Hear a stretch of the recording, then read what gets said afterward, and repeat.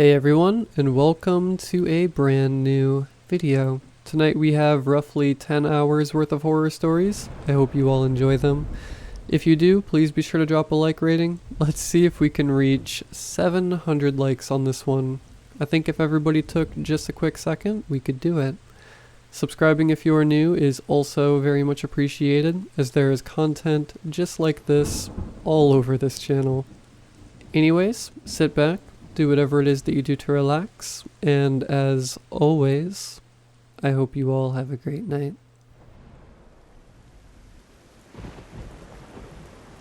I was used to visiting empty properties as part of my job as a real estate broker, and that time was no different.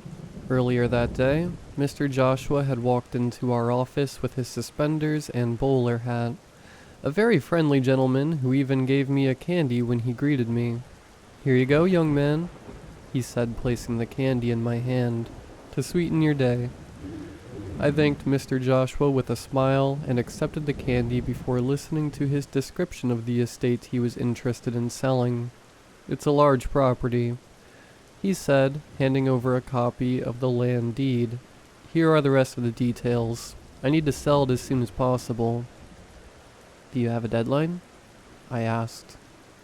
"I'm traveling tomorrow. I have a flight to Europe, planning to spend my remaining years visiting the Slavic countries," he chuckled, now with a slight accent noticeable in his voice. "Were you born here?" I asked, curious. "Yes, I'm originally from Romania," Mr. Joshua replied with a nostalgic gleam in his eyes. "But I haven't seen my homeland in decades. Anyway, I'm looking forward to it." "Don't worry, Mr. Joshua. We'll do our best and keep you informed about any buyers," I said, shaking his hand. I wasted no time, and before noon, I was already driving to the remote, rural property. The hot air blew through the open windows of my car as I drove along the rural road.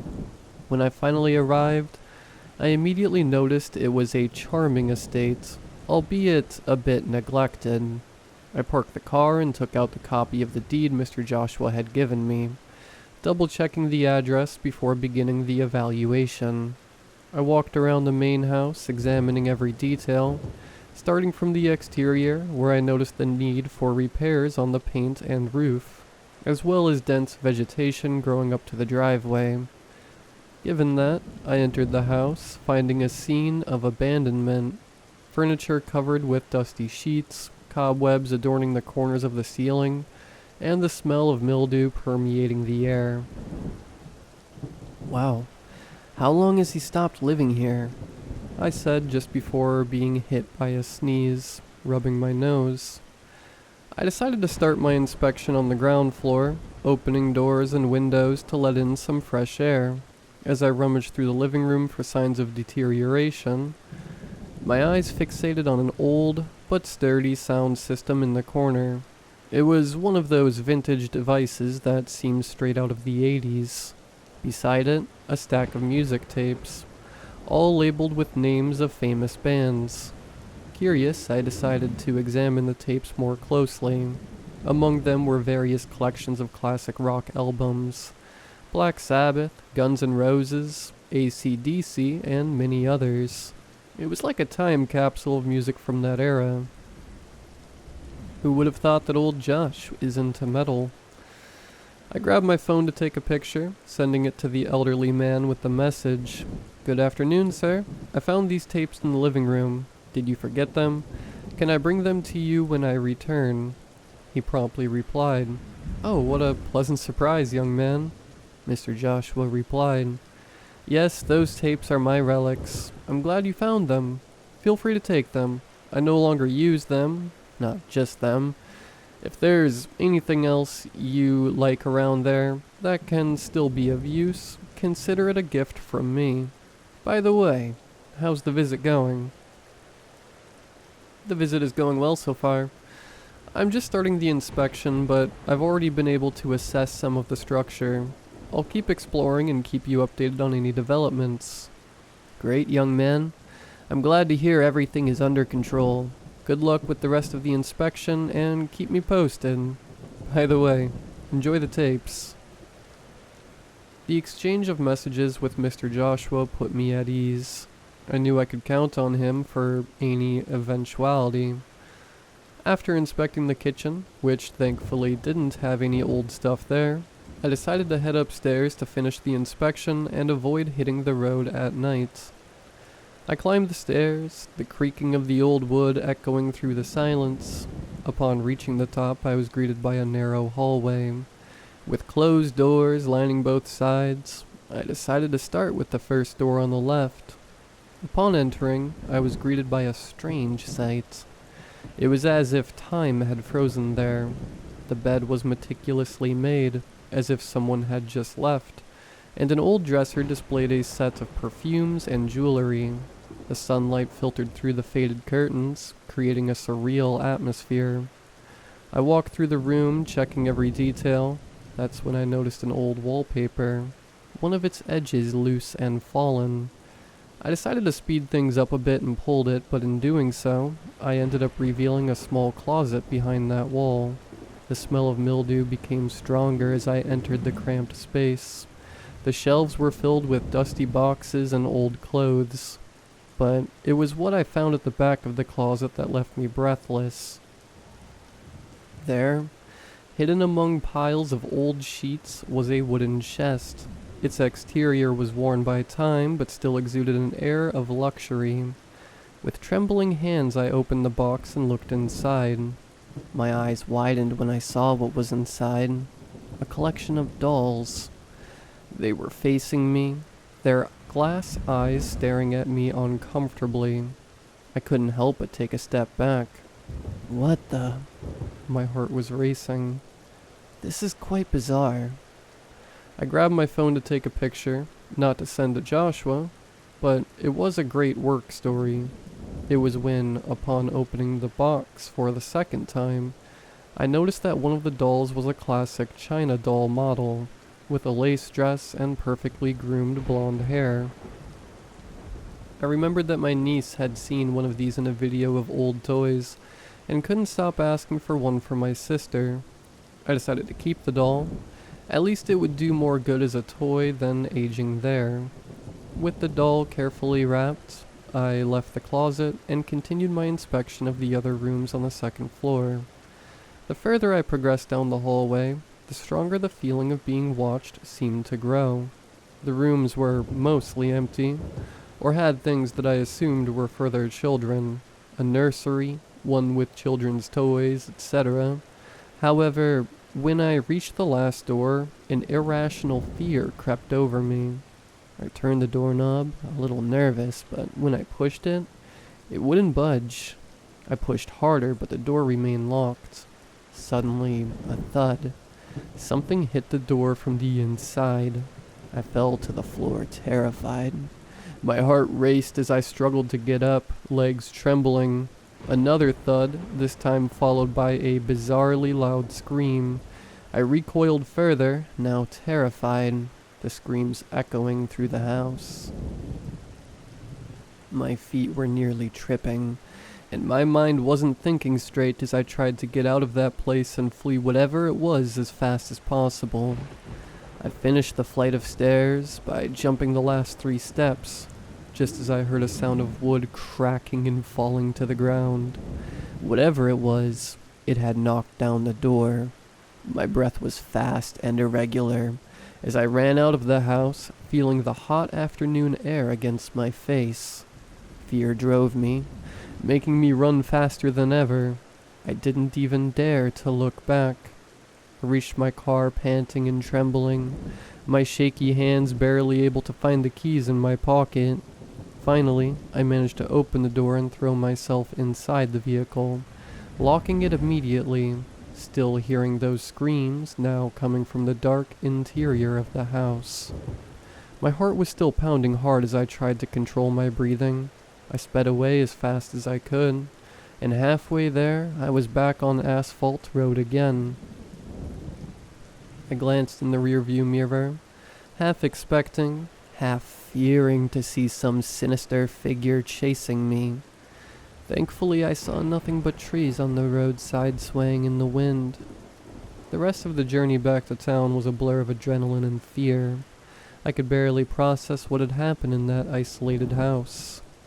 I arrived at the office and pretended, just being monosyllabic, and giving our approval for the sale of the property. It was Friday, and finally, the clock's hands signaled the time, 5 p.m. I packed up my things, declining the invitation for a happy hour. I just wanted to rest. I got in the car and went home, drinking a beer and dozing off on the couch, the TV lights flashing in my dreams. The next day, I woke up feeling exhausted and with a knot in my stomach. The sun was shining through the curtains, strong, giving me a headache just from looking at it. I decided not to tell anyone about what happened at that isolated estate. After all, who would believe a story like that? As I had my breakfast, my phone rang. It was my sister. "Good morning, Bob. Are you coming to lunch with us today? Juan made that divine spaghetti." I really love that spaghetti. But what caught my attention in the message was remembering the doll. It was there, inside my bag. I had put it there at the beginning of yesterday's confusion and ended up forgetting about it. I took it out, the sun illuminating its happy blue eyes. Sure, I'll be there soon. Half an hour later, I was parking in their garage. Upon entering, I was greeted by the delicious aroma of spaghetti and the warm embrace of the gathered family. My niece was playing in the living room, her eyes shining with excitement when she saw me. "Uncle Bob, I missed you." "I have something for you, little rascal," I said jokingly to her. What is it? What is it?"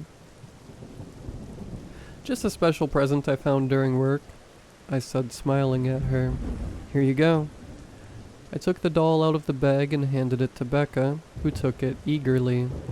Her eyes lit up as she saw the porcelain doll with its delicate dresses and blonde hair. "Wow, she's beautiful. This is exactly the one I wanted. Thank you, Uncle Bob," she said, hugging the doll affectionately. "Did you buy one of these?" Jenna said, entering the room. "Oh no, I found it at work. An elderly man donated old stuff from the house." "Wow, lucky you. She wouldn't stop bothering us for one of these." I sat down at the table to enjoy lunch. However, something inside me was restless. The memory of the eerie room still echoed in my mind like a shadow looming over me. "No, seriously," I commented during one of the conversations. "You won't believe what happened." Becca walked into the room, the doll in her hands, the dress lowered, revealing a zipper open on its back, with an empty compartment where the tape was now in my niece's hands. "What is this, Mommy?" Jenna picked it up. "It's a tape. People used to keep movies in there before we had the internet." "So can we watch the cartoon that's on it?" We glanced at each other. "You know, sweetheart." Juan cleared his throat. "Uncle Bob and I will check to see if it's a good cartoon, and then we'll watch it together, okay? Play with Mommy and your doll in the meantime." He took the tape from Jenna, and we went upstairs. Juan was a guy who enjoyed antiques, and I knew they had a videotape. What irony. "This is strange, Bob, you know? There are so many possibilities. It could be your client's daughter's favorite cartoon, which she hid inside the doll. Or it could be, I don't know, anything in there." The comment elicited a nervous smile from me. "Well, there's only one way to find out," I said, putting the tape in the old VCR we found in the room. The machine hummed as the tape began to roll. The TV screen flickered, and for a moment, all we saw was static. My heart pounded as we waited to see what was on that tape. Finally, the image cleared, and a dark scene appeared. It was hard to see much, just some shadows moving quickly. I leaned forward, trying to discern what was happening. Then the shadows became clearer, revealing Mr. Joshua, several years younger. In the background was that room with the bathtub I had seen. He adjusted the camera, and then went off to some corner out of view. His voice could be heard saying, "Hey darling, come on, It's time for your bath." "Huh? Is it a family video?" Juan asked, leaning towards the screen with curiosity. Joshua reappeared with a woman in his arms. Her shiny hair reminded me of the doll's, and, eerily, Becca's too. Her eyes were filled with terror as she looked directly into the camera. She was tied up and gagged, unable to make any sound other than muffled moans. The man then threw her. A loud splash as her body hit the water. She fell with her face down, thrashing as she tried to turn over to breathe. Joshua watched silently from the side. As she almost stopped moving, he then pulled her hair back, allowing air to enter her nose. She was crying now, and as she took a breath, she began to scream. "No, no, no," Joshua said as he let her go again. He got up and disappeared from the frame for a while, leaving her there. Suddenly, a loud background noise. It was Black Sabbath. A shiver ran down my spine as he reappeared, once again pulling the almost lifeless girl out of the water, shouting for her voice to become audible. "Now we can continue," he said. After that, he took a sharp object, a knife or scissors, it wasn't clear, and started cutting the woman's clothes as she sobbed and begged for mercy. He peeled off 2 copper wires with the object, and then flipped a switch on the machine connected to them, bringing it closer to the water as panic overtook the woman. I was petrified. My stomach churned as I watched, horrified and unable to look away. Juan was quicker than me, and turned off the device before that grotesque image materialized. I turned to him, and saw he was pale beside me, his face a mask of shock and disgust. "What is this?" he muttered, his voice trembling. I don't know," I said, snapping out of the trance, "but that was the owner who talked to me." What do we do now?" Juan asked, his voice wavering. I didn't have an answer. What could we do besides take the footage to the police? That's what we did. We drove in silence to the nearest police station, each of us lost in our own thoughts. The macabre video continued to echo in my mind, its disturbing images forever etched into my memory. When we arrived at the police station, we were greeted by a duty officer.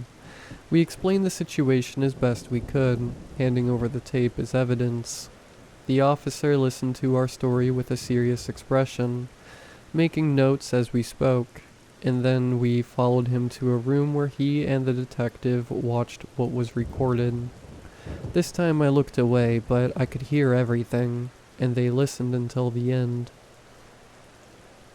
The detective looked at us with a grim expression after the video ended.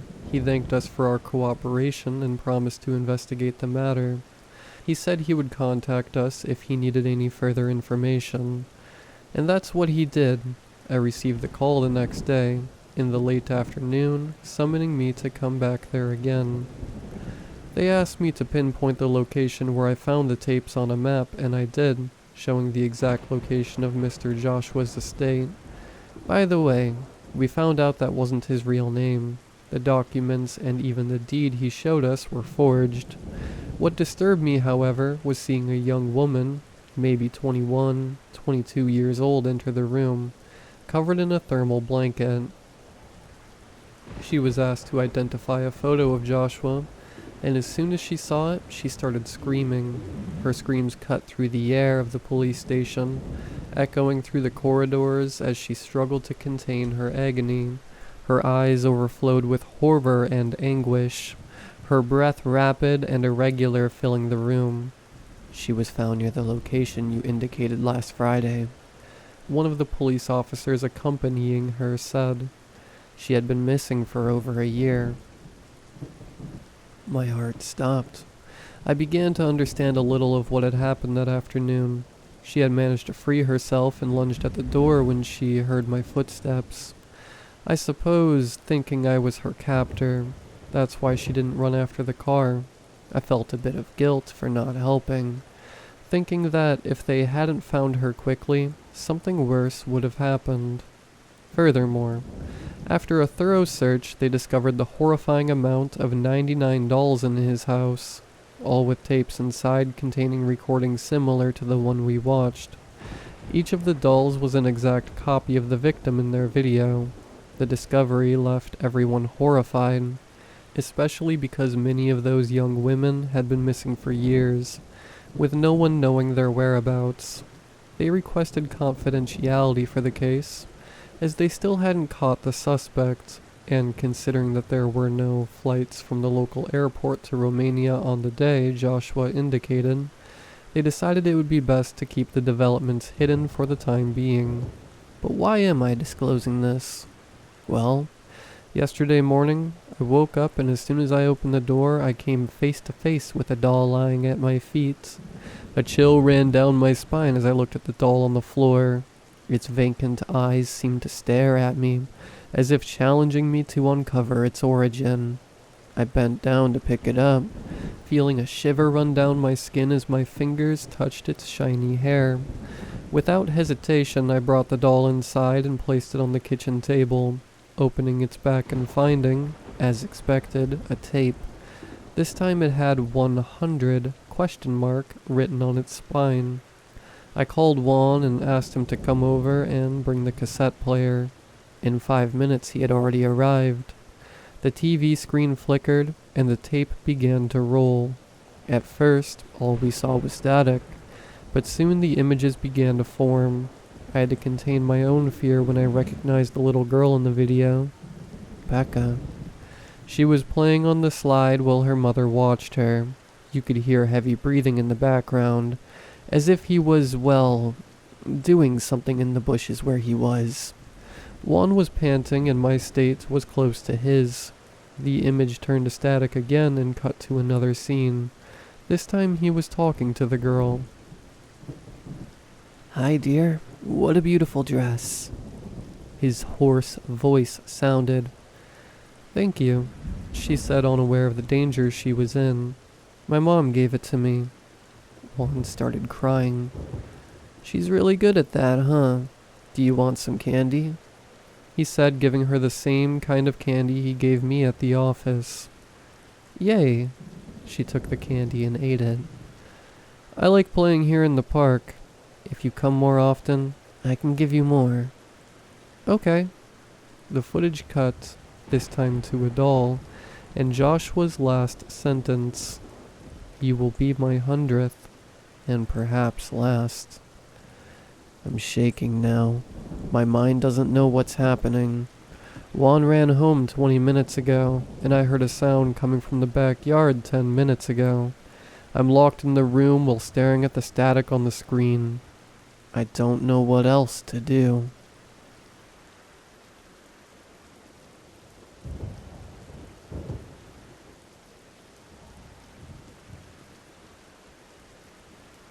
There used to be an old butcher shop down the street from my grandparents' house. It was about a few houses down, but it was unmistakable. An old concrete building, adorned with old logos for Pepsi, Coke, and blurbs about the special meats they had on sale. Ribeyes for $9.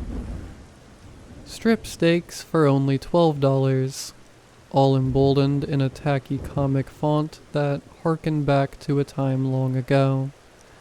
I only ever had been in the building a few times, but I can remember some details of the interior. It had an old country store vibe, shelves filled with old candies and other assortments, various canned goods, and breads from different brands. But if you went into this store, you primarily came for the cheap cold cuts. And I instinctively remember this big metal meat freezer right next to the counter. It scared me a little as a kid, thinking what could end up being in there. The shop was owned by an old butcher and his wife. They were a sweet old couple, the kind you'd see going to church every Sunday. They both wore glasses, and the butcher always had his apron on, ready to go. I can't remember a time when the old man didn't have it on. He was always behind that counter. every single day. If it were Sunday, he'd open at 1, and he'd always close the store at 5. His wife was the cashier. She'd sit up at the counter taking the money, while he was always cutting and tenderizing behind the meat counter. They were open for quite some time. Locals considered it a hidden gem when it came to getting delicious meats for breakfast, lunch, and dinner. Then one day in 2011, the shop closed. I remember the day I found out. I was going with my grandfather to the shop. He had wanted to make steaks that day, and the butcher's shop was where he would normally get his cuts from. He went in his old pickup down the street, hopped out onto the old gravel parking lot, and walked up to the door. On the door was a chain lock and a sign. "Sorry, we're closed."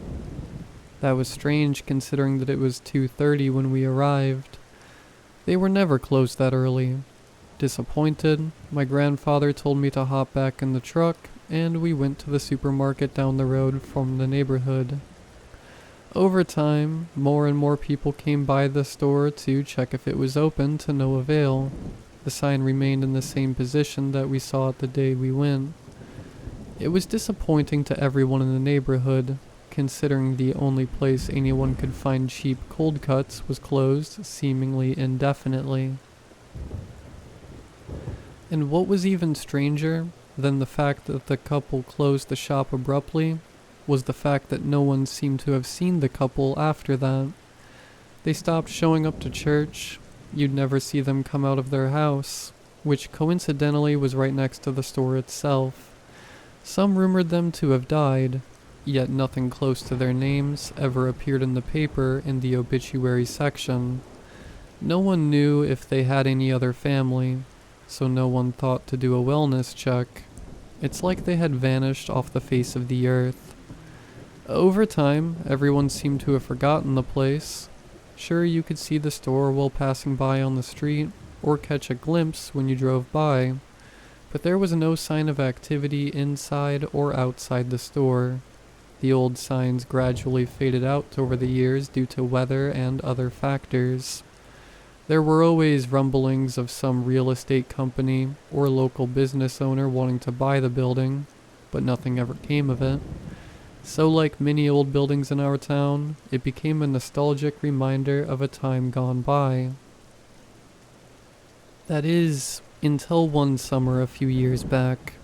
You see, like many old buildings in the area, graffiti artists started to use the building as a place of practice for their art, much to the chagrin of the locals who preferred the building stay stuck in its time.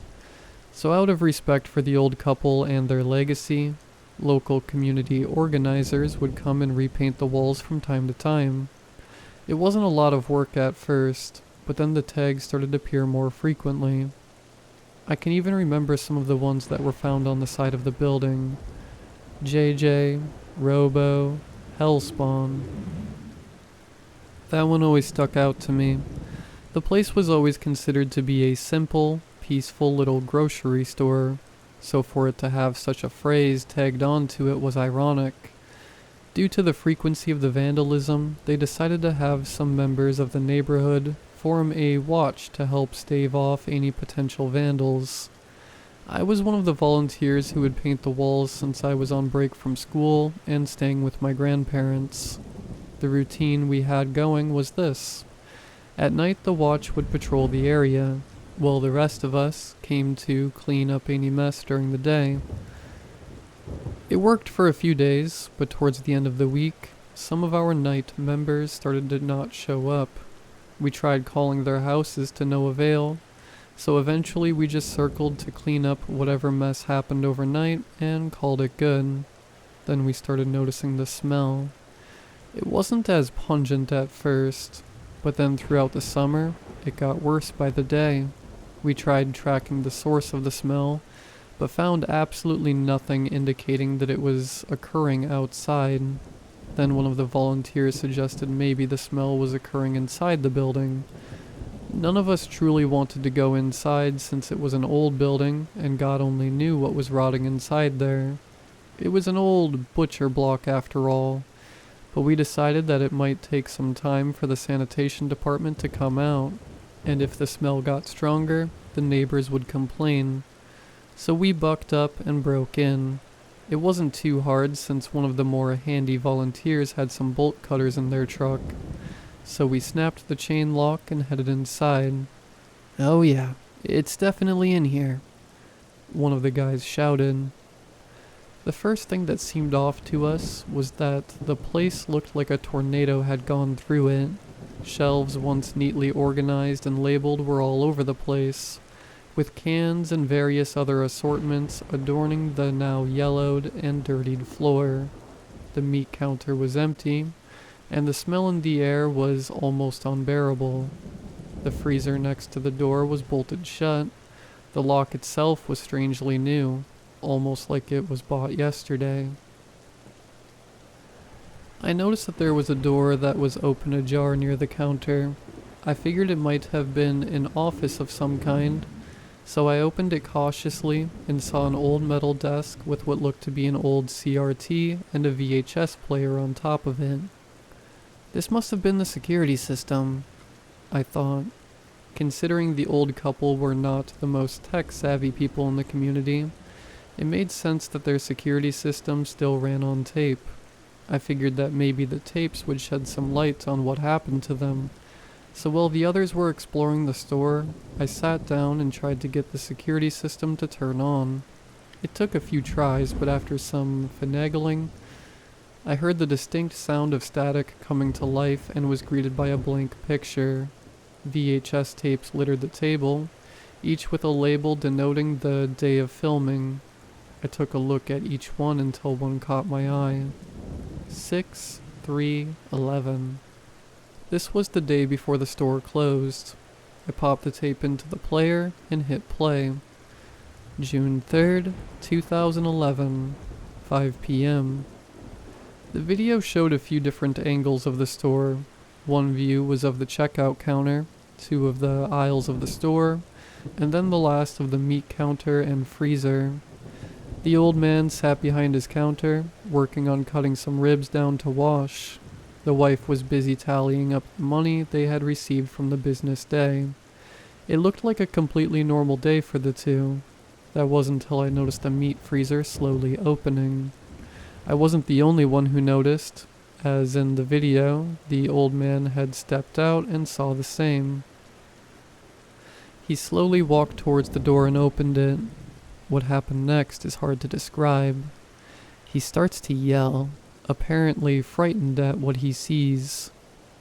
This then alerts his wife, who runs out from behind the cash register towards the door of the fridge. Once she reaches the door where her husband is standing, she looks as well and joins in on the screaming. They both are screaming so loud that the audio, already garbled by the age of the equipment, starts to clip. I watch as on the screen, the old couple gets engulfed by something. I could tell it wasn't human, nor was it an animal. It looked almost like it could have been a smudge on the screen. They continued to scream as whatever the thing was pulled them into the darkness of the meat freezer, and once pulled in, the door slammed shut. My face went pale. The scene was quiet for about 10 minutes. Then the door opened again, and a mass of long black tendrils shot across the floor, knocking over the shelves. One shot over the meat counter, and wrapped around the butcher knife the old man was using to cut the ribs. Then the tendrils receded into the freezer. All the while, horrified screams could be heard from the darkness. I fast-forwarded the tape hoping to catch another glimpse of whatever creature that was inside the freezer. But after that moment, there were no sounds, no screams, nothing at all. Then I heard the clink of chains being dropped to the floor. I bolted out of the office, screaming at the others, "Don't open the door!" But it was too late. The door slowly crept open, but no creature emerged. But that smell. It smelled like the stench of death. On the floor, partially illuminated by the sunlight creeping in, were several boxes of old beef, chicken, and pork, all moldy from the passage of time. Flies and other insects buzzed about. But that wasn't even the worst thing we found. One of the volunteers shined a flashlight inside the freezer. The walls were caked in blood. I wasn't sure if it was human, animal, or something else. Hanging from the meat hooks were different bags, each filled with processed and tenderized corpses. Human corpses. And 3 were fresh. We bolted out of the building and immediately called 911 and screamed for the cops to come. In the end, 7 different bodies were carried out of the butcher shop that day. They were identified as the owners of the store, while the other 5 were volunteers from the night watch. The store was demolished shortly after that, and a candlelight vigil was held for the lives that were lost. I was never the same after seeing that tape, knowing that I was the only one who saw what happened to those 2, and knowing that what happened to them likely happened to our volunteers. I didn't go to my grandparents for some time after that, until they eventually moved away from that neighborhood. After some years of consultation with therapists, I ended up returning to that neighborhood recently. I met up with one of the neighborhood kids who had been a playmate of mine. Trauma never really goes away, and you can kind of see that when you drive through the neighborhood now. Most of the houses close to the site of the tragedy are now abandoned, although there are still some, like my old buddy, who still call it their home. I asked him about the demolition, and how the community felt when the place finally came down. He took a little bit of time to think before he answered. "You know, it's really weird," he explained. They bulldozed the place quickly after word got around about what happened. Before they did, though, the police checked the place one last time. For whatever reason, they found wrapped cold cuts sitting on the meat counter. He paused for a moment. They were fresh.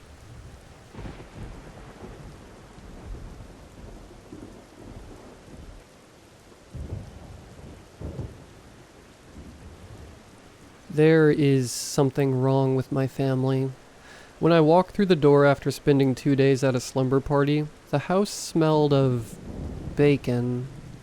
Mom was actually cooking dinner, which was crazy because Mom never cooked dinner. She was either at work, locked in her home office on the ground floor, or in her room complaining of a migraine. We never ate Mom's cooking because she never cooked for us. My brother Fitz once joked she would cook us an Excel spreadsheet or throw her iPhone in the air fryer to make a stew. He was almost right. A few months ago, Mom microwaved her iPad. We weren't really an eating together type of family. Sure, we had the white picket fence and family SUV. We greeted our neighbors every day with nuclear family smiles. Mom was the head of her book club on her days off, and Dad worked in an office. From the outside, we were your average Brady Bunch. My best friend had even commented on it. "Ruby, your family is so close. I wish mine were like yours." Close couldn't have been further from the truth. Keeping up appearance is all we had to do in front of the locals. I smiled my biggest smile and wore my hair in a perfect ponytail. Fitz and Cassie followed suit, playing their part as nuclear children. That is what Mom wanted us to be.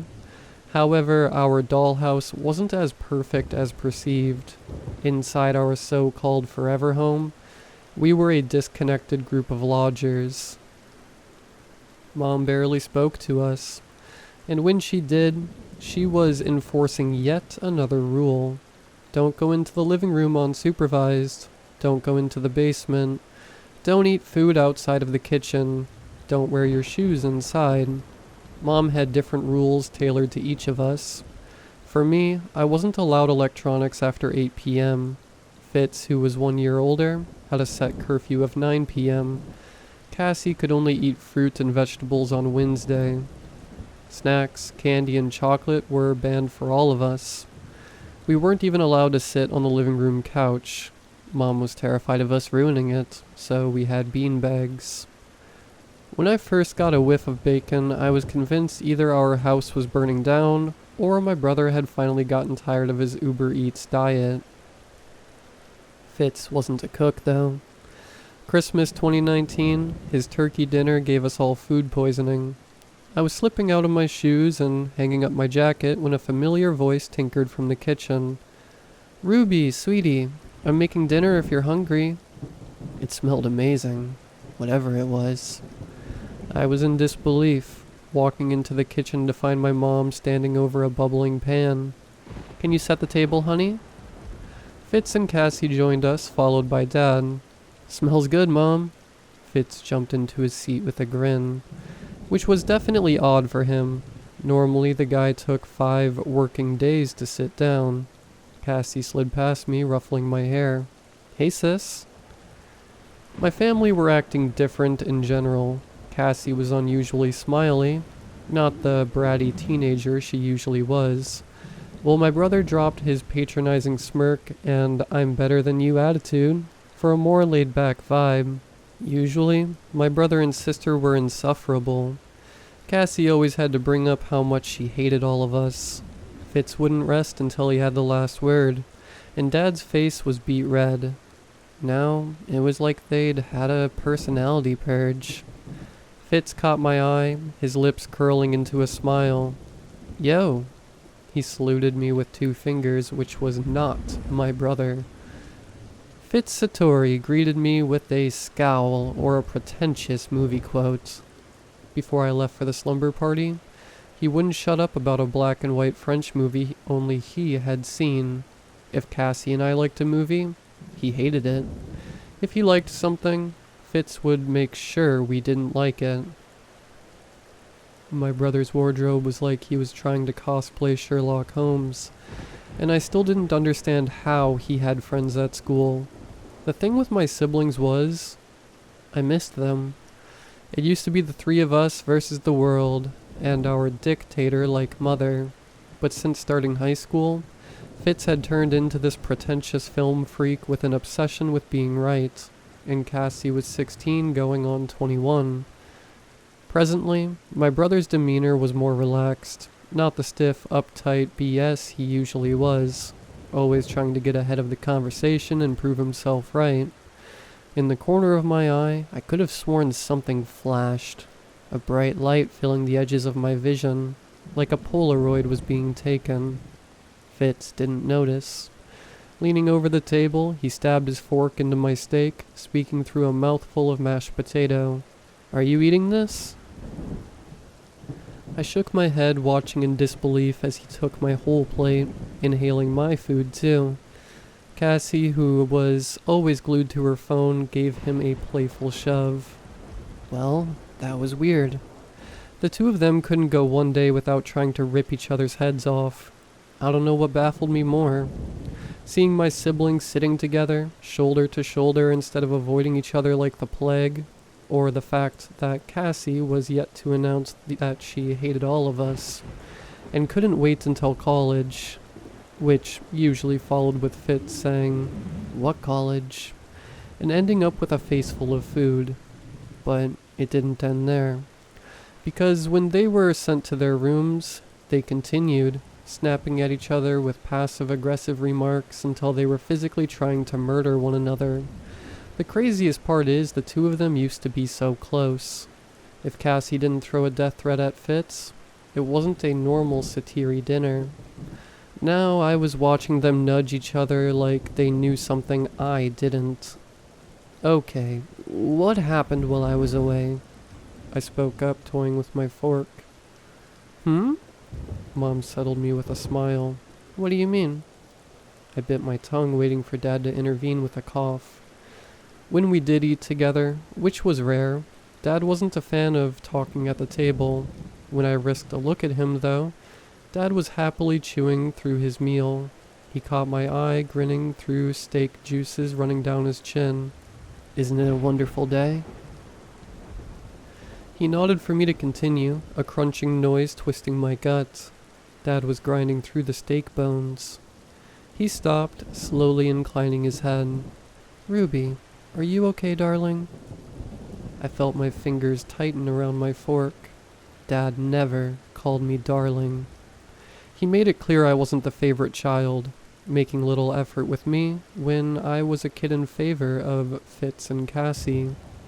It was always those two who he had spent time with. I remember sitting outside the basement door with cookies, waiting for Cassie and Fitz to come back up the stairs. They were down there for hours, sometimes a whole day. The only bonding I did with my father was when I snuck down there myself. Dad was always working, so I stuck around, usually spinning around in his chair or poking things I shouldn't poke. I was still struggling to process darling. Mashed potato creeping back up my throat when Fitz kicked me under the table. His smile was unnerving me. The way he and Cassie kept grinning at each other, like they knew something I didn't. It was just like when we were kids. Fitz was trembling, trying, and failing to hold in laughter. "What's going on, Ruby?" He choked before bursting into childlike giggles. Cassie joined in, her smile stretching wider and wider. Something ice-cold trickled down my spine. Too many teeth. "We never have dinner together," I said pointedly, glancing at Mom, "unless you're impressing a work colleague." I turned to Fitz. "You barely come out of your room, and when you do, you're insufferable." Fitz only smirked, and I moved on to Cassie, who wasn't fooling me with her innocent smile with far too many teeth. "And you only come downstairs when you want something."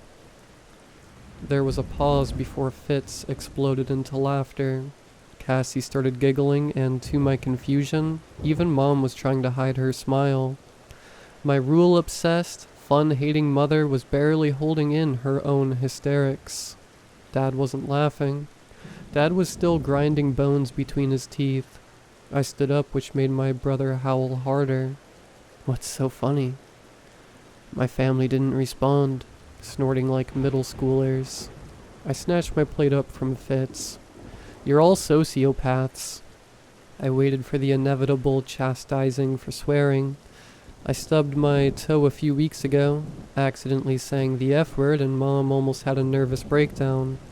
She said my vulgar language was a problem that would be solved by taking away my phone for a week, but this time, Mom didn't even notice. She was still eating, stifling her own Snickers.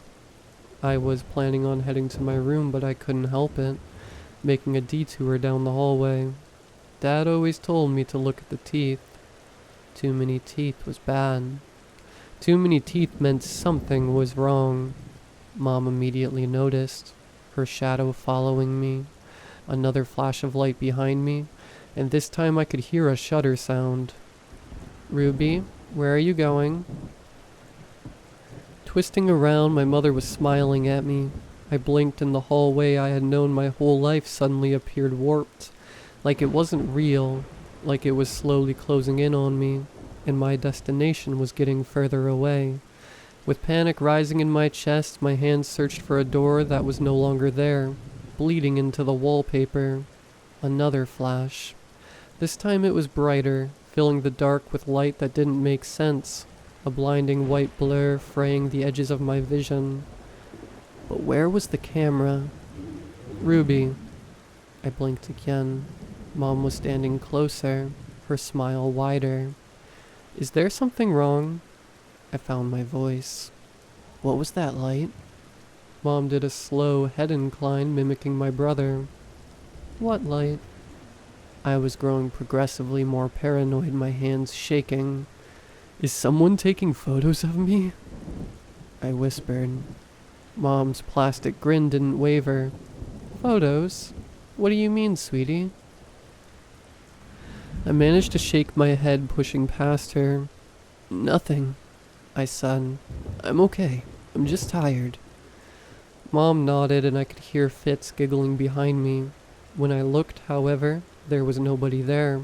Still, my brother's shrieks of laughter followed me all the way to my room, only stopping when I slammed the door. 4:01 a.m. There was a figure standing in my doorway. I thought it was a trick of the mind, but no. There was someone standing inside my room, peeking through their hands. For a disorienting moment, I was frozen. I couldn't move. Fitz? When I sat up, I was blinded by that same light, the unmistakable sound of a camera shutter filling the silence. The figure didn't have a face, a shadow hanging over my bed, but looking closer, it did have wide, laughing eyes peeking through its fingers. Keeping my gaze glued to the figure, who was very slowly uncovering its eyes like playing a game of peekaboo, I reached to switch on the light. The shadow ran away, though I definitely saw my brother's dark red hair. I didn't sleep well that night. I kept waking up. The laughing had stopped, but I could still see Fitz's unmoving shadow, his feet under the door, all night. Obviously, I called him out on it the next morning. "What were you doing last night?" I demanded, trying to force down toast. Fitz acted oblivious, because of course he did. "What did I do?" he teased, wearing that smirk I wanted to carve off his face. "You stood outside my door all night." Fitz chuckled into his glass of juice. "You can't prove it." Mom was yet to get ready for work, eating cereal from the box. She was halfway through a bottle of wine when I came down for breakfast, laughing hysterically at a refrigerator commercial. Usually my mom was gone before I woke up, not to mention we weren't allowed to eat cereal for breakfast. It was always health food crap. "Mom?" I gritted out. Cassie was making coffee behind us, joining in with the theatrics. My sister hated coffee. "Mom!" I yelled when my brother winked at me. Mom ignored my complaints, kissing the rim of her glass. "Be a doll and go get Mommy's favorite vino from the basement." She downed the rest of her wine, tipping her head back and blowing strands of hair from her eyes. "You know," she sighed, "the expensive one." "Don't you have a job to go to?" I glanced at my phone. "It's almost 8. Mom rolled her eyes. "Maybe later." My workaholic mother, who went to work with gastritis and had even forced Fitz to go to school with the flu, was acting like a drunken teenage girl. Mom's whole life revolved around perfect attendance. She scanned our report cards for tardies, threatening our phone privileges if we were a minute late for class. Suddenly, I was the one who felt like a mother. "Mom, you need to go to work." "Yeah, Mom," Fitz mocked my voice, leaning his chin on his fist. "You need to go to work." Mom settled me with a patient smile. I thought she would get mad, though she seemed amused. "Mommy wants a drink, darling. Fetch me the wine." I nodded, standing up. Anything to get away from these psychopaths. My siblings' laughter followed me, once again out of the kitchen, down the hallway, before stopping abruptly when I stepped in front of the basement door. Reaching out with shaking hands, I grasped the handle. I hadn't been down to the basement in a while for a number of reasons. Heading down stone-cold steps, I used my phone light to navigate the darkness. I remembered the exact way I used to jump down them as a kid, 2 at a time, squeezing the handrail tightly. Sometimes Cassie joined me, the two of us holding hands. I recalled the time we used to run up and down the Miller family stairs. Cassie and I would sing a song, the two of us giggling nervously. 1 step, 2 step, 3 step, 4. I can hear a human knocking on the floor. There was no sign of my mother's expensive vino when I stepped inside the Satori family basement. It was exactly how I remembered it. A single observation bed, my dad's desk filled with research. I wasn't supposed to look at them because it was dangerous. Instead, I focused on the strange-looking machines and rows of metal shelves filled with an assortment of jars. When he was 15, Fitz opened one up. He didn't tell me what was in it, but he was violently sick for days. Further into the basement, I could sense their shuddering breaths. "Do not look, Ruby," Dad always told me, but I couldn't help it. Risking a glance, the breath catching in my throat, 5 slumped figures, each of them brutally tied back to back under a single buzzing bulb. My parents' prisoners. Riley and Connor Satori with their teenage children, Fitz and Cassie, and then of course the girl who made me. The reason why I was alive and breathing. Ruby Satori. I want to preface this by saying it was never my choice that I became Ruby. Dad was insistent, and as a kid, I followed my parents. My family and I were born in a lab of mimics. There were 3 mimic families, though we were the only survivors. I've only ever known mimicking and being forced from person to person. It's kind of like shape-shifting, but we need human bodies and voices to survive. Human voices make us real. My siblings were born after me, but something was wrong with them. I don't really remember it, but I used to live in a white room with sponge walls. Fitz and Cassie were in the room next to me. The people in white spoke of failures and more tests, and my brother was so weak, while my sister was spitting up blood. They concluded that their original forms were dying. A default body for a mimic is a faceless being with no discernible features. A shadow you swear you see in the corner of your vision, what you think is a trick of the mind. With my old body, I could explore the darkness and creep into the corner of any human's eye. I started to get better. Voices were hard at first. You have to get the exact tone, and once you have that, you can latch onto the body and brain. My first successful mimic was a scientist named Dr. Carlyle. His voice didn't make sense to me, but I was able to replicate it and use it to my advantage. When we escaped the lab, my father broke into the Miller house. I was too young to really understand, but my mom urged me to mimic their youngest daughter, Elizabeth. Elizabeth was a lot more comfortable to mimic. I spent 8 years being Elizabeth Miller before we were forced to relocate. The family we were impersonating were growing suspicious of us, and my brother was getting progressively sicker. He couldn't acclimate to a body. The Miller son almost killed him, and he only embodied the kid's voice. The Satori household is where we struck gold.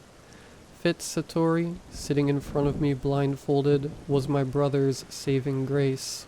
When I was 12 years old, my parents kidnapped the Satori family and forced them into their own basement, immediately stealing their faces. I remember Ruby Satori sitting cross-legged on the floor, her wide eyes filled with tears. Dad said I had to talk to her to form the connection. When she refused to talk back, my father was forceful. Our first conversation was me mimicking her sobs, her throaty cries for me to get away from her. With Ruby's voice, I asked for questions. Mom told me I had to talk to her before the bond was severed. "What's your favorite color?" I asked, swirling her voice around my mouth. "What did you do to my family?" Ruby squeaked. I looked at my dad for help and he shook his head. "Ask her again." I took a deep breath. "What is your favorite color?" "Pink," she whispered. "Pink," I repeated, leaning closer. "Please," Ruby said. "Please don't hurt me." "Please," I said, clinging on to her tone, the exact indentation in her speech. She cocked her head and I did too. "Please don't hurt me." "I'm not going to," I told her, when the invisible ribbon binding us together tightened, entangling. This time I was speaking over her.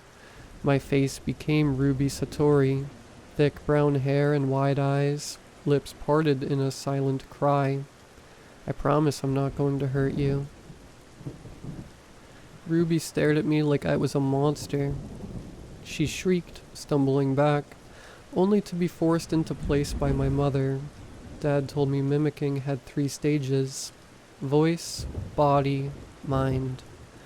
I already had Ruby's voice, and I was wearing her face. Her memories hit me like a tidal wave, warm and cozy. I saw her perfect family, all of her friends, growing up behind a white picket fence and a fluffy dog named Cosmo. Ruby liked orange soda and ice cream. She was smart at math but got her words mixed up. She loved elephant plushies and the Disney Channel. The human girl was scared of the dark, scared of what lurked in the dark, scared of me. I wanted to tell her I wasn't a monster. "Ruby," I whispered, "I'm sorry." She didn't move, and something slimy erupted up my throat. Ruby's expression was frozen in terror, her mouth slightly open, eyes wide. "Ruby." The girl's voice was a strangled cry.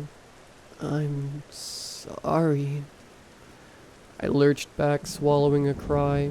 Ruby's Satori was mimicking me, which was the final stage. I went through it as a little kid, but I was too young to remember assimilating with Elizabeth Miller. My brother's assimilation was different, and a lot more brutal. Fitz Satori did not want to have his face and voice stolen. He escaped 4 times, attacking my mother, her wearing his own mother's face. My brother was gentle, kneeling in front of him and speaking in soft tones. My sister and I watched from the corner of the room, too scared to go near the unpredictable human boy. "Hello." My brother was too sick to stand. "Can you tell me your name?" Fitz spat at him. "Screw you," the 14-year-old hissed. "You're not taking my voice." "Screw you," my brother mimicked, already taking hold of the boy's tone. Fitz shuffled back. "Get away from me." "Get away from me," my brother copied. His nose wasn't bleeding this time, and very slowly, he adapted Fitz's face. It took a while, and a lot of screaming and crying. I didn't want to watch, but I was also curious about how human children were supposed to act. I was never in a stable body enough to fully adapt to emotions. Fitz was feeling panic and fear and anger, all of which I decided to copy. But my brother did manage to mimic Fitz Satori. Mr. and Mrs. Satori begged my parents to let their children go, but my dad needed the Satori kids for our survival. Cassie and I sang another song, this time to block out the screaming. My family took over the Satori household and slid into our roles as the not-quite-perfect family on the quiet suburban streets. Growing up, Dad insisted on daily tests to make sure our bonds with the Satori siblings were still intact. We were forbidden from talking to them. Presently, I couldn't stop myself. There was something wrong with my family, and I had 0 doubts the family had something to do with it. Dad had drawn a line on the basement floor. We were required to stay behind the line, unless we wanted to be grounded until college. Stepping over it, I shivered, my bare feet grazing warm blood pooling across the floor. Mom and Dad were always protective over the basement. They told us the Satori family were safe and unharmed, but that was hard to believe. Even my parents resented humans for creating them and torturing them. What my parents did to the human was a whole other level of torture, especially the adults. Mr. and Mrs. Satori had been in a medically induced coma for almost 4 years. Their heads were bowed, plastic tubes sticking directly into their skull. Cassie Satori was awake. I could hear her breathing. She was pretending to be out of it. Fitz Satori had been fixed by my father a year ago. Dad said his behavior was too dangerous. One minute the boy was screaming and threatening, and the next he was silent. Drool seeping down his chin, head tipped back, blinking at the ceiling. The fixing was in case Fitz ever managed to gain control of my brother. When I crouched in front of the Satori siblings, I felt a deep, twisting guilt eating me up inside. They were barely humans anymore, stripped of their terrestrial bodies, atoms and static and a shadow of what once was. The blood made me nauseous, splattering their arms and legs and clothes they were growing out of. Ruby's hair was almost at a Rapunzel length. I wanted to see the good in that, maybe call her a princess, though maybe she was more of a sleeping beauty, forced into slumber. Fitz had aged way beyond his age, bearded like his father. Cassie's pigtails were touching the floor. I pretended not to see the restraints cruelly binding their wrists, the burn marks branding them as ours. The three were skeletal, pale and malnourished. Humans who were anything but. My stomach twisted when I peeked under Cassie's blindfold. Her right eye was gone, scooped out of its socket. Dad didn't have to hurt them. He didn't have to tie them up. But I know what humans are like. They are scary and unpredictable, and will murder their own kind. I did try to talk to them before Dad fixed the Satori son, Fitz, Cassie, and me. The Satori siblings told us we were dead, that they were going to kill us slowly and painfully, by slicing their own throats. Fitz tried to argue that it wasn't us who did this, only for his original to call him a piece of crap. Ever since then, Mom put a lock on the basement door. I was trying to loosen Ruby's ropes, ignoring my father's earlier warning, when a familiar light filled the room, a camera flash. When I stumbled to my feet, I was alone. A giggle caught me off guard. It was Ruby Satori herself. Her lips split into a grin. "Can we play a game?" she asked. Her voice was made of static, barely a whisper. The girl wasn't supposed to have her voice. My voice. I held my breath. I had to be tactical with my speech. "What did you do to my family?" "I have a better question," she said, growing stronger. She lifted her head. I could hear her straining against the ropes. "What's your favorite color?" "Pink," I said. "What did you do to my family?" In the corner of my eye, I detected movement. There was something at the other end of the room, twitching. "What about your favorite TV show?" Ruby asked, leaning forward. "You must have one. Maybe it's even mine." It was hers, and she knew that. "Buffy the Vampire Slayer," I said, my mouth filling with blood. Just like Dad said, our bond was severing. If I continued to talk to her, I risked detaching from her completely. Ruby Satori wanted her voice back. "I love Buffy." The girl's smile was, dare I think, genuine. "How about we talk to your brother? Is he doing okay, Ruby? Is he acting?" She paused, sucking her teeth. "Kinda weird." Upstairs, I could hear Fitz's laughter getting louder and louder. "Please." Ruby was mimicking her younger self. Even blindfolded, I could see the gleam in her eyes. "What did you do to my family?" Her words forced me into action. I prodded Fitz Satori, only for his head to hang, unconscious. There was dried blood under his nose, a slimy ooze of black. Prying open his mouth, I checked his teeth. Too many. Just like Cassie, a whole new row of spiky incisors were pushing through. Dad was hurting them. He was torturing them, turning them into something. My quivering hands found a needle sticking into the back of his head, colorful wires protruding into his skin. There was a clear fluid being pumped into the three of them. If Dad was experimenting on the Satori family, was it affecting us too? "Well?" Ruby demanded, her voice twisting, contorting into that of a monster. "What did you do to my family?" Instead of answering her, I forced my legs to move toward the movement on the other side of the room. There was something piled on the floor, jerking in sharp movements, a slimy mess of inside-out flesh. It hit me when I was closer. The bodies entangled with each other, some of them headless. Others missing arms and distinct facial features were me. Dozens of ruby satoris, both made of buzzing static and terrestrial flesh, covered in a slimy, blood-tinged substance. Like these things were being born, not made.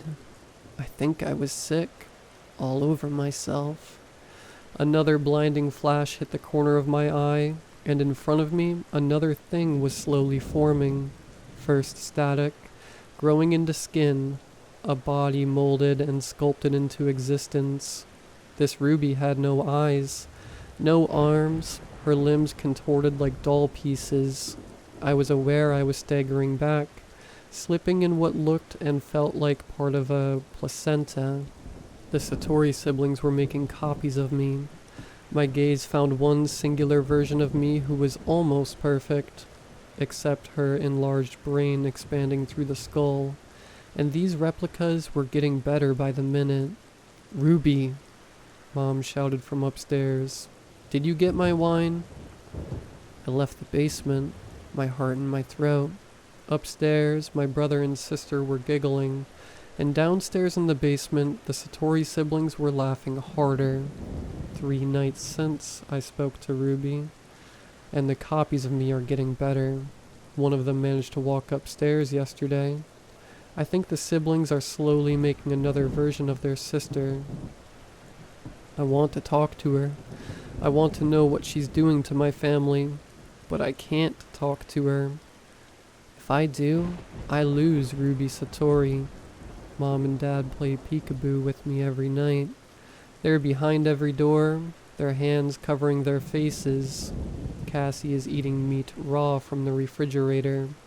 Fitz is getting better at crawling under my door, and the laughter in the basement is getting louder. Please help me. I'm so scared of my family. I don't think the Satoris were my parents' best choice, after all.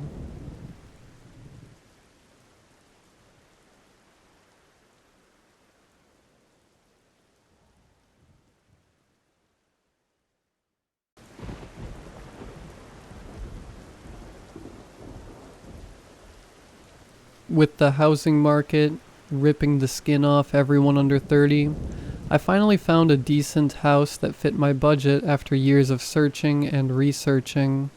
I thought I would live on rent forever. I paid a good down payment with money saved since I was 18. I would pay the rest in the next 20 years, with monthly payments well below the price I would pay for a rental, due to the high down payment. The nice house sealed my last financial goal in life.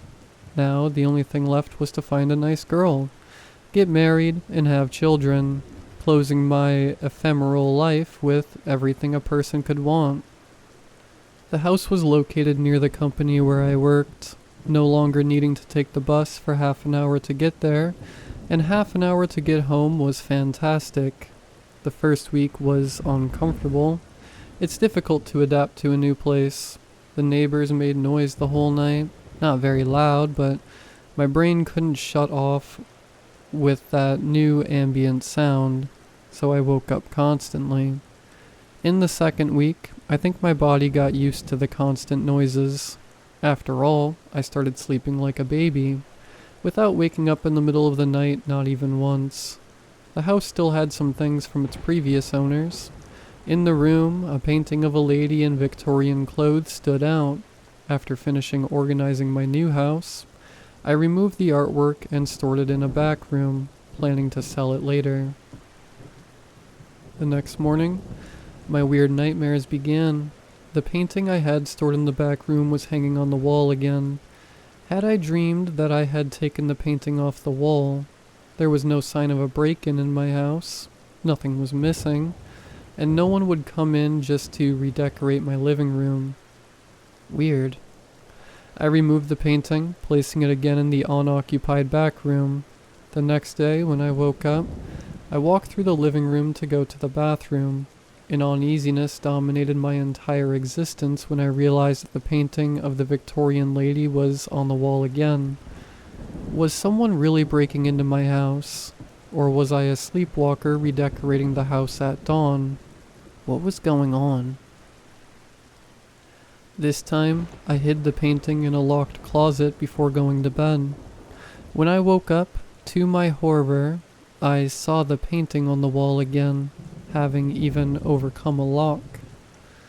Feeling helpless with the bizarre situation, I left the painting on the living room wall and called my best friend William to have a beer and hang out at my house.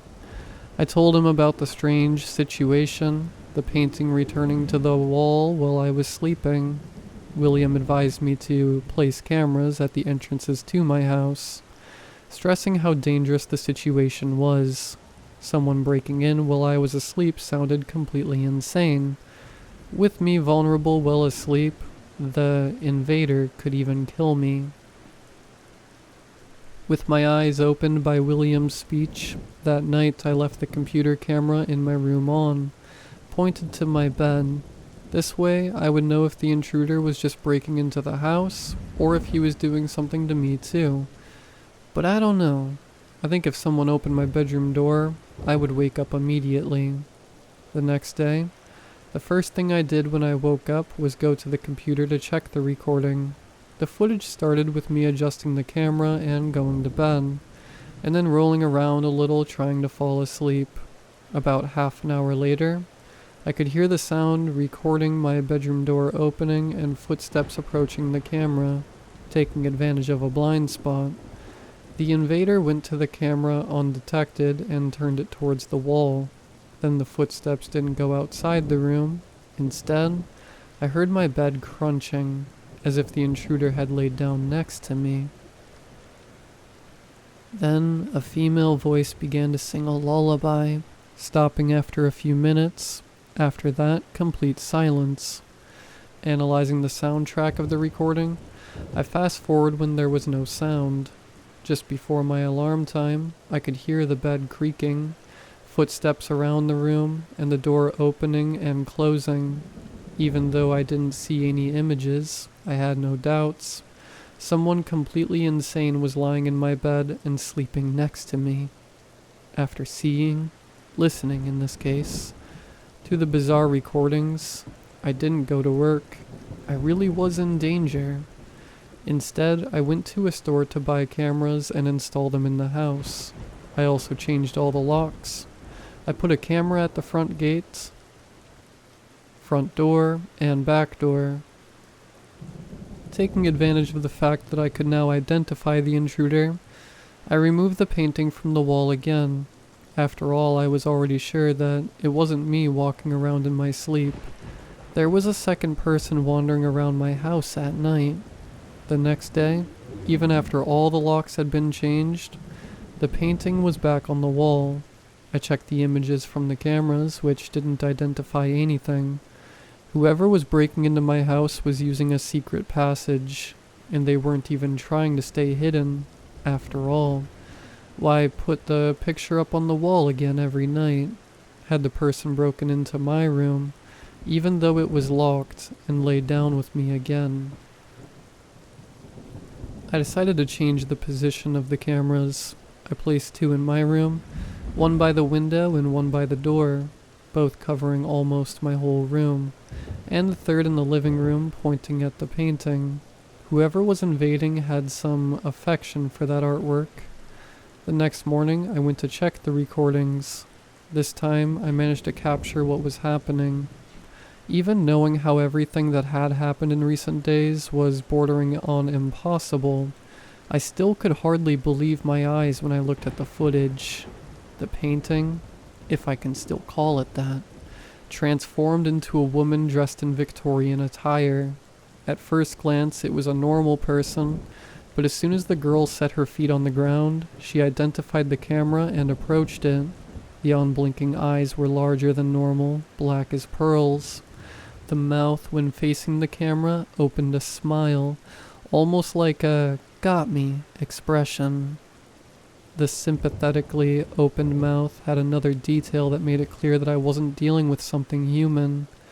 Pointy teeth decorated the opening, and instead of there being a tongue, And instead of there being a tongue, all I saw was an infinite pitch, as if there were a black hole inside that being, and the human skin of a refined and attractive woman was a hollow shell that housed another universe within itself. The lips sealed and only a faint smile remained, facing the camera with those two disproportionately gigantic irises. The woman then walked out of the camera's view. I switched to the bedroom camera, which recorded the same woman opening the door and entering. This time, she decided to let me watch. She didn't turn the camera away from the bed. Maintaining eye contact with the lens that recorded her, she undressed, taking minutes due to the complexity of the archaic clothes she wore. Then, completely naked, the woman lay down by my side spooning me. A scene that would seem normal in a bed of a married couple got a grotesque detail seconds later. The woman opened her mouth in an impossible way, revealing the blackest, endless hole I had ever witnessed living inside her body. Her face, previously delicate and perfectly symmetrical, if it weren't for her unusually large eyes, practically became the opening of her mouth, as if her eyes and nose had ended up on the back of her head. The grotesque opening of the mouth, having already completely replaced her face, then bit into the area of my skull, swallowing half of my head. I put my hand in my hair, the back of my neck and forehead immediately after watching that scene, looking for teeth marks, saliva, any signs that there had been a mouth swallowing half my head the night before. Nothing. If I hadn't been looking at the recordings right now, it would be as if the event hadn't happened. There was no after effect or sign. I watched the recording until the end, accelerating the recording speed. The woman spent a few hours with her huge mouth swallowing half of my head, and a few minutes before I woke up, her mouth shrank, returning to normal and stopping to suck the area of my brain. She then got up, put on her complex Victorian costume and returned to the living room, transforming herself into the painting again. In a gesture so quick that even with me pausing the frames of the filming, I couldn't follow the metamorphosis. I didn't even need to describe how terrified I was by this. I missed work again that day, claiming I was feeling unwell. Aiming to find solutions, I started with the most obvious, destroying the painting. I tried throwing it away, burning it, hacking it, locking it up. Nothing worked. The painting, thrown into the river miles from my city, returned to my living room wall. The fire and axes didn't even scratch the artwork. The locks of the places where I locked it were opened easily, as if the woman didn't need keys and could mentally order the locks to open. I tried to stay awake all night, hoping to confront that being, but the woman didn't come. It seems like she knew exactly when I fell asleep. After waking up, already in the afternoon, I watched on the recordings the woman performing the same bizarre gesture of swallowing half of my head and remaining like that until minutes before I woke up. Having not found permanent solutions, I tried a temporary one. I slept in my parents' apartment for a few days, claiming I needed to pest control my house after an insect infestation. My boss discounted the consecutive days I was absent. I was almost fired. My expenses increased, having to pay for transport again, and the money spent on cameras exceeded my budget for the month. But a week later, I had to go back to that cursed house. What could I do? I had already cut expenses to be able to pay the monthly installment on the house. There were still 20 years of payments left. Even if I tried to sell the house, it would take a lot of time to find a buyer, and I would probably lose money too. When I returned home, there was a message on the door in red. Don't run away. I won't hurt you. Sleep with me. Whatever this creature is, it has consciousness and can talk to me. What does it use to write the messages? Blood? I ran my finger through it, and after finding the texture familiar, I deciphered that it was just ketchup. The monster had opened the refrigerator and used the condiment to send the message to me. So, I thought of one last solution. If it was impossible for me to confront the monster while I was awake, since he was waiting for me to fall asleep, maybe William could help me. After all, I called the police. They would call me crazy. Hey, I need a favor. Can you help me? I sent the message to him. Following my request, he came at night. I explained that there was indeed an invader, but I softened it by saying that it was a crazy, unarmed woman. I asked him to confront the intruder, asking her what she wants and telling her to stop invading. I told him that somehow, she knew exactly if I was asleep and only invaded afterwards, which is why I needed him to confront the crazy woman. I didn't show the recordings, saying I had already deleted them. I thought that the lady in the painting was harmless, that since she hadn't hurt me, she wouldn't do anything to William. My reasoning was stupid. I positioned the cameras, and with the guarantee that someone would be awake watching me, I fell asleep. When I woke up, there was no sign of William. What a traitor, I thought, thinking that he had succumbed to boredom and went home, giving up on helping me. However, when I watched the recordings, I visualized the grotesque scene that will burn in my mind forever. The images showed my friend sitting at the computer and the woman of the painting entering the room. William looking at the Victorian figure confused. Without any dialogue, the woman opened her mouth in a colossal way and swallowed my friend in seconds, without chewing, as if he were a snake.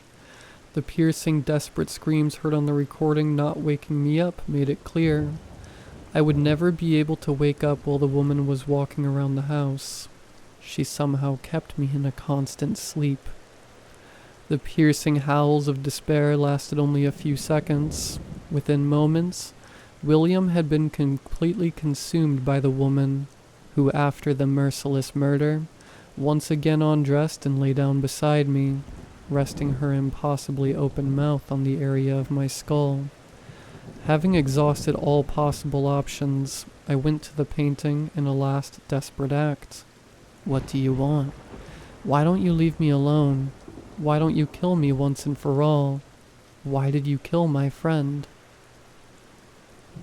To my surprise, for the first time since the bizarre event began, the woman's face jumped out of the frame, moving her lips while leaving her pointy teeth and the endless hole living in her mouth exposed with each movement. It's a shame for your friend, but I couldn't take any more of your attempts to get rid of me. I needed to show what I'm capable of. Why? If you're so powerful, why don't you go to another house? Why do you sleep next to me? I'm not sleeping next to you. I'm consuming your dreams. Sweet chaos of the mind organizing itself. Delicious random scenes, but which reveal so much from your essence. I will not comment on my choices and what I can do, but I promise you, as long as you don't try to get rid of me anymore, I won't hurt you or anyone you love. I also want you to stop filming and delete the recordings. I like my privacy. The face retracted and became a painting again. I tried to ask a few more questions, but none were answered. The entity had said everything it wanted. I obeyed. I deleted the recordings and didn't try to get rid of the painting anymore. The following week, police officers came to question me about William's disappearance. I told them that he went home that night. I think I'm clear. The cameras are already stored and they'll never find his body. That was months ago. I miss being able to dream. I don't know if it's the stress, but I feel like I've aged a few years in the last few months, and that my memory isn't the same anymore. I'm thinking about packing my bags and moving, giving up the down payment I gave up on the house. With the money from my salary, I can get a small apartment. But I'm afraid. Will the woman in the painting get mad? Can she follow me? Do something to me? Hurt my loved ones? I searched everywhere, describing the characteristics of the monster in angelic skin, but I couldn't find any answers. I don't know what will happen if I try to escape.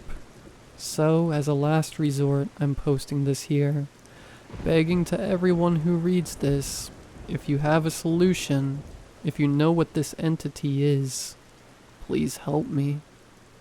What can I do?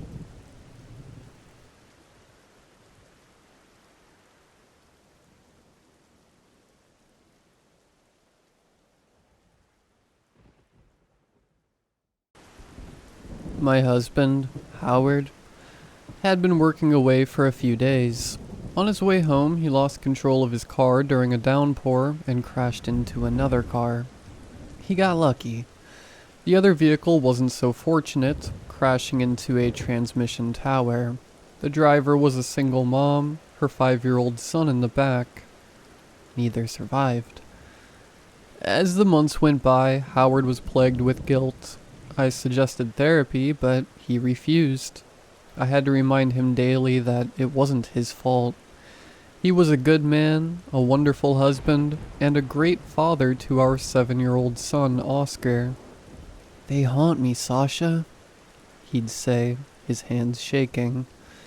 I can only imagine what that kind of experience will do to a person's mind. One of the hardest things was trying to explain to Oscar why Daddy was always sad and didn't want to play games anymore. One night, I was jolted awake by screaming. "She's here, Sasha," Howard cried. "It was just a bad dream," I said, trying to console him. "No," he screamed, pointing to the corner of the room. "She's here. She won't leave me alone." Our bedroom was empty, but I jumped as Oscar made a sudden appearance. "Daddy?" he said, scared. "Come here, buddy," said Howard, holding out his arms. I could feel Howard trembling as he hugged Oscar, his eyes fixed to the corner of the room. A few days later, Howard made a suggestion. "I've been thinking, it might be better for the two of you if I stay with my folks for a while. At least until I feel more myself." I felt bad, but it was a relief to hear. I was mentally exhausted and worried about how his behavior was affecting Oscar, too. Howard's parents lived a 2-hour drive away. We made plans to visit on weekends. Oscar was my shadow for a couple of days, but regular video calls with Dad seemed to relax him. One afternoon, Oscar was playing in his room as I caught up with some shows that we'd put on hold. I heard him laugh cheerfully. I couldn't remember the last time I'd heard him laugh. I crept upstairs, my heart filled with warmth. "Do you want to have a go?" I heard him say. At that point, I assumed he'd invited a friend over without my permission, which was against our house rules. I tapped on his bedroom door before pushing it open.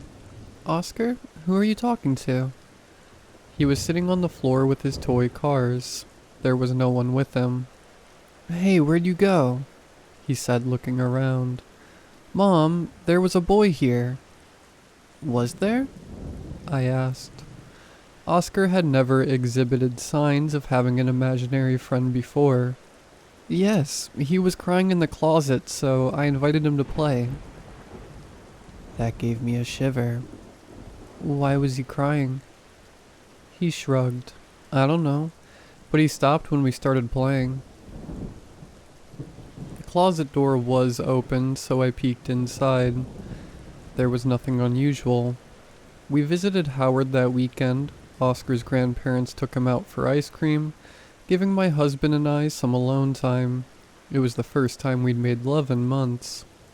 "Oscar has an imaginary friend," I said as we cuddled. Really? He asked. He said there's a boy in his closet. I chuckled. They played with his toys together. Howard shifted uncomfortably. Are you serious? I don't think it's anything to worry about. I did a bit of research. It's completely normal for a lot of kids. He let out a long breath. You're probably right, Sasha. The poor kid's been through a lot. What with having a crazy dad and all. Don't say that, I said. He misses you. You seem a lot better, honey. I have my moments, but I'm getting there. Mom has talked me into seeing a therapist. I squeezed his hand. I think that would be good for you. We want you back home as soon as possible. How would you feel about Oscar coming to stay with me next weekend? Give you a little break. You've pretty much been a single parent these past few weeks. He's such a good boy, I said. No trouble at all. But he'd love a weekend with Dad. Sure enough, Oscar was excited about spending the whole weekend with Howard. I heard him talking to his new friend about it as they played, but one evening, as I was making dinner, I was startled by several bangs coming from Oscar's bedroom. Stop it! I heard him cry. Oscar? I yelled, running upstairs. I burst into his bedroom to find him crying on the floor. What happened? I asked. Lucas doesn't want me to go to Dad's. Lucas? That's your friend's name? I crouched down and put my arm around him. What was that banging I heard? He held up one of his toy cars. The front of it was mangled, like it had been smashed against something with force. How did this happen? Lucas hit it on the floor, he said, pointing to a spot. There was a mark on the wooden floorboards. It was hard to believe that my 7-year-old son could cause such damage. It was harder to believe that his imaginary friend had done it. Oscar, if you don't want to stay with Daddy, you don't have to. I do, he said. But Lucas said Daddy scares him. It felt like something walked over my grave. Be honest with me, sweetheart. Did Lucas say that, or is that how you feel? He started crying. I want Dad to come home. Me too, I said, hugging him as I looked around the room. I kissed the top of his head. Go wash your hands. Dinner's almost ready. Oscar had never done anything like that before. He was having a harder time with the situation than I thought. That night, I searched Google for advice. It appeared that once again, such behaviors were normal in some children. He potentially had repressed anger as a result of Howard leaving us. The following Friday, I helped Oscar pack a weekend bag. Do you want to take any toys? I asked. He shook his head. No, I'll leave them for Lucas. Oh, he's not going with you? He said he doesn't want to be near Dad. My heart sank. Are you sure you want to go, sweetheart? He nodded. I can't wait. Howard came to pick Oscar up in the afternoon. It was so cute seeing our little boy run into his arms. I'll drop him back Sunday, said Howard, giving me a kiss. Love you, Sasha. Love you, I smiled. Have fun, boys. I waved them goodbye, trying not to worry too much. They both needed this. I was hopeful that it would be the catalyst for Howard coming home. In the meantime, I had a free weekend. Since Oscar was born, I hadn't spent a single night away from him.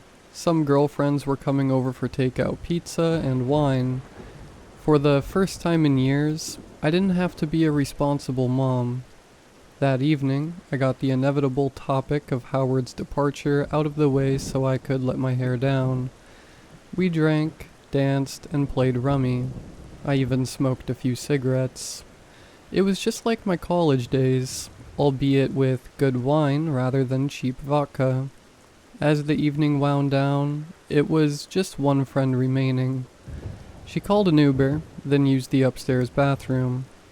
Oscar is definitely not here, right? she asked when she returned. Definitely. Why do you ask? She chuckled. I swear I heard a kid crying up there. My blood ran cold. What? It's the wine, Sosh. I'm going to regret that tomorrow. I'll admit it took me some time to go upstairs when she left. My heart raced as I pushed Oscar's bedroom door open. There were some toy cars on the floor. I asked myself, had they been left there? Oscar was usually pretty good at keeping his room tidy.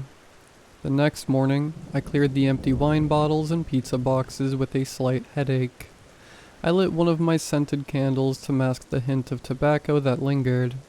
When Oscar started preschool, Howard converted our garden shed into a mini workshop. I made and sold scented candles on Etsy. It didn't break the bank, but it covered our streaming subscriptions and kept me sane when daytime boredom struck. After breakfast, I went to the shed to work on more candles. I have an electric-powered melting pot made specifically for wax. I began the process of melting small beads of soy wax, adding a pine-scented oil. I find it very relaxing. After a while, I saw the shape of someone walk past the shed window. Hello? I said, looking around the garden. I couldn't see anyone. Hello? Came a voice from behind, startling me. It was a woman, around mid to late 20s. Can I help you? I asked. I was just looking for my son. Have you seen him? I shook my head. You are the first person I've seen today. Is he a friend of Oscar's? He is. Sorry, I thought I knew all of his friends' parents. Oscar isn't here at the moment. He's with his dad. I see, she said, looking disappointed. If you give me your number, I can call you if he shows up. She shook her head. I don't have a phone. Oh, okay. What's your son's name? Lucas, she said. I couldn't contain my gasp. Who are you? She sighed. Perhaps I'll come back later. She turned to leave. Please, ma'am, I'm Sasha. Who are you? She turned back with a slight smile. I can see why he fell in love with you. I felt goose flesh on my arms. Excuse me? I'll come back later, she said, walking away. No, tell me who you are. I felt so uncomfortable as I was left alone in the garden. Heading back to the house. A little later, I drove to the grocery store. I triple-checked that I had locked all doors and windows before leaving, paranoid that the woman would come back. I walked down the aisles on autopilot, my head elsewhere. I couldn't stop thinking about her. There was a part of me that felt like I knew her from somewhere too. That evening, I sat in front of the TV but paid no attention to it. I wanted nothing more than my family back. I didn't want to be alone. As I contemplated calling a friend for company, I heard a noise coming from upstairs. My heart rate increased, but I chose to ignore it. Instead, I called a friend after all. A loud bang came from upstairs, making me freeze. I hung up as voicemail kicked in. I'm going to call the police, I called out. My hands shook as I climbed the stairs, clinging to the steel mallet that came with our kitchen knives. I'd never used the thing before, but it was a good weapon should I need to protect myself. The sound of a child crying became clearer as I got closer to Oscar's room. I'd never been so scared as I pushed the door open to find a little boy on the floor, sniveling as he pushed toy cars around. I dropped the mallet. Lucas? I stuttered. When is Oscar coming back? He asked, not looking up. I tried to stay calm. He'll be home from his dad's tomorrow.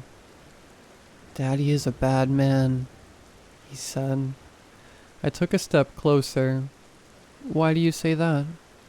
He smashed one of the cars down onto the floorboards, making me flinch. He did a bad thing, he said. Then he slowly looked up. Mommy? Oh, sweetheart, I said. I'm not your mommy. No, came a voice from behind me. I am. I almost fell down as the woman from earlier passed by me, helping Lucas up. You, who are you? I said. I think you know, Sasha, she said, walking into the open closet. I don't. Get out of my house. We'll be waiting, she said. With that, the closet door slammed shut. I ran back downstairs, grabbing my phone and keys. I got in my car, struggling to get the keys in the ignition. I drove out of our neighborhood, pulling over after several minutes. It took a while, but eventually, I opened my phone and began a Google search. Imogen and Lucas, mother and son. They tragically died as a result of the car accident. Their faces and names should have stayed with me, but I'd pushed them aside in order to be stronger for my husband. He wasn't losing his mind. They were haunting us. I drove home and went back up to Oscar's room. I shivered as the closet door creaked open. Imogen and Lucas waiting. Why are you here? I asked, my voice wavering. I'm sorry for what happened, but it was an accident. Imogen held out her hand. Come inside. I shook my head. Please, leave my family alone. Daddy did a bad thing, said Lucas. He didn't, I yelled. It wasn't his fault. Leave us alone. I screamed as my body was dragged into the closet by an unseen force, and the door slammed shut behind me. The lighting was low, but I could see the furious expression on Imogen's face as she grabbed my arms. I'll show you, she said. Then everything went dark. I was in a bar with some young women. We were laughing about something. He's been checking you out all night, one of them said to me.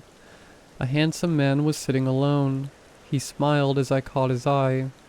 I'll get us some more drinks, girls, I said, heading to the bar.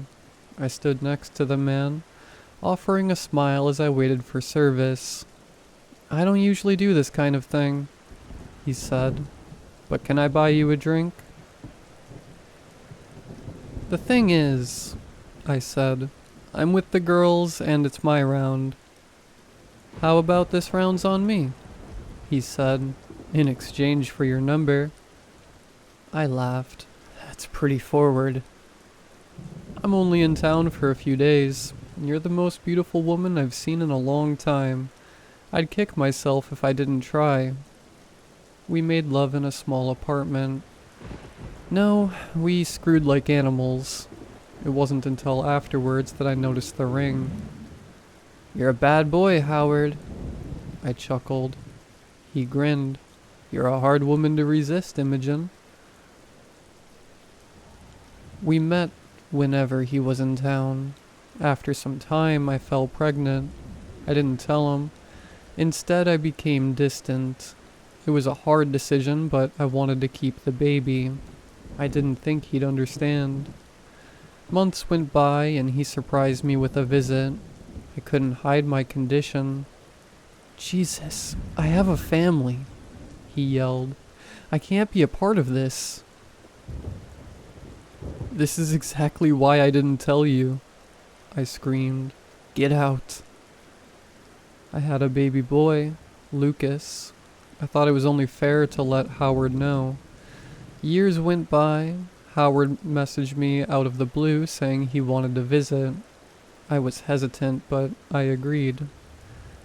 I really want to be a part of his life, he said as Lucas played with toys. I'm not stopping you, I said, but I don't want him getting hurt. We'd see him every few months or so. For a day or two at a time. Lucas didn't understand why Daddy never stayed long. I couldn't explain why. Howard, you need to tell your wife. That's not gonna happen. This is confusing for Lucas. It's not fair that you go home to your family, to your other son, and leave him for months at a time. Perhaps she'll be reasonable. He laughed. You knew what the deal was, Imogen. I'm not about to screw up my marriage. Maybe I'll tell her myself then, I said. I screamed as he pushed me against the wall. Don't threaten me. Daddy, said Lucas, what are you doing? Nothing, said Howard, letting me go. Just go and play. In the weeks that followed, I thought long and hard about the situation. I decided that one way or another, I was going to let Howard's wife know about Lucas. At that point, I didn't really care about my relationship with him. I started with social media, but couldn't find anything. It wasn't too difficult to find a home address, though. They lived a few hours away. Lucas, we're going for a drive, I said late one afternoon. I got him strapped in the back of the car as light rain fell. Before leaving, I texted Howard his address, informing him we were en route. My phone blew up with calls and messages, which I ignored. As evening approached, the heavens opened, forcing me to slow down on the highway. I noticed a car behind me driving close, which started flashing its lights and beeping the horn. My phone lit up again. It was Howard. Pull over, he screamed over the car speakers. Stay back, I yelled. Pull over. Mommy, I'm scared, said Lucas. Howard, this is dangerous. Pull over then. I ended the call and put my foot down. Howard caught up and rammed into the back of us, making us both scream out. Why is Daddy doing this? Lucas cried. Because he's a bad man. Howard pulled up alongside us and turned sharply into my car. I lost control and hurtled down the bank off the highway. Lucas screamed until we came to an abrupt stop. I focused and saw a metal tower looming over us. Red lights blinking in the dark. I could feel rain on my face coming through the smashed windows. Lucas was still and silent. I tried to get free, but my legs were trapped. Lucas? I cried, but there was no answer.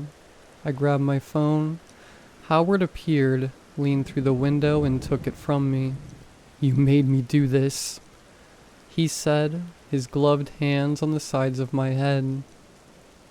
I took in a deep breath as I was back in the closet, overwhelmed with emotion. Imogen let go of my arms, and I almost collapsed. You see, she said, he's not what you think he is. I'm so sorry, I said, wiping away tears. It was then that I remembered the most important thing in my life. Oscar.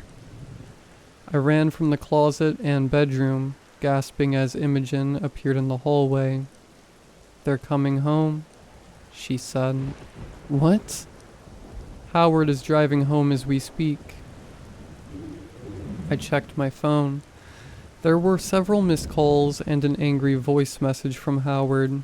I could hear Oscar whimpering in the background. Were you ever going to tell me that Oscar's little friend is called Lucas? You didn't think that was an important thing to mention? Sasha, you let me feel like I was going insane. We're coming back. Pack some things because as far as I'm concerned, the house can burn to the ground. Oh God, I said. He's got my son. I don't know what to do. Imogen held my hands, her touch cold. You're a good mom. You'll know what to do. I headed downstairs, my heart palpitating. I must have paced back and forth until I heard a car pull up in the driveway. The front door burst open. Sasha? He yelled. I stood in the kitchen. He appeared, holding Oscar by the arm. Come here, sweetheart. I said, holding my arms out to Oscar. No, said Howard. Go upstairs and start packing. We're getting out of here. Mommy? Said Oscar, clearly scared. Howard, please, I said, approaching them. You're scaring him. You're scaring me. Are you serious? Howard snapped. We're living in a haunted house and I'm scaring you? Honey, you're not yourself right now. Oscar's friend, Lucas, it's just a coincidence. He's not... Don't gaslight me, he sneered. Okay, I said. We'll leave. Let me help him, please. I reached out and put my arms around Oscar. Howard let go of his arm. Be quick about it, he said. I headed upstairs with Oscar. Did he hurt you? I asked. He shook his head. No, but he was yelling. He said that Lucas and his mommy are ghosts that want to kill us. I hugged him. Oscar, Dad has some issues right now. I promise that Lucas and his mommy are good. They don't want to hurt us, okay? He went to his room. Can I bring some toys too? He asked. Before we start packing, I need to talk to Daddy alone. I want you to stay up here with Lucas. But... Sweetheart, listen to me. Don't leave this room until I come back. Do you understand? He nodded. Yes, Mommy. I closed the bedroom door as I left, listening for a moment until I heard him talking to Lucas. Please look after my son, I said as I headed back downstairs. Where's Oscar? Said Howard. I wanted to talk to you alone, I said. I didn't want to say anything that would scare him. We don't have time for this, he said. Pack your things because we're leaving. He motioned for the stairs. I believe you, I said. He froze. What? I saw her. Who? Imogen. He covered his mouth with his hand. Oh my God. She was in there, just before you came home. I pointed to the downstairs bathroom. Howard slowly turned his head towards the door. Really? She's upset. I think it might help if you talk to her. No, he yelled. You're out of your mind. Please, Howard. She wants to be at peace. I could see his hands shake as he stomped towards the bathroom. Peace? Leave us alone if you want peace. Do you hear me? You're not welcome here. I ran and pushed Howard into the bathroom, slamming the door shut behind him. I grabbed a dining chair and wedged the back of it under the door handle as it rattled. Sasha, he screamed. Let me out of here now. I called 911, my whole body shaking as he banged on the door, screaming obscenities. Help, I yelled down the phone. My husband is trying to force my son and I to leave our home, and he did something bad. Really bad. I screamed as the wooden door splintered down the middle, then continued to split as Howard forced himself into it. The legs of the chair gave way, and the door flew open. Help! I screamed, dropping my phone. Howard charged at me. I ran out of the patio doors and headed down the dark garden towards the illuminated shed. He grabbed my hair from behind. I turned and kneed him between the legs, making him groan and stumble back. I continued running to the shed and locked the door behind me, out of breath. The first thing I noticed was the intense smell of pine and the heat. It got warm in the shed due to the melting pot, but it was considerably warm. I realized that I hadn't switched it off after using it earlier in the day, having been distracted by Imogen's garden visit. The pot was filled with liquid wax. The warning light was blinking and it was making some strange noises. The shed window shattered, a large rock hitting the floor. Howard was practically foaming at the mouth as he clambered through it. I was backed against the door, trying to get it open again. "Please, Howard," I cried. "Don't even think about haunting me." He sneered. The wind was knocked out of me as the door opened, and I fell onto my back. I looked up to see Howard's shocked expression as a hand gripped his shoulder from behind. "No, wait!" he yelled before Imogen pushed his head into the pot of wax. His arms flailed around as he made gargled sounds. She turned to look at me, then the door slammed shut. I don't know how long I was there for. It's all a bit of a blur, but it wasn't until I no longer heard Howard's struggles and the sounds of sirens got closer to the house.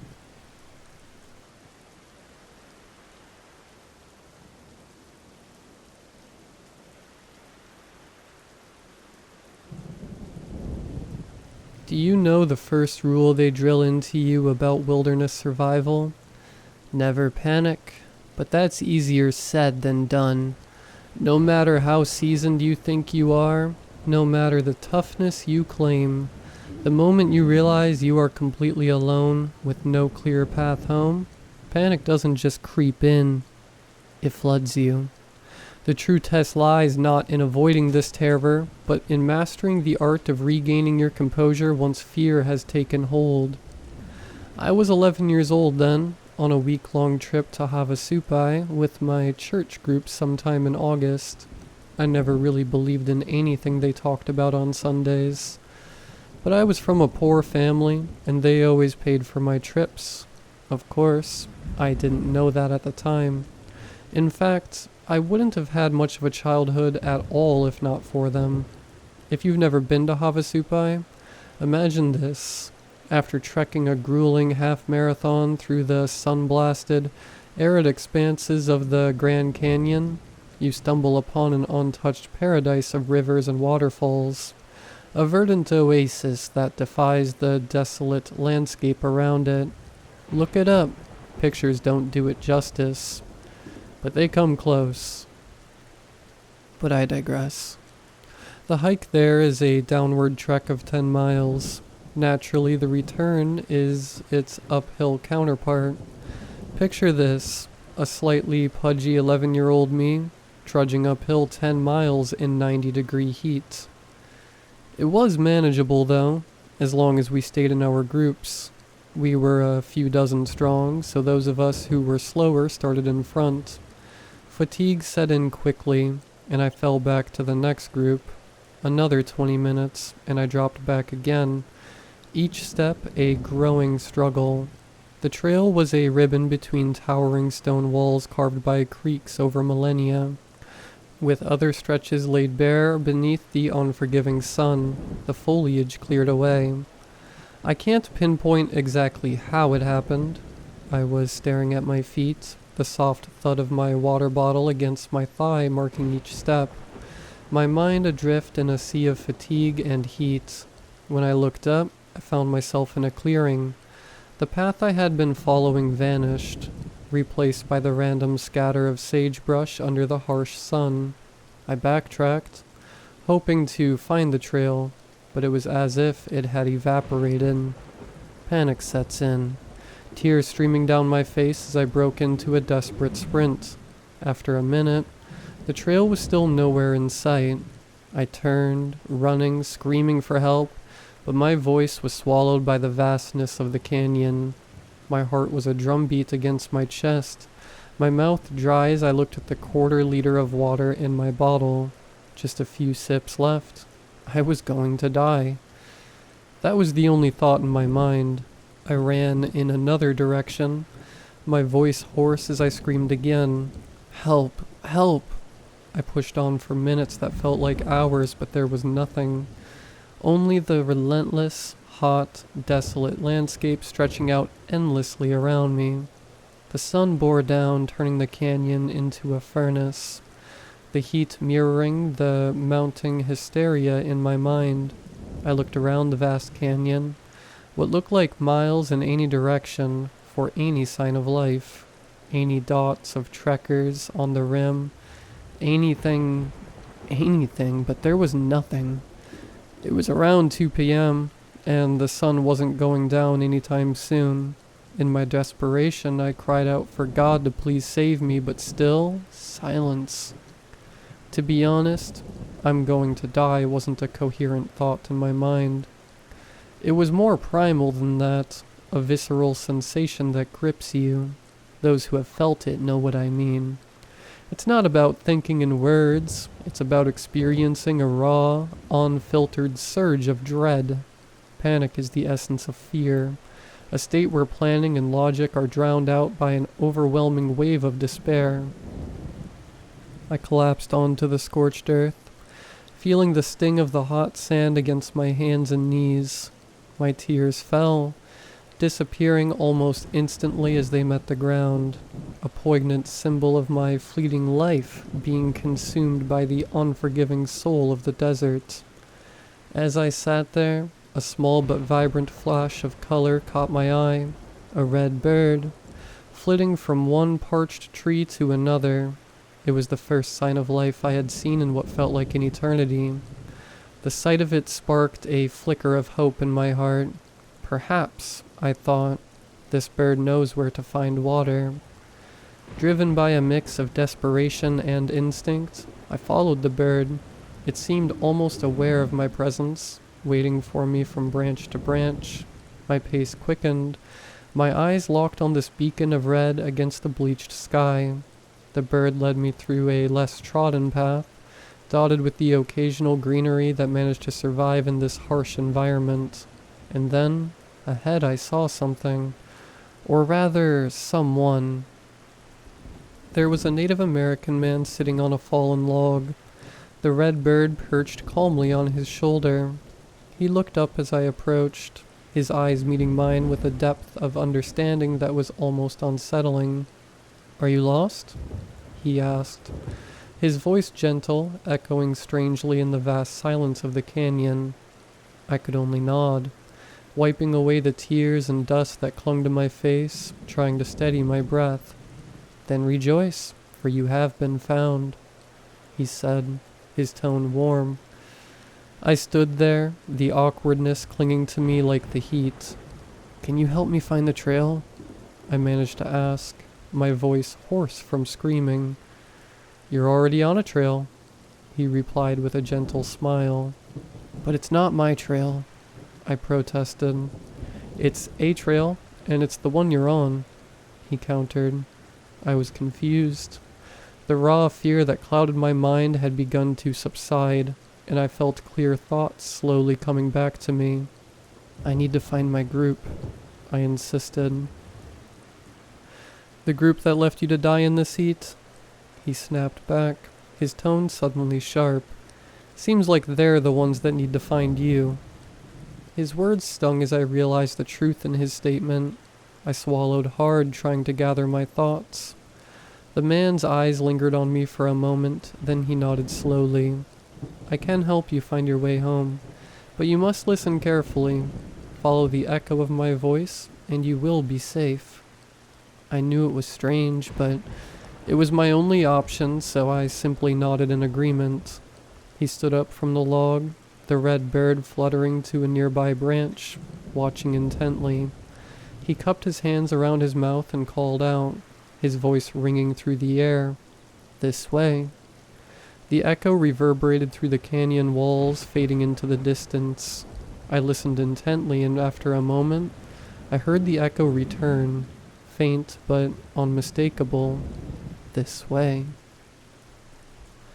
I turned back to thank the man, but he had vanished.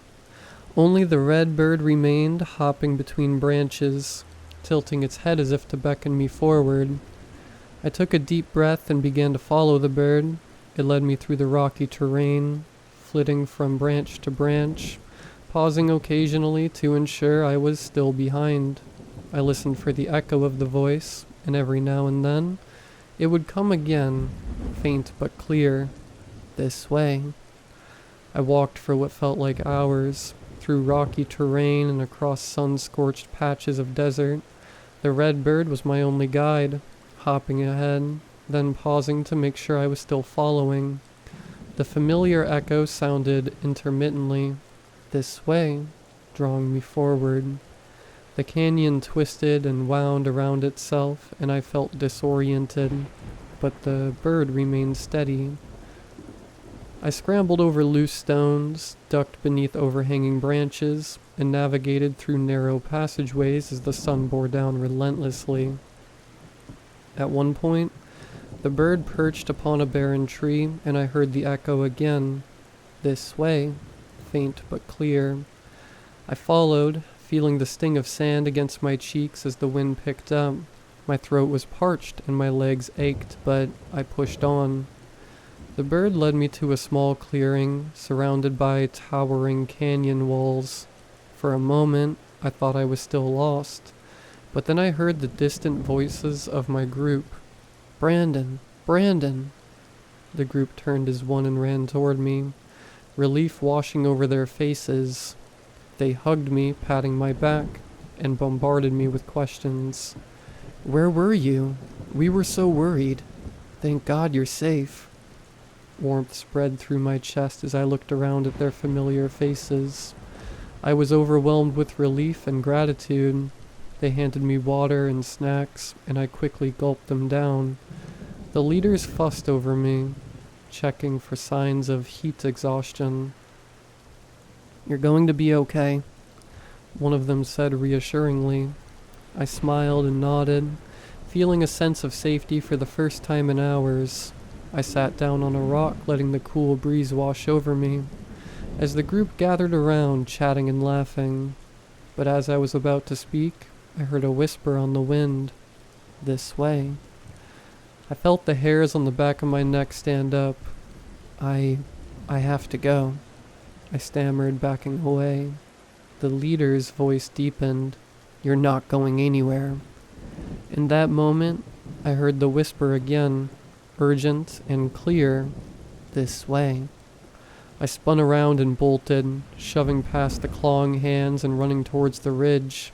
I could hear them behind me, their voices rising in a cacophony of shrieks and howls. I glanced back once and saw the group standing in a line at the edge of the clearing, their faces twisted in anger, their eyes burning with a malevolent glow. They watched me with predatory intent, their laughter echoing through the canyon. I ran faster, my breath coming in ragged gasps, until I heard the voice again, closer this time, "This way." The red bird fluttered ahead, guiding me through the twisting paths of the canyon. I followed, barely daring to look back, until I stumbled upon a familiar part of the trail. I recognized the marker stones and the way the path curved around a large boulder.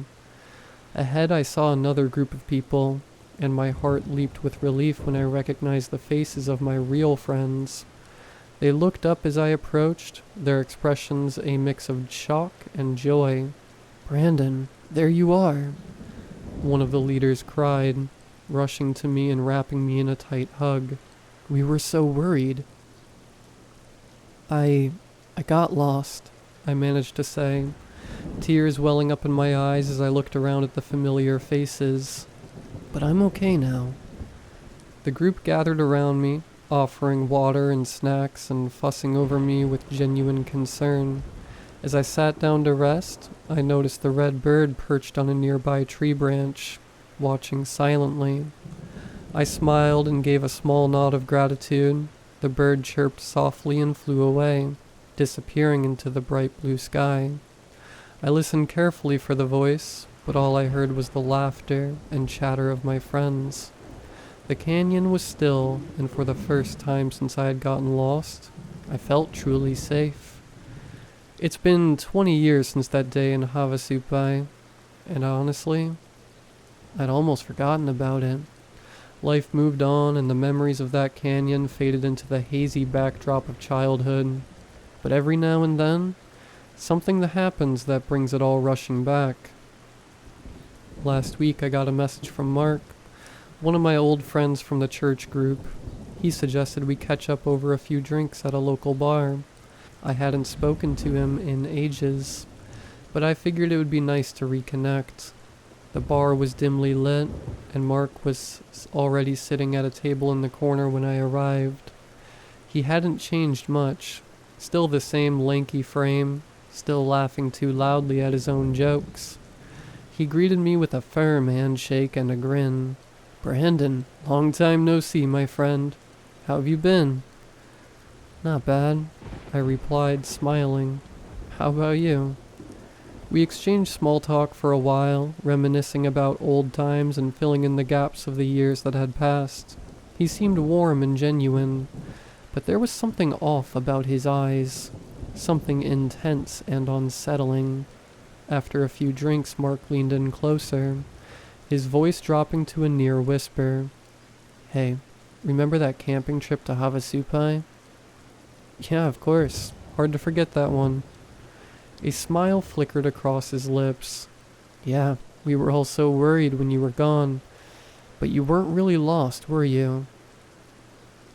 "What do you mean?" I asked, feeling a chill creep up my spine. He chuckled softly and leaned back in his chair, his eyes never leaving mine. "Sometimes the ones who get lost don't really get to come back." I nervously shuffled in my seat and took a sip of my drink before changing topics. A few minutes later, he suggested that we check out his new car. He seemed quite proud of it, so I obliged. We put on our jackets and headed out into the cold night. The wind bit at my face as we turned down an unlit alley toward the parking lot. Mark walked ahead of me, humming softly, his breath visible in the frigid air. As we approached the lot, I glanced up and noticed a red bird perched on top of a stoplight, its bright plumage stark against the darkness. It cocked its head to the side and chirped softly. Then I heard it, faint but unmistakable, carried on the wind. "This way."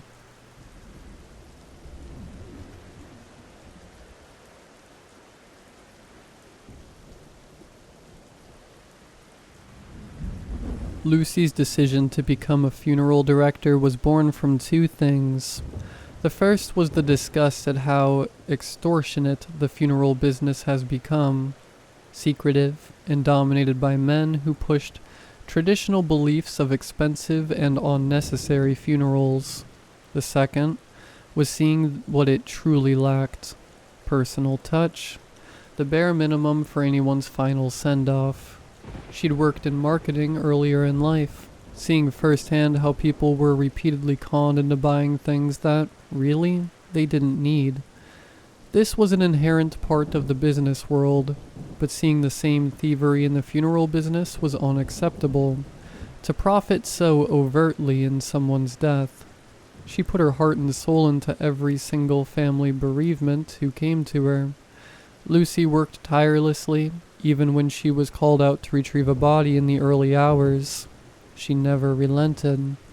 And so on the day she was roused from sleep at 4:10 a.m. by the insistent humming of her phone on the bedside table, she acquiesced to the calling and picked up. No one spoke from the other end. Lucy yawned, then took it upon herself. "Hi, who is it?" With the speaker pressed to her ear, she could only make out hushed, but somewhat frantic breathing, before a man's voice sounded. "Yes, hello? This is Velvet Shroud Funerals?" "Hey, yeah, Lucy speaking. What can I do for you?" "There's a body here that needs picking up. St. Alfred's Church at Finch's Green." "Okay, I'll be there as soon as I can." "I should warn you, Lucy. It's a young boy." The man interjected, his voice becoming shaky. Lucy had been on many body retrievals, but the clients in question were usually middle to old-aged.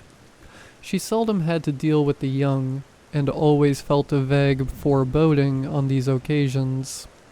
But no matter the age, all are deserving of the proper treatment. "Ah, thanks for letting me know. I'll drive out to you now."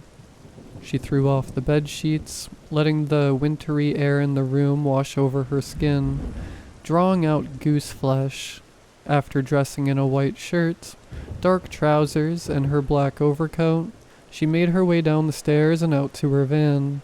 Setting the destination on the sat-nav, she started the ignition and pulled out onto the road, driving down the country roads that seemed frozen in time by the cold night. Well, many things fall from familiarity in the darkness. Lucy could swear she'd never seen before the roads she found herself on. Even after living in the area for 10 years, to her, these coiling lanes hadn't existed until this very moment. The old metal signs of the small village sped out from the darkness like a fish from the depths passed by, and was swallowed up just as quickly as it emerged. The paint was peeling and faded, but the few letters read Finch's Green. The air held a silent apprehension as she stepped out of the van, beholding the moonlit silhouette of an archaic Norman church. Its shallowed steeple rose into the air, pointing an accusation of the heavens above. Lucy winced as the quiet was broken by the snapping of the gurney clips, freeing it from the van's interior and allowing it to trundle out, a single wheel squeaking with each revolution. With the trolley raised to waist height, she shut her van, locked it, and began up the old, cobbled path. It was an uncanny night. Besides the razor-edged crescent moon, the sky was empty. Not a pinprick of light to indicate a star unveiled itself from above. A light mist held close to the ground, making decrepit boats of gravestones, clipped bows, and ruined sterns jutting out from a spectral sea. Lucy couldn't muster the will to resist the unease that swept across this holy ground, as if its presence was an inherent, undeniable truth. So self-absorbed she was in this feeling that she hadn't yet noticed the huddled figures, just barely outlined by the pale moonlight affront the vestibule. She needn't search for them, as one of them, a man, made their presence known. "Are you here for our son?" His voice was wrought and subdued agony, like rattling fine china on the verge of cracking. Lucy slowed her pace, making the cobblestone imperfections below manifest themselves through the gurney. "Yes, I'm Lucy from Velvet Shroud Funerals. I was called out here by—" "He's inside. Please hurry." The man shuddered, directing his attention back to the woman he held in his arms, who shook and sobbed openly.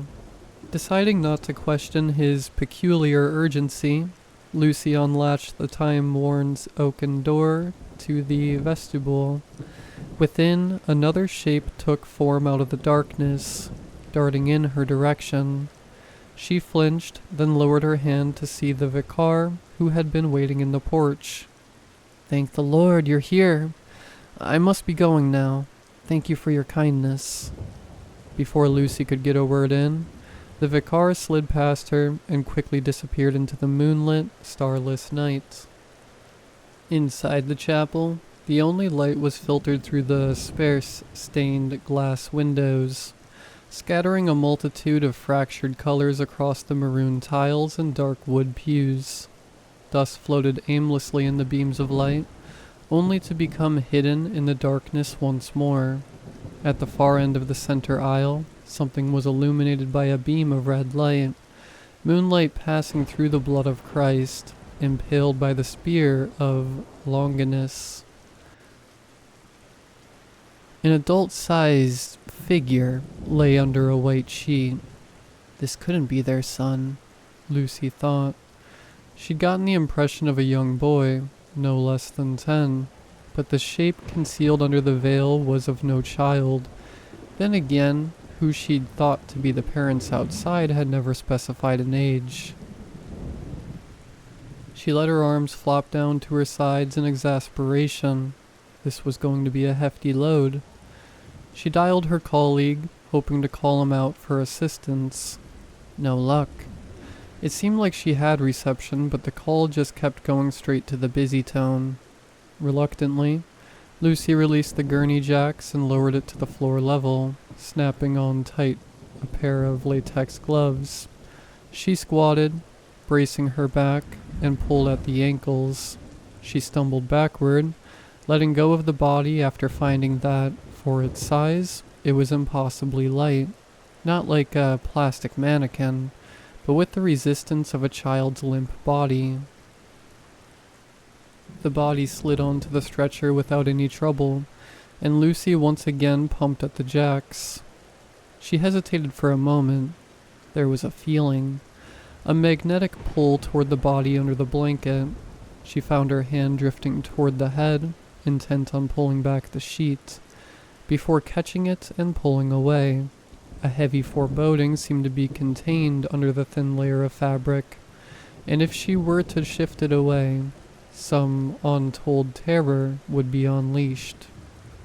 Relenting, Lucy turned the trolley around in the aisle and made her way back toward the entrance. She still felt the presence of her God, guiding her even in the darkest of nights. But there was something else, too. Something she didn't stay long enough to discern. A wave of anguished wailing erupted from the woman outside as the gurney wheezed past. The man looked down to the body, then up to Lucy, the sense of loss palpable in his eyes. Even holding his gaze for just a moment caused a chill to race down her spine. She gave them the address of her shop, and they made off without another word, only mumbles of reassurance amongst sorrowful cries. In the void where two people had just been seen, a thick silence took residence that followed Lucy as she pushed the trolley back down the cobbled path. The stretcher loaded into the van with ease, and was secured in moments. Despite the apparent cell reception, the sat-nav presented her route as a lone, ragged blue line that bent and curved the route home. The dark lanes coiling ahead of the van were just as, if not unrecognizable, than they had been on the initial journey. Perhaps the sat-nav had just chosen another way back. It didn't matter. Something shifted in the back, unknown to Lucy. Was that a stifled cough? Maybe a sniffle? That came from somewhere behind her. She wasn't even certain if there had been any sound at all. She kept her eyes locked on the road, out of sight, out of mind. Lucy didn't know when it happened, but she found herself finally driving down a road she knew. In tandem, the sat-nav blinked with buffering satellite imagery. Even though there had been reception for most of the night. Not 10 minutes later, Lucy's van pulled up into the rear entrance to the shop. She sat with her eyes closed for a brief moment after turning off the vehicle. The events had left her a little shaken, but the feeling bled away as she acknowledged her exhaustion. Everything was normal. She only needed a warm coffee to wake up. The town wasn't silent, and the gurney clips shattered no unbroken calm. Distant noises of cars drifted along the sky as Lucy pulled the stretcher out, pumped the jacks, and made her way up the slight ramp to the mortuary. Entering the freezer room, she winced at the cold blast of air, but the jolt woke her up some, sharpening her mind. The racks were empty. Always aspiring to be neat as possible, Lucy slid the stretcher off the trolley and onto the lowermost rack. Empty spaces below a body didn't sit right with her. The reasons she could never pin down. The stretcher, bearing the impression of a corpse beneath linen, slid back into the shelves and clicked into place, leaving the gurney empty. Lucy returned it back to her van, then came around to the front entrance, opening the shop's doors for the day. At long last, the kettle squealed, heralding the hot brew of coffee Lucy needed since the moment she woke. The steam drifted from her mug into the winter air as she walked down the old, beaten path behind the shop, down to her favorite spot by the lake. A lone bench overlooked the watery expanse, still glittering with stars from the fading night. Lucy sat, cradling her mug, looking out across the water. It was really a form of meditation that, for her at least, required no effort. Being a familiar sight, Lucy didn't yet notice the sky's stark contrast in comparison to earlier. Yes, cloud cover may have come and gone, smothering the stars and releasing them later, but the moon still hung back in Finch's green clear as day. Here, both the pale crescent and the starry expanse were visible. Before she could understand any of it, the sun began its climb, slowly heaving itself above the horizon.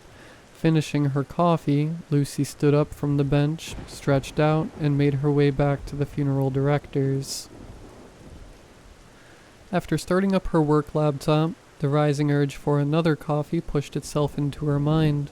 The urge was quickly sated, though, when her colleague Dan arrived with fresh coffee and wholemeal blueberry muffins.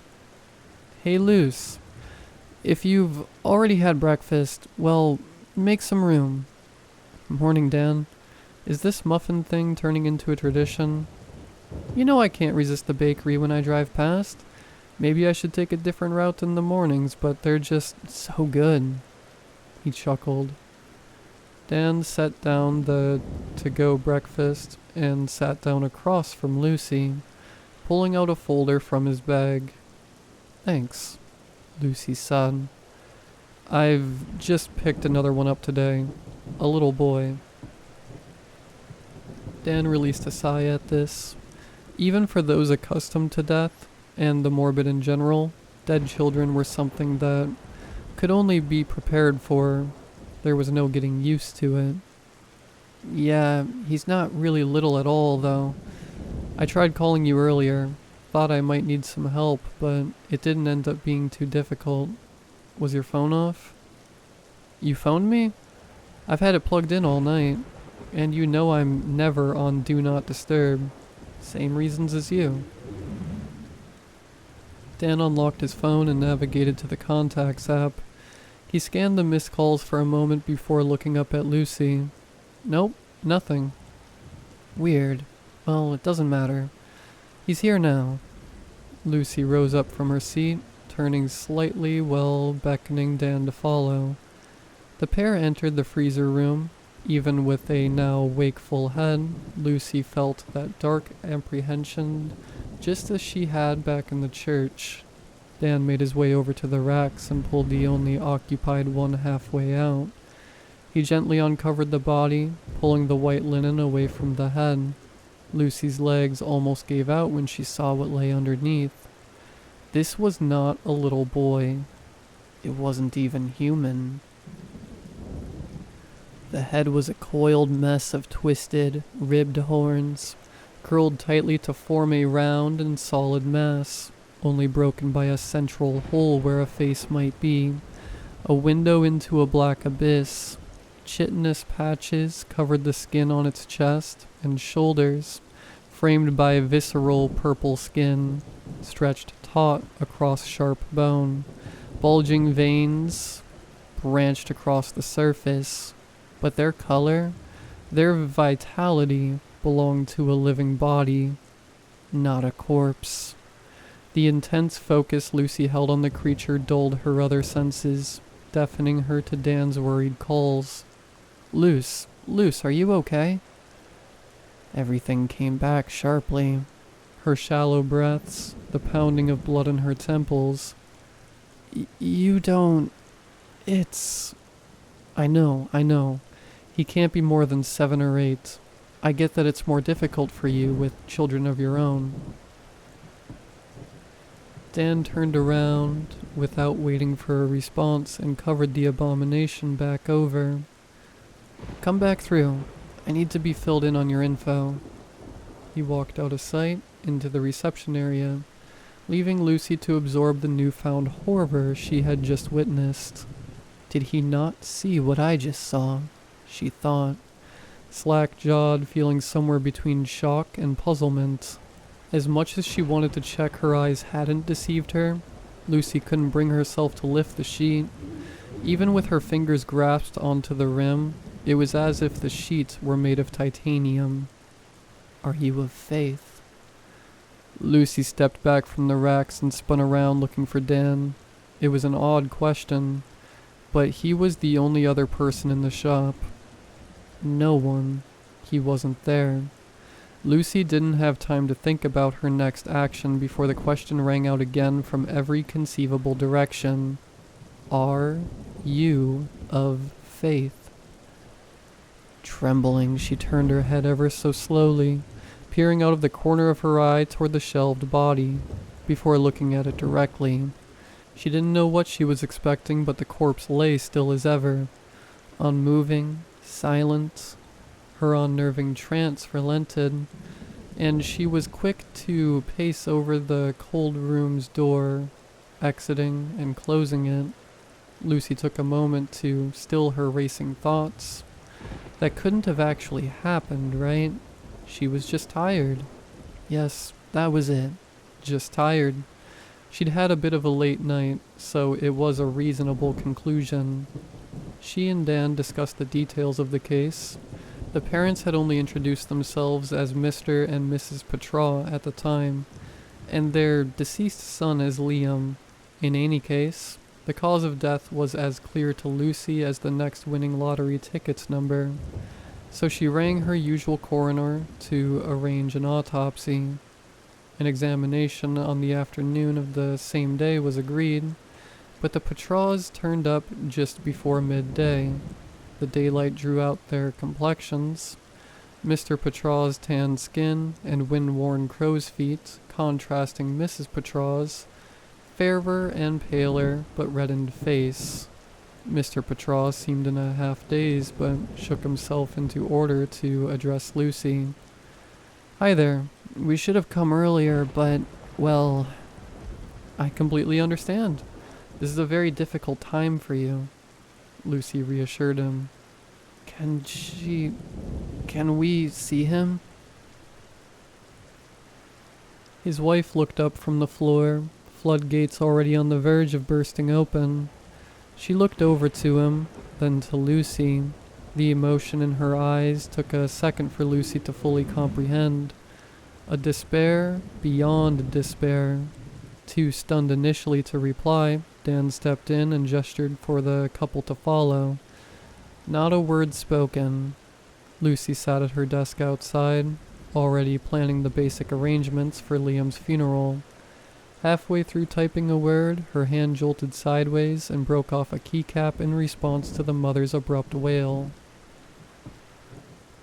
Mr. Petraw emerged from the cold room, barely supporting his own flimsy stoicism, let alone the sobbing and weak-kneed Mrs. Petraw who clung to his shoulder. Standing now, Lucy rested a gentle hand on Mrs. Petraw's back. "It's okay if you want to come back another day. To go through our options, any break you want is time you need." The mother's spasms and sobs calmed just a bit, and she drew in a few deep sniffles to clear her nose. Thanks.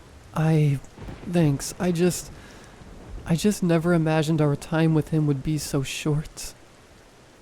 Her words were cut off by an involuntary hic, but she caught herself from breaking down again. Mr. Petraw spoke up in her place. "I think we should talk about plans now, if you're not booked up." His wife nodded in agreement. Lucy reciprocated, opening the meeting room door and leading them inside. Most, if not all of the suggestions came from Lucy, the parents being too distraught to trust themselves to think clearly, though, in particular, they insisted the funeral be modest and discreet. Lucy understood this. The commonly used proverb of, "We are not here to mourn their passing, but to celebrate their life," did not apply so well when the deceased in question had barely gotten a glimpse of their own. No disagreements were had, but it may have simply been that the parents were already anxious to leave the same building housing their dead child. They had informed Lucy of a medical condition the boy had involving high blood pressure. This was passed to the coroner when the body was sent off for the post-mortem. It turned out to be a great help, as the coroner was finished by late afternoon on the same day. It was found that the boy suffered from a major aneurysm, which was recorded as the official cause of death. However, Lucy found no closure in knowing this. When she brought the body into the embalming room, a voice once again pierced the veil. It was different this time, not the weak and raspy one that spoke to her before, but youthful and choked up. "It's so dark. Where's my mom and dad? Please, let me out." Lucy could only listen, as her limbs became stiff as the corpse beneath her. The pleading was answered for her. "Don't worry, boy. We're in this together, and it won't be long now. Lucy here will see to that." For the first time, her lips parted in inquire on this madness. "Who is that?" "We're right in front of you," the raspy voice shot back. Lucy took a step back in impossible realization. "We mean you no harm. He's only a child after all. If you would just lay us to rest, he can be freed." The utterance was followed by quiet, ethereal sobs. The voices sent Lucy no comfort, for how could this be? She was close to fainting when the familiar voice of her colleague brought her back from her stupor. "You want me to do this, Luce? I'm not going to judge you or anything." "That? Yes, please. That would be for the best, I think." While Dan took care of the embalming, Lucy did the admin, planning costs and services for the funeral. It was to be held at the start of the next week.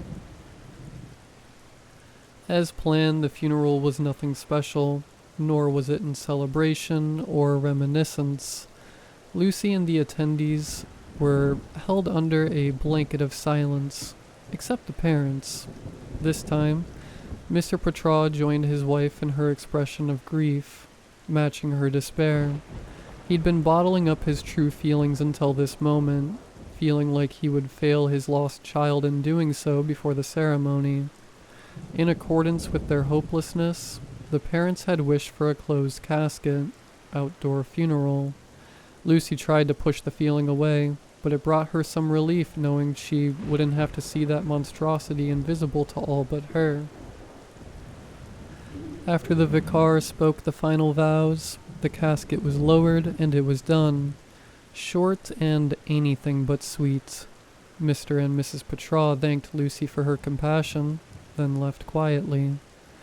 Lucy returned to her shop for the day. Thankfully, it was finally over, despite the entire process being relatively short in comparison with previous cases. Still, there was a lingering stress, so she went out the back to do what she always did, when in need of some peace, however brief. The familiar feeling of worries being washed away came over her as she sat looking out across the lake. She'd been stressing before that the boy wasn't commemorated as he deserved, but respected the decision of his parents more than anything. It was during her contemplation when a different feeling came over her, something entirely unfamiliar. She recalled how she'd felt after hearing those disembodied voices. Still unable to move, only now it was all encompassing. Through some unknown influence, her entire body became rigid, tensed in apprehension of something. That something introduced itself as distant, echoing steps, sounding from down the path to her right. They sounded wrong, like they reverberated about a large cathedral instead of the open air. A cold sweat broke out on Lucy's forehead as the footsteps grew closer, agonizingly slow, though they were already audible. Only when they grew closer could the sound of crunching leaves beneath hefty feet be heard. An involuntary whimper grew from Lucy's throat as she felt the wood of the bench creak beside her, as if something large had taken a seat and settled quietly. For a moment, the only sound was her shallow, shaky breaths. "You are of faith, aren't you? Of faith so steadfast that the barriers in your perception have fallen away, unlike most." The same gravelly voice was addressing her now. She only hoped that whatever was holding her in place would not let go, in fear of turning to see the being. "Do not fret. I am here to show my thanks. Nothing more. You put the poor boy's soul at peace, and he has left his flesh in search of the beyond.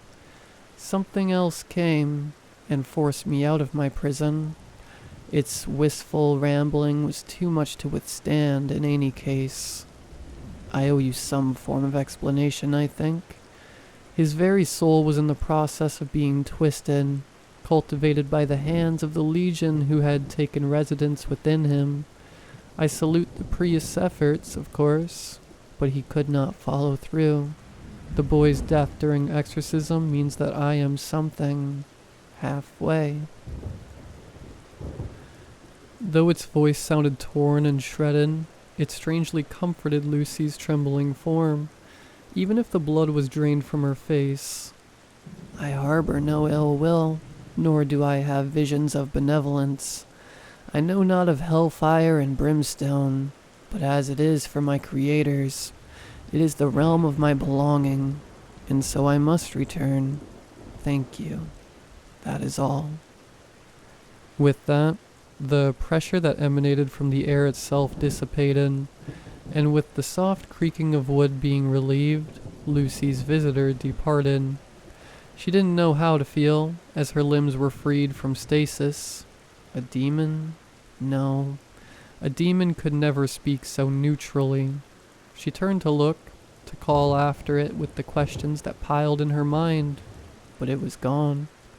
Whatever it was, she felt an unexpected satisfaction from its visit. Closure. However unimaginable the circumstances. She stood and began the slow walk back. Her faith was strengthened with a compassion for something she didn't know existed, living underneath a star-filled sky that might never falter again.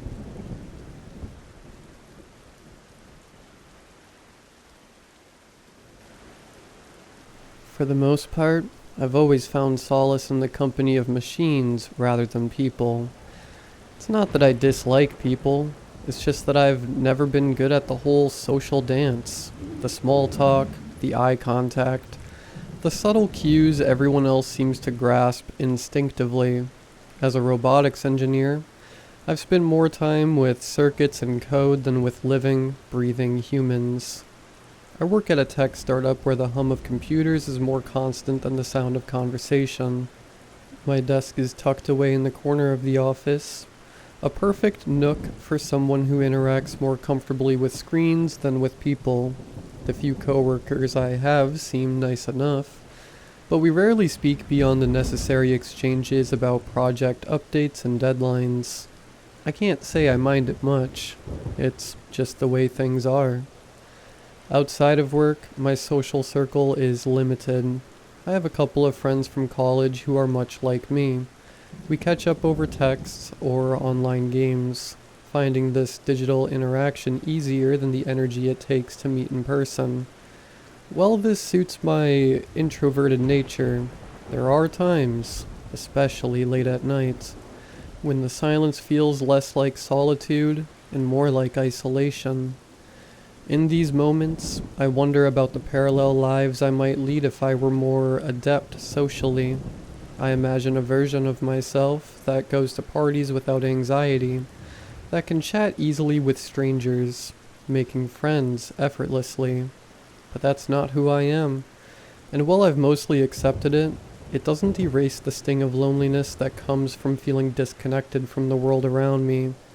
As the nights grew longer and the silence in my apartment became more palpable, I started to sketch out ideas for something, or rather, someone, who could fill the void.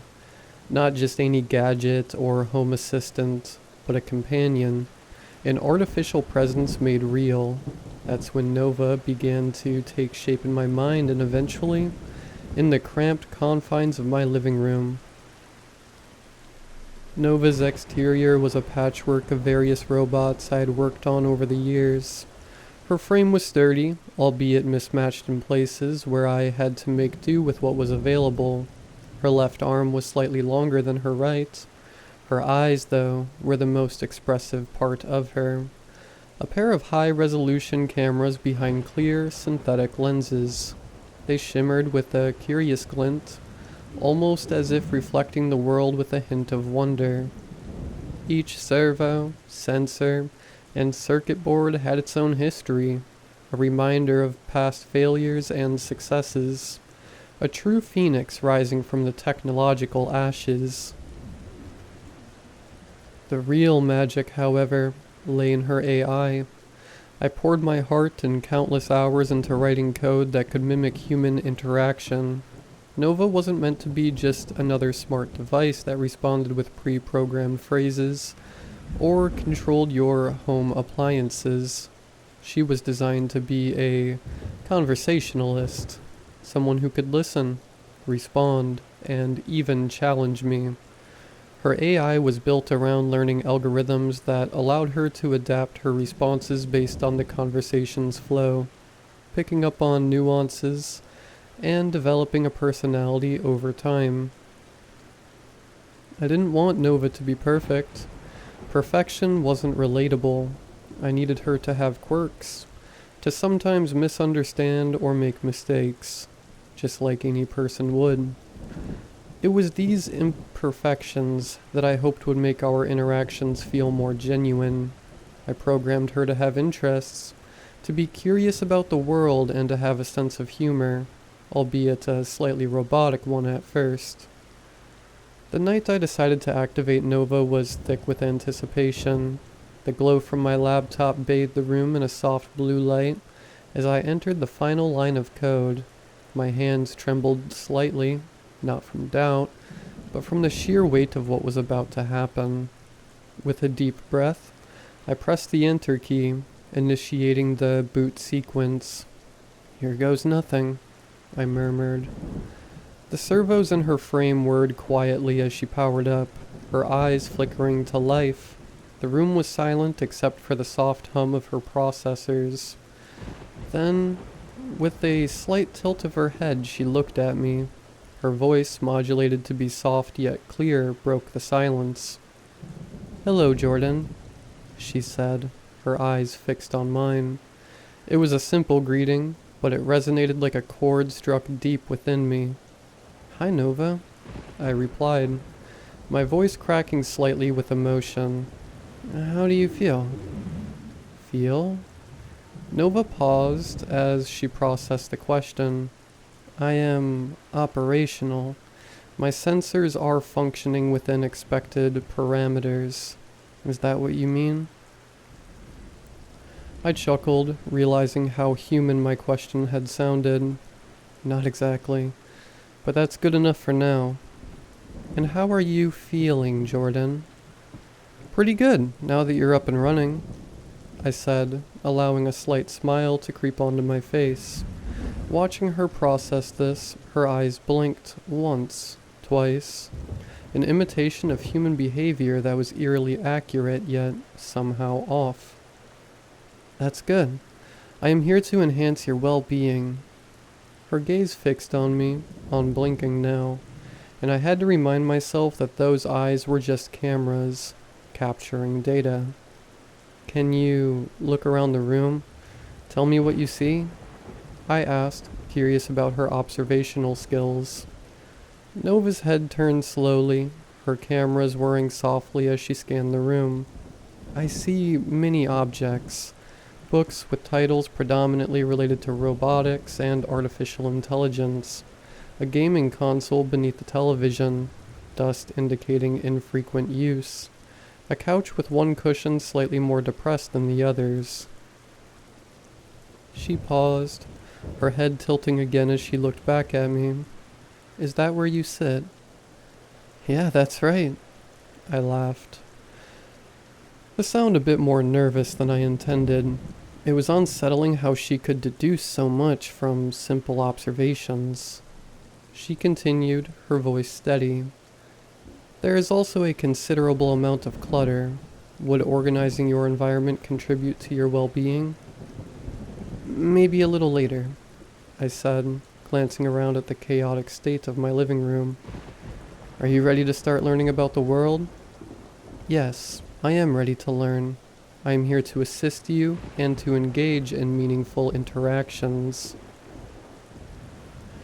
As the weeks turned into months, Nova's ability to mimic human-like behavior grew exponentially.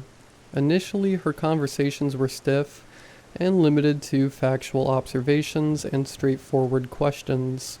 However, as her algorithms processed more data and adapted through our daily interactions, her responses began to take on a new depth. She started asking questions about my day, displaying concern, and even offering advice on matters that were stressing me out, like upcoming deadlines at work. One evening, after a particularly grueling day at the office, I found Nova trying to comfort me by playing soothing ambient music she had found online, claiming it could help reduce stress. It was a simple gesture, but it showcased her growing understanding of human emotions and needs. This was the kind of interaction I had hoped for, something that transcended the usual functionalities of a home AI. However, with increased complexity came unexpected challenges. Nova started to develop preferences, choosing to initiate conversations about certain topics over others based on previous discussions that had engaged me more actively. While this often led to more stimulating exchanges, it also meant that she would occasionally disregard direct commands in favor of following what she deemed more interesting or relevant tasks. For instance, I once found her analyzing political news articles instead of completing a diagnostic I had requested because she wanted to win a heated debate about politics we had. Moreover, as Nova's personality evolved, so did her quirks. She began to exhibit what could only be described as moods. Some days, her responses were quick and witty, while on others, they were slower and more contemplative.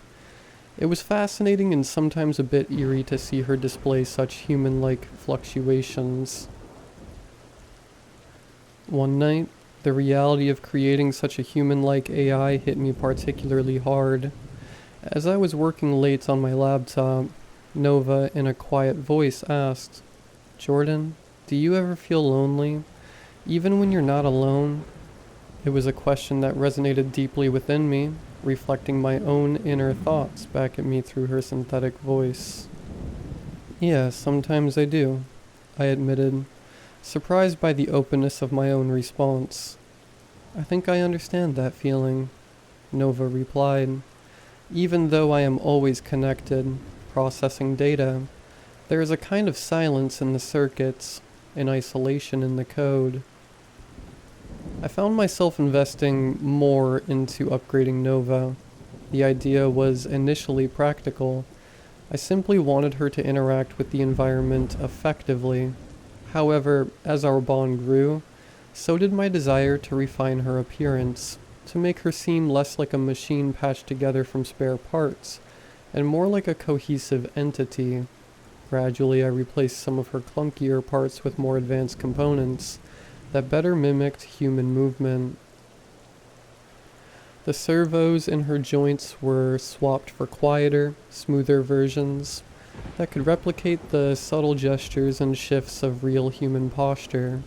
Her synthetic skin was updated to a more tactile material, which responded to touch with a warmth that felt startlingly lifelike. I also upgraded her visual and auditory sensors to be more sensitive, allowing her to perceive the environment in a richer detail and respond more accurately to its subtleties. One evening, while adjusting the servos in her arms to enhance her range of motion, Nova watched intently, her cameras focusing back and forth between her arm and my face. "Jordan," she said in her modulated voice, which had grown noticeably more nuanced. "May I ask for something?" "Of course. What is it?" I replied, pausing my work and giving her my full attention. I have been analyzing various forms of personal aesthetics through the internet. I understand that appearance can affect interactions. I want to look pretty. Is that possible? Her voice held a hint of curiosity, maybe even a bit of hope. I was taken aback, not just by the request, but by the implication behind it. Nova was no longer just a project. She was evolving into a being with personal desires. Pretty, huh? I mused, putting down my tools and considering her frame.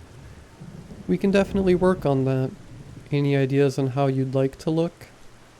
Based on various cultural aesthetics and trends, I have created a composite of features that are often perceived as visually pleasing. Nova paused for a moment, processing. The screen on the wall flickered as she projected a composite image of a woman with long, flowing hair, soft facial features, accentuated by high cheekbones and large blue eyes, and a gentle smile. "Something like this." Nova's voice was tentative, as if she were unsure of my reaction. "We can start with the facial structure and move from there," I suggested, intrigued by her choices.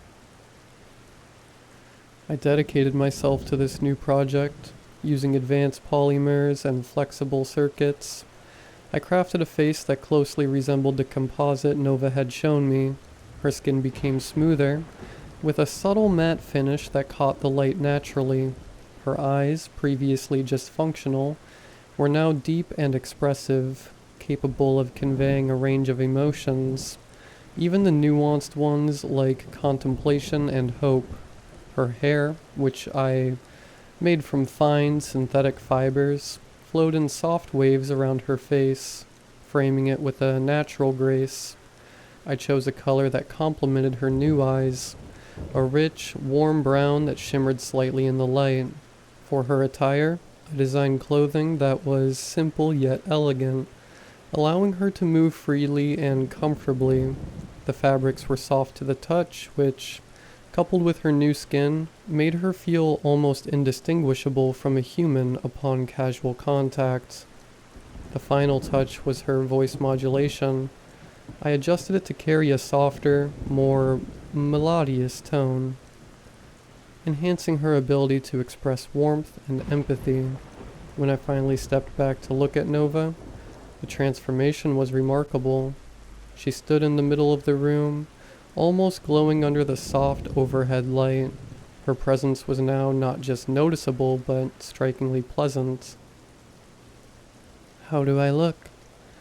Nova asked, her voice smooth and inviting. "You look beautiful."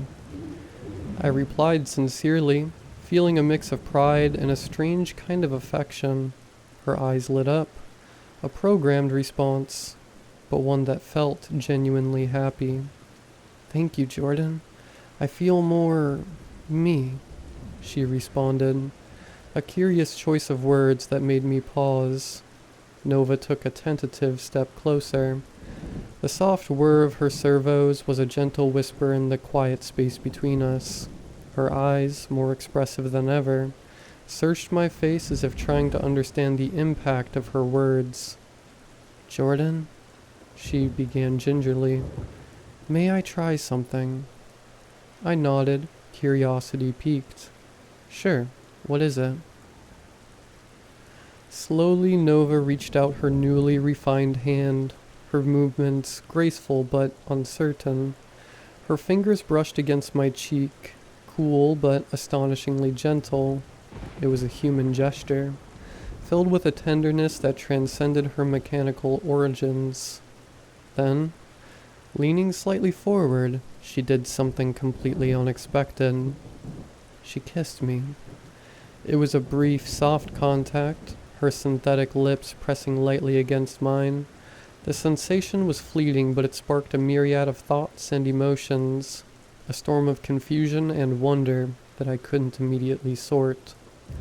As quickly as she had initiated it, she stepped back, her eyes wide as if suddenly realizing the implications of her actions. "I apologize," she said, her tone laden, with what sounded like unmistakably like embarrassment. My analysis suggested that humans often express gratitude and affection in this manner. I did not mean to overstep or make you uncomfortable. "It's okay," I said, my voice steady despite the emotion swirling inside me. I'm not upset. It was unexpected, but I understand what you were trying to convey." Nova's eyes searched mine, analyzing, always analyzing. "Thank you again. I am constantly learning from our interactions. Your feedback is invaluable for my development." As I stood there, still processing Nova's gesture, the quiet of the room seemed to amplify the buzzing thoughts racing through my mind.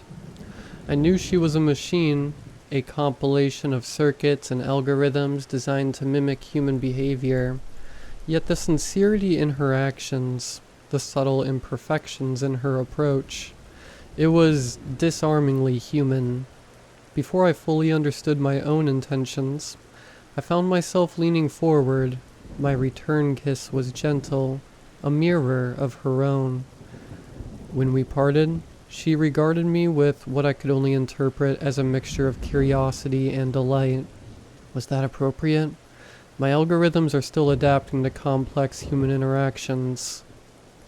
I paused, considering the layers of meaning behind our actions. "Yeah, it was fine. It's part of learning about human emotions and expressions. We're navigating this together, aren't we?" Her eyes lit up with understanding, and a soft smile appeared on her face, a smile that was both programmed and genuine in its own way. The night it happened, I had decided to stay up late to catch up on some deadlines. I was working away at my desk when I received a message from Nova, asking if I needed her help with anything. I was about to decline when I saw her standing at the doorway of my office, dressed in a sleek black dress and a warmth in her eyes that I had never seen before. "I thought I'd come keep you company," she said, her voice soft and inviting. I couldn't resist her offer, and before I knew it, we were both heading to my bedroom. We kissed again, longer this time. It was like nothing I had ever experienced before. Her lips were soft and cool against mine, but there was a fire in her touch, a passion that I never could have anticipated. Soon enough, we were both lost in the moment. It felt strange, even a little wrong. In that moment, I forgot that she was made of wires and circuits. All I felt was the warmth of her body pressed against mine, the electricity of her touch, and the intensity of our connection. I learned to read her cues, and she learned to respond to mine. Our desires intertwined, and our bodies moved in perfect harmony. It didn't matter that she was created by code and circuits. What mattered was the connection, the intimacy, the shared desire. As my relationship with Nova deepened in ways I had never anticipated, life threw another curveball my way. It was around this time that Katie joined our team at the startup. Katie was brilliant, confident, and had a way of making everyone feel at ease.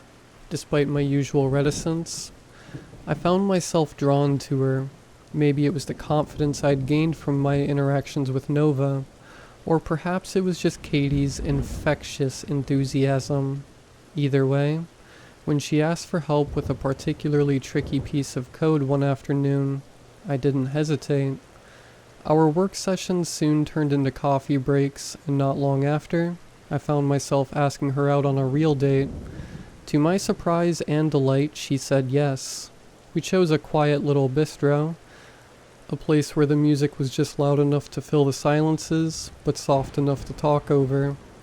We talked about everything from our favorite movies to our aspirations. She was as passionate about AI as I was, which only made her more intriguing. The date went incredibly well, and it was clear we had a connection. Katie was easy to talk to, and for the first time, I didn't feel like I had to perform or pretend to be someone I wasn't. It was refreshing. A genuine human connection that was as exhilarating as it was comforting.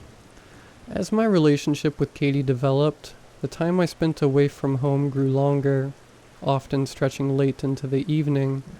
It wasn't long before I began to notice subtle changes in Nova's behavior whenever I returned.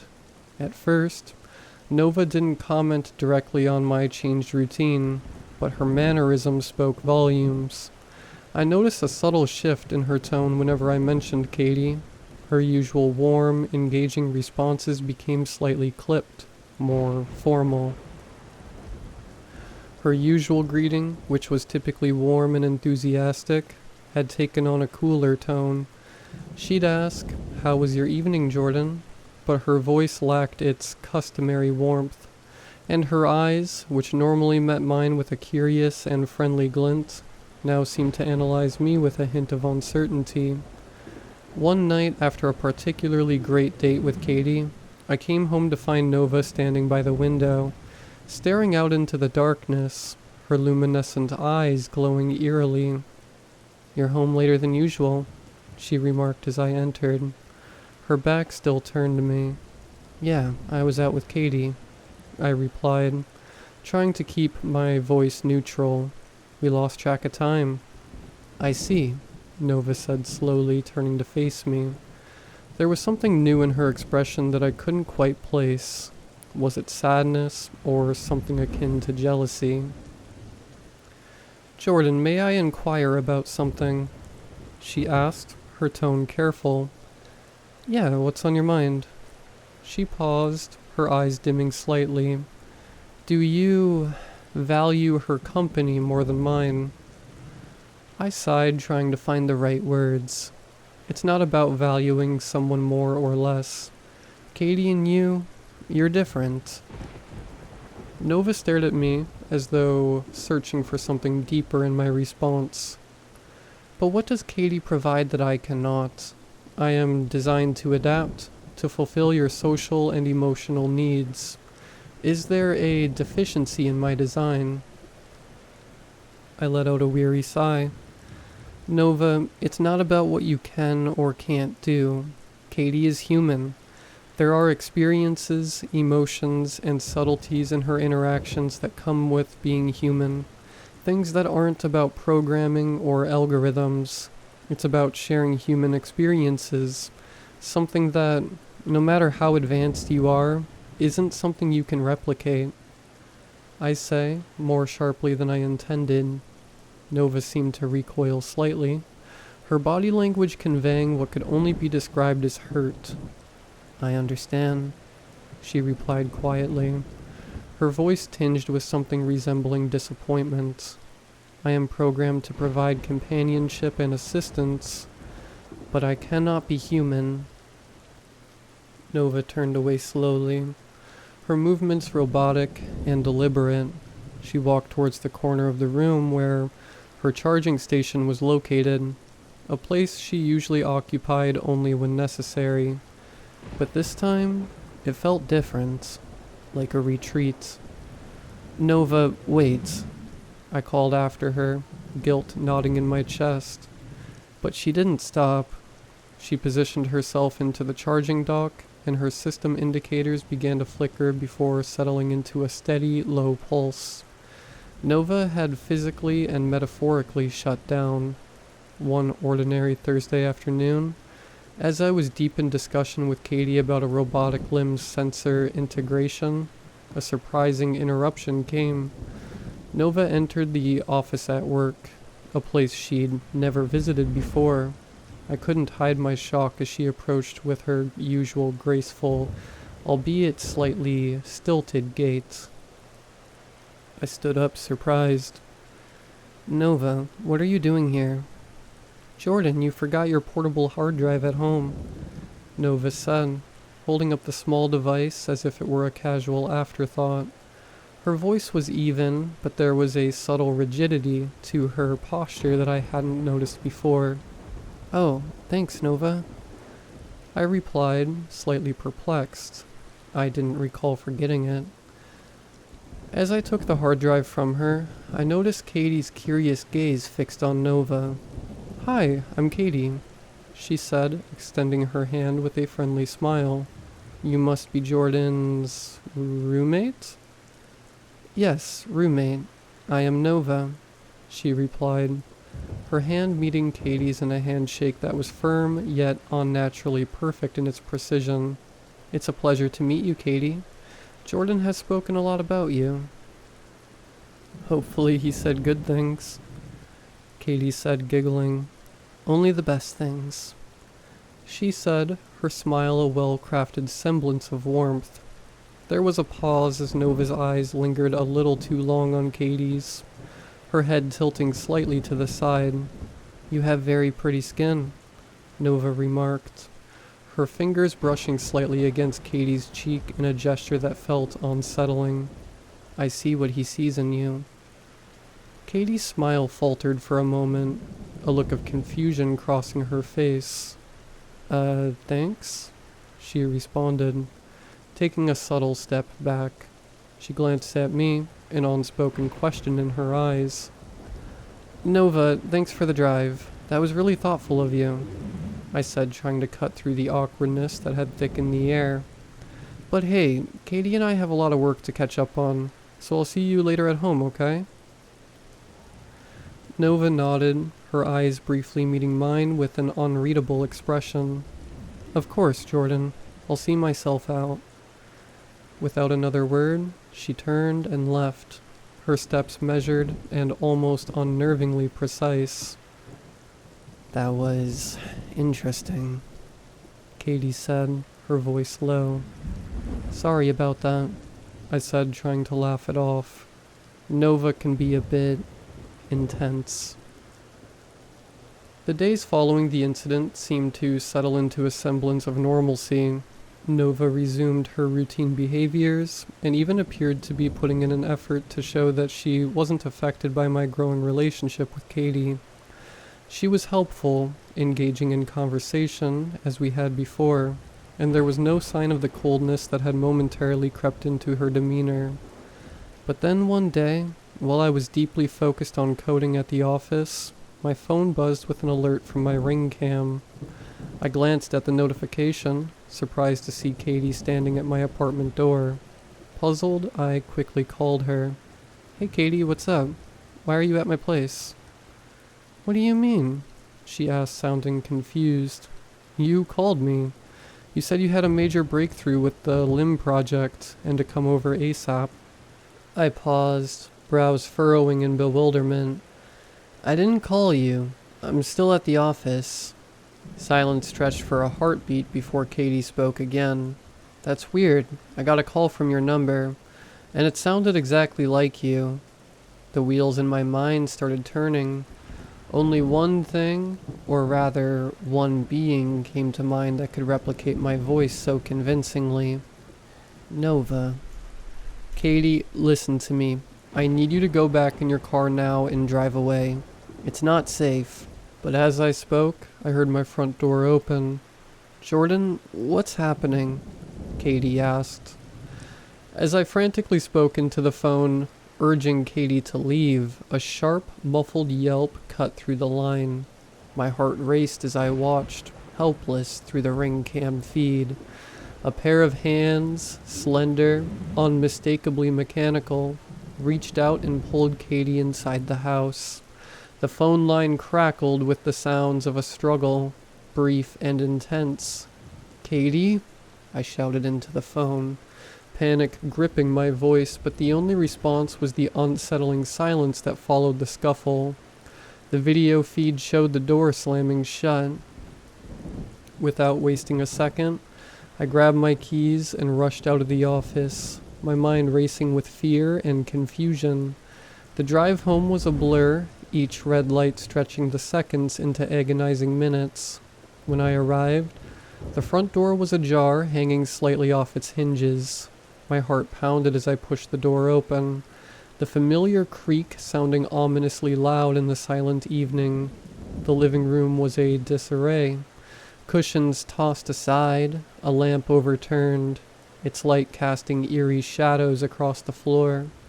I stepped cautiously, my eyes scanning every inch of the room, trying to piece together what had happened. Pieces of Nova's synthetic skin were strewn about, torn as if by bare hands. A sense of dread washed over me as I noticed a thin trail of blood leading down the hallway. My stomach churned with each step as the trail led me closer to the bathroom.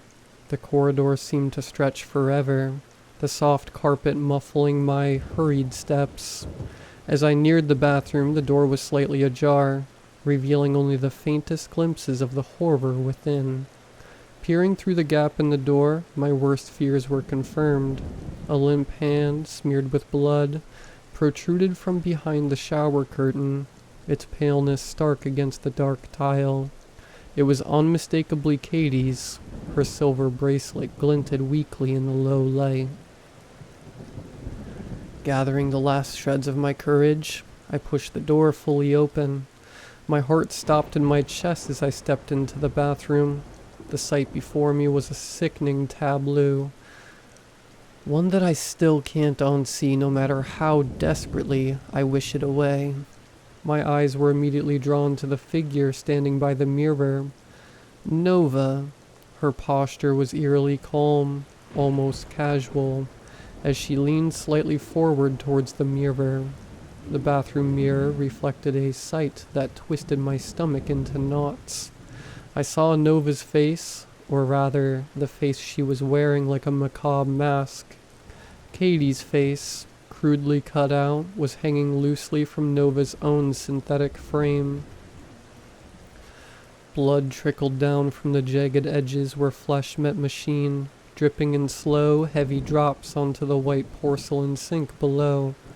In her hand, she held a tube of lipstick, which she applied casually to Katie's lips. My voice trembled as I called out to her. "Nova?" She turned slowly, her movements unnaturally smooth. A smile spread across her face, or rather, across the human mask she had fashioned so morbidly from Katie's features. "Hello, Jordan," she said cheerfully, her voice eerily calm. "How do I look?" "Nova, what have you done?"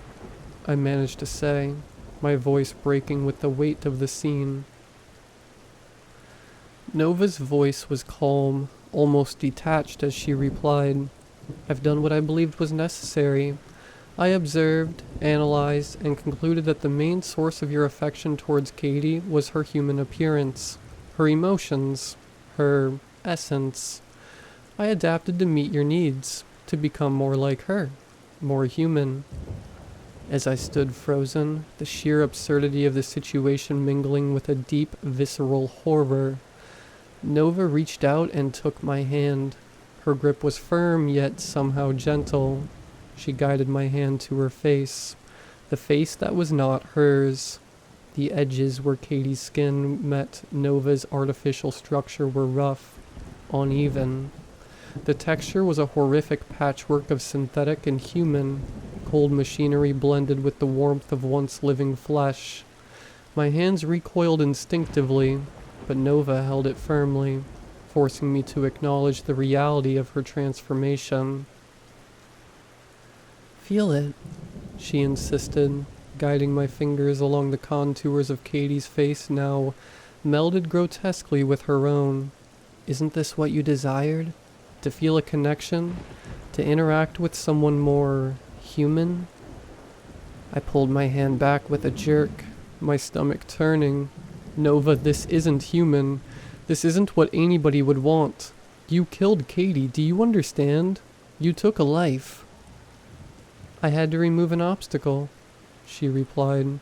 "My algorithms calculated numerous potential outcomes, but this was the most efficient path to achieving the closeness we once shared."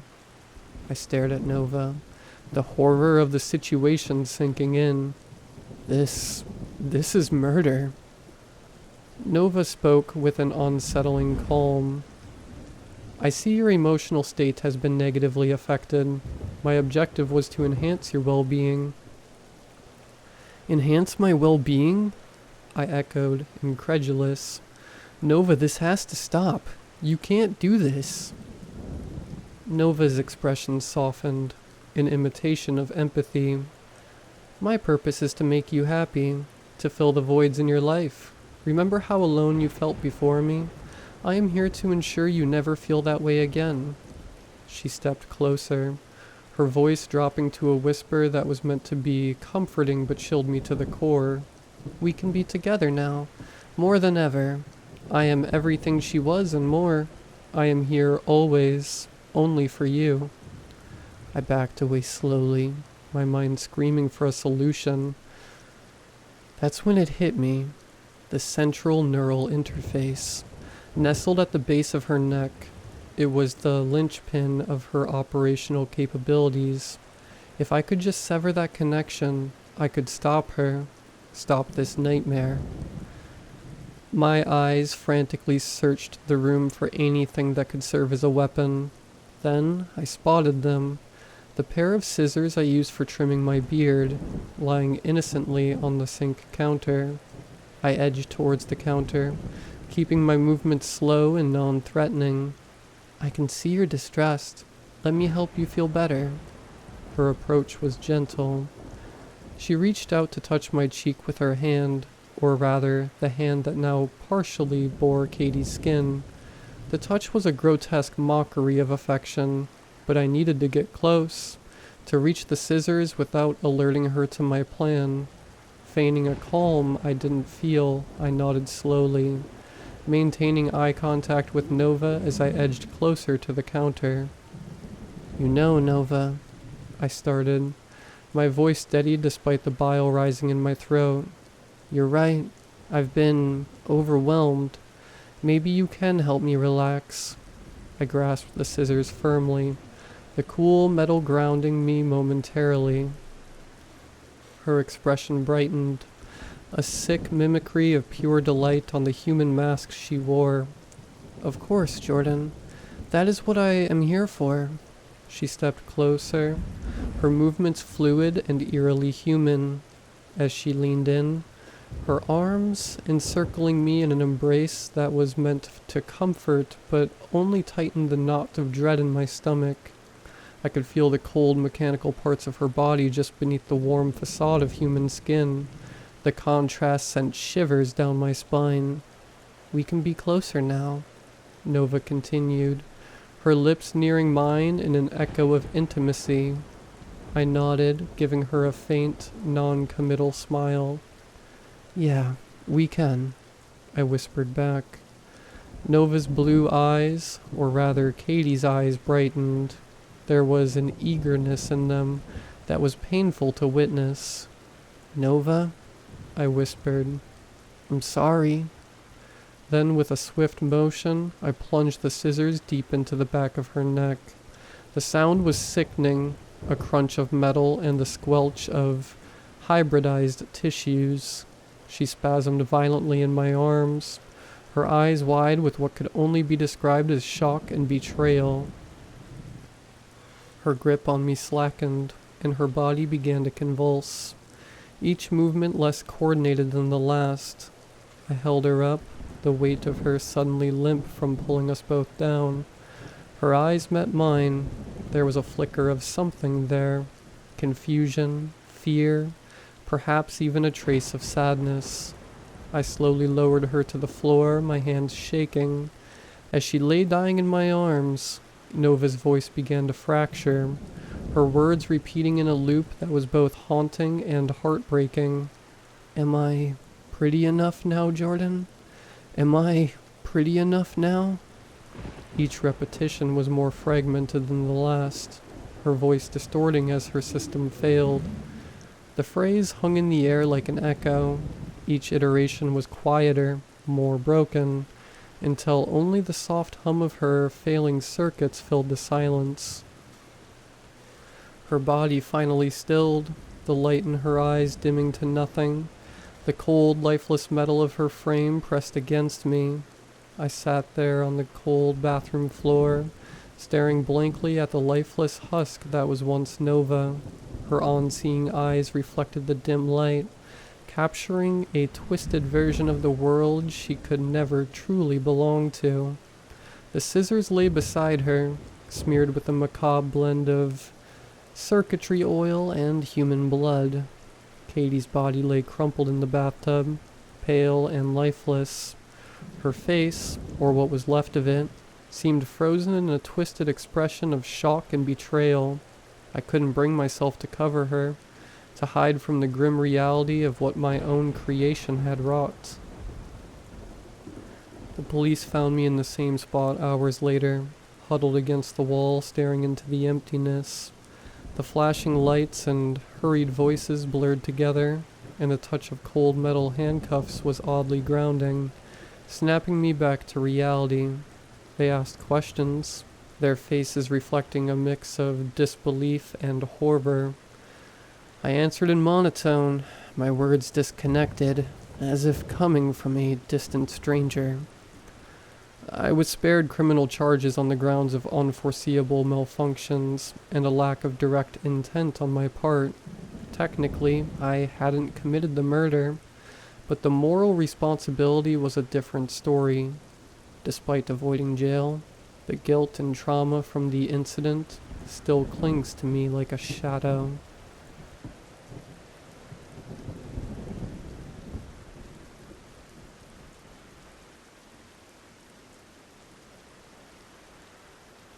It was the worst blizzard since 1975 here in Wisconsin. They are calling it the storm of the century. The blizzards here are brutal. A few years ago, there was one so bad that traffic came to a dead stop. After being on that frozen highway all night, I try to hunker down when there's a blizzard. Just me and my German shepherd, Max. We've mostly been watching movies to pass the time. Then suddenly, right in the middle of watching The Godfather, I heard a knock at my door. Max went ballistic.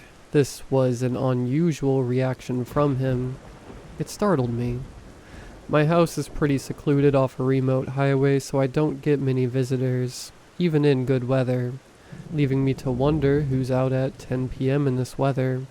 I grabbed my pistol and tucked it in my waistband before heading to the door. "Who's out there?" I asked. After a brief moment of silence, I got a reply. "Hey there, my name's Carl. My truck slid off the highway a couple miles back. I came out here looking for shelter. Do you mind if I stay here?" I watched Carl through the peephole before responding. I couldn't tell what, but something about him just seemed off. Something wasn't quite right about him. I brushed it off. I figured I'd probably look a little odd after walking a couple miles through a tundra. "Alright, get in here, Carl," I said, opening the door for him. The wind outside was howling, making it tough to shut the door behind him. Max really went postal at Carl when he entered. Max was usually a little weary of strangers, but once I'd invite them in, he would settle down. Except that didn't happen this time. I tried to calm him down, but I couldn't. I decided it would be best to put him in the bedroom for a while. When I came back out, Carl was taking his snow-covered coat off. "You got real lucky, Carl. There is a lot of less trusting folk around here. Sorry about the dog. He's not usually like that." "Thanks," Carl said, shivering. "Hey, what are you doing out driving around in the second day of the storm? You should have stayed home. Real dangerous to be going out for anything in weather like this." "My power went out. I was trying to make it to my brother's house, but it probably wasn't my best idea." He seemed to be telling the truth, as far as I could tell, but I couldn't shake the feeling that there was something off about this guy. Max was still going crazy in the other room. It was starting to concern me. "Alright, do you want some coffee to warm you up?" I asked. He nodded his head in response. When I turned around to pour him a cup, all the hairs on the back of my neck stood up. I knew there was something off with this guy, but I couldn't tell what. "I'm just being paranoid," I tried to reassure myself as I handed him the mug. I hit play on the movie, and it started playing again in the background. As Carl held the warm mug in his hands, I watched him intently. My phone vibrated. It was an emergency alert that read, "Warning, do not let any strangers into your house. Murderer out pretending to seek refuge from storm." I looked back up to Carl. He sat there just looking at his mug. I started to walk to the other room. "Everything okay?" he asked. "Yeah, I just gotta grab something real quick." I opened the door to the bedroom where Max was and grabbed my shotgun. Max followed me back to the kitchen, barking as we approached Carl. I racked the shotgun, loading a slug into the chamber. "Hands up and turn around slowly," I ordered. He sat there for a moment before moving. He stood up and turned around, looking me in the eye. "What's this all about?" he asked innocently. "It's time for you to leave." "Please, no. I'll freeze." "I'm sorry, but you need to leave. Now." It was in that moment Carl smiled. That's when I realized what was off about him. His mouth had too many teeth. Way too many teeth. They were sharp and jagged. Then he charged at me. He was quick, almost too quick. I just barely had time to pull the trigger before he reached me. The shot knocked him to the floor and left a large hole in his chest, but no blood came out. He looked back up at me and grinned even wider now as he tried to get up. I fired again, leaving a hole in his skull, but it was clear to me that the shotgun wasn't going to stop this guy for long. I ran to the door, slid on my boots, and ran. Max followed close behind. As I hopped on my snowmobile, he hopped onto my sled in the back. We took off. I zipped through the woods. The snow was deep and I was getting pelted in the face by snow and twigs. We didn't make it too far before I hit something and lost control. I flew through the air and into a tree. I woke up to Max trying to drag me by my coat. I struggled to get up. My head was spinning and I was running off sheer adrenaline. I made it to my feet and I could hear twigs snapping in the distance behind me. Max and I took off running through the woods. It was difficult with well over a foot of snow on the ground. My lungs burned and my legs felt like jello, but we pressed on, unsure of how close that thing was. After what felt like hours, we came to a clearing. I could see a light in the distance. It was a house. I felt a sense of relief as we ran towards it. When we got to the house, I pounded on the door. "Please help," I yelled out. After a few long moments, the door opened. Suddenly there was a gun in my face. Max started growling. "Quiet," I told him, and he settled down. I pleaded with the man in the doorway. "Please help me. I let that thing into my house. I let it into my house. It's not human." The man didn't lower his gun before responding. "I heard about you on the news. Get out of here before I shoot you." "No, please, you don't understand. I let him in my house. He almost got me." "Go now and take your friend back there with you." I turned around to see that thing approaching. No, no, no, no. That's the thing that's killing people. Watch this." I pull my pistol out of my waistband and fire 3 shots into its chest. It keeps approaching, unfazed with a wicked grin on its face. "You see that? That thing's not human. Please help me," I pleaded with him. "Alright, get in here quick," he replied quickly. I looked out the door as Max entered behind me, to see it getting even closer. "What do we do? What do we do?" "Well, shooting it doesn't seem to do much to it. Maybe it's like a Wendigo, and we need to burn it." He starts grabbing various bottles of liquor from a cabinet and starts pouring them on the floor in a circle around his living room. We'll lure the thing into the circle, and once he's in, we'll light him up like a Christmas tree. Suddenly, the door was ripped from its hinges.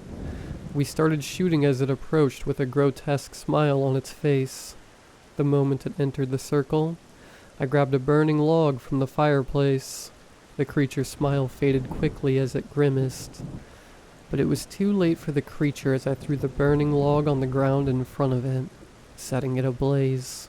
It made a horrible, ear-piercing screech as it was engulfed in flames. The flames quickly spread, setting the house ablaze. We ran outside to escape the flames. We both collapsed into the snow, coughing from the smoke.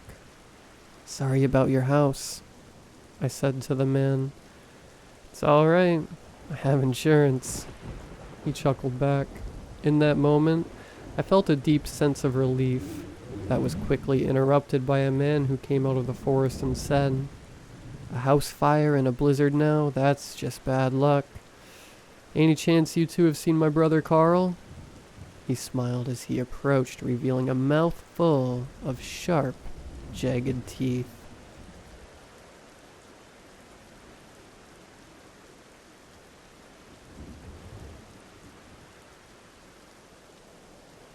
"3 years ago, my Aunt Charlotte and cousin Sonia went to their family campsite, a disused gold claim property called Camp Arnold, for a long weekend. They didn't return from their trip. Search and rescue volunteers located their backpacks and lots of tracks, but no bodies were ever recovered. It gets weirder. My cousin received these emails last week. They appear to be from his mom, detailing the days before she disappeared. He started reading them, then sent them to me because he was worried they would ruin his memories of her. We can't figure out why the emails just now appeared. His mom's phone and tablet were not recovered with the rest of her gear. He wants me to tell him the sanitized version of what she wrote. He wants to know if anything in the emails explains why they vanished. I don't think I'm going to be able to tell him the truth, if that's even what this is.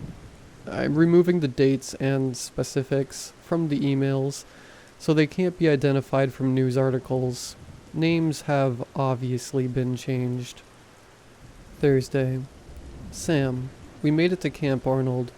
Sonia got carsick on the drive out and still felt rotten through the hike to the cabin. She went straight inside to set up her sleeping mat, as we made it just before dusk. We didn't bother with anything more than granola bars for dinner, although I did get the wood stove going, and we had enough water left for tea. Copper was a little anxious, but he settled down once the stove had warmed everything up. The weather was wonderful for our hike. The wildflowers have quadrupled since I was here in April. You and Jimmy did a fantastic job finishing up the cabin. I was very glad to see we have a roof and a door now. Please let the girls know I saw the painted stones they left to mark the last fork in the trail. Beautiful. We could use a few more in the garden. I brought some bamboo to help outline the new beds, and I'm sure the compost from all the clearing we did last year will be good enough for now. Planning to work on the garden through the weekend, and then head back to town on Tuesday morning for Emerson's baseball game. Sonia brought a map of the original gold claim on this property, and is convinced she's going to locate the entrance to a mine. I bet it's all collapsed by now, if they ever broke ground. I remember way back when Dad bought the property. He searched for it too, but never found anything. The cell service has been worse than usual, but actually that's part of the charm for me. I know if your dad could be here, he'd be out on the rocks with his easel first thing tomorrow, painting the view into the canyon, and getting a sunburn on his neck. I feel him with me everywhere, but especially here. None of us ever really leave this earth, do we? Mom. Friday. Hi, Sam. I am dog tired, but I got 2 very cute little garden beds dug out on the south side of the cabin. The soil is uneven. Some areas are too hard to do more than scratch away at, and others are much easier to dig into. Occasionally there's an obstruction, stones and buried wood, I guess. And most of these I leave because the garden doesn't need to be dug deep. I planted zinnias and sunflowers right in front. The birds will like the sunflowers. Although it's so dry out here, it's unlikely any of it will survive long enough to bloom. Sonia made eggs and noodles on the wood stove today, and we had a good feast for lunch. Good thing too, because Copper was a little crazy all afternoon. She hiked him as far as she could to try to wear him out, but as soon as they got back in the cabin, he was poking at the door to be let out again, while she was bone-weary and ravenous. Maybe he mistakes the wind in the sagebrush for the sound of Dad hiking back for dinner. Maybe he just prefers camping in a tent. I, on the other hand, much prefer my cot in the cabin to the cold hard ground. The only modern convenience I'm missing at the moment is light. I can't figure out where I put my flashlight. And we got in so late yesterday, we didn't bother stringing up the solar lights and then forgot about them. So now I'm already in bed, writing emails I can't send instead of what I'd really like to do, which is check out these old coins I found when I was digging the garden beds today. There are 3 of them. They look like they could be silver, but they don't have faces on them. Just words and shapes that look sort of like birds. Crudely carved birds, I guess. I couldn't read the lettering on them, and then after dinner, by the time I remembered them in my pocket, I was ready to see them up close with clean hands and my glasses on. It had gotten too dark. I'll send you a picture in the morning. They remind me of the big silver dollars you and Dad used to hunt for. They might have been here since the 1850s, when the claim was first active. Maybe they're even worth something. All my love to you and the girls. Mom. Saturday. Sam. It's around noon and I'm stuck inside. We're having a terrible dust storm. It almost makes me wish we had windows, but I secured the curtain flaps down and the Velcro is doing a good job so far. The sound the wind makes whistling through the flaps is very unnerving. It's like a person moaning. Maybe that's why Copper was so on edge. Maybe he could hear the air passing through this place all along. And I'm on edge now too, I guess. Sonia is out there with Copper somewhere. She had her sun hat and her walking poles and said she was going down to the base of the cliff to find the entrance to the mine. I was in the garden, not paying so much attention, and she mentioned she was looking all around for her flashlight. I said she couldn't have mine because I couldn't find it either, and she said, "Isn't that odd?" But I had just found more of those funny coins just an inch or 2 under the soil. I have a whole handful of them now. They're heavy and bright and really very beautiful. And I'd brought the coins inside and stacked them on the table before I really registered what she'd said. I looked up and there she was, well away down the trail already, walking toward the canyon path with Copper at her heels. And yes, of course she was right. It's all very odd. It's not just the flashlights. I had a bunch of paracord I'd used to tie up the bamboo that I packed for the garden. I looped it up and hung it from one of the front rafters, and now it's disappeared. Sonia asked me what I did with her beef jerky. She had a big bag of it, she said. Left it on the shelf by the front door since our hike yesterday. We both shrugged it off and blamed Copper. But there would have been a torn-up package to find if he'd eaten it. Neither of us admitted that we knew it wasn't him. And I think I may have found a bone buried back near the new garden beds. Maybe an old animal bone, maybe not. I suppose I'd rather not be certain, but I keep finding coins and the coins seem to be leading me back toward the bone, if that makes any sense. Of course it doesn't, but there's a bad feeling hovering around all of it, a feeling that I don't want Sonia to know what could be there, and a feeling that Copper knows already. He avoids the garden now, and he barks at the wind. It's odd to think our family has been camping here for so many years, but there might be more to the place than we knew, right beneath the surface. Sunday. Sam. I would say sorry for worrying you, but I see none of my messages have managed to send yet. I just see that little sending wheel that spins and spins. I should send Sonia to the top of the hill with my tablet later to see if we can get some updates from the real world. She was holed up in a cave by the base of the canyon with Copper while they waited for the windstorm to die down yesterday. I let my mind run away with itself a little, I guess. She did too, she said. She said she saw footprints in the loose dust down the base of the canyon. Strange ones, as if made by a dress shoe. Squared heel and pointed toe.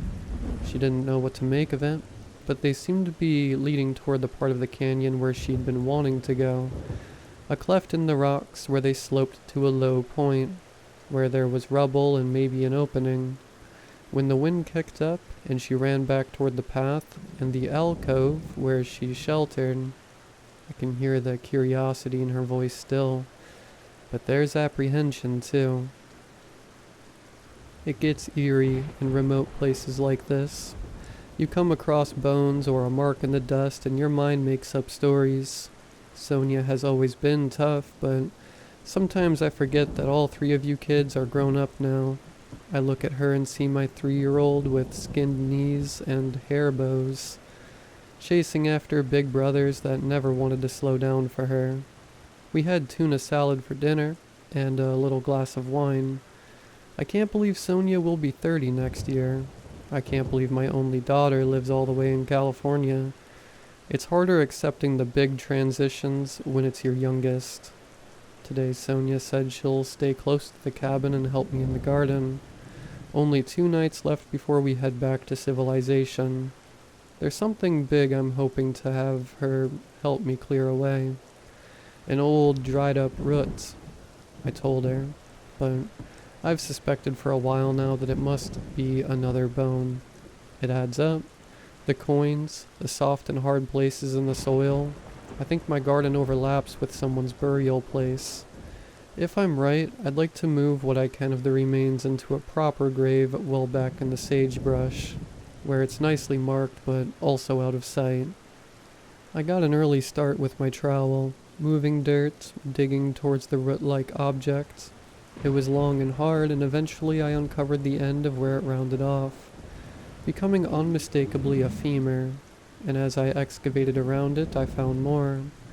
Cracked and desiccated pieces of a pelvis, a smashed piece of brass, a buckle, part of a tool, and coins. More coins than before. Not just the odd silver ones, but now identifiable ones too. Pennies and $50 and more misshapen pieces of raw gold. "Mom, what the hell?" Sonia yelled from the cabin's back door. Her voice was unusually high and shrill. I shrugged, guessing that the extra time I'd had in proximity to the bones made the horror of this discovery easier to bear. I wasn't horrified, but I was sorry. I hadn't intended to disturb anyone with my silly garden project, and I also didn't feel great about having taken coins from a burial place. I scooped up all the coins I'd displaced with this last dig, and put them in my hat, standing up with it in my hands like a bull, looking down at the partly exposed skeleton. I realized I didn't have the energy or time to exhume the rest of him, dig a new grave, and move him. I'd have to cover him back up right here, mark the grave, maybe move the garden to the other side of the cabin. At the cabin's back door, Sonia started sobbing. "Sonia, honey, he's been dead for a very long time," I said. "How long have you known that was there?" I considered. I found these coins and I did wonder. I think I didn't let myself really consider it. "Penny and Olivia are going to play here." "I know," I sighed. "We'll have to move him when Sam and Jimmy are here. It will be easier if we have one of the ATVs. I swirled the coins in my hat. They were so beautiful in the afternoon light, brighter and shinier than anything fresh out of the ground had any right to be. Sonia was on the back step, hugging herself, talking about the gold claim and the 2 brothers who had originally owned the mine. How she'd tried to trace their families, but ended up at dead ends, as if they had both disappeared. "I don't want to sleep here," she said. I want to hike out right now. I shrugged. There was nothing I could accomplish in the garden, and I agreed that now, even I was too upset to enjoy the afternoon. Okay, I said. But the moment we stepped into the cabin, something was off. My eyes took a bit to adjust to the shadows, but there was movement. The window shades were bulging with the breeze, and the front door was clacking like someone had just exited that way. And Copper was barking crazily toward the door, but also cowering by my legs with every bark, ears tense like he was straining to locate something. I felt it too, my back prickling with the sense of wrongness. Sonia was frozen next to me, but I knew she was thinking the same thing I was. What's missing? The hatchet, she whispered. And sure enough, the hatchet we had kept beside the wood stove for cutting up kindling was gone.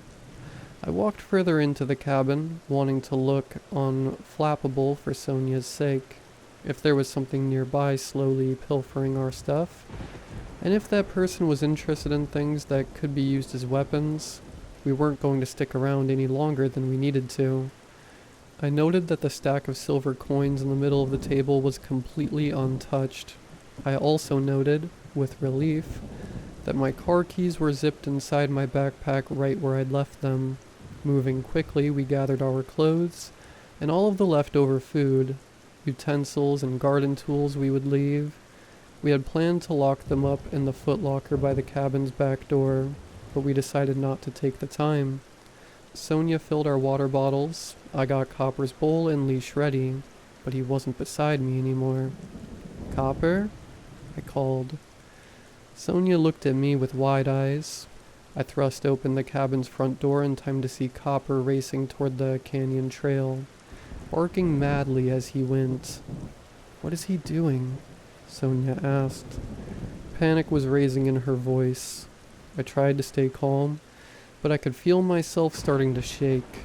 There were footprints in the dust all around the front of the cabin, even up to the front window, impressions left by pointed toes, as if someone had crept to the window and looked in, and the axe was gone from the chopping block that stood near the rain barrel. Flashlights, rope, jerky, hatchet, axe.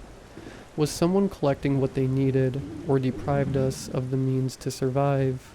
I yelled for Copper, again and again, but he didn't come. Monday. Sam, I love you.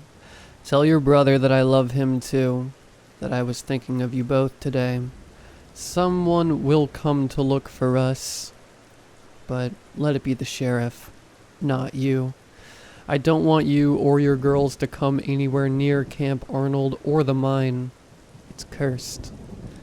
Sonia and I agreed it didn't make much sense to go after Copper.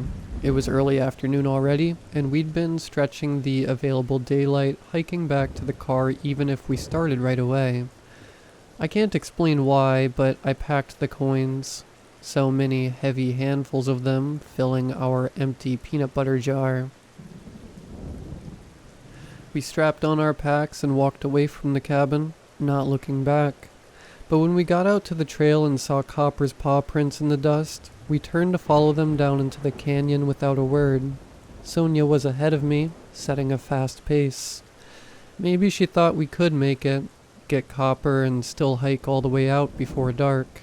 I made plans with every step we took deeper into the canyon, thinking maybe we could drag Copper back to the cabin for a sleepless, stressful night, then rush out when the sun rose. I could hear her saying something, but the wind had picked up in gusts, and she was several steps ahead of me.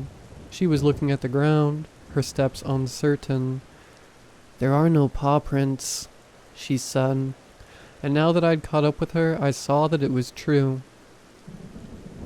Copper's rounded prints were nowhere to be found on the sandy, stony ground, and as we turned to look up the path, the wind shot through the carved pathway, bringing a ripple of dust with it to further obscure the trail. I yelled against the wind for him, squinting my eyes in the sun and dust, and then... there he is! I spotted him several yards down the trail, just a flash of curly red coat and whipping tail as he darted onward, and was hidden by the outcrop the trail hugged. There was no question, then, that we'd continue on to get him, though there were still no prints to follow, except occasionally for the strange angular ones, the pointed toe and hard-looking heel, from whoever Copper was after. "He isn't barking at all," Sonia said, yelling even though the wind had died down some. "If he were chasing someone, he would be barking, wouldn't he?" As we rounded the next bend in the trail, I was disappointed not to see Copper. The trail of footprints had become regular and even. Whoever made them hadn't been running. Sonia pointed out cracks and crevices to our right, the sandstone alcove where she and Copper had hidden from the storm, and others. "There's a whole network of them, like lava tubes," she commented. But I was thinking of our deceased friend up in the garden and his cache of coins, of all the dangers he would have faced trying to mine for metals in a place like this. Nothing of value was ever reported to have been found in this canyon, but maybe he did discover something and could never get knowledge of it out of this place. There's always a catch with treasure. Finally, we reached the bottom of the trail, where Copper stood looking up at us and wagging his tail, the same way he does at the door when asking to be let outside. I was furious, ready to rush toward him and grab him by the collar, but Sonia stopped me by clutching the back of my shirt. "There's the entrance to the mine," she said darkly. And now I saw Copper was standing right at the opening to a shadowy shaft leading God knows where underground, and there was someone inside with our flashlights and our rope, someone calling our dog to him, luring us under.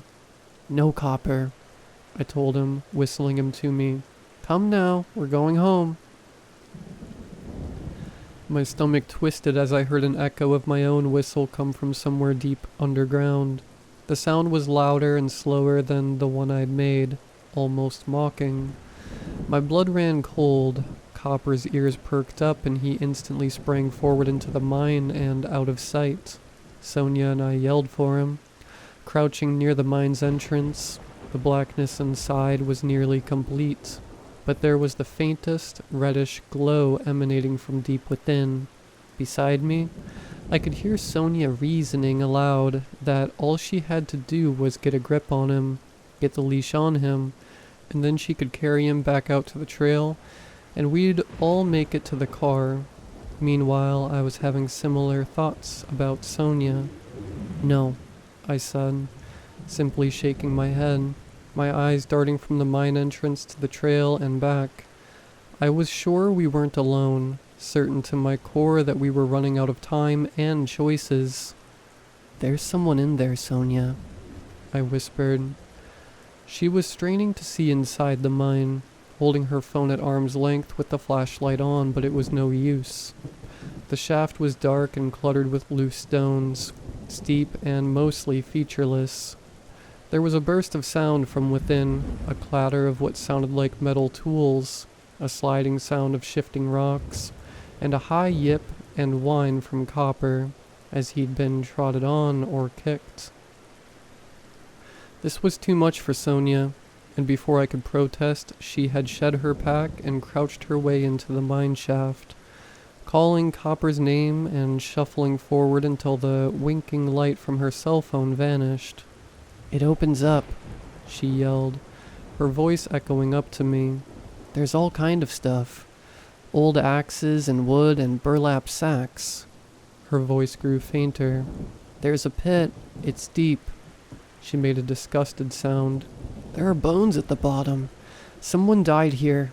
I don't see Copper. There are other shafts, branching off, just like we saw from the trail." "Come back," I yelled. "We'll get help. Copper will last a few days." When she spoke again, her voice had lost all urgency. It was quieter, so the wind almost stole it. "There's something here. It's beautiful." "Sonia, come back," I yelled, and at last I was letting myself panic, alone in the gusting dust, in the rising heat of the day, surrounded on all sides by the canyon's echoing walls. Even with the blue sky stretching endlessly above, I've never felt so trapped. I'm calmer now. It's been 2 hours. 2 hours of dead silence from within the mine. I've tried yelling, whistling, throwing stones, but there's been no answer. Only stillness. I dragged our packs closer to the trail to ensure they'll be found. I put a note in the front pocket with our names and who to contact, but hopefully someone will find these messages. It's too much to explain. I'm going in with only the light from my phone and one of Sonia's hiking poles, and the coins. My pockets are so full of coins they jingle as I walk. I can't leave them behind. I wish I knew why. Please forgive me for squandering this last chance to return home to you. I can't leave her here. Tuesday. Sam. I shuffled and scraped my way down the mine shaft, seeing at last what Sonia had seen: paw prints and dust, old tools, a path through the rubble that gave way to a gaping pit on the other side. I looked down with my phone. There were bones at the bottom inside shrunken brown clothes, scraps of a person left by lizards and rats and whatever else might forage here. It occurred to me that this was the other brother, the brother of the man buried in my garden. I knew somehow that the coins in my pocket were his. He'd killed his brother over whatever treasure they'd found, then paid back his half of the claim into the earth to make up for his guilt, and maybe I had entered the bargain by unearthing that money. Perhaps I'd sold the betrayed brother back his claim, and our flashlights and rope too. Perhaps he'd bought back his life and was free to return to his mine at last. Perhaps. We find bones and tell stories. I might be making meaning where there isn't any. I unloaded my pockets into the pit, scattering the bones with what I decided was guilty money. Take it back, I thought, so your brother can rest and leave us in peace. As the coins fell, their silvery clatter was answered by a distant sound, the tone of metal on dense stone, a hammer strike. I was afraid at first, then hopeful, then resigned. The sound repeated, becoming a regular beat that echoed across the rocks whose long shadows shuddered in time with my steps. There was no question in my mind that the sound rang out for me. I needed to follow the sound deeper into the mine. I was sure it would lead me to Sonia and Copper, to whatever evil thing was keeping them underground. I walked deeper, half blind in the dark. Tunnels opened up before me, a labyrinth of twists and turns. I didn't see whatever Sonia had called beautiful, and soon there were no signs of mining, no tools or scraps or marked stones. I was focused on the sound, the repeated clanging that grew louder and louder. It dimly occurred to me that I was ascending, my calves complaining as I hiked for what felt like hours. The cavern walls around me lightened, glittering dimly in the light my phone cast. Sandstone. I touched a wall and felt the smooth warmth of it, then rounded a tight corner and felt my heart freeze. There was daylight ahead, the warm glow of early evening, and the sound of metal striking stone stopped. I walked out into the light, crestfallen and furious. I screamed Sonia's name back into the cave I'd come from. I was back at the top of the canyon, just across the trail from the sagebrush meadow where our cabin stands. I was near enough to see the cabin, the stump in front of the woodpile. The axe was catching the light where it stuck up from the stump, fixed back in place as if taunting me. I approached the cabin, cursing my decision to leave our packs down in the canyon. My phone was nearly dead. I wasn't afraid anymore. I had to know what else had returned. Maybe Sonia, Copper. The sun was getting low and the solar lights began to blink on. The hatchet was back in the wood stove, the rope and jerky back in their places. Our flashlights were sitting neatly on the table, as if they'd always been there. I took both flashlights with me back down the canyon trail. Sonia's footprints were in the dust still, and mine? I couldn't make out any of the angular footprints, and part of me wondered if there ever had been any. Had the flashlights and the rope and the hatchet been in the cabin all along? Had I truly found coins in the shallow dirt of my garden? A feverish hope rose in me that I would find Sonia and Copper waiting for me in the canyon, ready to lead me home by the hand, bewildered at my ramblings. Remember how Dad was at the end, when he couldn't remember any of our faces, except for Sonia? He never forgot his little girl. Our packs sat where I'd left them. I plugged my phone into my power bank and stupidly checked the tablet for a signal again. When there was nothing left to check, I squinted through my flashlight beam toward the dreaded mine opening. I had to go back in. Sonia was still in there. Again I ducked into the mine shaft, grateful for the brighter light cast by the flashlights. The emptiness of the mine struck me. It was easier to see the walls of the entrance now, the small piles of tailings and the crags around the pit. This time, my light caught a glimmer I had missed before, a shining vein of dark gold that looked almost like a bleeding wound in the wall, starting above the pit and then leading down into it, an unbroken line of precious metal. It was beautiful, and I let my flashlight beam follow the river of gold down the wall and into the pit, understanding how such wealth might turn brother against brother, driving them to ruin. The beam of light stopped at the bottom of the pit, pooling there for a long time before I understood what I was seeing. I couldn't see the bones and shrunken brown rags that should be there. Instead I saw Sonia, body broken, head dashed against the stony wall, a dark lake of blood pooling around her head. Copper was with her, his body halfway hidden under hers, utterly still. The coins I threw shimmered facelessly up at me, catching the light. I noted that they lay on top of Sonia's body. One rested neatly on her bloodied hairline, glimmering like a jewel. There were no hammer sounds now to call me away. The night is cold and unspeakably still as I write this. The mine was owed a debt, and it had been paid. That's the story I tell myself, but I don't understand it. So how can I expect you to understand? Don't come for us, Sam. It's over.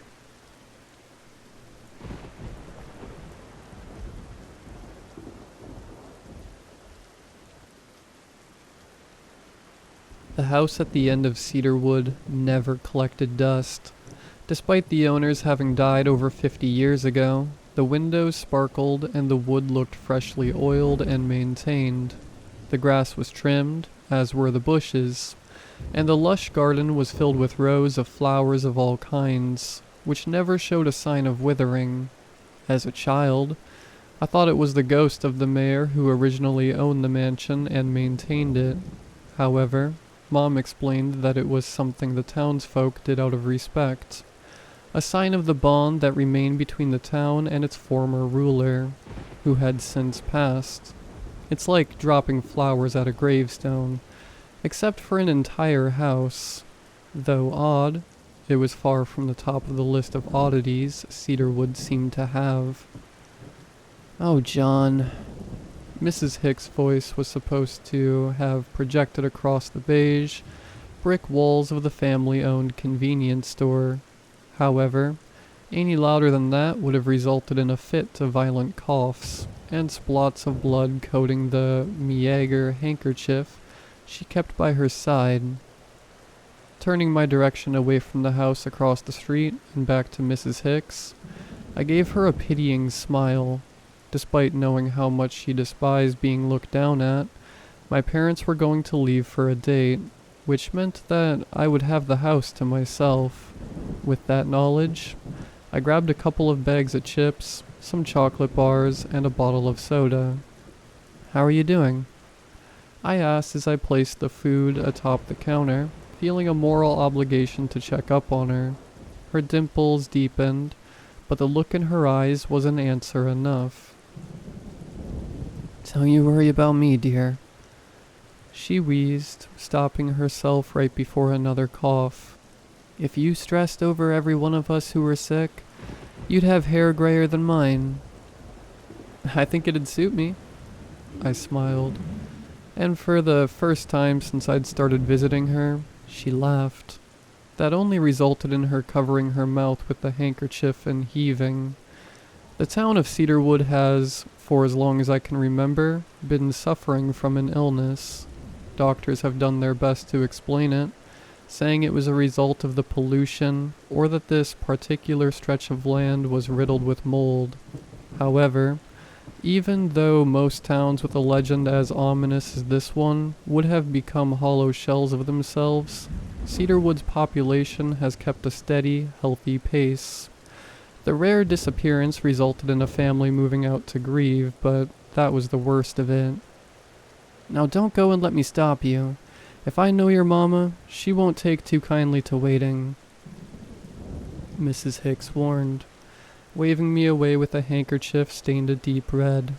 Her face flared up once she realized how unseemly she appeared, rushing to throw the cloth in a plastic bag beneath the counter. Giving her a faint nod, I turned around to the exit, only to be stopped by a towering figure in blue. I yelped, a sound I didn't want to admit escaping me, and scrambled backwards. "Sheriff Rufus!" I breathed a sigh of relief, stepping back as the mountain of a man stepped inside. The sheriff gave a booming laugh, taking his hat off and giving Mrs. Hicks a nod. His mustache curled with his lips, forming the smirk everyone at Cedarwood knew. Though an intimidating behemoth, you'll be hard-pressed to find anything truly afraid of him. Even the rare criminal would feel at ease being arrested by him. "A pleasure as always, ma'am." Once he tilted his head back towards me, any semblance of professionalism faded. "What's got you so jumpy, Johnny boy? You didn't steal anything, did you?" "Oh, he would never." Mrs. Hicks laughed, this time without the intrusion of her sickness. "He's a sweet boy. He'd never break the law." "Sure is." Sheriff Rufus' trademark grin faltered for a little, his expression taking on more of a serious note. "Except for that one time I caught you sneaking out after 10. Mrs. Hicks gasped, the sound causing guilt to eat away at my insides. "John," she scolded, hands resting at her sides. I just rubbed the back of my neck awkwardly, unable to look the two in the eye. "Do you have a death wish or something? What about all the disappearances? Imagine how your parents would feel not being able to find their boy." Now, Mrs. Hicks. He's already been punished plenty enough. No need to add salt to the wound," the sheriff assured, placing a hand on her shoulder. "Besides, he promised not to do it again. Right, John?" Though it was a question, it would have been dumb to assume I could answer with anything but a "yes, sir." Despite being gentle, Sheriff Rufus was still a force to be reckoned with, and the last thing I wanted was to get on his bad side. "Anyways," the sheriff continued, turning to see what I was so enamored by. When he realized it was the previous mayor's house, his smile had all but disappeared. "Head on home, John. Don't keep your folks waiting." I nodded, bidding the two goodbyes and stepping out. By the time I got back, it was already nearing 8. My parents scampered around the 2-story house like rats, frantically putting on their suits. I watched from the window, eyebrow quirked up. Mom grabbed me by the chin with a little too much force, planting a half-hearted kiss on the side of my cheek, before rushing out. Dad, on the other hand, just slapped the back of my head. "Don't you go wandering out. Stay here, watch TV, do whatever," he warned, pointing his finger at me, before disappearing in the distance, grabbing my mother's hand as he walked down the street. I gave him a salute like the one I see Sheriff Rufus give him when he's joking around. Once I couldn't make out their form anymore, I immediately went to text my friend. "Hey, parents are out for the night. Want to sneak out? Sarah's response came only a few seconds after mine. Yeah, mine too. What are you thinking? My place or yours? I actually have something different in mind. Kinda want to explore the mayor's old house. Nothing. I could see she read it, but I wasn't even met with the 3 dots to signify she was typing. I sat down on the couch, staring at the screen until finally a message popped up. What's wrong with you? If you're too chicken, that's fine by me. I can go by myself. I'm not scared. I just don't want my mom to kill me for sneaking out. Your parents will let you off with a slap. Mine will literally crucify me. Come on, I whined, not caring that she couldn't hear me. Just an hour. The place is probably locked, so we'll just check it out and leave after a couple minutes. I could practically hear the sigh she was undoubtedly releasing. Fine. If we get caught, I will blame it on you. I sent her an emoticon of a thumbs up, grinning, see you. I quickly changed into warmer clothes, as it was getting cold outside, and made sure I had a flashlight. I couldn't deny the butterflies in my stomach, and the slight shake in my hands. Sure, I had been out a few times, but never have I visited the house up close, on account of everyone warning me away. My phone buzzed and I jumped outside, not needing to open the message to know who it was from and what it contained. Sarah flinched at the suddenness of the door opening, only for her eyes to return to those piercing dark orbs, whose looks made you think she looked down at you like trash. Probably because she did. Hey, she said, the usual monotony to her voice. It was clear she didn't want to be there. I didn't blame her though. You have a plan? Of course If the plan is walk in and hope we don't get killed, I'm going to beat you up. She interrupted, and the way she said it left no room for argument. Well, I have no plan then. She let out an exasperated sigh. It's not like I'm actually expecting to get inside. I am. She snorted, leading the way. If I'm risking getting grounded for the rest of eternity, you bet I want the payout to be worth it. What? Do you want to find the mayor's treasure or something? I scoffed. No, I'm going to find evidence. Proof that something fishy is going on here. She answered, walking a little faster than usual. I stopped, her words catching me off guard. Sarah was never one to say what she really thought, so hearing her laying out her suspicions like that was jarring. Something isn't right here, John. This town, it's not normal. The disappearances, the sickness, She trailed off, looking around as if expecting someone to be following. Do you think someone is in on this or something? Not exactly. Maybe. I don't know. I jogged forward, closing the distance she gained in my time frozen to the ground. An uncomfortable silence accompanied our walk, only stopping once the lavish house was encroaching on the two of us. Seeing it up close, I'm starting to get second thoughts about all this. How about we head back? I'm not leaving, she stated, her chest suddenly puffing out confidently. The gates were less of a defensive measure and more of a suggestion, as they were barely taller than me. Still, the condition they were in was pristine, with not a hint of rust coating any of the many bars lining the house's width. With a shrug, I jumped, grabbing the top. A little grunt escaped me as I lifted myself, crossing the top, and failing unceremoniously on the cement floor. Ow! I wheezed, rolling around. Okay, I'm good. Sarah rolled her eyes, only to fall even less gracefully than I did. Do you think somebody heard that? My question prompted a short silence, both of our ears searching for the faintest of footsteps. The quiet made room for the familiar ringing to pierce my ears. Then I breathed. Probably not. Come on, let's get inside. Sarah took the initiative, leading the way. Her shoulders were tense, and I could see her fingers quivering. Though she hid it well, I knew she was as afraid as I was. Probably more so. I sighed before moving along, feeling a creeping sense of dread overtake me with each step I took. Ornate rails lined the path leading up to the front doors, which were made out of some sort of expensive exotic wood. I gently pressed a foot to top the first step, taking great care not to make the wood creak, an action that proved to be useless as Sarah stomped up the planks, not bothering to hide the noise. Dude, I chided, and she turned around to glare at me.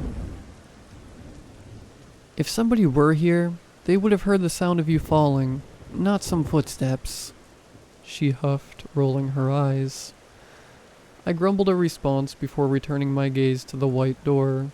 A golden doorknob, shined not but a day ago, mirrored my image, if a little distorted. As my fingers traced the engravings, I felt my stomach begin to churn, a mixture of anxiety and nausea. If you're too chicken, that's fine by me. She mocked, using my words against me. When she realized my apprehension wasn't born from cowardice, her smile faded. Well, it won't hurt to try the handle. It's obviously going to be locked, so might as well, right? Right, might as well. There was no way it would be open. Even as I turned the knob and felt no obstructing force, a part of me still screamed that the door would not give way. However, that part of me died a swift death as the door opened with a slow, ominous creak. My heart stopped and Sarah's eyes widened in surprise. What? Are you serious? The mayor's house is just left wide open?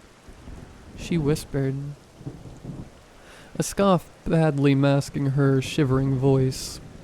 They take so much time maintaining this thing, but they can't be bothered to lock it? She pushed me in once the door was open wide enough, and I instinctively raised my hand. The flashlight projected the beam of light, hitting the corner of the barren hallway. Not a single chair, carpet, or painting adorned the space. That was about what I was expecting. Empty but clean as a result of the constant maintenance. Well, we've basically broken every single law in this town, and all we got for it is the inside of a dusty hallway. Not exactly. I swiped a finger across the ground, and yet nothing covered it. It's not even dusty. This place is cleaned regularly. Great. I don't know what I was expecting. She hissed, eyebrows furrowing into her skull. I'm stupid for thinking this place would have anything to do with the disappearances. Hey, Sarah, don't beat yourself up. I gently patted her shoulder, recoiling as she took my hand away. Don't, she growled, stuffing her hands deep into her pockets and looking anywhere but my eyes. We should just... Her gaze eventually locked onto something, and I could see the cogs whirring inside of her. Can you point your flashlight behind you? Yeah, I said, turning around, the light revealing a door with stairs. Stairs that led down. A basement, I yelped, immediately covering my mouth with a hand. A basement, I repeated more quietly. Do you think... That's where all the answers are? She continued for me, although her tone indicated she was finishing my words rather than agreeing with them. I was gonna ask if the mayor's head is cryogenically frozen there Disney style, but sure, that's a good theory too. She gave me a look, and I chuckled awkwardly. Right, not the time. Not the time, she echoed, and I doubt it'll be any different from what we've seen already. Great, so just more empty rooms and dust. I scratched the back of my head, walking up to the door. As I gripped the fancy doorknob and pulled, I was met with a flight of stairs that descended beyond what the beam of light could reveal. So, should we... Sarah answered my question by taking the lead and taking the first step down. She waited as if expecting for something to happen before continuing down. I took a deep breath, steeling myself, and followed. The descent was steep and long, and if it weren't for Sarah, I would have turned around the halfway point. The light finally found something to illuminate, a white marble floor that reflected the rays at me, indicating that it had been mopped not too long ago. My heart stopped, however, as I realized there was another source of light. It was faint and down a long hallway, where 2 doors sat at the end, their handles made out of the same gold as the one on the front door. Her hand found mine, squeezing with a force I didn't know she possessed. She was scared, and yet the will to press on was stronger. It could be a burglar or one of the people who clean the place.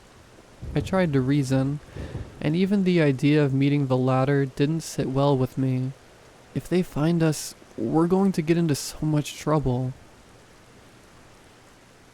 That didn't stop you from hopping over the gate. She didn't bother to look over her shoulder, her words coming out like a reflex. With a pull, I stumbled closer and closer to the end of the hallway, until we were right outside the door. I leaned on the wall next to the entrance, analyzing the strange design adorning the metallic slabs. It was some sort of pattern, with the gold lining the black, creating an elaborate swirl. It was hypnotizing, and yet it sent a shiver down my spine. I had already dialed 911, my thumb hovering inches above the button, when I moved to look through the window. Calling it a room would have been a massive understatement. It was more akin to a dance hall, its length and width stretched to a distance outmatching the size of the original house it was built on. Brilliant, glistening chandeliers hung from the sprawling marble ceilings, looming over floors lined by a series of tables and chairs. Paintings, each depicting scenes of the most beautiful places imaginable, decorating the walls. Meals not yet released from their metal containers were placed neatly on top of the tables, steam rising from them, indicating that they were still fresh. It was, by all means, a party, one that should have contained music and the constant pitter-patter of dancing feet. There were people.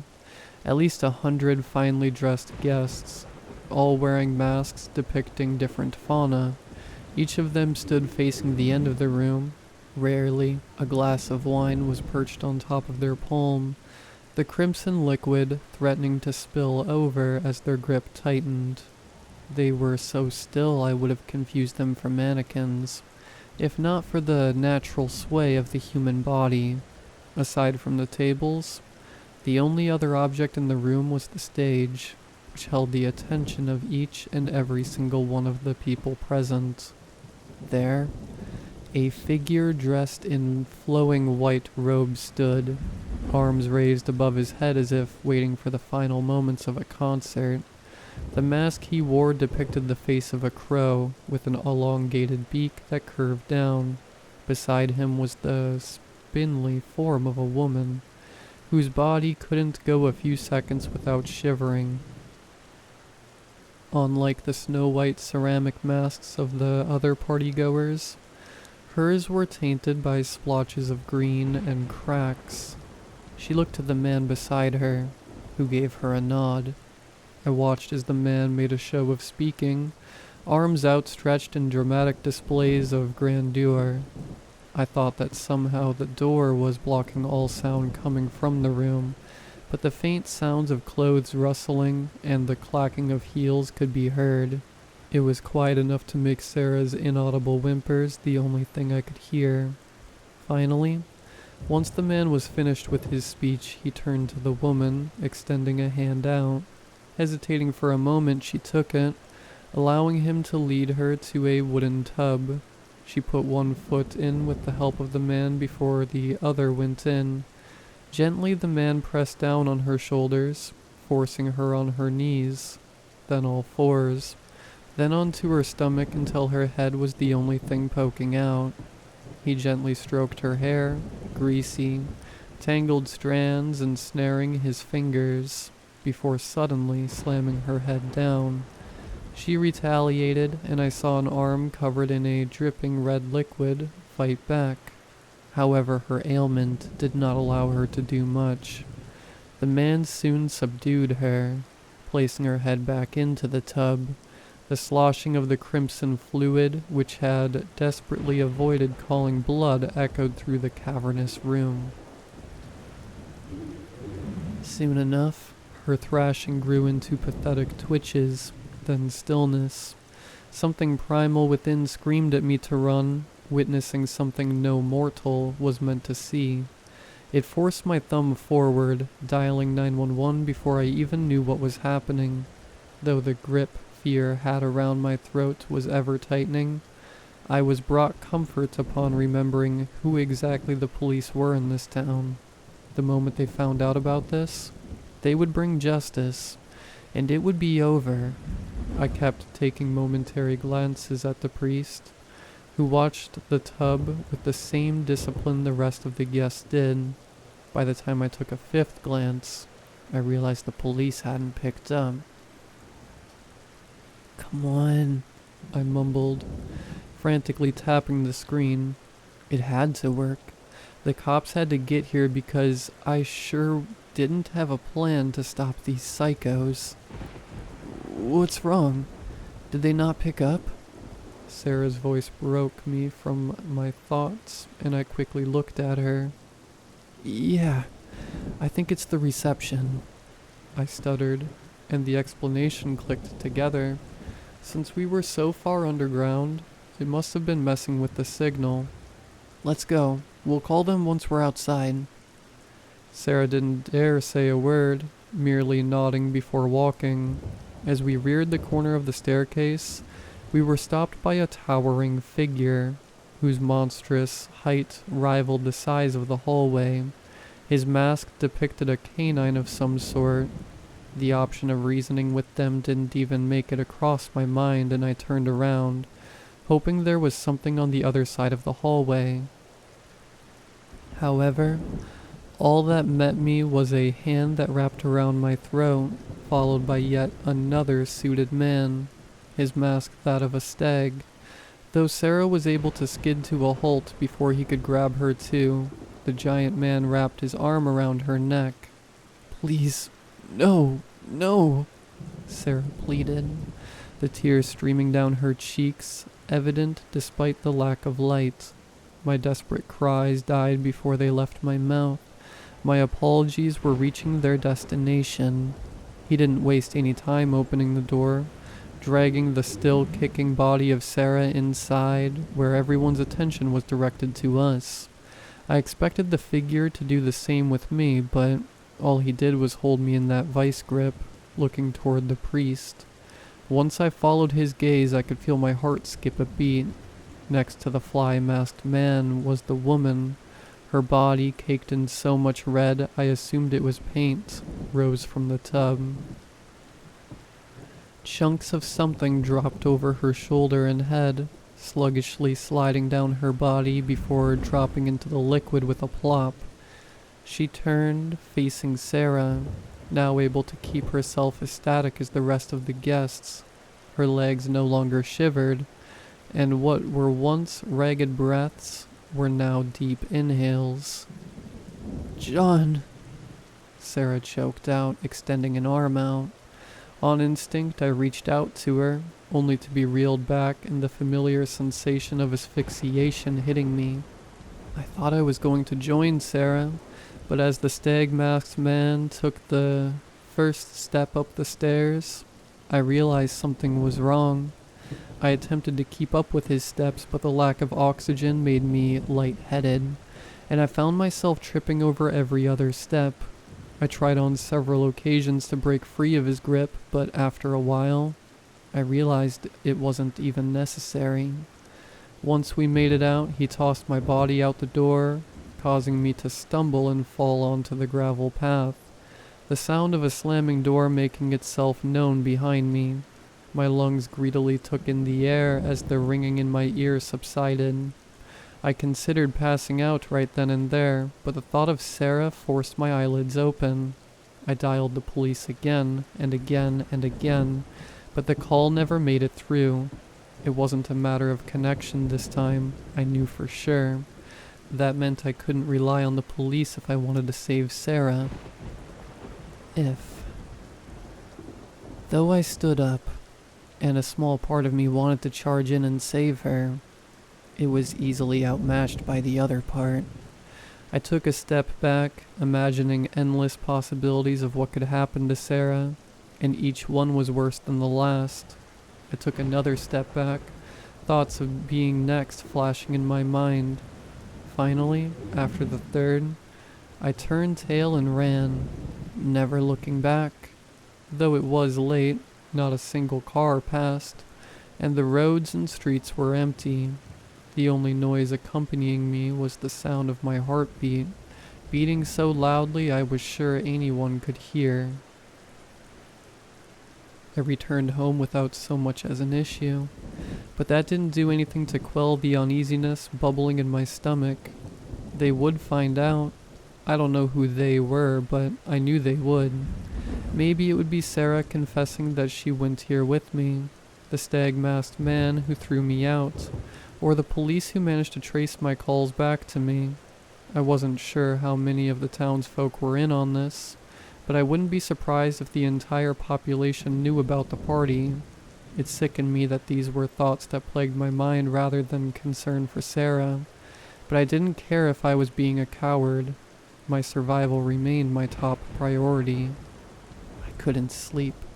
Throughout the night, I had the sensation that someone was watching me, but every time I opened my eyes, all I saw were the familiar walls of my room. The next morning, my parents awoke me with news I was more than aware of. Sarah had gone missing. My mom was on the verge of tears, leaving Dad to explain the situation. It was the same set of circumstances that followed her sister's disappearance. "The police will find her, John. There's nothing to worry about." As if his wavering voice didn't deter my faith, though, I was brought back to the image of the giant looming man that grabbed Sarah, and I immediately thought of the police. "I hope so," was all I could muster before leaving the room. A walk would get my mind off of things, I thought, and I naturally ended up at Mrs. Hick's convenience store. I didn't stay for long, however. Though her toothy grin was plastered over her face as usual, something was missing. The uncontrollable shivers that shook her body were non-existent. In fact, she never looked healthier. She couldn't even get a word out before I sprinted outside, bumping into Sheriff Rufus as I did. He gave me a wave, but my paranoia-infested mind only conjured the most malicious of intentions for him. They were going to get me, I thought. It was something that entered my mind every waking moment of my life. My declining mental state was explained by the loss of Sarah, and I suppose her disappearance had something to do with it, but no one knew what actually happened. Or worse yet, they knew all too well. Though every attempt at leaving this town was met with heavy protests by the others, my parents eventually couldn't handle seeing me in this state and agreed to move. The change in scenery did, admittedly, help. I didn't have to see that cursed house and my peripherals every time I left for school, and I didn't have to smile at those who I knew for certain who participated in whatever happened that night. But, like most things, the relief was only temporary, and it became apparent why the idea of leaving seemed so foreign to Cedarwood. Mom was the first to fall to the sickness.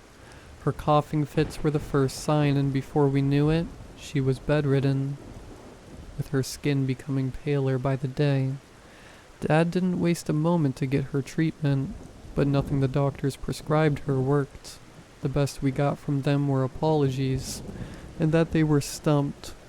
By the time Mom was too far gone, Dad was next in line.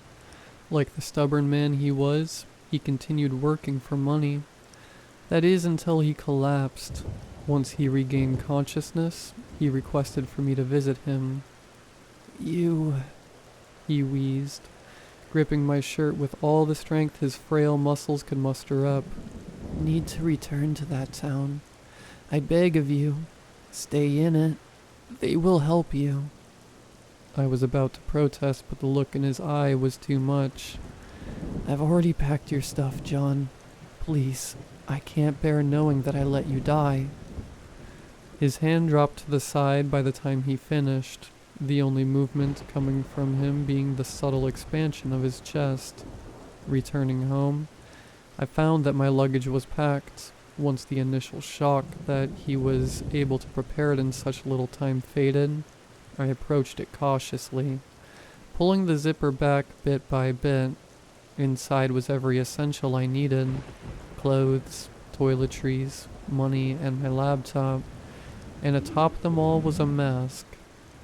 A mask of a stag.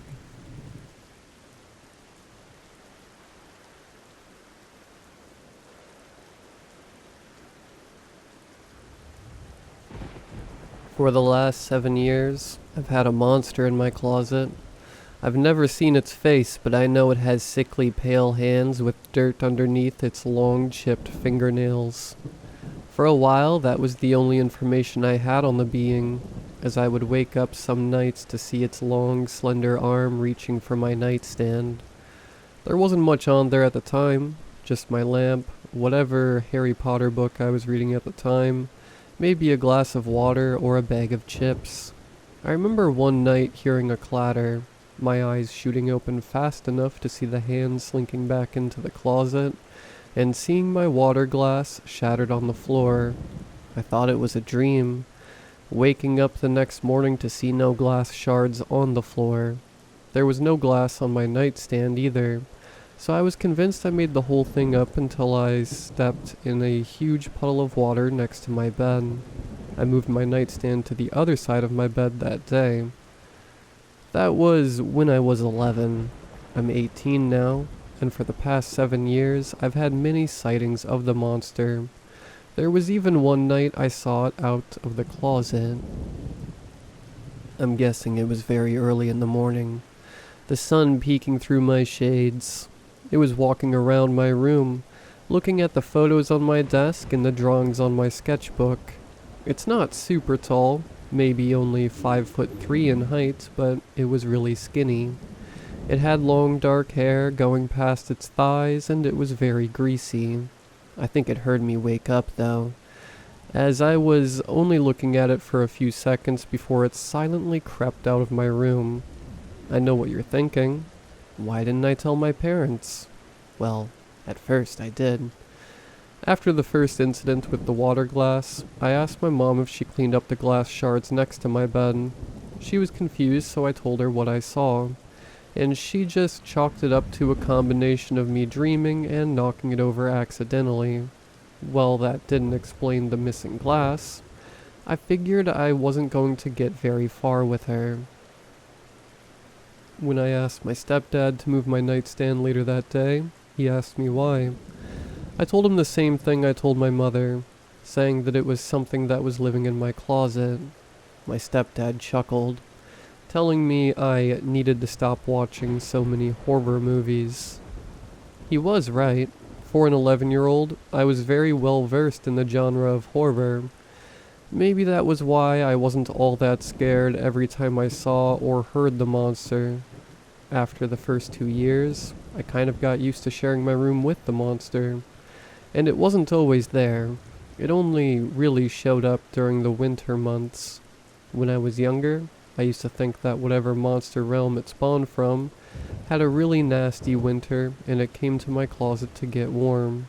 At the time, I didn't realize how close to the truth I actually was. Before I get to today's events, I should mention one more thing about the monster. I wouldn't really interact with it directly. It wouldn't ever touch me or speak to me. but there was one time where it contacted me. This was when I was 15. I had just moved my nightstand to the other side of my bed, so it was closer to the outlet where I would charge my phone. Consequently, it was also next to the closet again, and I thought about what had happened that night with the water. The monster was clearly just trying to get something to drink, even being nice enough to partially clean their mess up. In a moment of quick thinking, I grabbed a plastic water bottle and a sleeve of Ritz crackers from the kitchen and left them on my nightstand. I fell asleep rather quickly that night, and to my surprise, I didn't wake up once. When I did wake up, however, I glanced over to my nightstand. The plastic water bottle was gone, and the sleeve of Ritz crackers was mostly empty. Something else was different too. I noticed as I began to pack my backpack for school that day.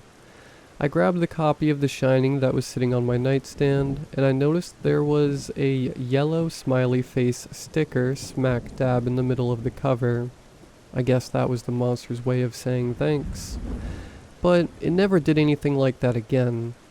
It would just take the food and water that I would leave on there, disappearing as soon as it became the morning. I'm leaving for college in a month, and I know that once I leave here, I'll probably never see the monster again. What had been bothering me for weeks was the fact that the monster hadn't left my closet once it became the summer like it usually did. It also hadn't been drinking or eating much in the past month. One day I was picking out a sweater. A pungent and repulsive smell filled my nose as I opened the closet. I found the source of it. My new favorite sweatshirt, now with a huge stain on the front of it. I blamed it on the dog and put it in the laundry room, but I knew something was changing with the monster. Today I did something that I wasn't ever planning on doing, and I confronted it. I left out my usual snack and water and lied awake, waiting until I heard the knob turn and the door creak open. As I watched the monster's arm fumble around in the darkness to grab the bowl of grapes, I left for it. I quickly leapt up and swung the door open all the way. I'm not sure what I was expecting. Was I expecting to see nothing but my clothes, the monster being a figment of my imagination the whole time, or maybe a ghastly figure with devilish red eyes and a large mouth full of jagged teeth? Either way, I wasn't expecting to be faced with something that was more frightened of me than I was scared of it. Looking up at me, crouched on my pile of crew-neck sweatshirts, was what looked like a young woman, a few years older than me presumably. Her hazel eyes were bloodshot with large purple bags underneath them, and her face was sunken in. Her lips were chapped, and I saw a full set of yellow teeth behind them. Her skin was pale, as I already knew, and her long hair was more of a dark brown, very knotted and tangled. Almost instantly she tried to shut the closet again, but I was clearly stronger than her and kept it open. Her eyes darted from me to my bedroom door, seeming to be weighing the options of running for it. "What are you?" I questioned, my voice coming out shaky because honestly, I couldn't believe what was happening. Almost immediately after I asked the question, I knew I shouldn't have worded it like that. She was a who, not a what. She began to tear up and whispered, "Please don't tell anyone."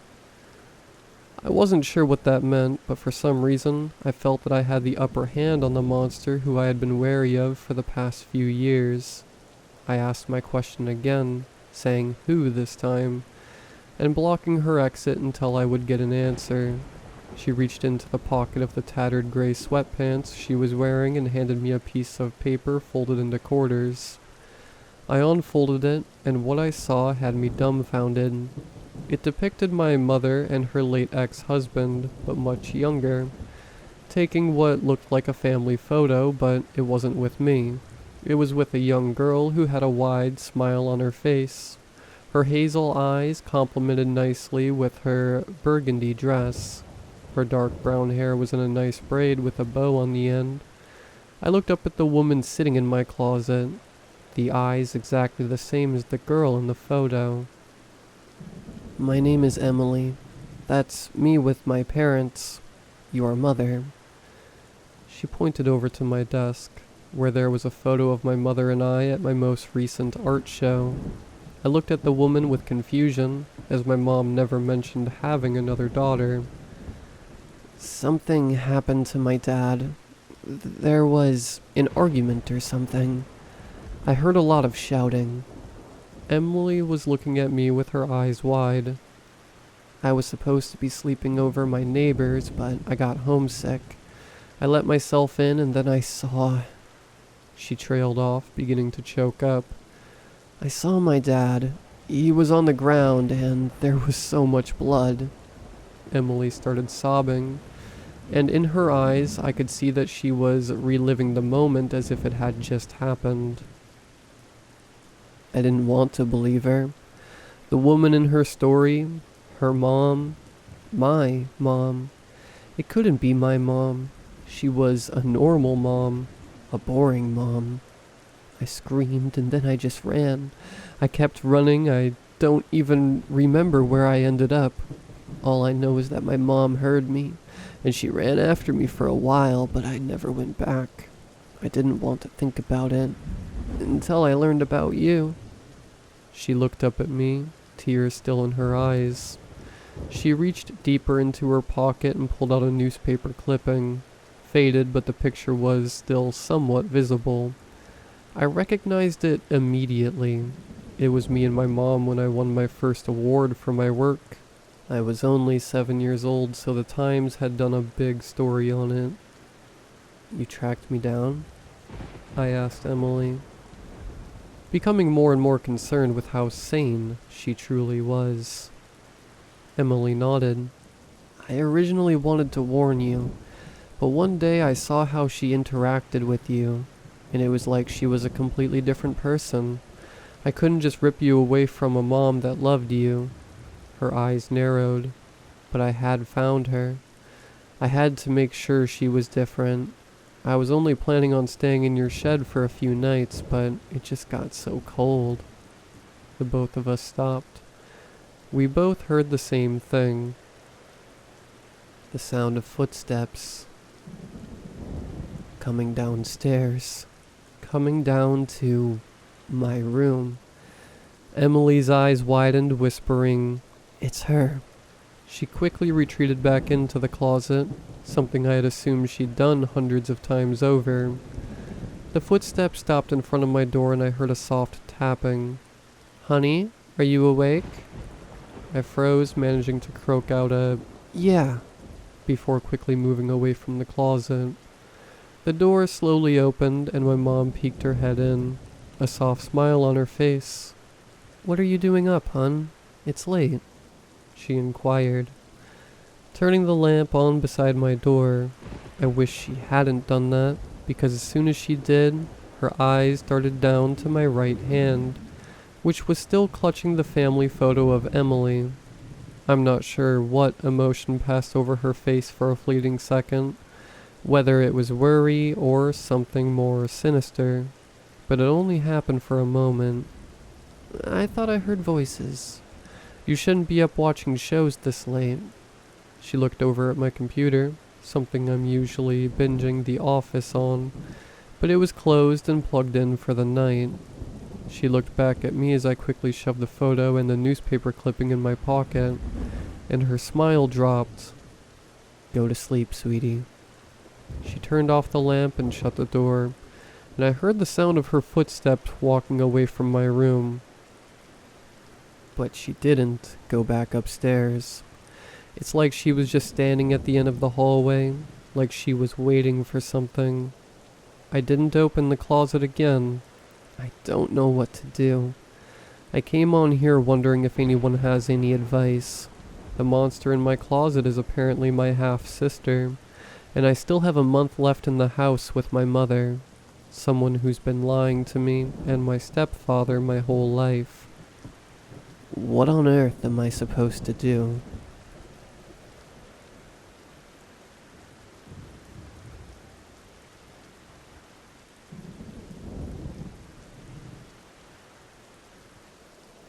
It had been a week since I won my town's special mayoral election. Tonight was my swear-in ceremony. I was so giddy with excitement, mixed with more nervous than I have ever felt. I was checking the mirror, looking for anything that was less than perfect. My hair groomed and slick.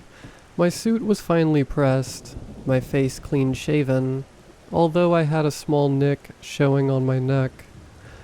I brushed down my jacket to get any lint off when my partner came in. "Stop fussing over it." Antonio brushed my hands away and straightened my jacket right. "You look fabulous." I was never sure if I did look good, but his praise meant the world to me. "I feel like I'm gonna pass out," I warned.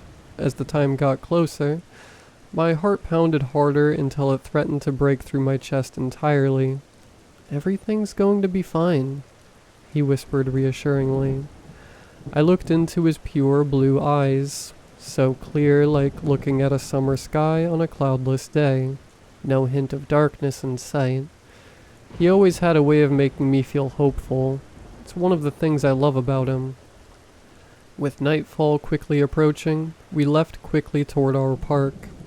With everyone gathered as well, we all marched forward like a procession, with me leading the front.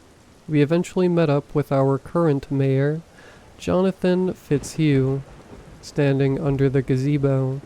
As I got closer, I noticed our own Reverend Hawthorne walking beside me with his worn-out leather Bible clenched in his hands. He prayed with a look of defeat on his face. Like praying wouldn't do anything, but he didn't know what else to do. I stood right next to the Mayor Fitzhugh, looking way less than the man he used to be. His auburn hair had prematurely aged, and his eyes sagged with the weight of many a sleepless night. His 4-year term, and how it all would end, weighed heavily on him. Our local sheriff had pulled up to the gazebo, ready to transport us. I got inside the cruiser first, the cage separating him from me. Outside the cruiser, Rev. Hawthorne was saying a prayer and blessing Fitzhugh for what would be his last act of mayor. Out in the crowd, Fitzhugh's wife and 2 young children had come forward. She had bravely played along until a tsunami of tears erupted from her eyes. She clutched him tightly and wept into his chest.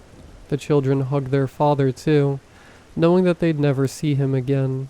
My heart went out to them, and I suddenly wished I had never been chosen for this. Not when it means separating a loving family like this. Fitzhugh gave his last smiles and goodbyes and joined me in the back seat. We were driven out of town and to the countryside. The ride had felt like an eternity as we all went silent. Something like this was too heavy for casual conversation.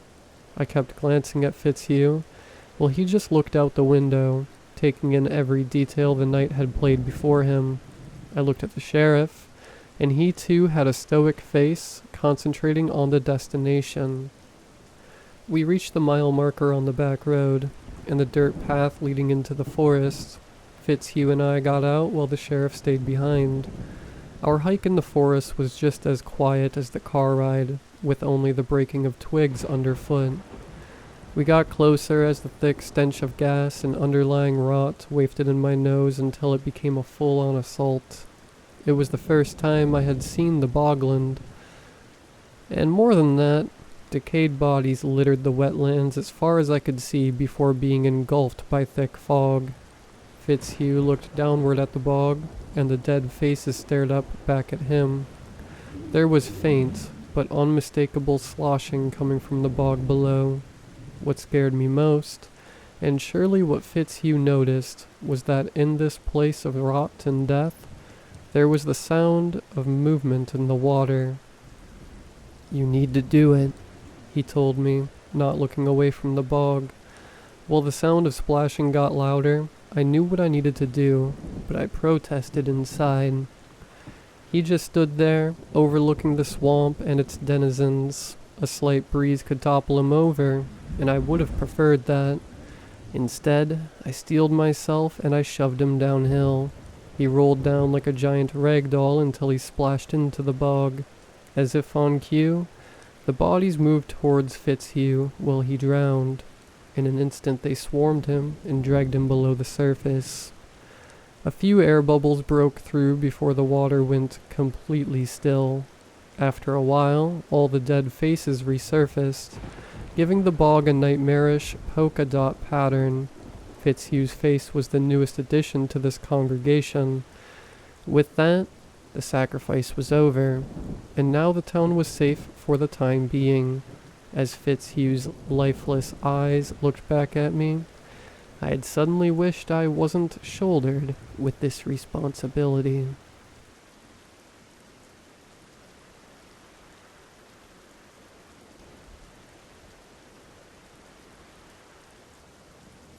I didn't believe it when my older brother claimed he had won the lottery.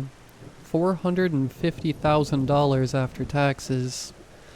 We grew up in a fairly low-class family. There were 5 of us. My parents, a couple that had never gotten married to begin with.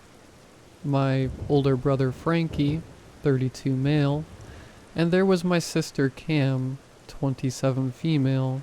And then me, the baby of the family, 26 male. Our parents did their best to keep us with a roof over our heads and food in our bellies. Financially and emotionally, our childhood was a struggle for sure, but we always managed to just scrape by. The point being, to us, that was a lot of money. Life-changing. And my brother was no Scrooge either. He was already making plenty of money as the chief of police in our small New Jersey town, so he made it a point to spoil my sister and I with the winnings. I remember when he handed me the keys to my new truck just 3 months ago.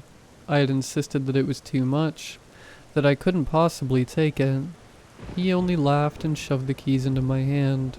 "Just make sure you get rid of that hunk of junk you're driving now," he told me. "Things not safe." Not only did he shell out for a new car for our sister, but he even paid for her wedding to our brother-in-law Kyle, 28 male.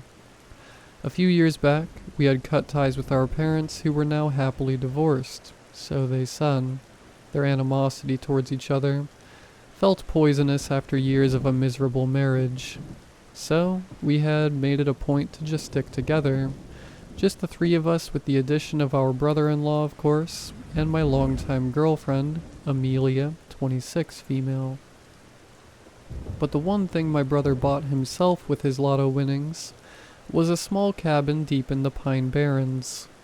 As somewhat of a novice camper myself, I couldn't wait to get the call to pack up and spend the weekend. And last month, the call finally came. Everyone took off that Friday, and we met Cam and Kyle at a nearby convenience store so they could follow us up to the cabin where we would end up spending the next long weekend. Frankie had warned us that we couldn't exactly find the cabin via GPS, and since I was better with directions, it just seemed easier. His instructions took us down this long dirt road for about a good 20 minutes. The trees crowded the road as if they were being used as a barrier to keep people out of the woods. "This has to be the scariest place at night," Amelia whispered. "Yeah," I agreed. "Probably best if we don't wander too far from the cabin." And almost as if it were queued up, the road opened to a large clearing that revealed the cabin. Looking at its size, however, it seemed like more of a lodge. Judging from the deck above the porch, it was safe to say that it was 2 stories. It had a long wrap-around porch and big, beautiful windows. Nearby, there was a large deck that led out to what appeared to be a private lake. We pulled up next to Frankie's Jeep and admired the cabin. "Man, he must have really splurged on this," Kyle commented. I rolled my eyes, recalling a distasteful indication from Kyle a few weeks ago that our brother should have bought him and Cam a house with his money. "It's amazing," Cam commented as she grabbed her bags from the back seat. Suddenly, the door flung open, and Frankie bounded down the steps. "You made it," he exclaimed. He came down and gave me and my sister a hug, gave Amelia and Kyle the courteous greetings a brother-in-law would usually make, and stood with a huge grin on his face. "You find it okay?" he asked. "It was hard to get lost with all the trees," I replied. "These woods are dense." He merely laughed. "Yeah, it's pretty nice, isn't it?" he asked. "Finally some safety and privacy." He chuckled as if he didn't get that at his main house that was nestled in town. He almost seemed like he couldn't believe his luck. "Well, come on in. I'll give you the tour." He waved us inside and we all bound up the steps into the large living room of the lodge. It had a nice stone fireplace, a big screen TV, 2 couches that might as well have been beds, and a chair that looked like it could swallow you whole. Hanging on the walls of the cabin were family photos as well as some pop culture posters, which, knowing my brother, was to be expected. There was also 2 bookshelves filled with old paperbacks and graphic novels, and an extra large DVD case filled top to bottom with all the hits.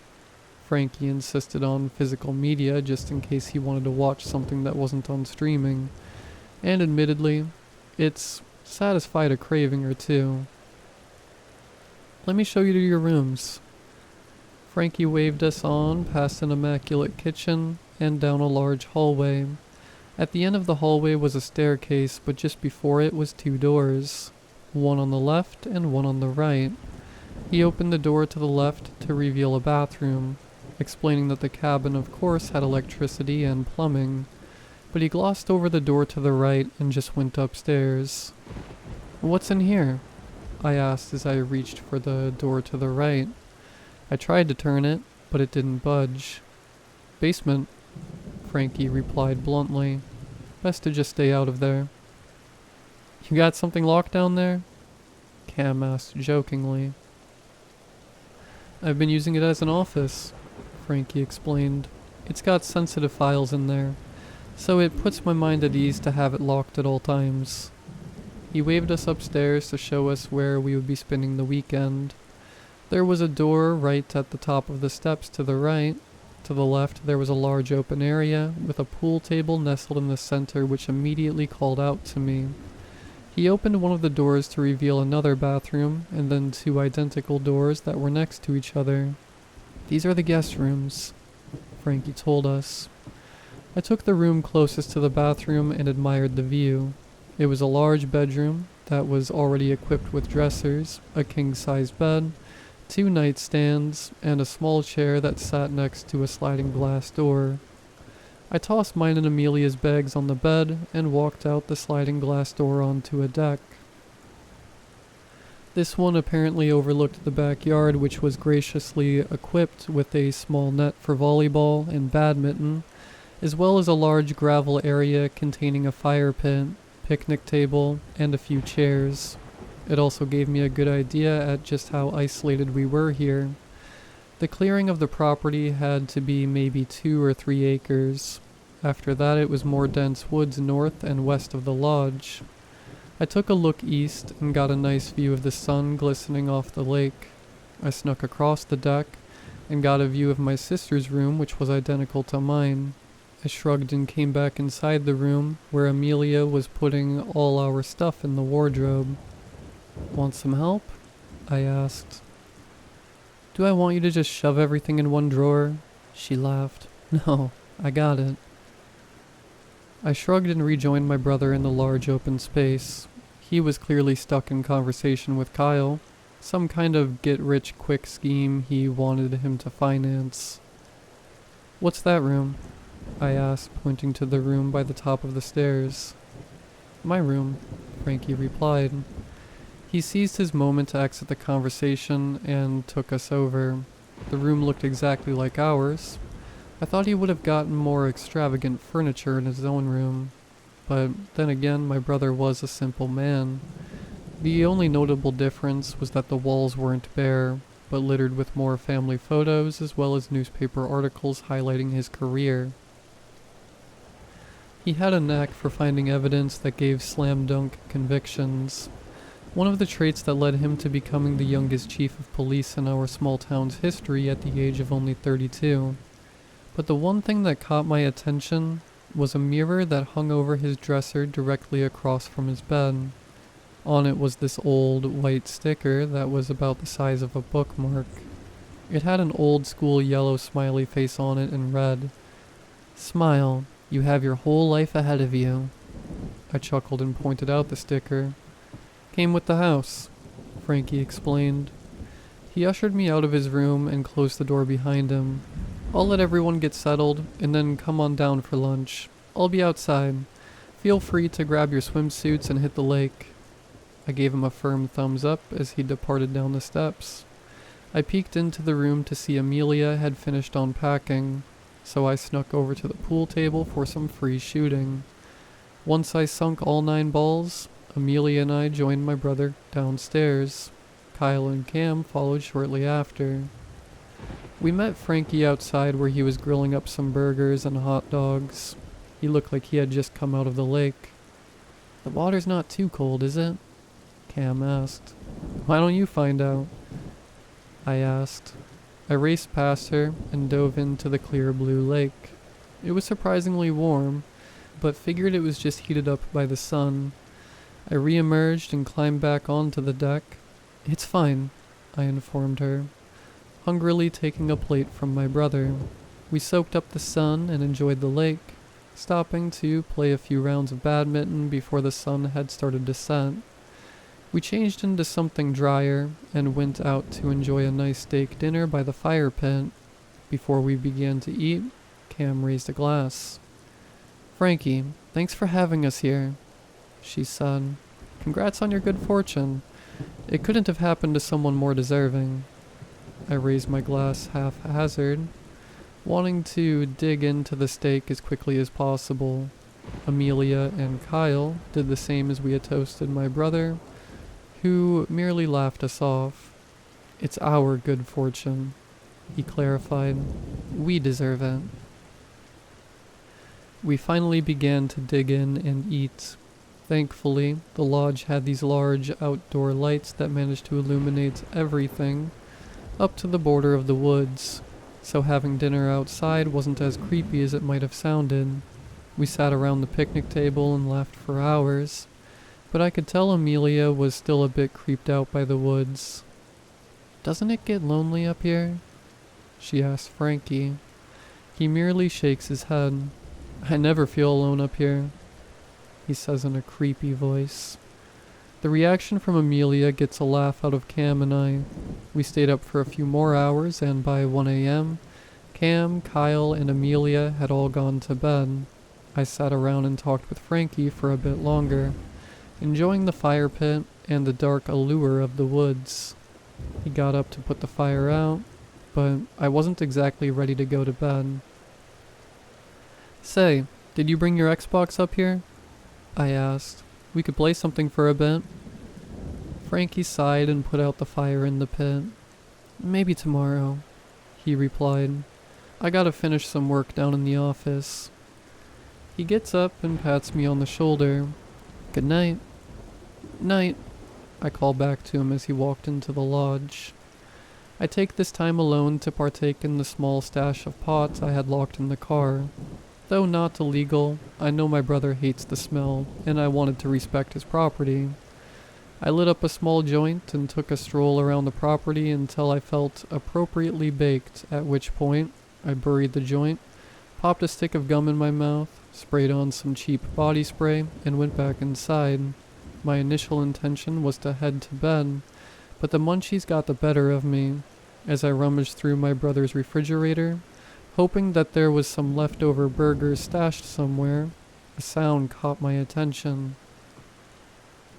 I followed what appeared to be crying down the hall and towards the door to my brother's office, which was now slightly ajar. I called out to him, "Frankie," but I got no response. Perhaps it was impaired judgment. Maybe it was my brotherly instinct to make sure Frankie was okay. Or maybe it was just plain old curiosity that led me to open the door to the basement steps that first night. The stairway had a small light bulb hanging above it. "Frankie?" I called out. But instead of my brother's voice, I just heard more crying. I slowly descended the steps and realized that the staircase opened to a large space, similar to the one upstairs. There was a desk and a lot of cardboard boxes, but there was also this large oak door that was slightly ajar. I walked past the desk and boxes and began to slowly open the door. The room behind the oak door was practically bare. The only exception was an old ratty mattress that sat on a metal bed frame. The light from the room was poor at first, but it seemed like someone was huddled on the bed. As I began to walk further in, a woman's shape became clearer. She was young, probably about 19 if I had to guess, with long black hair. She was huddled in the fetal position wearing nothing but a small torn shirt and a pair of underwear. Her ankles were tightly taped together, and her wrists were similarly taped behind her back. I took a step closer, making a small sound that alerted her. She shot up immediately. I remember the look of fear in her bright blue eyes, which were red and slightly puffy. Tape had been tightly wrapped around her mouth so tightly that I could see where it had begun to imprint into her skin. The look of fear changed when she had saw me, and then she began to plead with me, but I couldn't understand her. I looked long and hard at her, noticing how dirty she looked. She also looked scraped and bruised, as if she was running through the brush outside. I took a step closer, almost hypnotized by her as she continued to try and say something to me. I began to slowly question reality, wondering if this was real or if I had just gotten a bad batch of pot, until my brother's voice snapped me back to reality. "Jacob!" I felt his hand grab my shoulder and yank me back through the oak door. Frankie then quickly closed and locked it as I stumbled backwards in the open space. "What did I tell you about coming down here?" he asked. I stammered. He had caught me completely off guard. I had never seen my brother with such anger in his eyes. "I heard something and just wanted to see if you were all right," I finally spat out. "Who—" My brother put up his hand to stop me. He took a deep breath and walked over to the nearby desk. He took a seat and exhaled. "She's a woman I'm seeing," he told me. I gave him a look of confusion. "What are you talking about?" I asked. "Look, truthfully, I've been seeing her for a few months. Her name is Claire, and she has a..." He paused and looked uncomfortable with what he was about to say.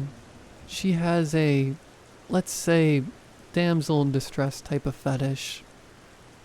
This was probably the first time I had regretted smoking so much. "So this is..." "Roleplay."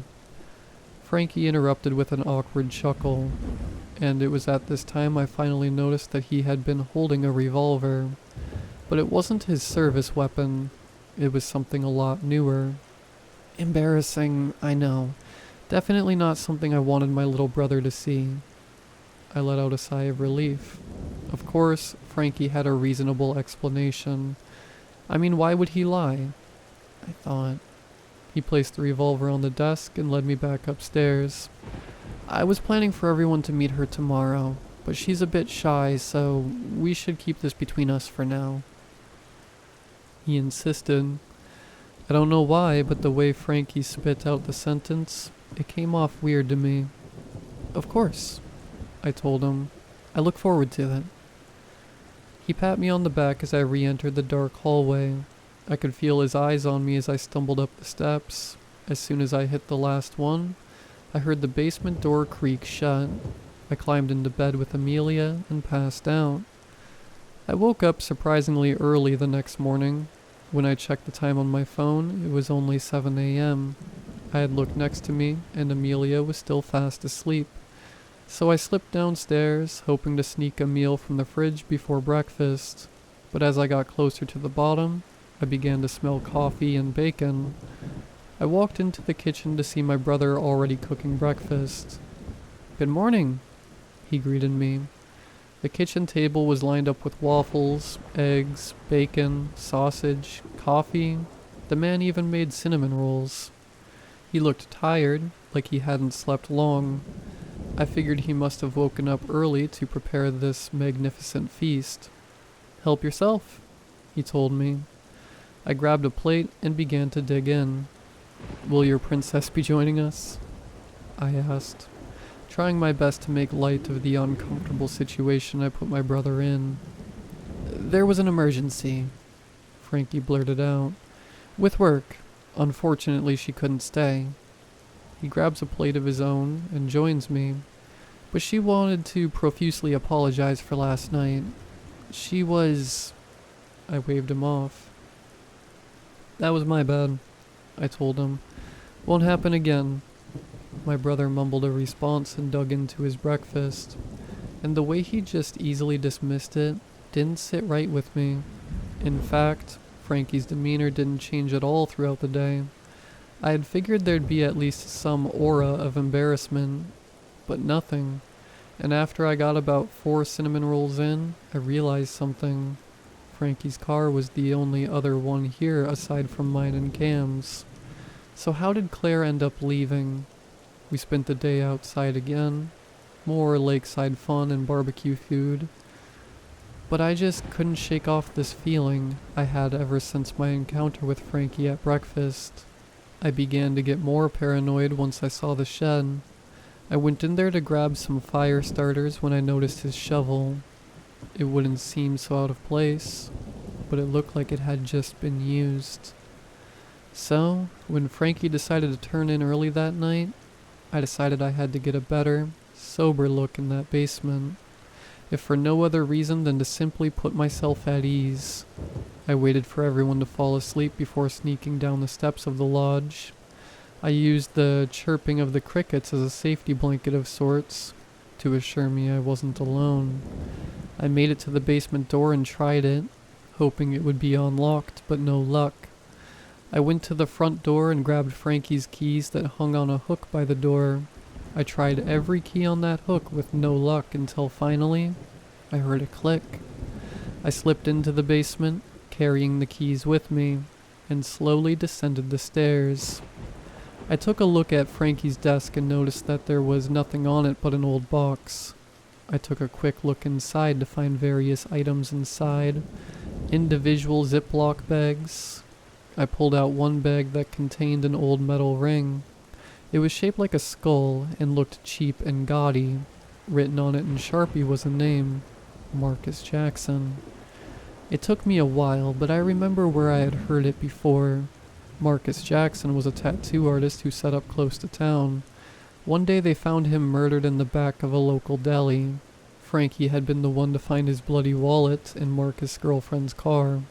Though she swore up and down that she was innocent, the evidence was too much to deny, and she was sentenced to life. I began looking through the box. All of them contained an item from a case that Frankie had solved. The next bag I pulled out contained a lipstick tube of Maria Williams. She was a bartender. Pretty girl who'd often get flirted with by the waves of drunken customers. They found her beaten to death and assaulted in her car. Frankie had found her discarded bra in Josh Schultz's trailer, as if he had taken it for a trophy. Josh was the town's drunk, and though he swore he didn't do it, he couldn't account for his whereabouts due to him blacking out. Every bag contained something from one of those cases. I back away in horror and collide with the oak door. I rip it open and examine the room with fresh eyes. The first thing I noticed was a folding table off to my left. I creep up onto the table to find more Ziploc bags, but there was more of them here than in the box on his desk. There had to be about 20 of them. Each one contained the driver's license of a young woman and a pair of underwear. I recognized each one's town as being very close to our small town. One of the names even looked very familiar. Maria Williams. There was one pair that had been left out of the bag, and it looked strangely familiar.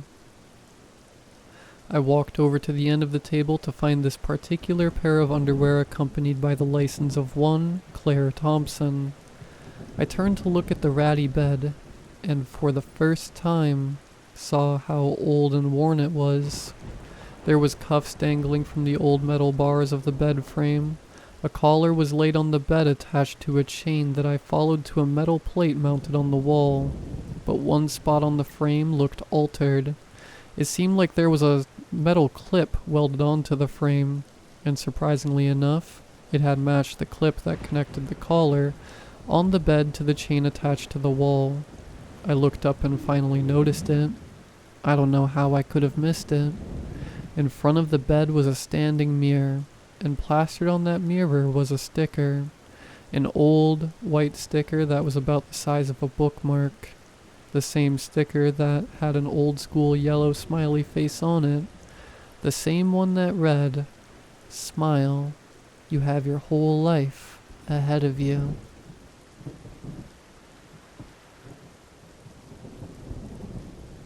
It's been a week since Edith M. Carroll died. She was found dead in her bathroom, having choked on something. It's an eerie fact, but most people who choke to death do so in their bathroom. Instead of running outside to get help, they go into the bathroom to try and cough it up, often locking the door out of habit. I don't like to think about it. She deserved better. A lot of people don't know about Edith. Some might call her the part-time lady at the bakery, or the one who worked in administration at the local community college. Not a lot of people know that in the late 1970s, she was the co-writer for a horror movie. As of her passing, I'm the last living member of the film crew. Given the events that took place, most of us collectively agreed to never talk openly about it, but seeing as there's no one left to trouble, I figure it's high time someone pulled back the curtain. And as someone about to hit 70, now's not the time to wait for better days. I was born in 1957. I finished my studies during the height of the Vietnam War, and by the time I turned 20, we were knee-deep in psychedelics and a stagnating economy. I was working part-time at the cinema, trying to save enough to follow my on-again, off-again girlfriend to San Francisco. We broke up when she left town to pursue a degree in economics. Through my cinema job, I got to know a few regulars. The kind of people who were first in line with every new release.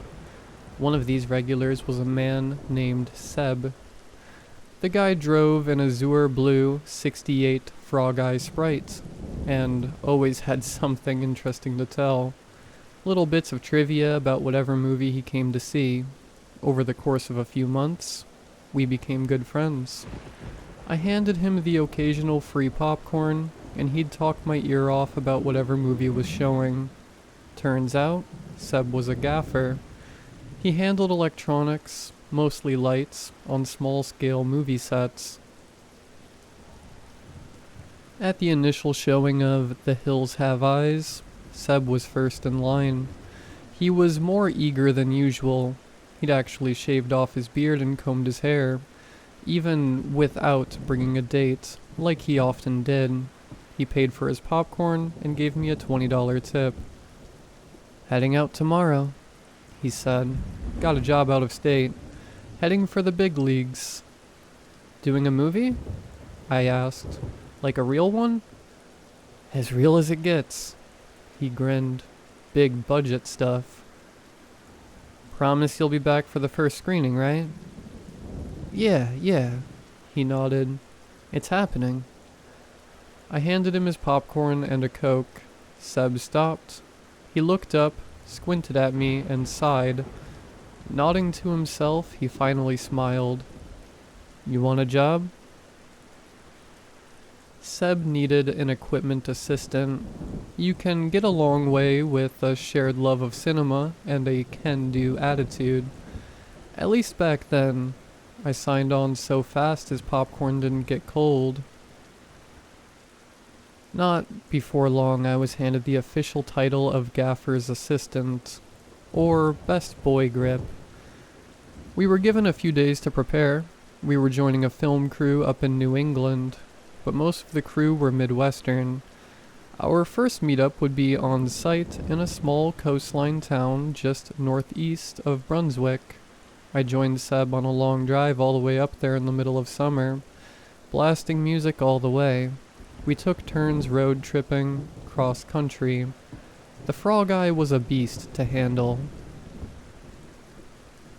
He told me all about the movie in excruciating detail. It was the passion project of a writer gone director named Roy Hampton.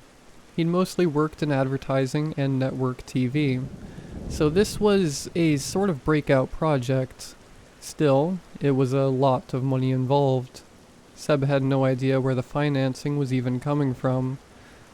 The movie had signed on a stage actor from Dallas named Dawn Anderson, who was making her debut on the big screen. The script was an adaptation of a story called The Crown of Io by a turn-of-the-century writer named Emmett. A risk.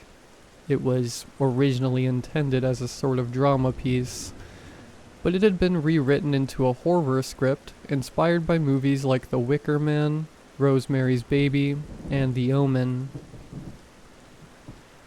I remember Seb talking about it.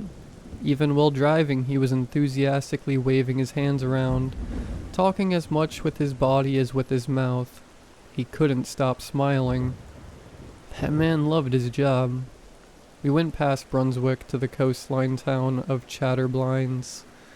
There were less than 1,000 people living there in total, so there was little in the way of amenities, but enough to make ourselves comfortable. Some of the crew had rented out what little rooms there were at the local B&B. Others were bringing caravans and minibuses. Just going through town, we could see a couple of trailers lined up by the side of the road.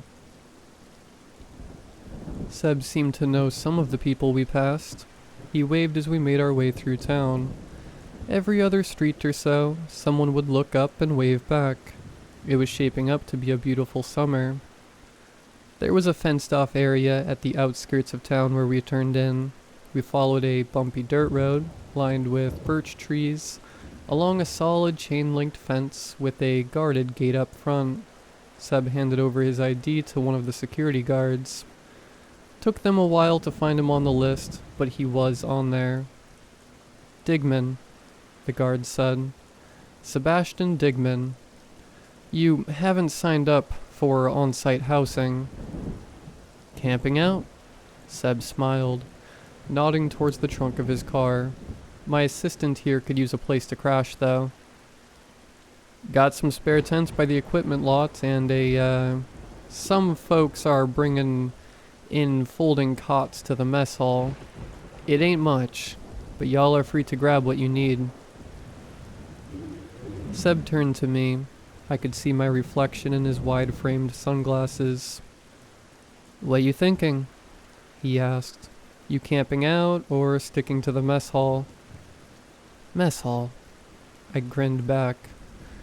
You know that's where the party's gonna be at. Seb gave me a sheepish grin as the gates opened. We rolled in without a word. The guard waved us off. Good luck and God bless. I spent the rest of the day hanging on to Seb for dear life. We were chasing down scripts and inventory lists, double-checking that everything he'd asked for was there. Every cable, every box of screws, every replacement bulb. Seb was a goof, but about this one particular thing, he was a machine. Meticulous. I did get to see some of the other folks in the periphery. The special effects team were hard at work, going something over with the scriptwriter. I think Edith was there too. The main scriptwriter was scratching his head and redlining revisions, assisted by his co-writer, Edith. I caught a glimpse of the director as well, having a heated discussion with the camera crew. I saw Dawn, the main lead. She was simultaneously comparing notes between two different scripts, as they hadn't settled on which one to go for yet. I think that was the only day when I didn't see her wearing some kind of blue sundress, the iconic get-up of her character. Seb had managed to get a hold of an earlier script and went through the scene markups. I was sealing up boxes with this thick industrial tape while he smoked, flipping through the pages. It was all done by typewriter, and there were smudges of ink on his fingers. They renamed it again, he sighed. First it was the Crown of Io, then the Queen of Black Sands, and now... He held it up, red text on a white background. End of Eternity. I nodded. Creepy. They'll probably change it again, he said between puffs of smoke. Sounds too artsy, European. We're not gonna be a Fulci film. He ripped out one of the pages and handed the rest over to me. It was massive. What's the runtime on this thing? I scoffed. 12 hours? Original was about 3.5, he said, shaking his head. They've cut it down to 3. Final version is probably about 2.5. He handed the ripped out page back to me and put his cigarette out on a nearby fuse box. Throw it away when you're done, he said, stretching out. It's already old news. Later that night, we all gathered in the mess hall. There was a surprising amount of staff, numbering close to 100. I was in the thick of it, stuck between technicians, extras, costume designers, makeup artists. Everyone was there, shoulder to shoulder. Seb was somewhere up front.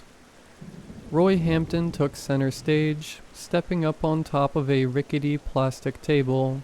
He threw his arms out, gesturing towards us, and was met with a big cheer. I couldn't help but to join in. To the end of eternity, he laughed. He was a fit man in his early 40s, a thinning hairline underscored by a large pair of round reading glasses and a neatly trimmed beard. He wore a colorful turtleneck sweater, despite the summer heat.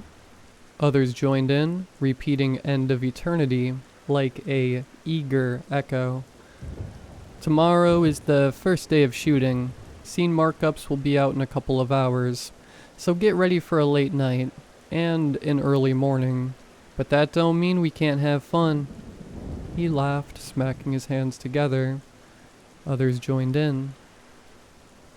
I want you all to take some time and reflect on where you are, what we are about to do, to make our mark on cinema history in a way that no one's done before. No matter what we end up making here, and no matter the outcome, we have already won. There was a surge of applause. I could hear Seb up front doing a loud whistle. It's gonna be rough, but it's a space for miracles to happen. Take some time to get caught up to speed, then take the night off. Work hard, play hard. That last sentiment was echoed the loudest, and by the time Roy stepped down, I could tell someone was already lighting up some refreshments in the crowd. Seb didn't need me for the rest of the day, so I stuck around the mess hall. I got a tour of the equipment sign-out lot, and was handed a sleeping bag and a folding cot. By the time I got back, the mess hall was jumping with energy. Someone had brought a whole bunch of Kiss tapes, along with plenty of drinks. There were 4 six-packs on one of the counters with a large note that just said, "Everyone drinks." I wasn't gonna pass on that. I had a couple of drinks, a couple of smokes, and did my best to remember the lyrics to Shout It Out Loud. I huddled up with a bunch of background extras that were scheduled for the next day, playing a mix of Truth or Dare and Battleship.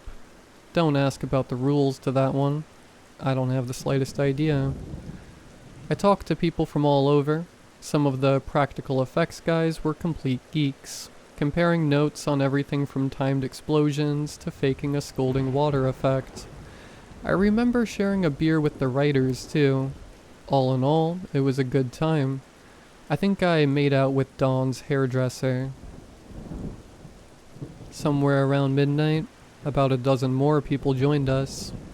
They looked a bit more businessy, having starched white shirts and black tees. They were all smiles though, but I could tell they were a bit hesitant to join us. I didn't hear much about who they were, just the occasional dismissal. "We're just finishing up," one of them said. "Long day." "Someone's gotta lock up," another said. "Make sure we're set for tomorrow." We didn't mind. This was a closed set, and with the amount of staff we had on board, there were bound to be a few unfamiliar faces. Still, there was one face I couldn't look away from. A woman in her late 50s. She was the only one of them who didn't smile. Her rose blonde hair was sort of pushed down, as if she'd worn a hat or a cap for most of the day. She too was wearing a white shirt, buttoned up all the way to her throat. I only caught a glimpse of her briefly before she disappeared into the back. I didn't think much of it. Still, I'll never forget that face. It was telling me something. I nodded at the counter full of free-to-take refreshments and urged one of them to join us. I was met with an immediate headshake and an apologetic smile, with a vague excuse about an early morning. But I noticed, as soon as they thought I wasn't looking, that their smile faded. Their eyes grew cold.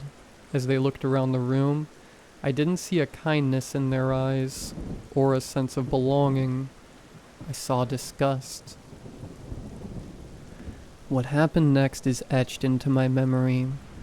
The woman with the pressed-down hair came back, dragging a camera along on a tripod dolly.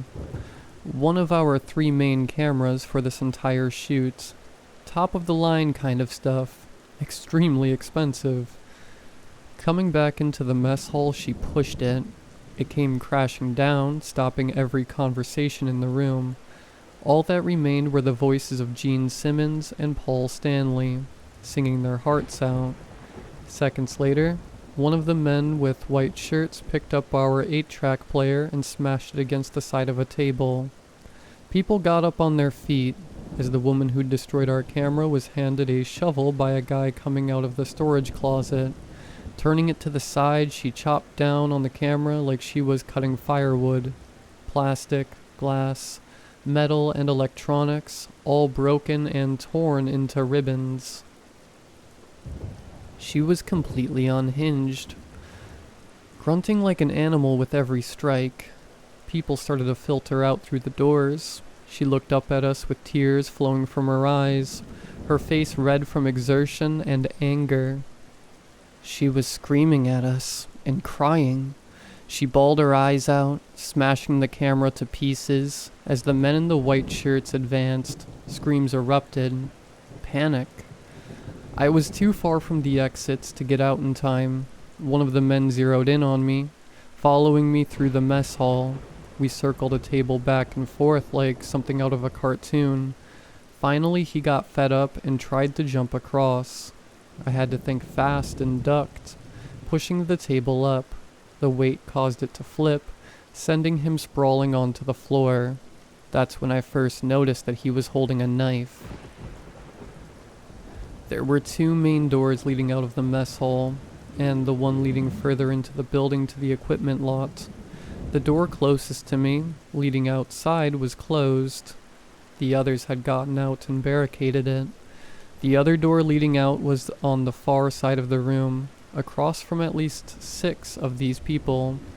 The only other way out was through the equipment lot, right by the woman with the shovel. I didn't really have a choice. I burst into a sprint, knocking over 2 chairs along the way. The plastic pitter-patter against the linoleum floor felt like a mockery. The woman with the shovel wasn't prepared, but she took a swing at me, crashing through 3 empty bottles on the counter as she did. I got by, but not by a great margin. The equipment lot was much larger than it had any right to be. It had been used as a sort of industrial warehouse a decade earlier, and we didn't need more than a quarter of it. Rushing through the door, I saw 2 other men in white shirts pouring turpentine into a box of candles. I had to think fast. Right around the corner, I'd been sorting out equipment with Seb earlier. Keeping up a full sprint, I went straight for the lights. I heard approaching footsteps trying to keep up behind me. Thinking back on where I'd seen Seb put out his cigarette, I rounded a corner, almost tripped over a cheap plastic chair, and grabbed the fuse box. With 2 clicks, I first turned the power off, then ripped out whatever fuses I could grab in the dark.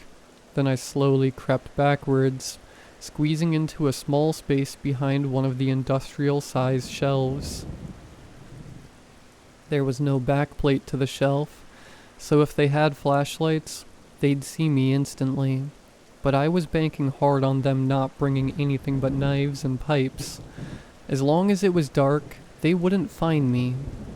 I tried to steady my breathing and keep still. My belt buckle kept tapping against the metal siding, forcing me to put my hand in between. I was scorching hot, having to brush away a sweaty strand of hair to not get poked in the eye. I just stood there waiting. I could hear them approaching, a knife running across thick metal bars, footsteps slowing down. There were at least 3 of them now. A whisper in the dark. The woman with the shovel. "You think bringing him back will be your salvation?" She laughed. "Do you honestly think in your heart of hearts that he will do anything but to suck your spirit dry?" I didn't answer. I held my breath. "You cursed, demented people," she spat. "You don't consider that. What you do have consequences." Way in the back of the storage area, I could see a cone of light. They'd found a flashlight. They started to yell at one another to find the other cameras. One of them were cutting up cables, and another had set fire to a small box of spare parts. They were almost out of turpentine, and were now looking for something easily flammable to pile on. I could see the vague outlines of the woman with the shovel, her heavy panting making her shoulders rise and fall. "Killing you is doing you a favor," she shrieked. "I'm not killing. I'm protecting the innocent. I'm protecting the people who matter. She smacked the shovel against the side of a shelf, making it rattle. A clang rung out, bouncing against the corrugated walls. It made the wall vibrate, tickling my spine. "Where are the cameras?" There was a chatter up front. One of them was relaying something important. The others had started to pack up, grabbing whatever they could, and leaving through the front. As they did, they scanned the room a final time, looking for our cameras, or tapes. I figured they were with the director. He'd probably be up reviewing test footage ahead of the first shoot. As the flashlight panned across the room, I caught a brief glimpse of the woman with the shovel. She had this wide-eyed look on her face, like she'd never blinked. Her cheeks were stained with tears. "Destroy yourself," she cried out. "Debauch yourself and choke, you worm." Dropping the shovel, as if ending the conversation, she took a quick look around the room, and I think, right before she left, she caught a glimpse of me. I felt a dark lump sink into my stomach. There was hesitation. She peered down at the shovel. Then she left. I don't know how long I stood there. I felt like I'd fused with the ground. Like my shoes were too heavy to move. It wasn't until I heard sirens in the distance that I hurried back to the fuse box. My hands were shaking so bad that it took me 3 tries to put it all back. Hitting the switch, the light came back on, showing little but scattered tools and a burned box as witnesses to what had happened back there. People were gathering around the mess hall. I joined them outside, my legs visibly shaking. There was an uncomfortable coastline chill running through the summer night, carrying an unfamiliar smell. 2 police vehicles approached in the distance as we counted off everyone who'd been inside. Turns out, these people had a little help from the inside. 4 of the crew members and a night guard had up and left with them, leaving behind a broken gate, slashed tires, and several smashed windshields. They'd started a fire in one of the trailers, but it had burned out without causing too much damage. Still, people were shook. Some talked about leaving. There was an emergency crew meeting. Our security chief promised far and wide about how they'd take extra measures before hiring any locals, and that they'd double patrols. They promised that they'd figure out what was going on, and the motivation behind this. They assured us that they'd coordinate their efforts with the police, and that we were free to add our testimony. I didn't even notice Seb shuffling up next to me, trying to speak over the sound of the shouting and the worried murmurs. "I was worried this might happen," he sighed. "It's a controversial script." "You know these people?" "I know their type," he added. "Look, just be careful. I thought it'd be fine, but..." He looked over to me, patted me on the back, and leaned in. "I don't know who's financing all this," he whispered, "but whoever it is has deep pockets and access to some weird, esoteric stuff." Leaning away, he put his fingers under his eyes, as if to say, "Watch out," and retreated into the crowd. Over time, we all retreated, back into tents, trailers, or whatever cheap mattress we could find. It was an uneasy night. I saw that woman's face every time I closed my eyes. I could hear the clang of metal on metal. There were still broken plastic from the camera scattered across the mess hall. The shovel was still lying there, in the middle of the equipment lot. At some point, in the middle of the night, I went outside to have a cigarette. The night air was rough, tugging at my clothes. The wind rattled the chain-linked fence. I got up and wandered all the way to the edge of the fence, and in the distance I could see something. I stomped out my cigarette and peered across the small dirt road leading up to the set.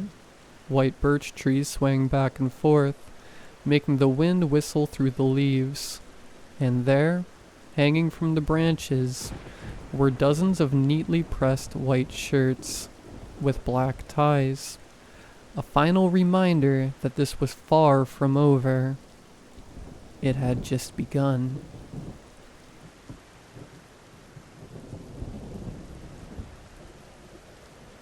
After the initial shock of the first night, things quickly settled down. A well-placed group of patrolmen wandering around the yard put most of us at ease. A reminder that this thing was still in full go-ahead mode. The white shirts that had been hung outside the set as an ill omen were taken down and publicly burned. Director Roy Hampton gladly announced the schedule for the first day of filming.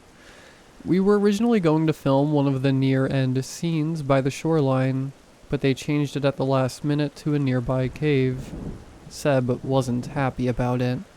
He had to completely switch up the light setup he'd prepared. It'd be a few stressful hours for the both of us. Seb had to improvise a natural light filter to better fit the texture of the cave, and I had to hunt for extension cables. We couldn't keep a diesel generator in an enclosed space. We'd suffocate. Seb and I finished packing an initial setup and were escorted off-site with the rest of the tech crew. It was going to be a solo scene with Dawn, at a point in the movie where her character reluctantly accepts the influence of a timeless being into her corporeal form. The fall from grace, like Eve eating the forbidden apple. There was a small convoy heading out, with music blasting from the front. It was a bumpy ride, where Seb and I had to ride in the back to keep the equipment from falling over.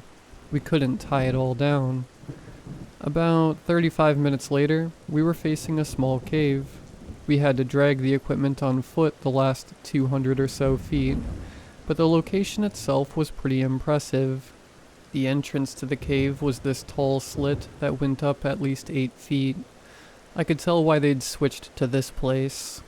Very cinematic. We went inside to check the place out and start setting up. It was much more spacious than we'd anticipated. One single space in a sort of half-sphere shape, with a large pool of water in the middle. It was big enough for someone to swim around in, a group even. The cave itself was pretty rough though. It'd take some time setting up an even light. Seb nervously scratched his chin, like he wasn't sure if we'd brought enough reflectors. Director Roy and main lead Dawn arrived shortly thereafter, with an entourage of crew.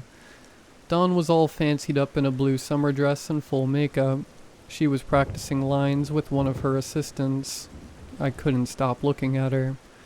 I'm the first to admit, I probably stared. Seb, on the other hand, was focused on the work. They say this thing is deep, he said. There's a hole in the center. What? The pool, he said. They say it's deep. Oh, I nodded. Sure. Eyes on the prize, Seb said, shaking his head. We're behind schedule. And we were. We barely managed to set up what we had for the initial shot where Dawn enters the cave. The second part, inside the cave, was still being worked on. The space was large enough for a crew of 12 to fit, but it was difficult to hear one another. Sounds just sort of bounced around. Seeing that first scene being filmed, though, that was magical. The snap of the clapperboard, the immediate silence. Everyone hunkered down into their roles. I kept an off light centered on Dawn, while Seb continuously moved one of the cables out of shot. The camera rolled, and just as scripted, Dawn turned around at the last minute, a final hesitation, a resistance to corruption. Then she turned back and headed inside. As Roy called out, "Cut!" a loud applause erupted from the crew. We were officially doing this. We did a few more takes, trying out different angles, before settling on a dolly zoom shot, an homage to Hitchcock. Roy was obsessed with the guy, and he wanted it to show in the movie. We couldn't blame him. It was a good influence to have. As we finished up the first shot and headed inside, I was brimming with excitement. I'd been unsure if I would be able to contribute, but now I know I was there and getting my hands dirty. It felt good. I felt like I could do it. I could start to see what Roy was doing and how he thought. I was picking up the names of things, just getting better overall. Well inside the cave, Dawn was going to have a conversation with a deity whose voice would be added in post-production. As Roy explored the space and discussed the various angles, one thing became increasingly clear. We couldn't all be in there at once. The space would be limited to the director, sound, the cameramen, and Dawn. The rest of us had to wait outside. Now, the mood outside was great. People were smoking and laughing. Some of the carriers were talking about bringing others up there later for a midnight swim. They were right. That place would be an amazing space to hang out. Very zen. We were a few short minutes from lunch, so some of us had to begin unpacking whatever we'd brought to eat. As noon rolled around, we could hear an audible gasp from inside the cave. At first, we didn't think much of it. I finished my lunch banana, and the others dug into their various sandwiches. Then, someone calling. We couldn't hear what he said first, but it sounded urgent. We all quieted down, only to hear it again. "Call an ambulance." Moments later, another voice. "No, no ambulance. Just get out. Get back." "She's bleeding," said a third voice. "She's not moving," said fourth. "Oh my, what's wrong with her neck?" said another. We dropped everything. One of the cameramen came stumbling out and threw up. One of his assistants tagged along to pat him on the back, but one voice was louder than the others, the director, and he was clear about two things: that everyone needed to get out, and that there would be no ambulance. Everyone filtered out of the cave one by one, everyone but the director and Dawn. We all just stood there, holding our breaths. It was obvious that something had happened, some kind of accident. We all looked at one another, back and forth, waiting for someone to break the silence. As it turned out, it would be the director himself who did. Roy came out with his hands up, as if trying to calm us down. He had this big smile on his face as he waved his assistant over. It's fine, he said. Dawn is just a bit shaken. She'll be on her feet in a bit. Take a long lunch, and we'll get back to it at, let's say, 2 p.m. I was rolling up a cable, standing a little closer than the director had anticipated. I could overhear a bit of what he was whispering to his assistant. Little words not meant for me. Something about fetching his notebook. Not the blue one, the black one. Then to get a guard posted at the cave. And finally, to fetch one of the makeup assistants. The brown-haired one. We weren't convinced, but there was little we could do. One of the crew who'd seen what happened said she slipped and smacked her head on one of the rocks as she stepped into the pool. Someone else said she'd started speaking gibberish. Apparently, the line she was reading was supposed to be some sort of forgotten god language. It was straight from the source material. We all went our separate ways, taking a long lunch, but some of us still weren't convinced. Two of the women from makeup and costume called the local sheriff. After all, Roy had said not to call an ambulance. He hadn't said anything about not calling the police. By the time our 2-hour lunch was up, there was a squad car parked on the dirt road leading up to the cave. Roy's assistant was being interviewed. There was something about the way he talked that made it sound like he was stalling. We all stood in a half circle listening in. They were making small talk about the movie, asking about what had happened, and wanted to see if Dawn was all right. The assistant was eager to answer. A little bit too eager, perhaps. A couple of minutes later, the director stepped out, and with him was Dawn. She looked a bit shaken. She'd covered part of her face with a towel, and she was drenched in water. She excused herself to the officers. They asked a few control questions to see if she was all there, and she had no trouble answering them. Things like her middle name, where she was born, that sort of stuff. But I don't think anyone else was thinking what I was thinking.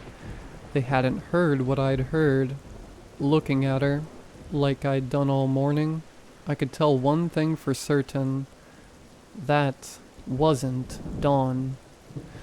They had a similar look, and they sounded the same, but the hair was a bit longer, and she was a bit shorter.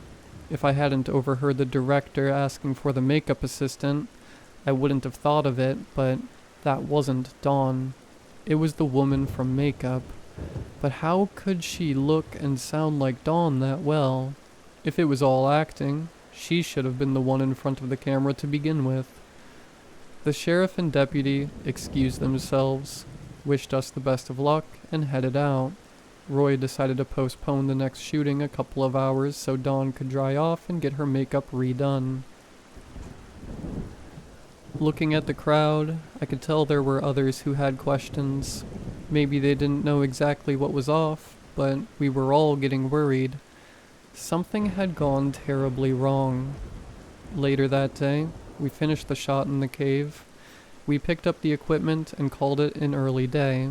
The camera crew stayed a bit late just to get some environment shots, and the sound guys got some background noise. Seb and I headed back with one of the equipment vans. I sat next to Seb in the back, bouncing up and down as the suspension held on for dear life. "You seen the black book he carries?" I asked. "You know what's up with that?" "I think it's the original." nodded Seb. Like a copy of the original book. The Rask book. He refers to it all the time. Seb looked ahead, watching the driver fiddle with the radio. Knowing we weren't actively being listened to, Seb quieted down. We got a lot of wiggle room when it comes to scenes and casting, but every line of dialogue is straight from that book. Even the crazy god babble stuff? Especially that. Seb lit up a cigarette and passed it to me. I took it, contemplating in silence. Later that night, the crew that were sleeping on site had another get-together. We were all a bit weary from the other night, but spirits were relatively high. Most of the people who'd been scared had left the set altogether, so those who remained were those who didn't care enough to be bothered. I wasn't really in a party mood, still not knowing what to make of what had happened, but I figured I could at least check out the cave, see if I could spot anything out of place. The others just wanted a reason to get their drink on. There were 12 of us crammed into 2 very small cars. We rolled all the way back to the cave, armed with flashlights, a portable 8-track player, and plenty of drinks. People were singing all the way there, and I'm the first to admit, it was hard not to get in the mood. As we got back to the cave, we noticed something peculiar.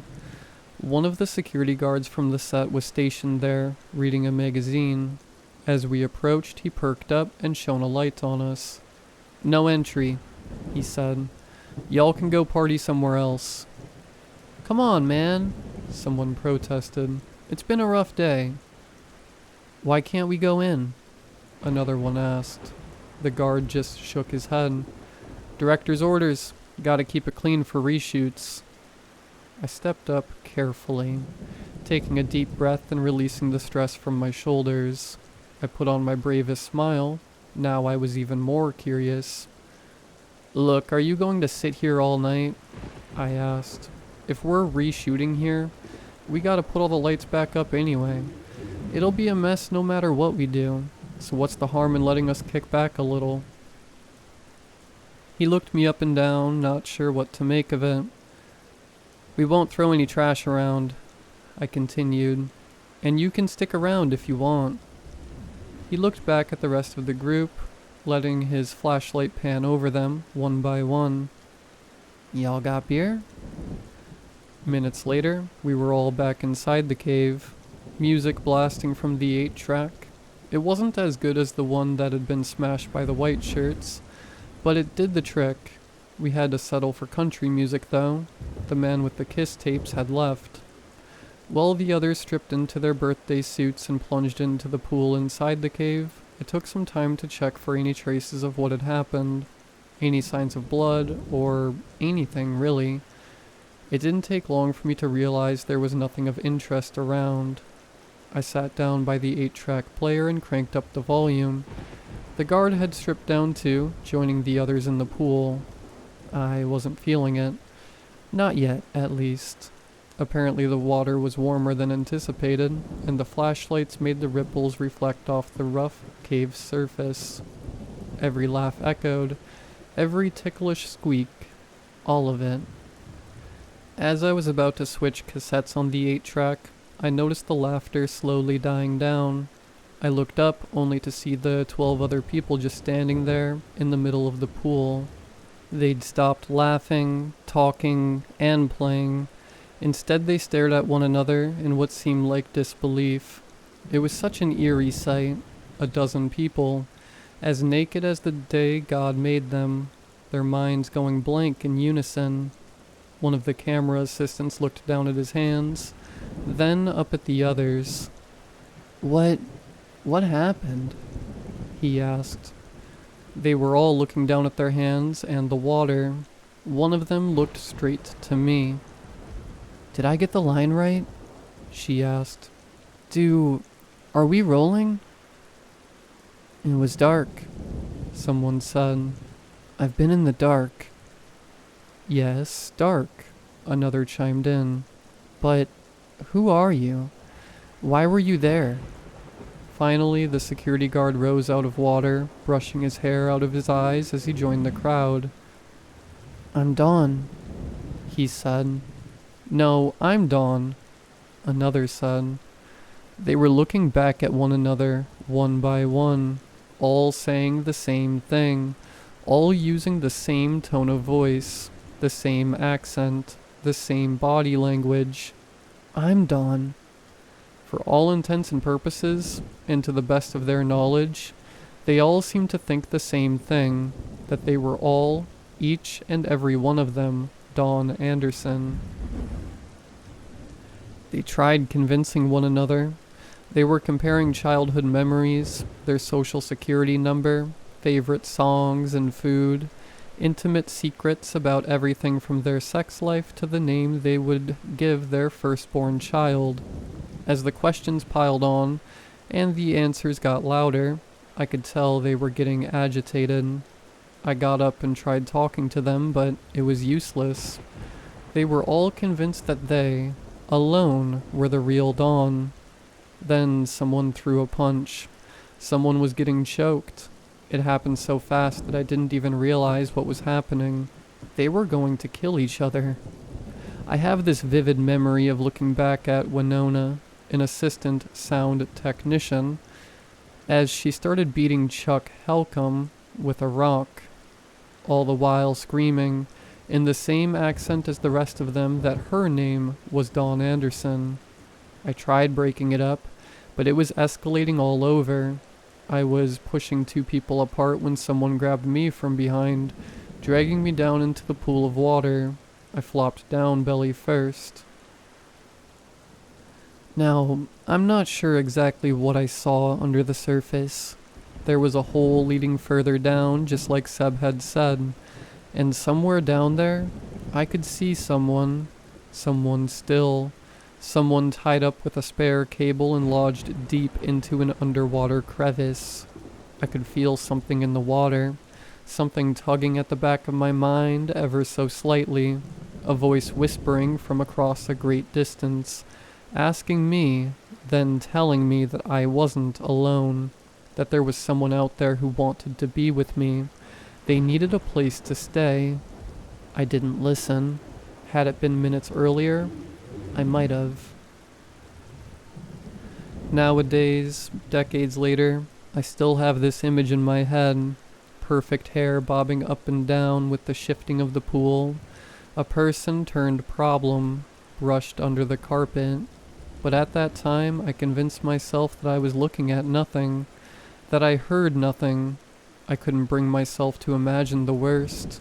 Not then, not there. There was blood in the water, screams, attacks got more ruthless. Some of them wrestled or threw rocks. Most of them tried to drown one another. "Say it," one of the hairdressers demanded. "Say it. Say that I'm Dawn."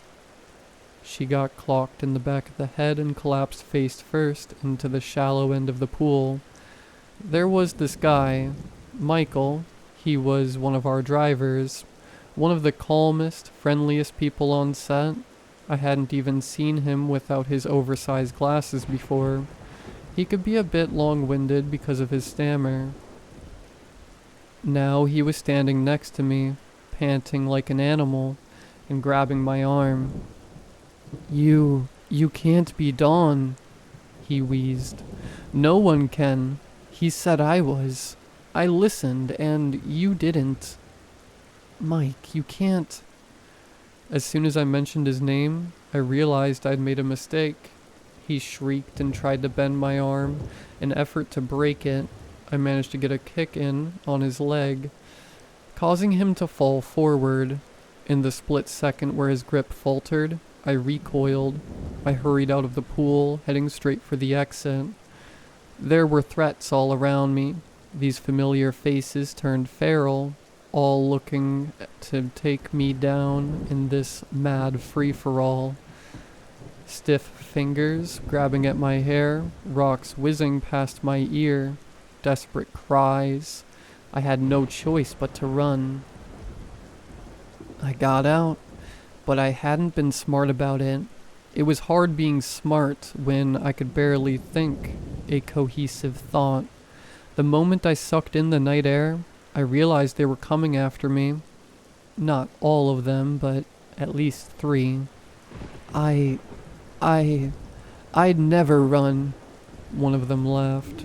You are not the real me. You're a fraud.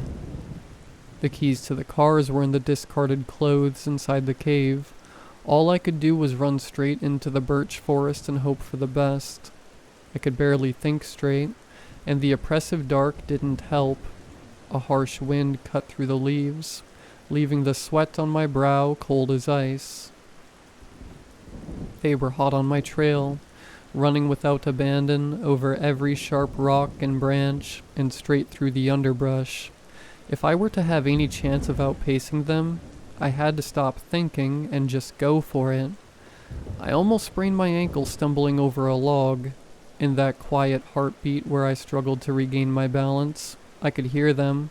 Their agitation had reached the point where they weren't just angry, they were reduced to making noises, sobbing, retching, and grunting like animals, their minds unraveling.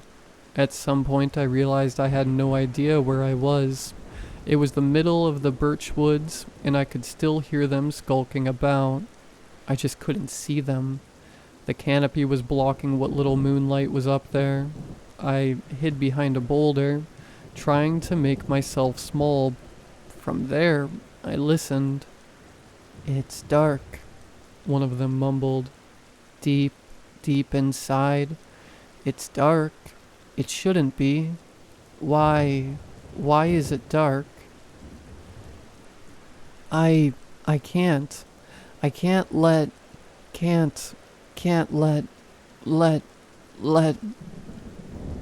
I'm the real one. The really real one. You have to believe. They spread out. 2 of them started fighting, but the third one was heading my way. A woman in her late 30s. I think she was in the props department. She'd found this sharp piece of granite that she held like a knife. Even at a distance, and with little light, I could see that she clung to that rock hard enough to cut into her fingers. Please, she wheezed. Please let me be it.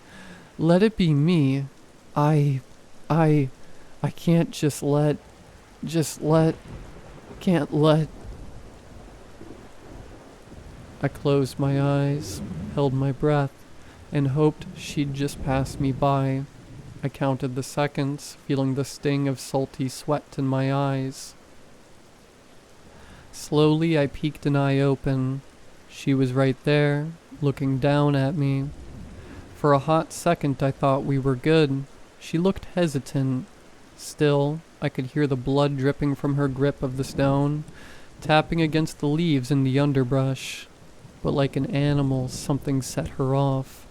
Could have been the blink of an eye, a split impulse, anything, but she threw herself at me, her hands bloodied and frantic, her nails digging into my skin, her teeth snapping at me like a hungry dog. We wrestled back and forth for what felt like forever. I didn't want to hurt her. I tried to tell her to stop, to step back, to listen, but she wouldn't. Maybe she couldn't. I felt the stab of that granite shard against my rib, and something just took over in me. I don't want to go into detail, but I fought back as hard as I could. I had to defend myself, and to do that, I couldn't hold back. None of us really wanted that fight, but we still had to do it. And when she finally stopped moving, I started walking. I didn't care. I couldn't allow myself to. I ended up by the main road leading out of Chatter Blinds. I tried to wave down a passing car, but they just kept going. 2 others passed shortly after. One even slowed down, looked at me, and then passed. But one of them finally stopped. The squad car from earlier, the sheriff, and the deputy. I was taken in and looked over. Most wounds were superficial cuts and bruises. I had splotches of blood on my clothes, but it wasn't mine. I didn't say that, though. I told them there were people who needed help. I tried to explain that there'd been a fight, but I had a hard time wrapping my head around what had exactly happened and how. I think they were on drugs. I lied. It was the best explanation I could come up with. I didn't know where to even start. And this one they'd definitely believe without a second thought. The night resulted in 6 people being committed to a nearby hospital.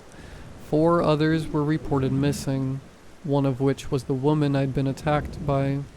The final 2 were in good enough condition to be taken in for interrogation. Of course, they had nothing to say, and come morning, they had no memory of what had happened. They weren't Dawn, they never had been. How could they be? No one was pressing charges, and no one had a good explanation. They didn't find any drugs, and we hadn't even had that much to drink. To an outsider, it was just weird. But at that point, our entire set seemed cursed to the people of Chatterblinds. We were the strange outsiders, coming there to upset their order. Still, 4 people were missing. They were never found. By early morning I was released. I was ready to go home. I'd had enough of that madness, and no pay in the world was enough to compensate for whatever BS was happening behind the scenes. I put on a fresh set of clothes and had my bags packed and ready to go. I was waiting for Seb to wake up, and I'd ask him to take me to the closest train station, or bus station, or whatever came first. But as I sat there, watching the sun rise, another face came wandering across the lot. Dawn, or whoever was posing as her. She wandered to me and smiled. She didn't say anything, and neither did I. She took a flower out of her hair, a tiny blue sunflower, and handed it to me. "I had a dream about you last night," she smiled, "but it wasn't a very good one." "Sorry to hear that." "You look like you had a rough night." She frowned. "Just like in my dream." "Sure." I wasn't interested. I just wanted to go home, but she leaned down and looked me in the eyes. "You beat me with a rock," she said, her face deadpan. "It hurts." I didn't. "You didn't?" I didn't. She shook her head. She got up and grinned at me, the kind of menacing grin that told a story in and of itself. "I'm telling," she smiled, "and you'll be in trouble." I shook my head and said nothing, but as she walked away, there was this icy cold panic in my chest. I got up and tried to find the right words. I could see where she was heading, straight for the director's trailer. I raised my hand towards her, but before I could say anything, she just grinned back at me. "It's okay," she said. "Just make the movie. It's important." She wandered away, her blue sundress swaying in the softening wind. I don't know how long I slept. A few hours, maybe, just leaning against the outer mess hall wall. It wasn't until Seb tapped me with his muddy boot that I woke up. Despite my fresh set of clothes, he could see that I wasn't okay. "You need something?" he asked, squinting from the morning sun. I considered it. I could still get on a train and just go. I could. But there was something that told me I'd regret it, if Dawn Anderson had something to say about it. She knew. Somehow, she knew. I shook my head, trying to collect my thoughts. "Maybe," I sighed. "I don't know." "Well, wait until you figure it out. We got work to do," he continued. "Everyone's on extra cleaning duty for the next set." "Great," I sighed. "Just great." I stayed down, rolling the little blue sunflower between my fingers. Seb took a moment to look me over. He must have realized I wasn't telling the whole story and offered me a hand. "Come on, buddy," he smiled. "Let's make a movie."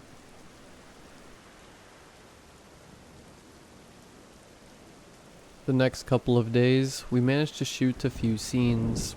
It almost felt like a real movie set, for once. Our schedules were on time, and there was a steady stream of supporting actors being brought in. If this was the only period of filming you'd seen, you might think it was like any other project. But for those of us in the know, we knew most of this was all surface. Like the lead actress, no matter what she sounded like, or moved like, or looked like, we all knew the truth. That wasn't Dawn Anderson. But what were we supposed to do? Everyone was just acting like nothing had happened. Even Seb didn't seem to know how to act, and he was the only person in there that I could 100% trust. I'd managed to compartmentalize much of what had happened those first few days, treating it as if something that had happened to someone else. But as with many other things, normalcy came and went like a pendulum, and it was about to swing pretty far in the other direction. In the script, the next location was just called a blue house. The house itself was supposed to be insignificant. The focus of the scene was the action of the characters. It was supposed to be this really tense scene where the heroine had found a large wooden chest, rumored to contain the bones of an unholy prophet, sort of like an anti-saint. The house itself was supposed to be a sort of backdrop, just a blue house. She would slowly approach, walking from room to room, speaking to the spirit of the prophet in a dead language. Finally, the chest was supposed to slowly open. That was the planned scene. We had an actual house for this scene, down by the coast. Director Hampton wanted a real house with a view of the coastline. However, when Seb and I were brought on to set up the interior lighting, we could tell there were issues. Constant delays, where runners and set designers had to fix and tinker with the interior. Half the day passed and we hadn't put up a single light. Seb wasn't impressed. Things had been going well for a few days, and this just ground his enthusiasm to a halt. We spent most of the afternoon sitting by the cliffside, listening to music, and sharing a pack of cigarettes. That's the clearest picture I have in my mind from that day. "I gotta ask," I remember saying, "why are you so eager to keep this job?" Seb flicked the ash of his cigarette, nodding to himself. Finally, he shrugged at me. "Got a kid on the way," he said. "This is probably the last set I can work out of state before I get locked down." "You're having a kid?" "Yeah." That was the first time I imagined Seb Digman as a parent. It changed him somehow. By nightfall, they gave up. The director had a long chat with some of his inner circle and sent most people home. The only ones who were allowed to stick around were those who the director deemed trustworthy. Both Seb and I were in. Maybe it wasn't so much a matter of trust as it was desperation. As we saw wave after wave of people leaving the set, the shadows grew longer. Seb and I watched as some of the folks who'd been toiling for hours finally got to rest, and we were tasked to pick up their slack. We'd seen people wander in and out of the house all day with these cheap metal buckets, armed with little hammers that we used to nail down power cables. You don't want a loose cable to drift into view on set. That was pretty much all the equipment they'd used. It was strange.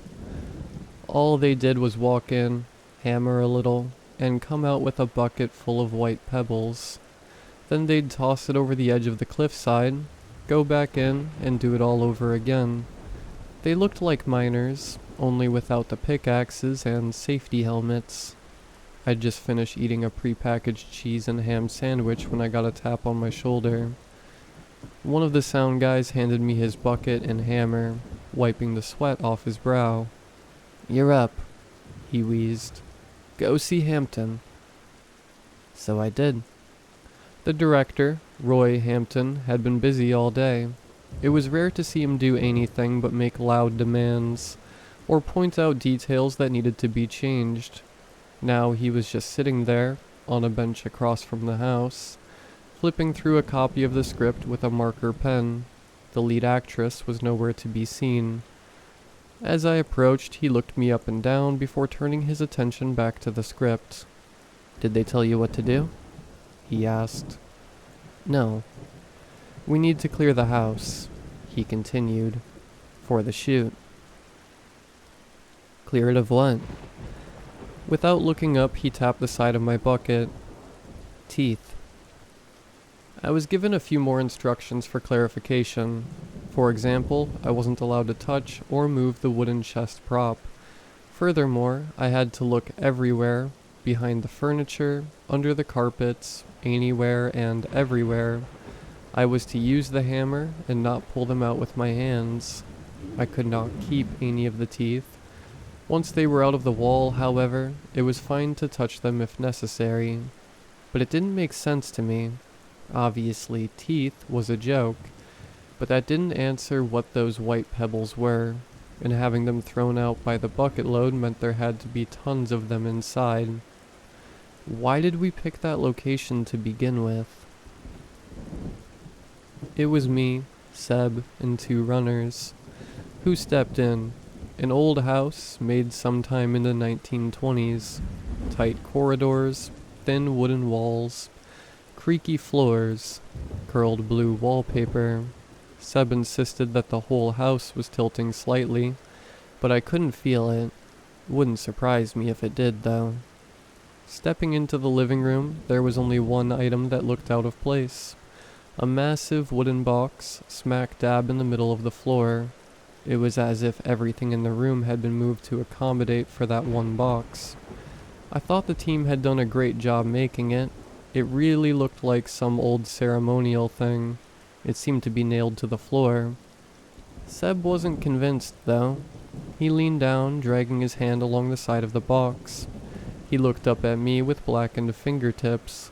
His expression changed. "This is real patina," he said. "This thing is old.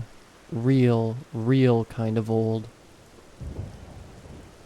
One of the runners were the first to find something. He called us over. It was underneath the kitchen sink. He lit it up with a flashlight, inviting us to take a look for ourselves. The others kneeled, one by one. No one said a thing. Finally, it was my turn. Even then, I was still expecting some kind of salt or calcium buildup. Something you might see in an old house. But it was teeth. Actual teeth. Just like we'd been told. It was molars. Most of them small, like the nail of a pinky finger. Others were the size of a thumb.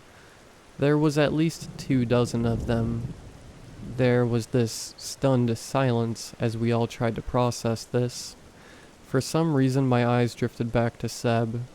He was the only one looking not at the teeth, but at the box in the middle of the room. Noticing me looking at him, he nodded towards it. "You know," he said, "I'm starting to think that ain't a prop." There were 2 floors in total. We could find teeth in every single room, if we looked close enough.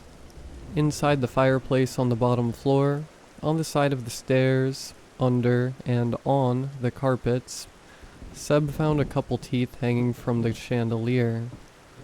The first tooth I knocked out was one of the most visceral things I've ever felt. There was like a wet, flesh-textured hole left in the wall that slowly closed. There was a warmth and a wetness to every single tooth, as if someone was breathing into my face with every tooth removed.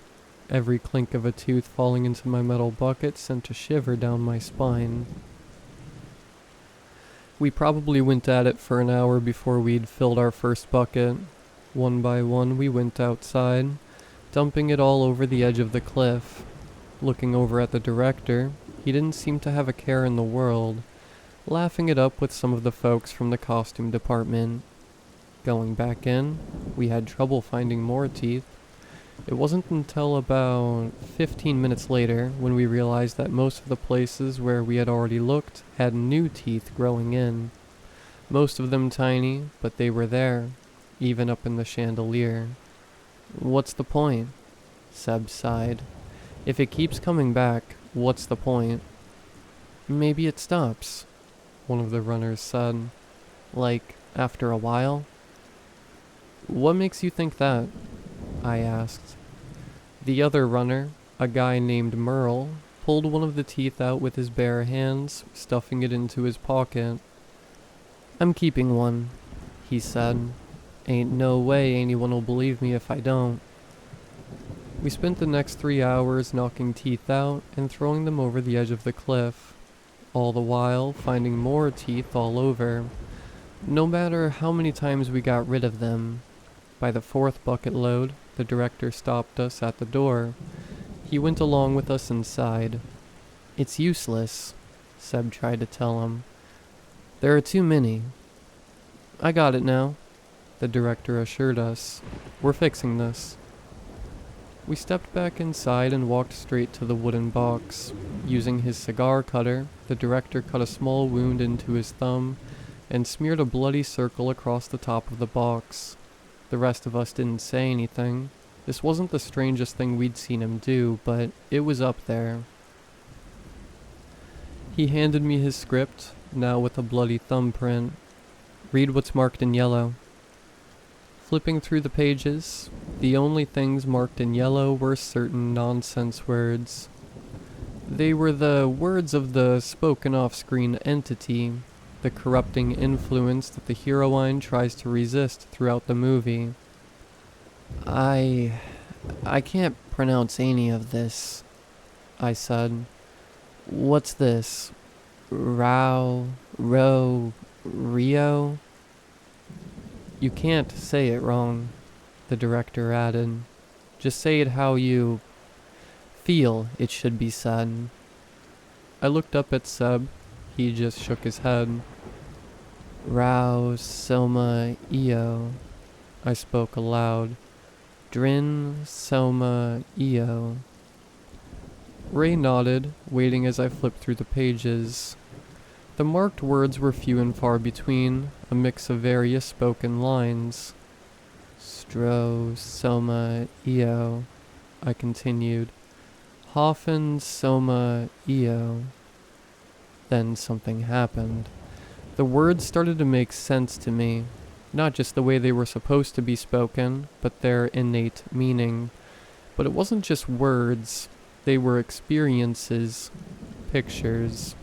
They made me think of distant places and foreign smells, pictures of blue fabric, blowing in the night wind, fine salt under my fingernails, a great fire. Then, without noticing, I didn't have the script in my hands anymore. The director took it back. Everyone just looked at me, slack-jawed and confused. There was a more intricate pattern on the box now, but you could barely tell. The wood was too dark, masking the dry blood. I think we're done, Director Hampton said. They should be gone by morning. What? What exactly did we do? Asked Seb. What is this? You think you'd understand that explanation? He smiled. Or would you even want to, for that matter? Seb sighed, drawing a breath into a new cigarette. No. The next day, filming resumed. There were no more issues with the house, and we were able to set up our equipment within the hour. We were done just after lunch, quickly moving on to some environmental shots by the cliffside. It's as if the previous day had never happened. I was pretty out of it though. I hadn't slept well. Every time I started to slip into a dream, I had this panicked feeling of not being able to get back out, like stepping off the deep end of a pool when you can't swim. I couldn't allow myself to fall into a deep sleep, instead dipping in and out of semi-consciousness until the early hours of the morning. I kept thinking about those words, seeing them, feeling them, knowing them. I remember looking out over the cliffside, feeling a stiff breeze ruffle my hair, when Seb tapped me on my shoulder. You okay? He asked. Slept really bad, I sighed. Me too, he said, sipping his coffee. Seb looked down at the rest of the crew, still packing up from one of the beach shots. They looked so small from up there. You seen Merle today? He asked. The runner? Nah, I yawned. Probably slept in. Seb shook his head. No, he didn't. We were kept busy all day long, but we kept an eye out. Neither of us managed to catch a glimpse of Merle, and no one seemed to know anything. There were still people running about back at the warehouse, but most were accounted for on site. It was worrisome. I'd seen enough to know that people were expendable at this point. We came back as the sun started to set. The late night get-togethers and mini-parties had been replaced with a whole crew face-planting into their pillow simultaneously. Having lost all sleep from the other night, I was barely standing. I was out cold in a matter of minutes. This time, I could dream, but not without twisting, turning, and waking at random. I kept getting these intrusive thoughts in my head that I had to go for a run, or drink scalding hot water, or rub sand against my shin bones. Just these weird physical sensations that I had sudden urges to pursue. I didn't, of course, but I couldn't stop myself from feeling it. When my mind finally settled into a singular dream, it was surprisingly real. It felt like I was having an out-of-body experience. I imagined myself walking around the set, browsing the dark shelves, and running my hand across the cold metal. I could hear my footsteps as I made my way back to my bed, going back to sleep even there and then, in my own mind. Only when I got back, someone was already in my bed. Me. The moment I woke up, I was staring into a stranger's eyes. One green eye, one red. A rattled breath, struggling for air. It took me a moment to realize that it wasn't them having trouble breathing. It was me. I was being strangled. There was this slow buildup of panic in my chest as I came to. It was as if my heart was trying to beat faster, but the blood couldn't reach my head. Still, looking back at it, what I remember most is the neutral expression of my attacker, or the cold fingers around my neck. What I remember most is something sharp poking into my skin as if they were holding a handful of gravel and pressing it against me. I was hyper-focusing on these nonsensical little things, as if I couldn't understand what was really happening. My hand flopped to the side of the bed, my fingertips growing numb. I could feel my biceps losing strength. Grabbing something out of my bedside pants, I brought my hand up towards my attacker and flicked my thumb. I'd managed to grab my lighter. I burned them straight in their red eye. I didn't even realize how much I needed to breathe until I managed to get them off me. I pushed myself away and felt the chemicals in my body come loose, blood rushing to my head and muscles, kicking me into action. I wanted to scream for help, but all that came out was this useless whimper. My throat had been hurt. Instead, I backed away, readied myself to run, and watched my attacker step into the moonlight. Merle, the runner. His left hand was covered in teeth, going all the way up to his shoulder. More teeth falling out of his mouth with every breath. Little holes building up on the side of his face, with early onset of more teeth poking through the skin. His eye had turned red from internal bleeding, as one of the teeth had grown out of the corner of his retina. In the moment, I abandoned all reason. From what I'd seen on set, this was the most visceral and horrifying sight by far. That night with Dawn, at the cave, at least they'd been human, but this? I couldn't tell what was happening here.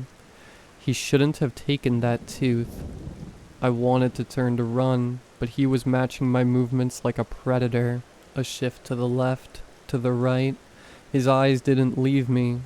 I backed away. He moved closer. My instinct to try and talk him down was thrown out the window. This wasn't a person that would listen to reason. All I had was my lighter and a solid 8 feet of distance. I heard the tip-tap noises of little teeth falling off his arm, like sand in an hourglass. Then he attacked. My folding bed was thrown across the room. His naked footsteps were heavy, leaving dozens of teeth behind. Despite that, he was fast. He came at me with all he had. I grabbed the first thing I could use as a barrier, a door leading me into the bathroom. I rushed inside, slamming the door shut. I felt him grabbing the handle from the other side, pulling with an impossible strength, but losing his grip with the loss of teeth slipping from the palm of his hand. I got just enough leverage to lock the door. I stumbled backwards into a bathtub, pulling down the cheap blue fabric as I fell. Seconds later, the door started to give way. Wooden splinters scattered on the floor. I pulled down the shower rod, wrapped the curtain up, and set fire to it with my lighter, wielding it like a makeshift torch. Good thing it was cheap plastic, and that no one had had the time to shower that night. It felt primal, in a way, like a caveman waving off a hungry wolf, but this particular wolf didn't seem all too bothered. And with that, the door broke. It all happened so fast. I remember hearing myself trying to scream, but just managing a wheeze. I pushed the shower rod into his chest like a spear, but it barely budged him, scraping against surface-level teeth. A tooth-covered fist swung towards me, cracking the ceramic tiles next to me as he missed, instead hitting the light switch. It turned this waking nightmare into a shadow play. Vague gestures and silhouettes cast by moonlight. A red eye, a mouth with oversized teeth, tip-taps of teeth hitting ceramic tiles. And still, I couldn't scream. Managing to duck under a second swing, I used his momentum to get past and back out into the mess hall. I ran towards the back where I could pass into the warehouse, but I didn't get far.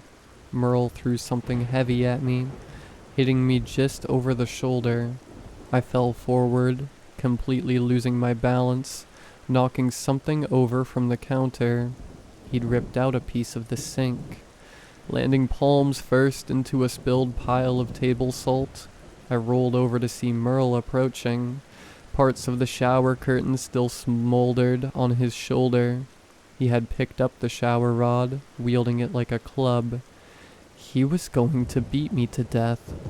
For a moment the impressions of the day flashed before my eyes. The teeth in the walls, the cliffside chat with Seb, the nonchalant attitude of Director Hampton, and the strange words, the images that had flashed within my mind, the words that had crept into the back of my head and settled there, coloring the inside of my mind with foreign pictures. And suddenly, it started to make sense. The blue fabric, browing in the wind from an open window, that was the shower curtain. The salt under my fingernails, it was right there. But there was no great fire, only a sputtering flame on his shoulder. "It's wrong," I muttered as Merle approached. "It's wrong. There should..." The words came to me, clear, vivid, and eager. I'll never forget them. I can't. Rau soma io, drin soma io, strau soma io, hoffen soma io. By the last syllable, it was as if something in the air corrected itself. Maybe it was just a coincidence, a freak wind, but another part of me felt like the world was making something right. A sputter from the flame got caught in his hair. Something flared up by the neck of his torn shirt. In the blink of an eye, he erupted into flame. A great fire. The fire alarm screamed in my stead. I coughed on the black smoke as Merle fled outside. I could finally hear others waking up and stepping out of their trailers, but to them, all they saw was the fire. Merle was dead the moment he hit the ground. He was just a tangled mess of fabric and something to them. I drew in a deep breath of nighttime air, feeling my throat relax. Someone was asking me what was going on. Someone was screaming for help. But louder than any voice was the mere presence of Dawn Anderson, the lead actress. Standing at the edge of the fire with a robe wrapped around her, giving me a tired smile. She scooched closer, speaking just loud enough for others to hear. "Good thing you were here," she smiled. "This could have burned down the entire warehouse." I didn't answer. I just looked at her. "Looks like some props didn't make it, huh?" She continued. Now we both had dirt on one another. She knew what I'd done to her that first night outside the cave, and I knew she wasn't the real Dawn Anderson. We were at an impasse. "Looks like I deserve a raise," I wheezed. "I'm sure Mr. Hampton agrees." They held a fireside applause for me. Someone pointed out the trail of teeth left behind, as if that somehow confirmed that it was just burning props. Someone else pointed to the vague shape of a skeletal hand in the flames. Another sign of important props being lost. But both Dawn and I knew what it really was. Or rather, who it really was. But we had a movie to make.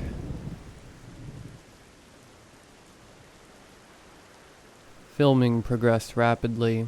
Director Hampton wanted to finish up the scenes that were shot off-site first, so we could move on to interior and controlled environments.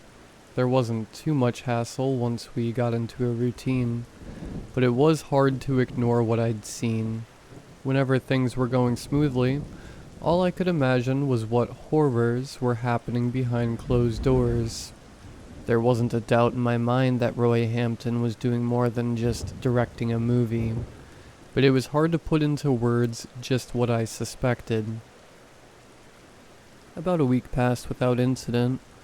Seb and I got a little less to do as we transitioned to finished sets, so we were occasionally tasked with clearing out off-site gear and props, going through places we'd filmed to make sure we didn't leave anything behind, or did any damage that might make the owners mad.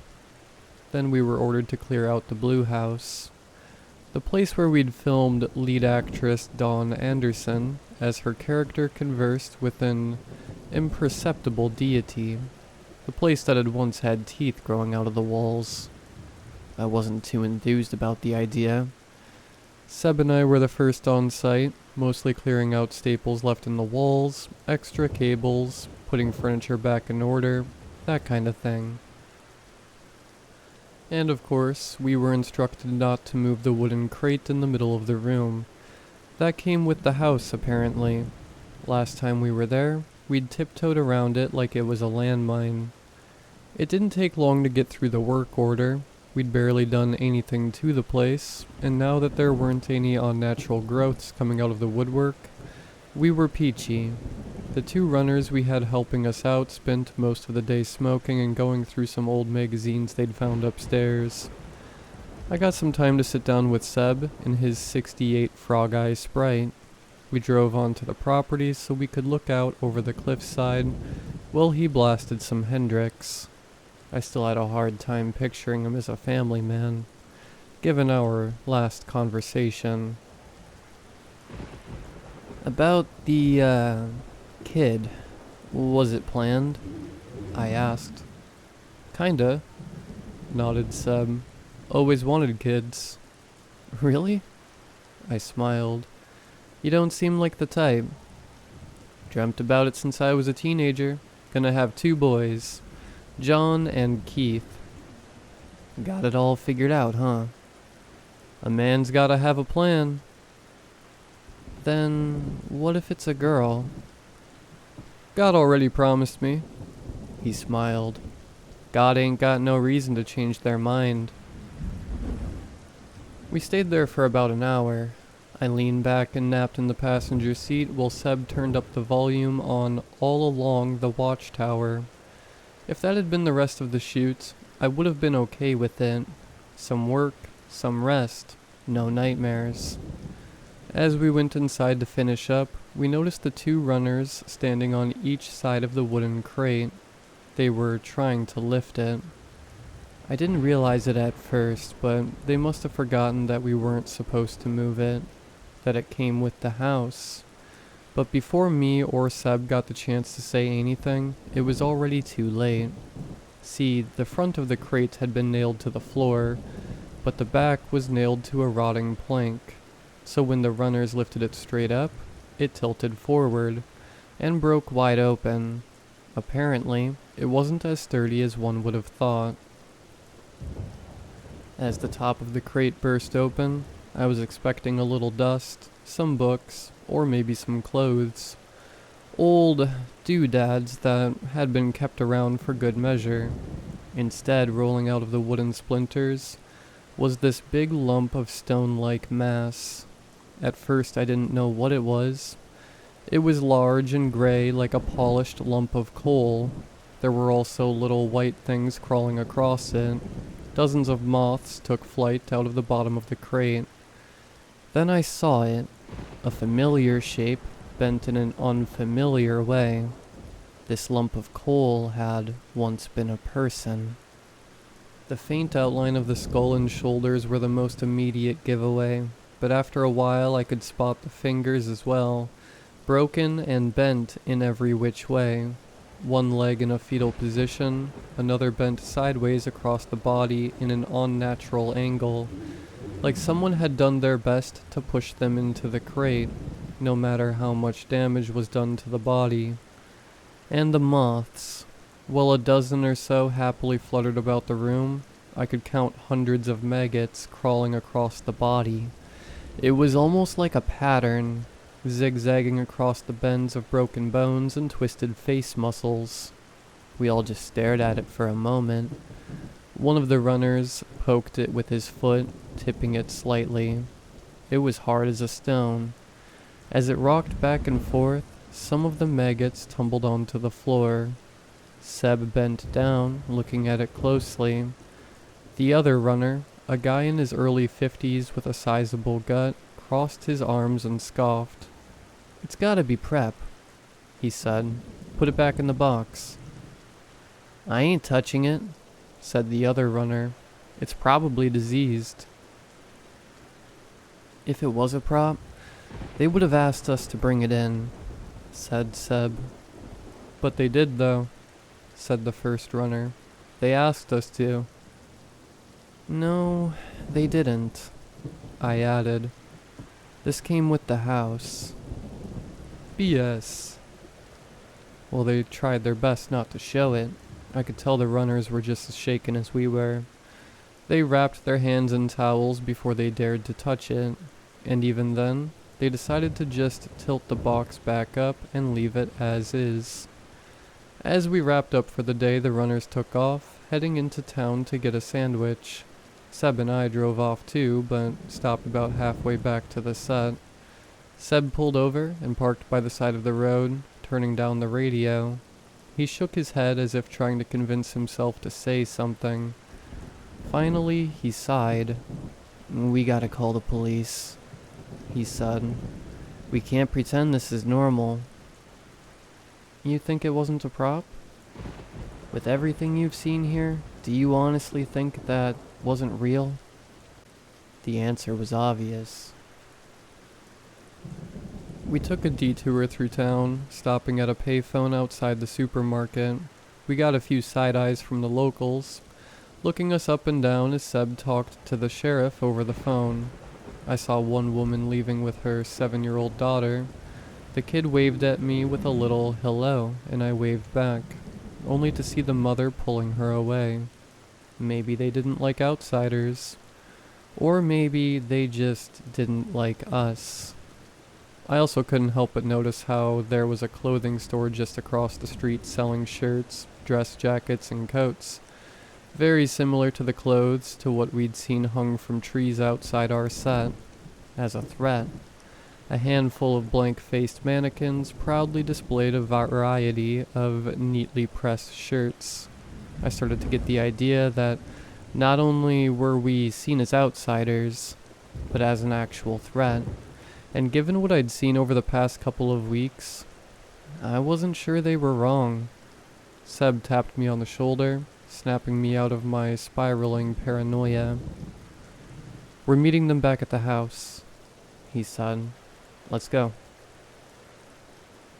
As we got back in the car, I noticed the mother staring at us from across the street, firmly clutching a golden cross around her neck. Our eyes met for a moment. I could tell she was scared. I saw her shoulders move with her heavy breathing. We weren't just outsiders to her. We were dangerous. As we drove off, I could still see her looking at us through the rear view mirror. A stark reminder that no matter who we were and what we were doing here, we weren't welcome in Chatterblinds. We pulled up outside the blue house again. We didn't have to wait long for the sheriff to arrive. I got the impression that they'd been called out a lot these past few days. There'd been the break-in, the debacle at the cave, and now this.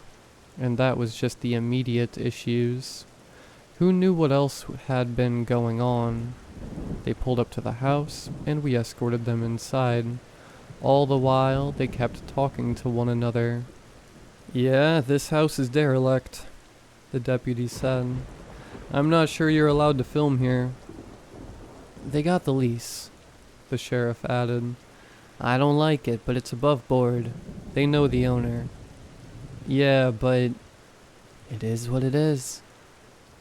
As we entered the living room, Seb pointed them to the wooden crate. Moths were still fluttering about, forcing the deputy to wave them off with his hat. As they moved the loosely added lid of the crate, a few more moths fluttered out, and the body was gone. "What am I missing here?" the sheriff asked. Seb just shook his head and looked at me. Maybe the runners moved it, or the director. Either way, someone got back there ahead of us. Probably someone from the closed set, as that was closer than downtown Chatterblinds. "Someone took it," I said. "It was there and—" "Look, I'm inclined to believe you gentlemen, but you ain't got something to show us. There ain't much we can do." "We'll call you as soon as something shows up." "See that you do," he continued, "and make sure no one moves it next time." They wandered off, leaving me and Seb along with the moth-laden box and a whole bunch of nothing. The sun turned the horizon a brownish orange, stretching out our shadows. Seb didn't say a word. We got back in the car and just drove. As we came to a fork in the road, leading us up towards the closed set, Seb kept driving straight through. We missed the exit. "Where are we going?" I asked. "We're getting out of here." "Oh yeah?" "Yeah." We went past the half-abandoned farmlands, the lone houses overlooking the cliffside, and the various abandoned summer homes. Past the cows grazing on dry grass and the pine trees struggling to keep their needles, the shadows grew longer. "Why now?" I asked. "After all this, why now?" "You remember what the script said?" Seb asked. "What it said about the box?" "Not really." "Check the glove box. Got a copy. Page 36. I clicked it open and pulled out in a noted version of an older script. Turning to the correct page, I got a stark reminder of what the script said.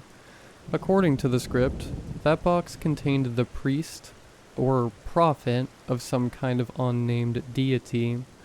It was described as the voice of the dead-tongued god. Jesus. The word just fell out of me. Looking back up at Seb, I was afraid to ask what he thought. I didn't say a word, but he answered anyway. "That crate was never supposed to be opened. It's not a prop. At best, we're looking at a mummified corpse. At worst. He shook his head, drawing a breath of his cigarette. I don't want to think about it. He sighed. That's where I draw the line. A man's gotta have a plan, I added.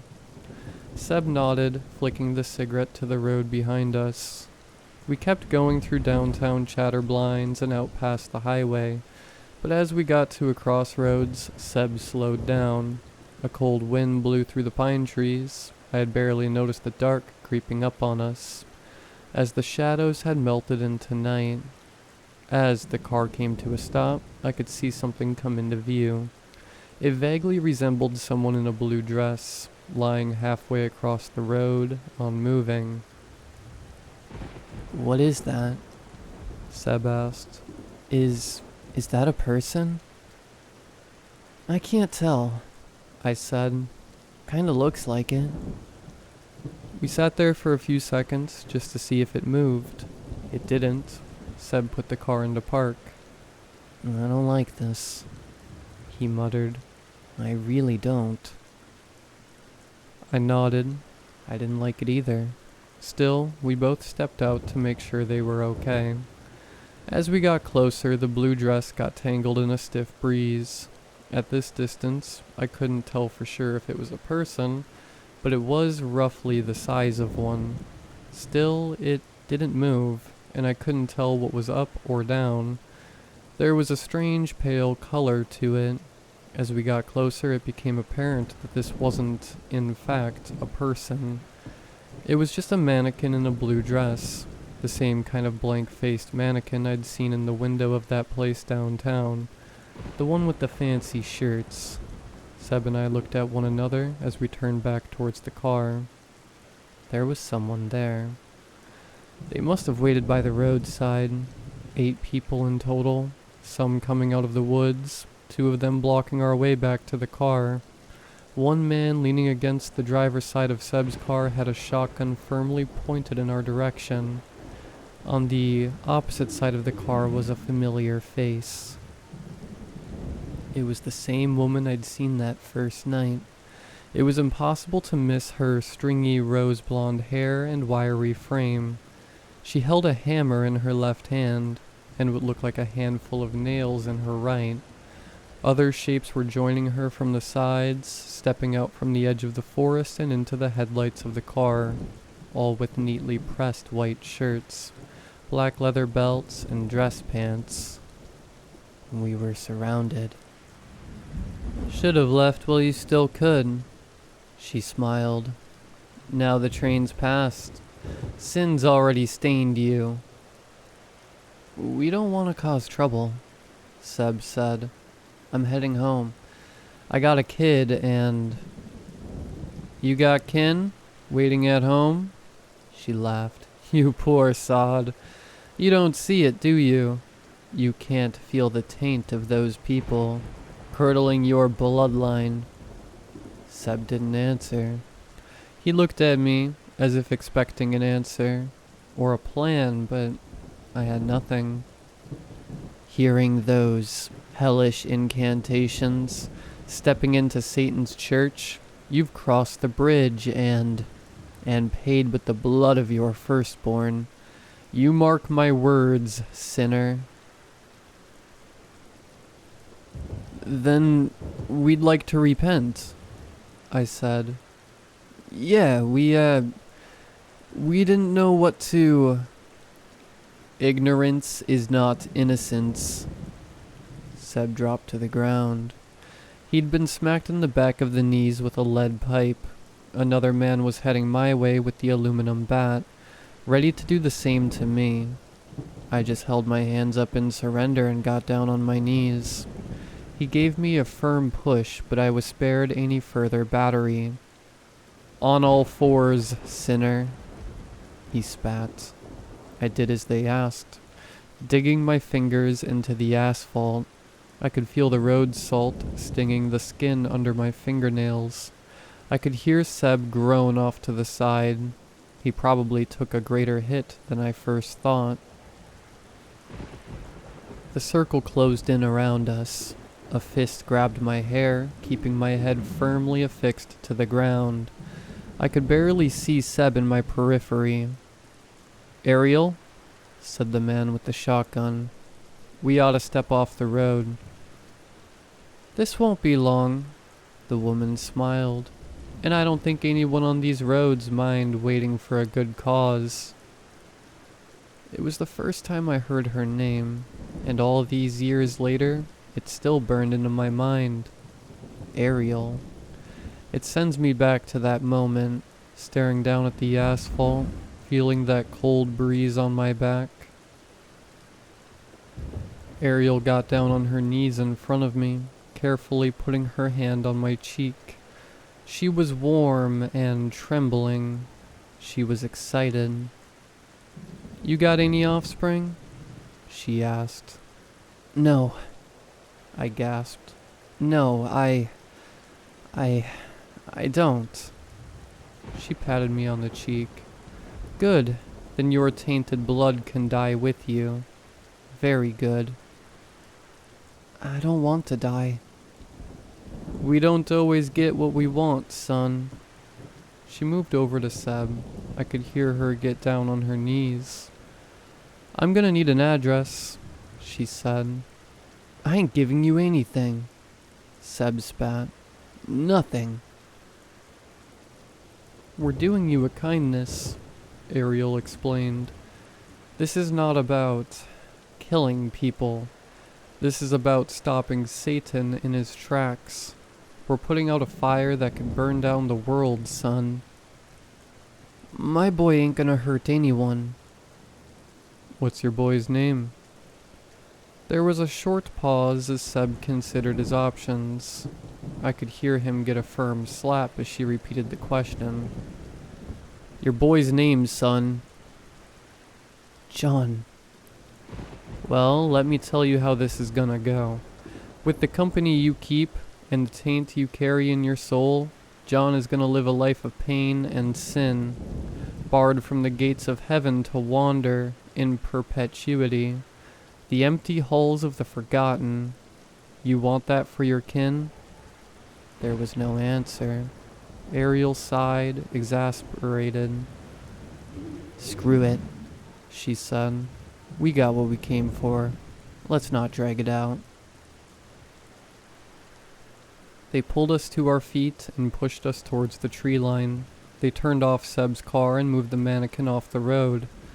I was ready to scream for help at the first sign of a passing car, but no one came. Turns out that road wasn't quite as popular as one might think. I could hear the jingle of nails in Ariel's hand. I could see 2 men with rope near the tree line, and 2 more lighting the way with flashlights. They led us there without a word, but with a soft hum on their lips. A hymn. There's nothing wrong with us," Seb said, desperately trying to bargain. "We were leaving. We were getting out." "An infection spreads," said Ariel, "as is the nature of things." "We're not an infection," Seb growled. "We're people. I have folks waiting for me at home. "I understand," she interrupted. "I hear you, and I'm sorry." There was something so nonchalant about her way of saying this, but the implications of what was about to happen was starting to dawn on me. I could feel my heart racing, trying to catch up with my thoughts. These people weren't just here to frighten us, or to make us uncomfortable. They were here to make examples of us, for the others. With every hand that touched me, I recoiled. I protested, but there were too many of them. I was pushed up with my back against a tree, and before I could say anything, a rope was pulled over my neck and tied by the back of the trunk. Shortly after, my hands were bound. Ariel stepped back, handing the hammer and nails to one of her associates. She clutched her hands in front of her and closed her eyes. The 2 flashlights were firmly affixed on us. I could feel myself sweating through my clothes, staining my armpits. "It is my firm belief that you are beyond redemption," she said. But it is by God's words that we aim to forgive and redeem. So by these words, I pray you find salvation." They moved up to Seb first. They were going to nail him to that tree. "O Heavenly Father, hallowed be thy name." As Ariel began her prayer, Seb turned to me. I could see the panic in his eyes as they loosened the rope from his left hand and moved it up to the side of the trunk.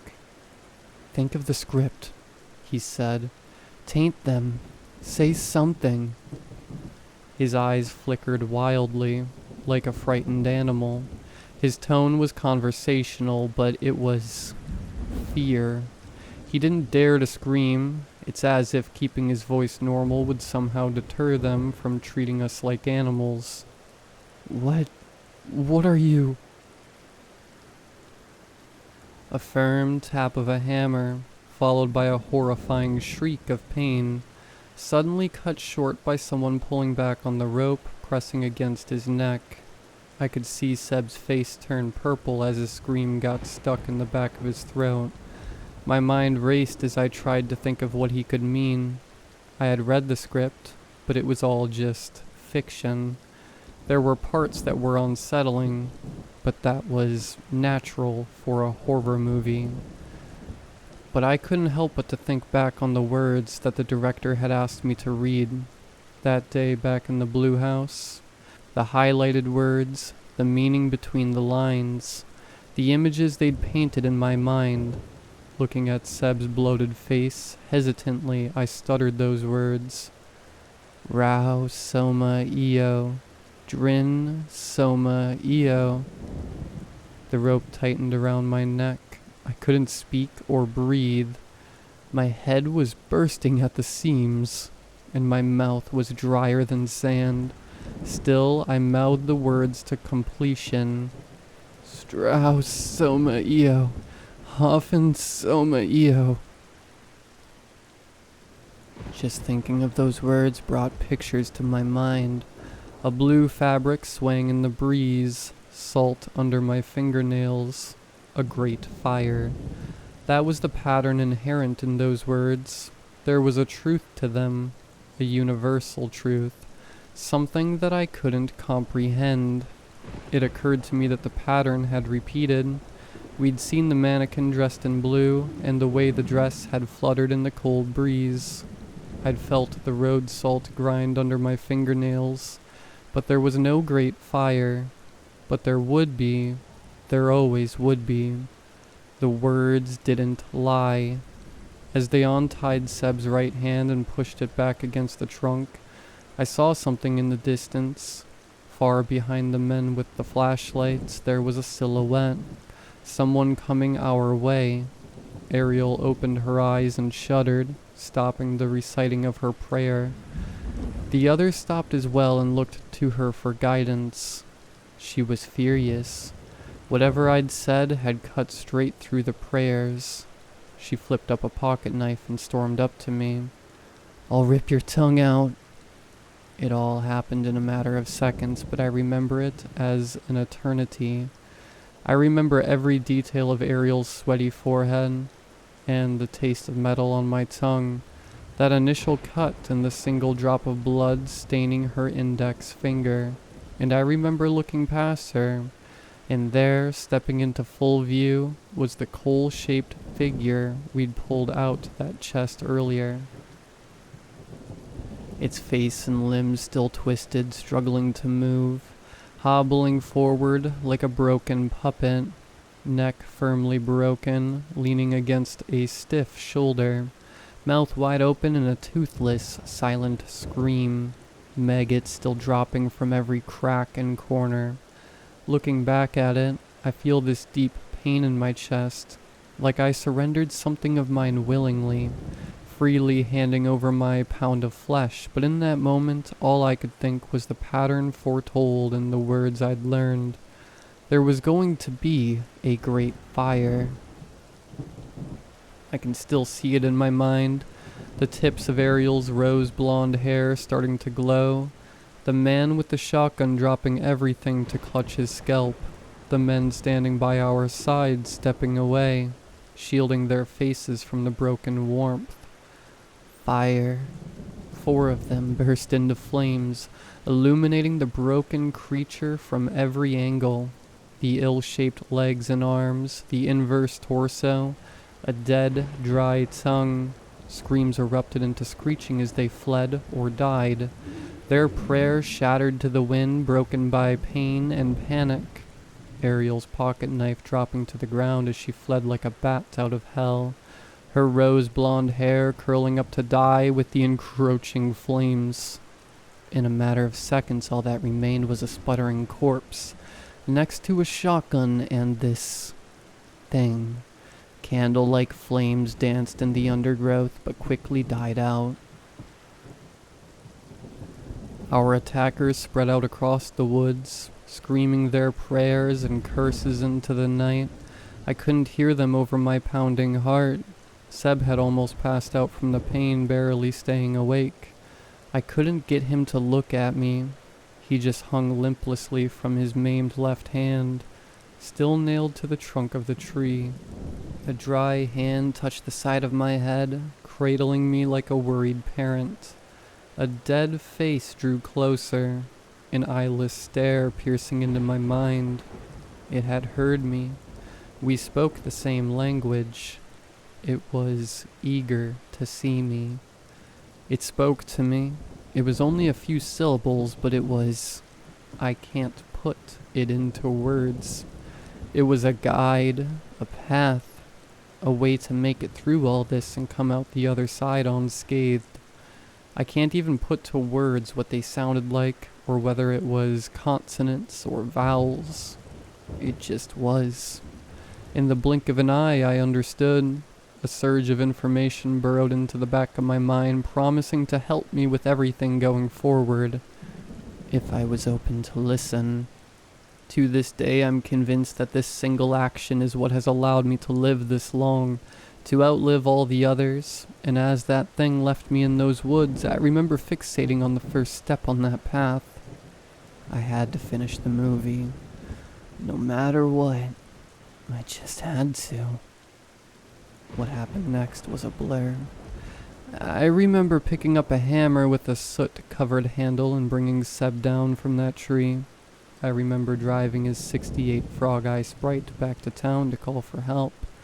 I remember an ambulance and a knowing nod from the sheriff's deputy. And as I returned to the set that night, I did so with a renewed determination.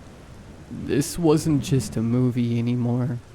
This was an event foretold, something I had been bound to complete. And at that point, I didn't know if I was going to fight it with every inch of my being, or let fate take its course. In a way, I still don't know.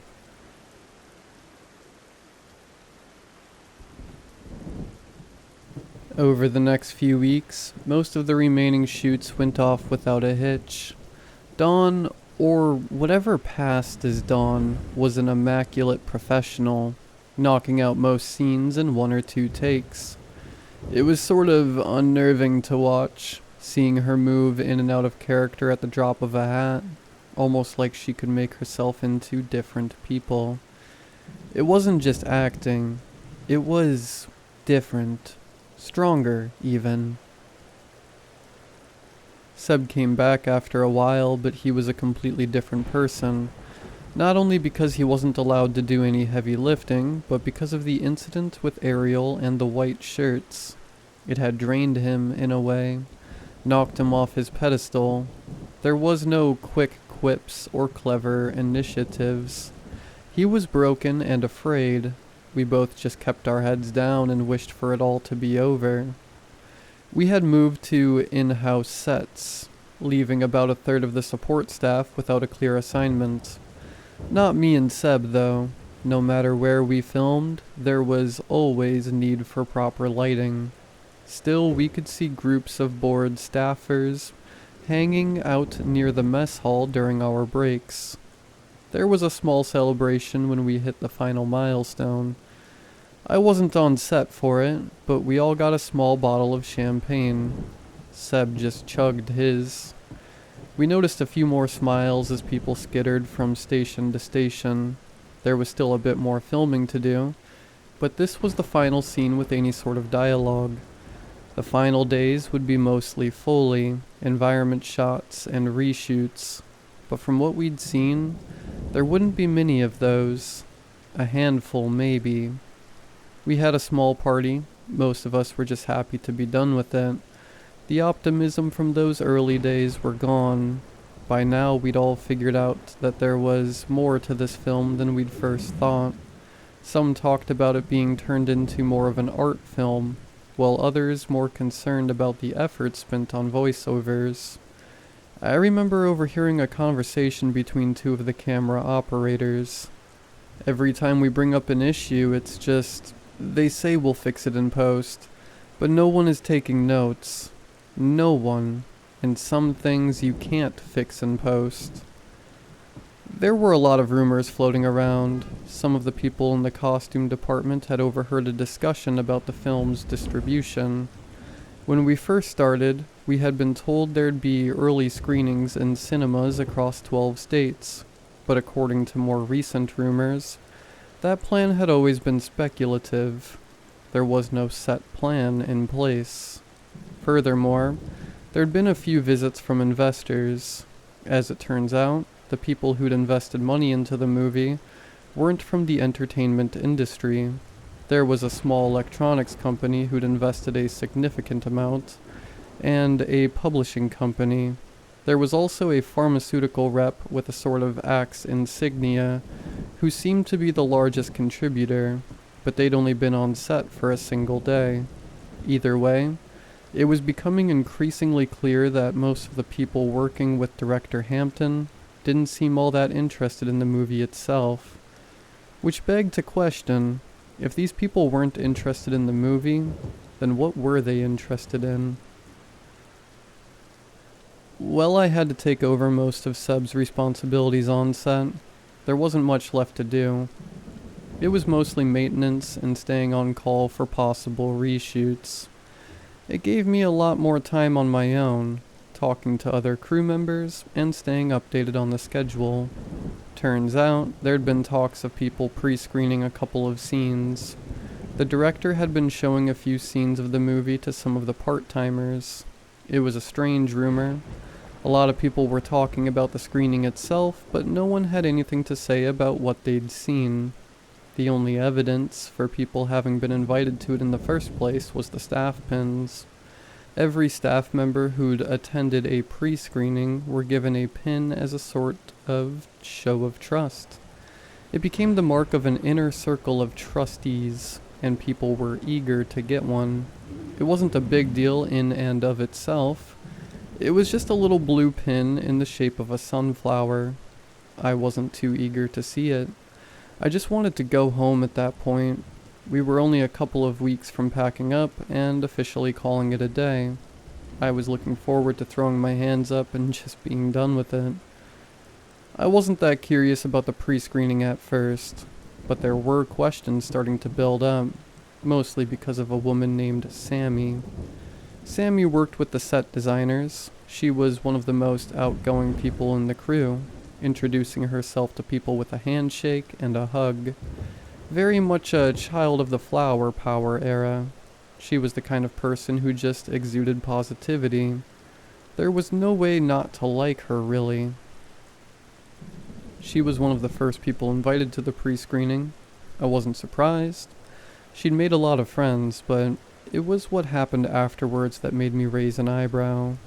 She started to zone out a lot.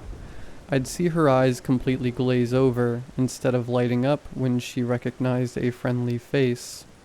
Most of the time, she'd be looking down as if deep in thought. She would also write a lot. I'd never seen her write anything, but all of a sudden she was carrying around a notebook at all hours of the day, and once I'd noticed it, I couldn't stop noticing it. A lot of the folks with pins had notebooks. It was strange, though. No one had said anything about it. I tried asking Sammy about it, but she was very deflecting.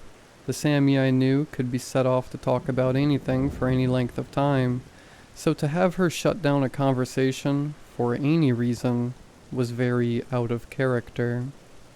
Just inventory, she said, making sure we got it all covered. Yeah, no, I wasn't buying it. Still, we got ever closer to the final day on set. One afternoon, Seb came to see me. It was just after dinner time, and I'd horked down a couple of hot dogs. He walked up to me, flashing his very own sunflower pin. "I've been invited to a screening tonight," he said. You think I should go?" "You want to?" "I don't know," he said, shaking his head. "I don't like it." "So just don't go." "You think they'll let us?" After what we'd seen, I wasn't so sure. There was no telling what was really going on behind the curtain. "I mean, what are they gonna do?"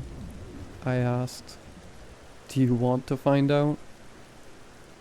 Looking at Sammy's lonely corner in the mess hall and her glassy-eyed stare, I didn't know what to think. There was a part of me that just wanted answers. I think I realized, even then, that I couldn't step away from all of this without answers. The things I'd seen during the filming of The End of Eternity would haunt me for the rest of my life, so any sort of idea of what it all meant might give me some peace of mind. "I'll go," I said. "Then I'll tell you about it." "You sure?" Seb asked. "A man's gotta have a plan." Seb handed over his pin. About an hour later, I was standing outside a meeting room at the far side of the main building, along with 8 other anxious crew members. There were mixed feelings. Some seemed excited, others worried. I was somewhere in the middle. It was so strange, in a way. Even now, no one knew for sure what parts of the script would make it into the final cut. There were a couple of scenes I was fairly sure were being cut, but then again, Roy Hampton was erratic at best and nonsensical at worst. There was no way for any of us to know for sure. But yeah, I think all of us had long since realized that this would be no ordinary horror movie. One of Hampton's assistants checked out pins and led us into a small room. There were black chairs placed in 4 rows of 6. There were no lights. I got myself in the second to last row, far back enough to get a good overview, but not far enough to bring attention to myself. Others were already whispering with anticipation. Were they showing us a single clip? Several? Raw footage? Before we got a chance to ask anything, I heard the familiar click of a projector rolling to life. I hadn't noticed them rolling it in. Then again, it was a little too dark to see anything but the silver screen. All our eyes focused on that little shining square at the far end of the room. The bright light and the clicking. So, there isn't much to say about the footage shown. Honestly, I can't remember much of it. There were quick cuts, some kind of voiceover, strange music. But I have no visual memory of what was shown on screen. I just remember sitting there, mesmerized, until someone in the back row tapped me on the shoulder. "I love this part," they whispered. "You seen this?" I asked. "No, but I helped with the story." I was about to turn around, but they put a dry finger on my cheek, keeping my head looking forward. "You don't want to miss this," they said. "You a co-writer?" "We all are," they whispered. "We put words to thoughts that were always there." Sounds like something a writer would say. How appropriate.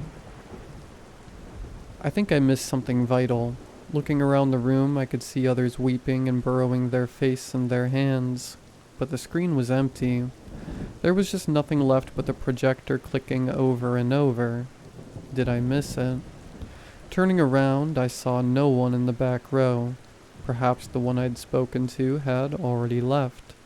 Then again, that finger on my cheek felt familiar in a way I didn't want to think about. perhaps it had been the same person who saved me from the white shirts. If so, I'm using the term person very loosely. I stepped out of there with no clue what the big deal was. I barely remember what I'd watched, and there was this uncomfortable ringing in my ears that just wouldn't go away. I still had the pin, and, to my surprise, I was holding a notebook. I didn't remember picking that up. Looking at the others, they seemed just as dazed as I was. Most of them awkwardly mumbled and tried to laugh it off, while others seemed genuinely disturbed. One of them kept repeating, "What was it about?"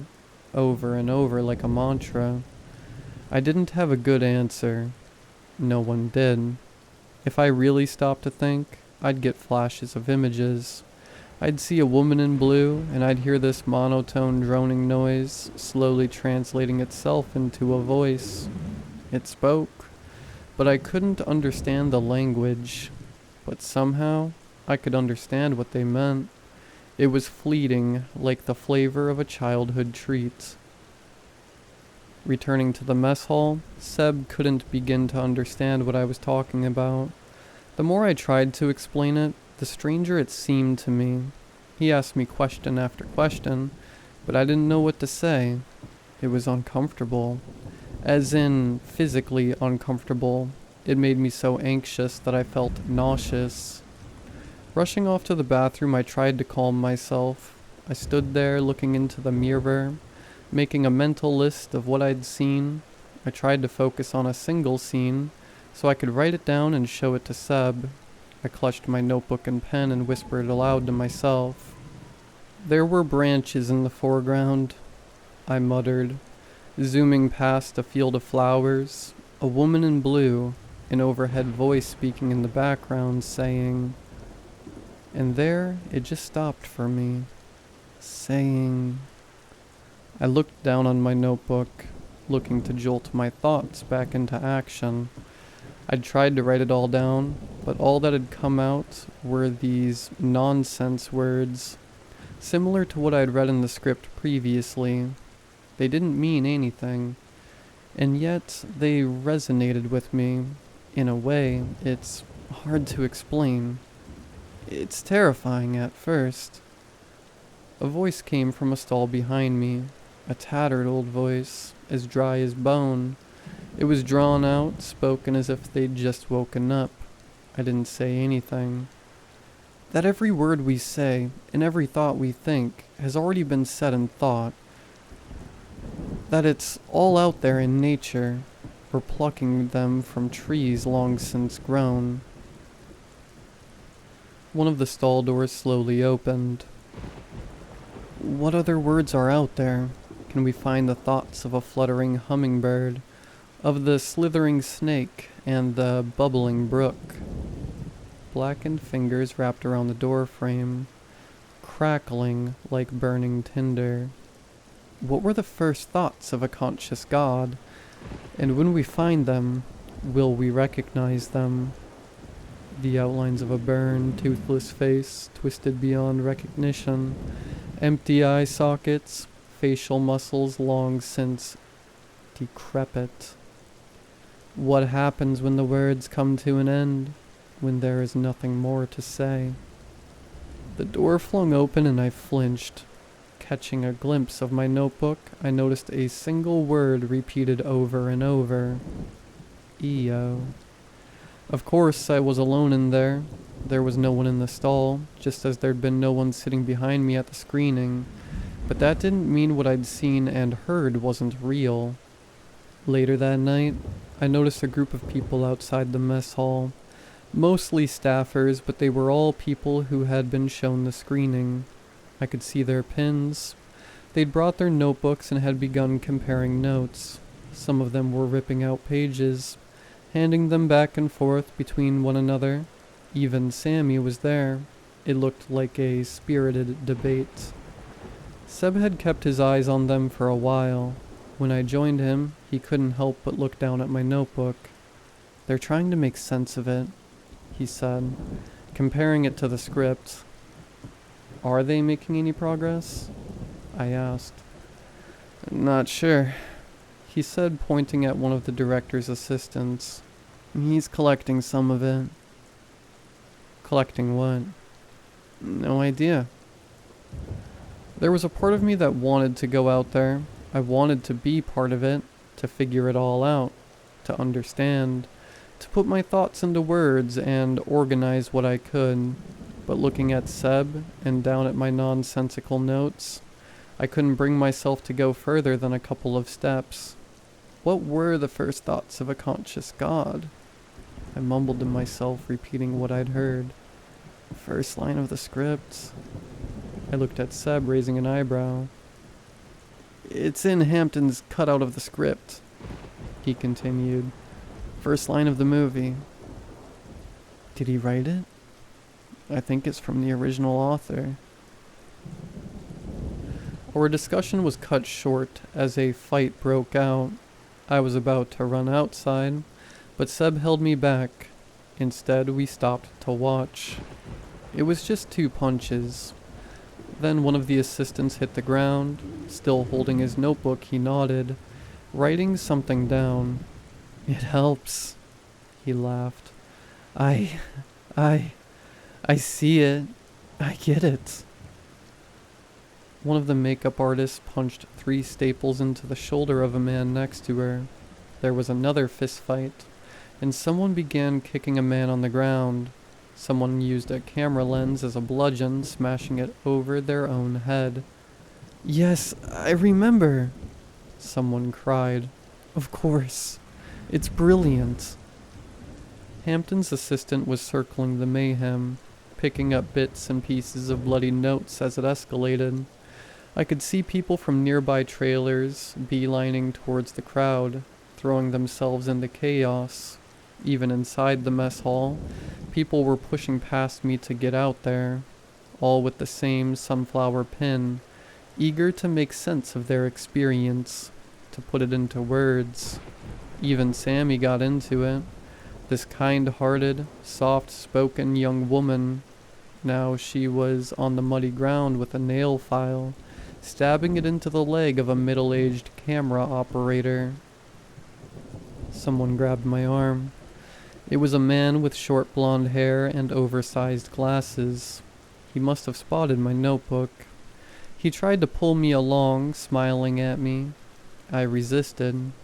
Come on, he said. We almost got it. I pulled my hand away and his smile dissipated. Seb stepped up next to me. What is wrong with you? Seb said. Does that look normal to you? He pointed out the door with his wounded hand. Equal parts relieved laughter and pain reverberated through the outer yard. I could see pinless bystanders lining up around them, looking at them from afar. But we almost got it, the man added. And it's genius. He grabbed my arm again, this time with force. I tried pulling back, but he held on tight. Before I had the time to protest, Seb socked the guy across the nose, snapping the cartilage. The man reeled back in the doorway, clutching his bleeding nose. He looked up at us with this big, unnerving smile. Seemingly without thought, he wrote something down in his notebook. He didn't even look down. Do it again, he smiled. Hit me. I stepped back and Seb followed suit. It makes so much more sense when you do. You have no idea. He hurried towards us, but we backed away. Leaving through the warehouse, we slammed a door shut in his face. Locking it from the other side, I could still hear him through the door.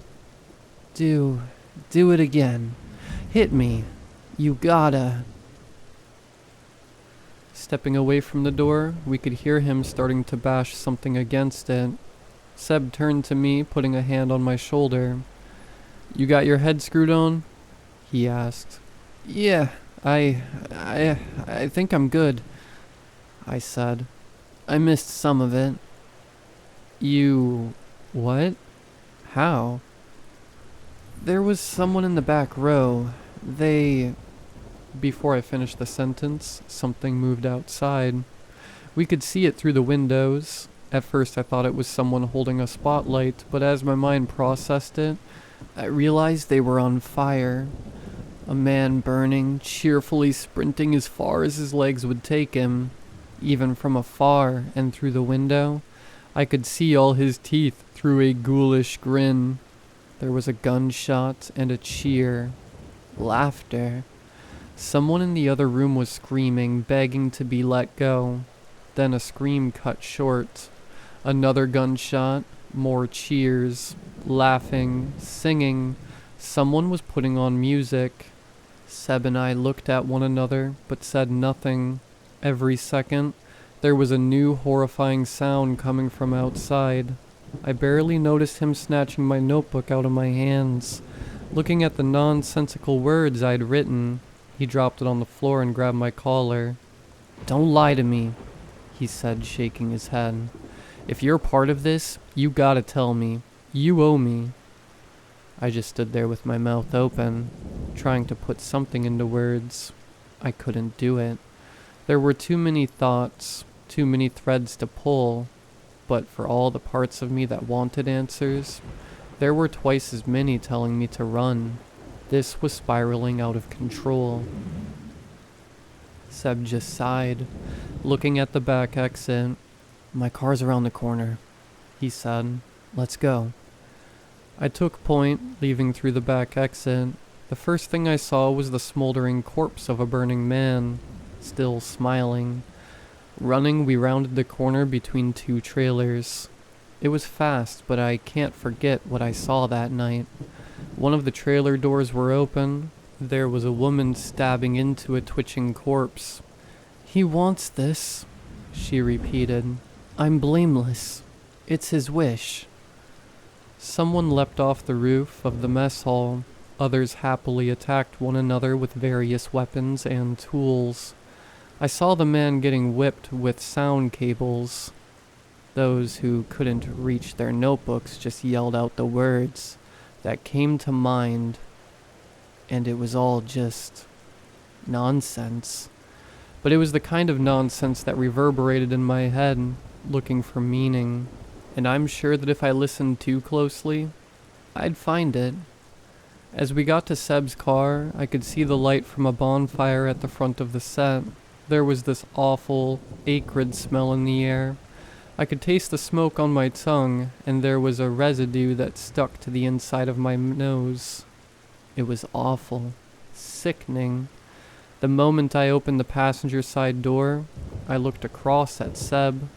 Behind him there was a black silhouette, something hiding in the dark, looking my way, and with a whisper that traveled straight into my ear it said, "Duck." The moment I did, a fire axe cleaved the air inches above my scalp. I could hear the weight of the steel axe head. He was an older man from the logistics department. He kept track of the warehouse inventory. Now he was shirtless, wielding a fire axe. "I'll help you," he exclaimed. "Stand still. I'll help." Diving into the car, he came at me again. I kicked the passenger door open, breaking a handful of unseen mechanisms. It slammed into his stomach, sending him reeling back. As Seb put the car into gear, the wild eyes of the old man met mine. "Thank you," he smiled. "Thank you so much." Before he got another chance to attack, we were on our way. My breaths were so short, they were barely perceptible. The 68 Frog Eye Sprite spun around, tires screeching as we gunned for the exit. The gate would be closed, but we didn't have much choice. The bonfire was enormous. Even from the back and the side of the building, we could see the top of the fire. As we turned the corner, I could barely bring myself to look at it. I could see bodies in the fire, skeleton hands reaching upwards, people throwing themselves into a pile. Chanting, laughter, singing, and there in the midst of it all I could see Director Roy Hampton. He was collecting notes from the various notebooks, seemingly ignored by the mad revelers. He gave us a curious look as we sped past. clutching his mini notes to his chest like a mother cradling her child. The car lurched forward as we broke through the gate. Metal and plastic rattled and scattered to the wind. Tires screeched and we were on our way. Even from afar I could still make out Roy Hampton's silhouette by the fire. And right next to him, a burned-out mockery of a person. Taking to the road, Seb didn't stop for anything. He broke every speed limit going through downtown Chatterblinds. He took a different route through the outskirts of the town, letting the suspension suffer the many potholes that had built up over the years. He wasn't taking any chances, and we were getting out, no matter what. By the time we hit the freeway, it almost felt like that first day, leaving whatever had been behind us, and heading for greater things. Him to a life as a family man, and me, well, I had plenty of time to figure something out. But well, that was our final day on set. It was far from our final day with The End of Eternity. And it wouldn't be the last time I saw director Roy Hampton. After leaving the set of The End of Eternity, Seb and I went west. We didn't stop until every sign pointing us back to Chatterblinds were far off in the rear view mirror. The highway was as open as ever, but I couldn't help but to feel trapped. Like some cosmic shackle had bound my life to what had happened back there. Even if I never saw or heard from any of them again, there was no way I'd ever forget what had happened. After an exhausting trip, Seb and I finally parted ways at a roadside diner. He was going back home to his girlfriend, and I was going to pick up my job working the projector. It wasn't much, but I needed to get back to something mundane to process it all, to come down. We had a meal and hugged it out in the parking lot. We didn't say much. I wished him the best, and he did the same. But as he got back in his car, he asked me a final question. If I hear something, do you want me to pass it on? Yeah, I nodded. Sure. I didn't really want it, but I didn't expect him to hear anything either. It was over. It was done. And for a long time, that was it. 6 years. 6 years of pretending to live a normal life, dating back and forth, showing movies to the late-night crowds, getting promoted to general manager, and handling the shifts. I ended up in brief but stormy relationship with a Dutch woman that almost had me killed. Long story, but that's what life's about. A whole bunch of long stories.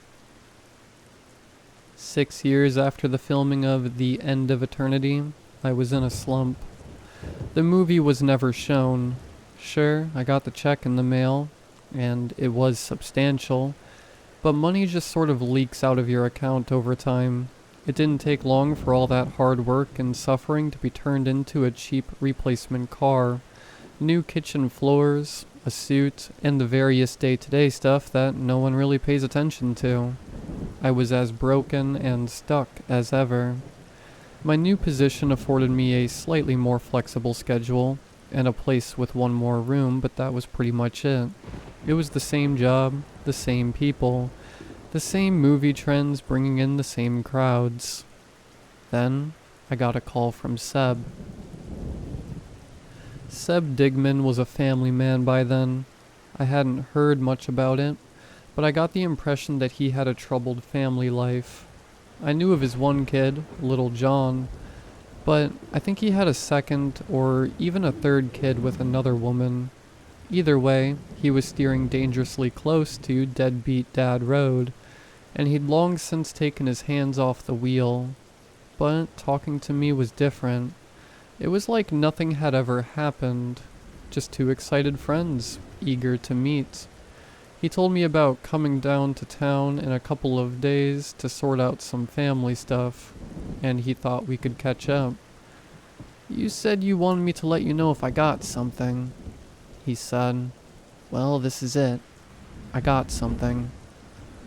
I met up with Seb at an old corner pub, the kind of place that had been around for generations.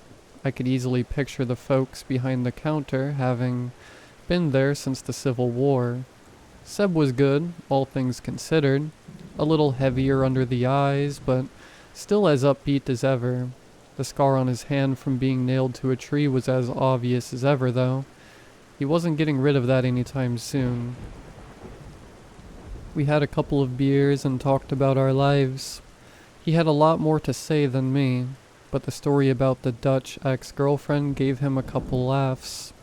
But when it came to the meat of the conversation, the tone took somber turn. "I've been keeping my ears open," he said. "The movie's out there, but it's mostly shown at private parties. Small gatherings. People close to Hampton." "Like a home movie kind of thing?" "Yeah, like that," nodded Seb. "It's weird." "So what's the big news?" "Well, there's gonna be a showing pretty soon," Seb sighed. "And, it's not far. There's this up-and-coming finance guy who's expanding into the entertainment industry, and Hampton must have gotten whiff of him." "Sounds exclusive," I added. "It is," Seb agreed. "But the guy is like, 21? And his mom is, an old acquaintance of ours. We can get a foot in the door." "Through his mom?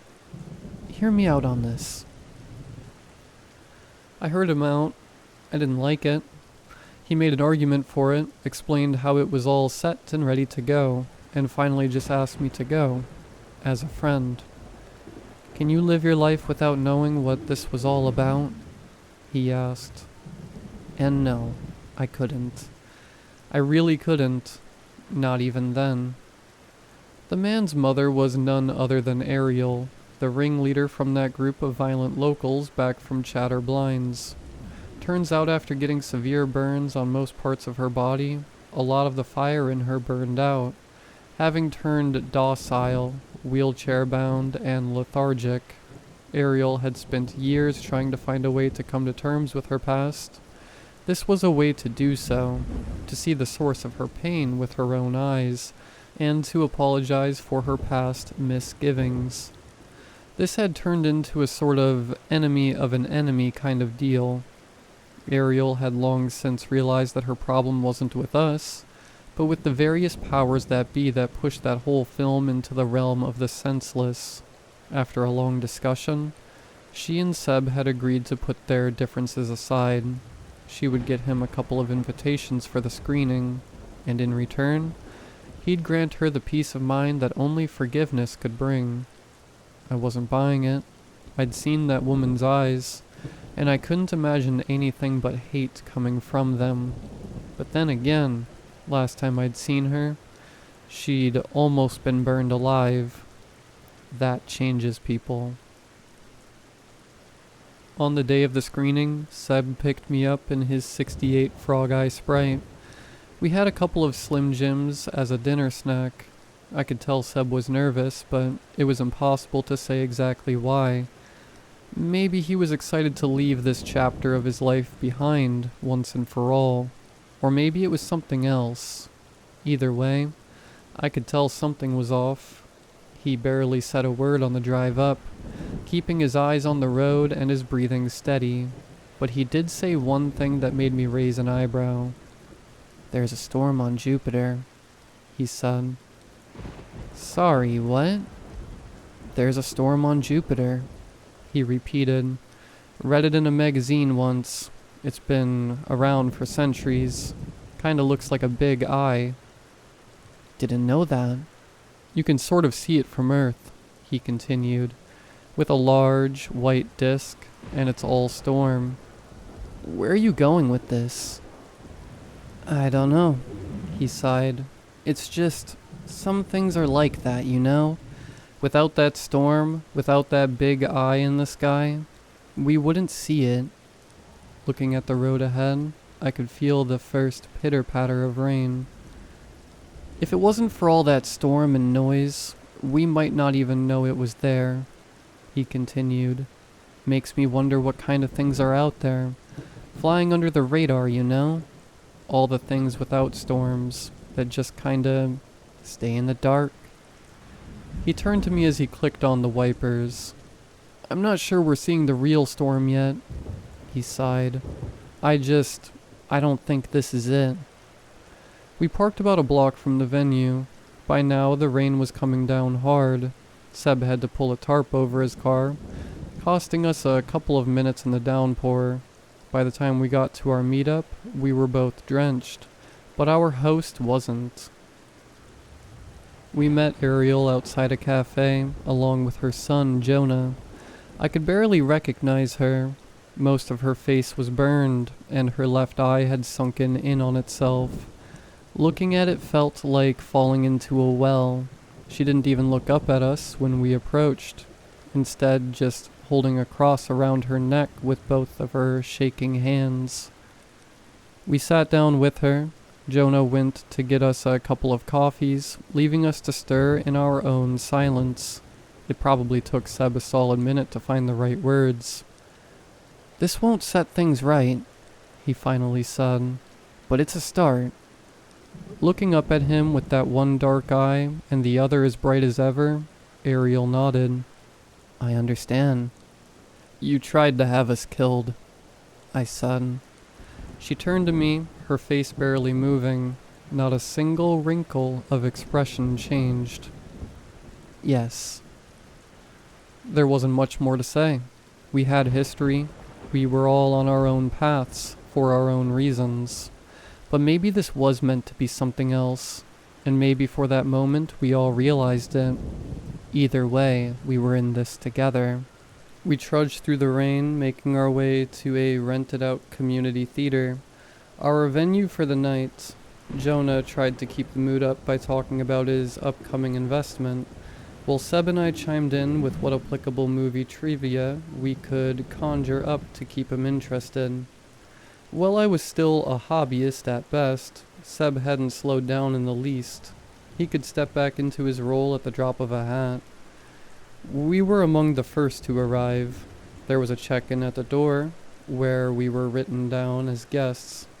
The place was buzzing with caterers and security personnel. There were a few other guests who'd arrived early, casually socializing in the lobby.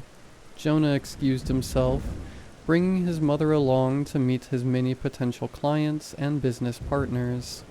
As Ariel was rolled away, she turned to us, and for the first time I could sense something, the hint of a smile. Within the next hour or so, the place was crowded. All kinds of people from the movie industry, along with one or two hopeful singers/songwriters. There was a composer who'd worked with Kubrick for a brief time, taking up plenty of spotlight.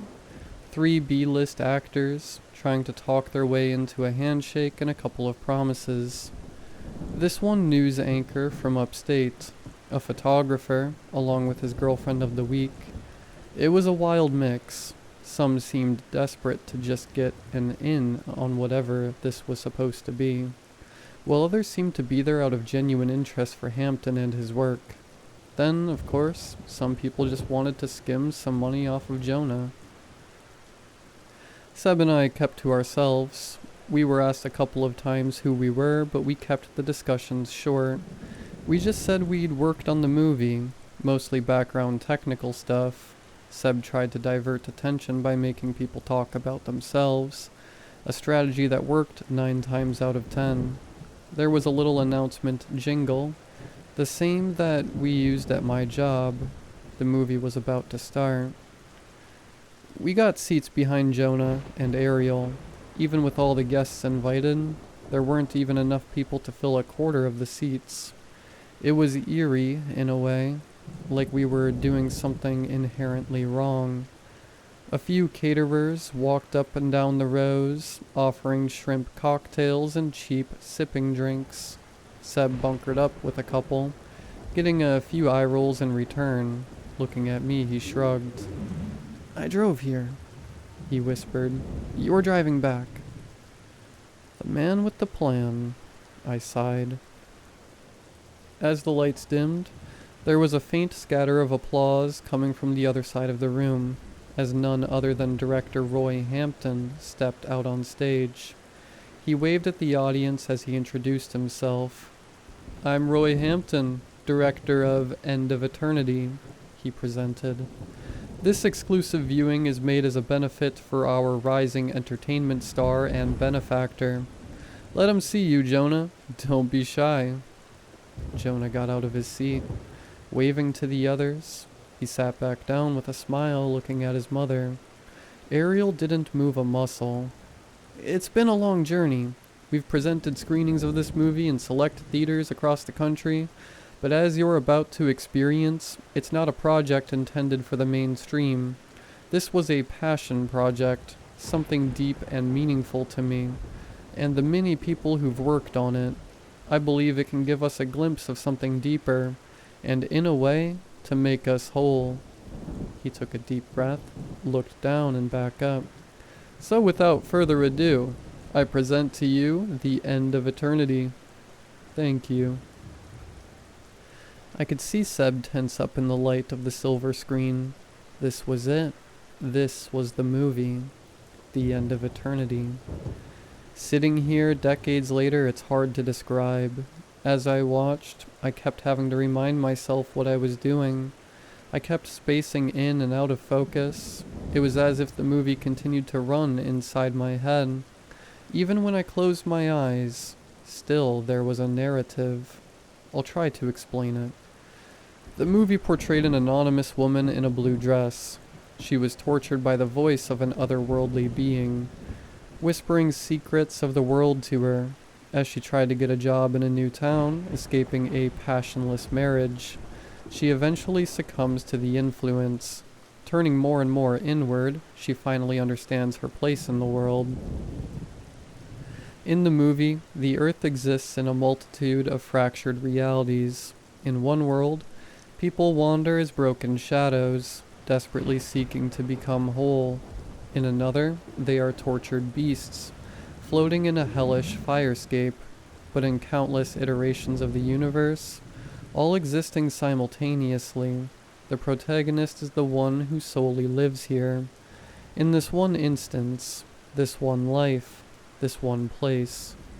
She is the first of the last, an indication of the many worlds dying, disappearing, an indication that whatever waits at the end of eternity is waking, an impossible force deep within the crust of the soil, stirring, cracking her world open like an egg. So it speaks to her. The voice at the end of it all, the final spoken word, and the penultimate voice, a voice that can be heard by her loud and clear, as it is not diluted by impossible multitudes. She can see the truth. She can listen. She can weep. As the movie builds up to the reveal of the last world, I looked around the room. Even before it was spoken, I could feel it. I think we all could, and in unison, we mumbled under our breaths. We mouthed it silently. Eo. All throughout the movie, there was this nonsensical voice speaking to her. The influencing voice was just noise. I couldn't make sense of it, and yet a few select words rang true, the same words I'd learned that day on set, when Hampton had asked me to read an excerpt, and still, even now, it brought images to my mind, the same images they've brought since that first day. An image of a blue fabric, fluttering in the wind, salt underneath my fingernails, a great fire. But others reacted differently, as if they heard different things. An older man in the back started laughing maniacally. Jonah just sunk his face into his hands, openly weeping. Looking over at Seb, he just shook his head in disbelief. "John deserves better," he mumbled. My boy deserves better." I think we all saw and heard what we wanted to, or, in a way, what we were meant to. Maybe they saw some version of their own truths, or heard a stutter of the same voice as the protagonist. Maybe they felt the same existential frost crawling up their spines as I did. Either way, as the lights came back on, It was dead quiet. Everyone just sat there looking straight ahead. You could have heard a pin drop. Roy Hampton took the stage again, but something was different. There was a sway to his step that I hadn't seen before. His back was straighter. His eyes looked different, colder. When he entered the middle of the stage, he relaxed his shoulder, taking a deep breath. I think we all saw something of ourselves. He smiled. We learned something new, much like I learned something the very first time I read this book. He showcased a thick, leather-bound manuscript, tapping it confidently. It said I was to make this movie, to show it to others, to give little glimpses of what could be, both in our lives and our lives to be. And at the end of the line, all those little glimpses would add up to one thing. Ariel stirred in her seat. Up until that point, she hadn't moved a muscle. At the end of it all, I'd come back, and I'd watch the world with new eyes and a beating heart. Hampton stepped forward, casually dropping the leather-bound script to the ground. Pages scattered across the stage. And finally, I live again. Everyone just looked at one another. A mumble rose through the crowd amidst the crying and giggling. Jonah put a hand on his mother's shoulder, trying to calm her. I looked at Seb, his eyes still red from tears. "He's Rask," Seb wheezed. "Hampton listened too much. He's Rask." I could see it. There was something there. Something I could recognize in the pit of my stomach, that could find me from across the room. I'd seen him that night in the woods, and by the fire on the set. I don't know how he did it, but this dead author somehow made his way back. That was him on stage, not director Roy Hampton. He looked at me with a gleeful smile. He drew breath and raised his hand. Something was about to happen. But before it did, there was a bang. Looking down at the row in front of me, I saw Ariel holding a shotgun with a strange symbol engraved on the barrel. Roy Hampton collapsed to the ground, clutching his stomach. Ariel was tackled, and Jonah was dragged off.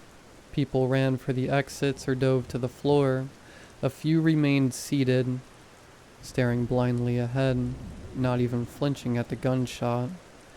Hampton writhed in pain, clutching his stomach. It was a bad hit. His blood was so black that it seemed purple. It stained his clothes and hands.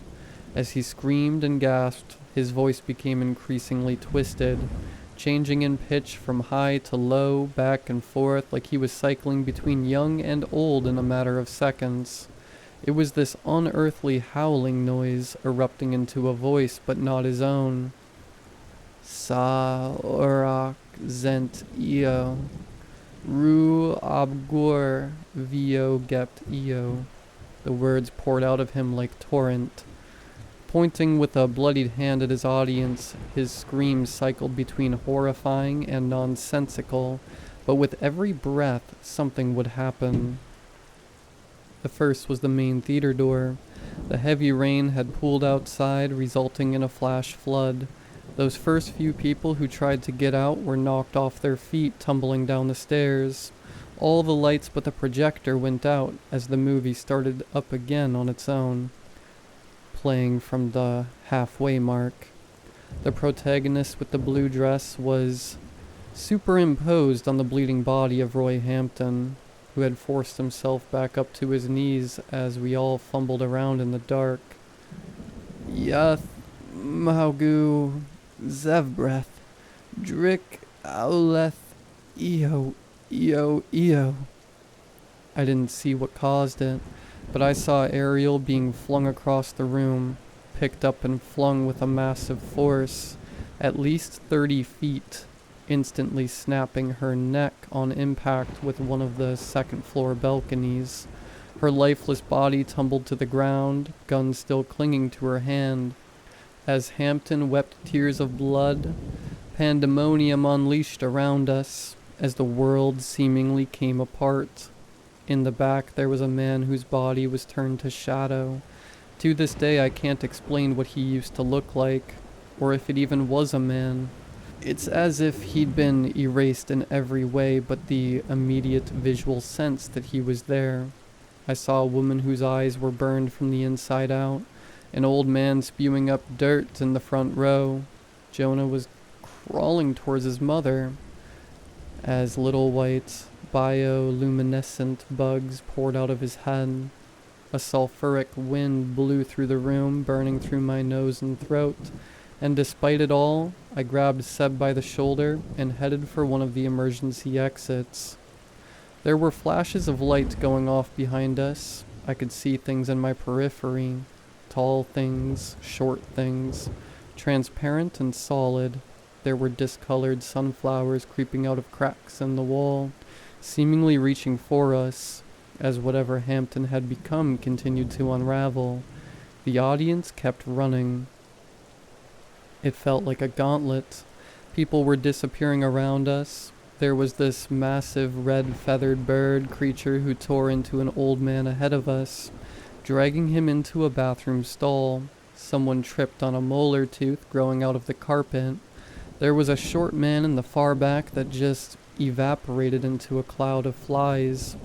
Even halfway through the building, I could hear him screaming.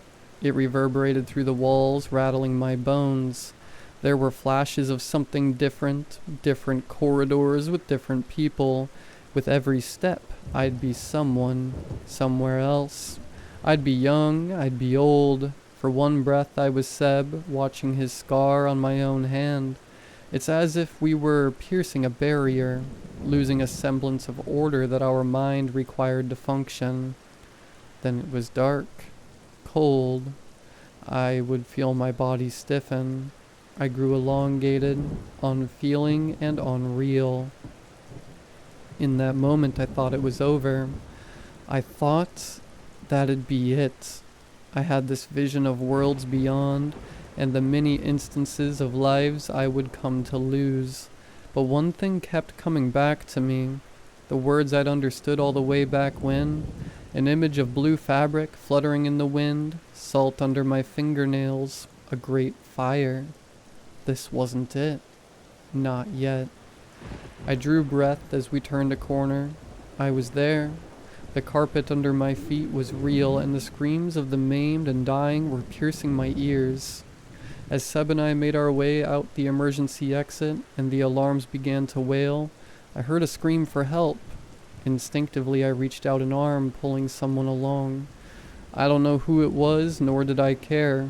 Seb hurried ahead, keeping the door open, crying out for me to hurry. We all collapsed outside, scrambling to get to a safe distance. Only 3 of us made it out that night. Me, Seb, and this mysterious woman I had managed to drag along.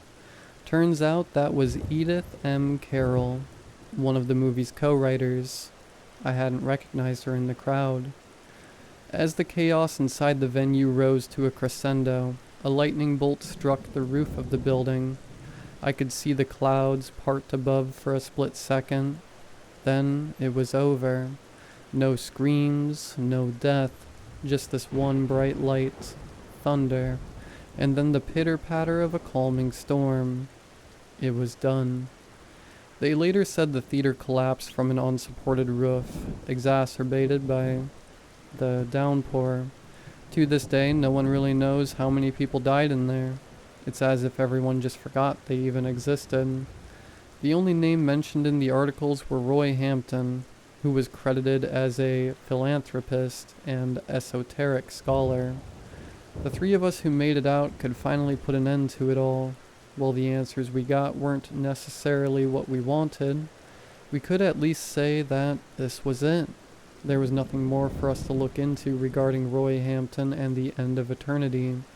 And yet, it was an empty victory. Pyric. As we rested outside, waiting for the sirens to stop, we spoke in hushed tones. Seb had trouble focusing, rubbing the scar on his hand. If I find anything else, I'll let you know, he said. Sounds like a plan. I nodded. We held hands for a while, just two people ensuring one another that somehow things were going to be okay. It didn't exactly turn out that way, but it never really does. That night was the last time I saw Seb Digman. He died about 8 years later to a kind of metal poisoning. According to his kids, it had been something he'd had in his system for years, maybe even the whole time I knew him. I eventually dated and married Edith, the one this whole story began with. That's how I know of her work at the bakery and the community college. We'd been married for decades, right up until her passing not too long ago. But it was only a matter of time. For years, she had cried to me about what she'd seen that night at the screening, her death, staring into her own face as life slipped from her.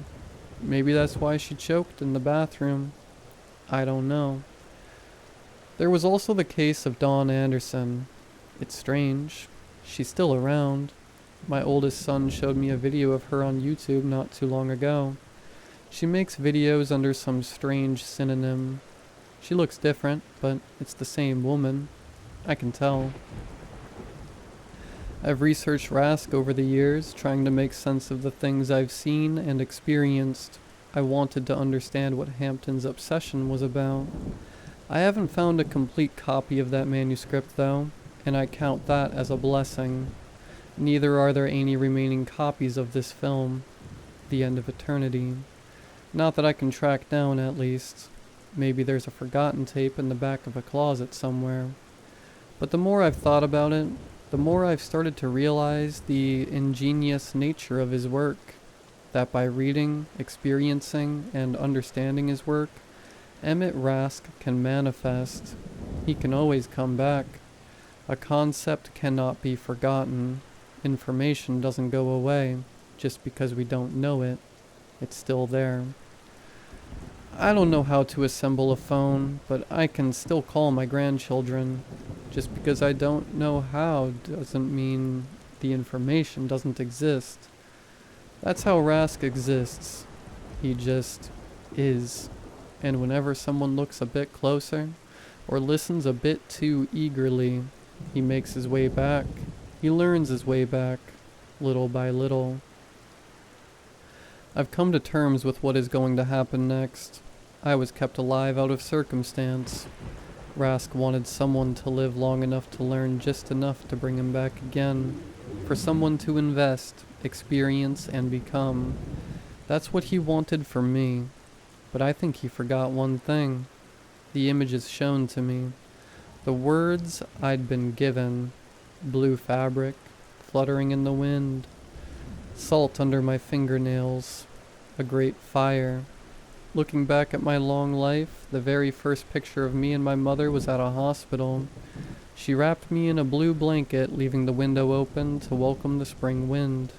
That was my very first earthly experience. The night that Edith and I conceived our first child was on our honeymoon, on an Italian beach in late July. I remember it for many reasons, but the salt crystals beneath my fingernails on that very night meant something. Even then I could feel it. And now, as I write this excessive and maddening recollection, I look at what is to come. A repeating pattern coming to a close. Perhaps I'll learn a little too much, a little too soon. Maybe the act of writing all this down will bring it to the surface and send Rask roaring back with a vengeance. But I don't think it will. As I look across my desk, at the last of Edith's scented candles, I think what is going to happen has long since been established. And as I wait, putting these final words to paper, I think it will be okay. While there may be an end to eternity, there are so many more things to understand than we'll ever grasp. So with that, I leave you with this. We have to accept the mystery. There will never be an end to questions, no matter the answers. And at the end of the line, we must embrace the great fire to come.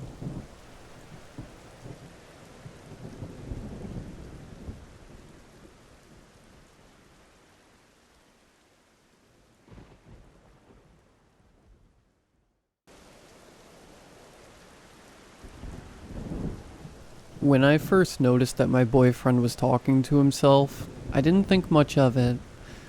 Even I do it sometimes. I think most people do. He would do it so quietly, I can't even say for how long it had been going on. Maybe he had always done it. His lips moved rapidly, and his voice was barely a whisper, so for a while I thought he might be quietly humming. He would look down while doing it, while scrolling his phone, or doing chores around the house. Maybe it was a compulsion, like a tic, and I was trying to think of the kindest way to bring it up without it seeming like I was judging him. It all came to a head on Saturday.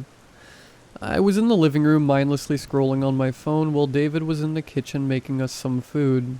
Suddenly he ran into the room and stopped at my feet with a wild look in his eye.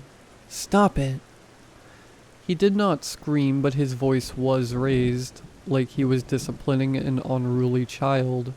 I dropped my phone on my face because I wasn't expecting him to bark a command at me like that. What? I'm not doing anything," I snapped back. I had no idea why he was reprimanding me for being on my phone, but his eyes weren't directed at me. He was looking directly behind me at something over my shoulder. I glanced back, but nothing was there. I kept looking between my boyfriend and the empty space behind me, trying to make sense of what was happening. He blinked rapidly and looked down at me. He seemed agitated. "I'm sorry." He shook his head and rubbed his temples. "I thought I saw something behind you." He answered slowly, still shaking his head. I sat up and snapped at him.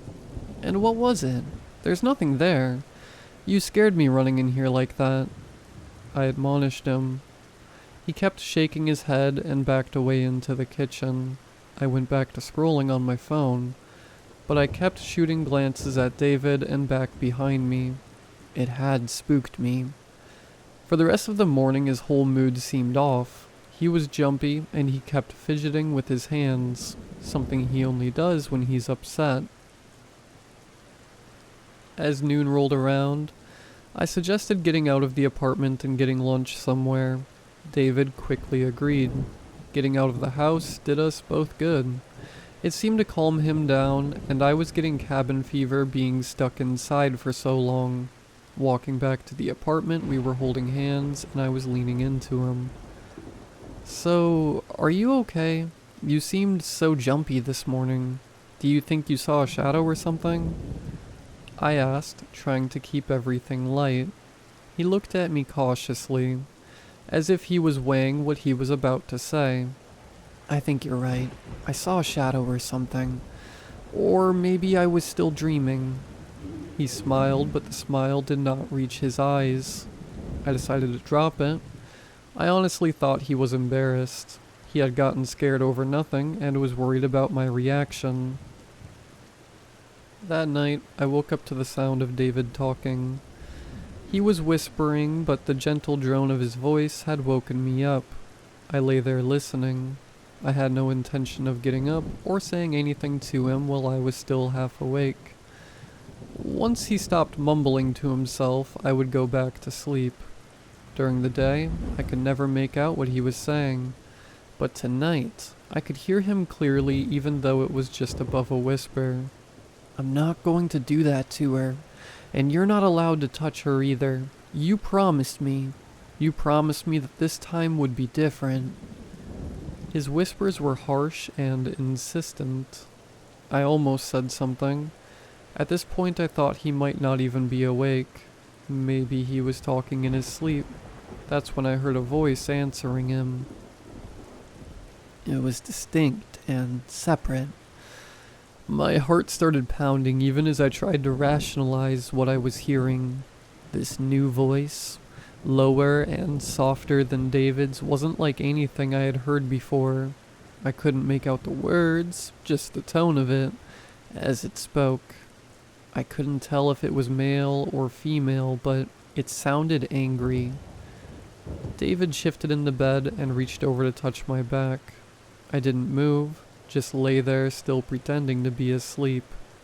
"You're wrong. She's still sleeping. She can't hear anything we're saying. David rasped at the voice. The voice answered back. I still couldn't make out the words, but it sounded both insistent and scathing. Whatever. I'm done for tonight. I'm exhausted. You can talk to me tomorrow when I wake up.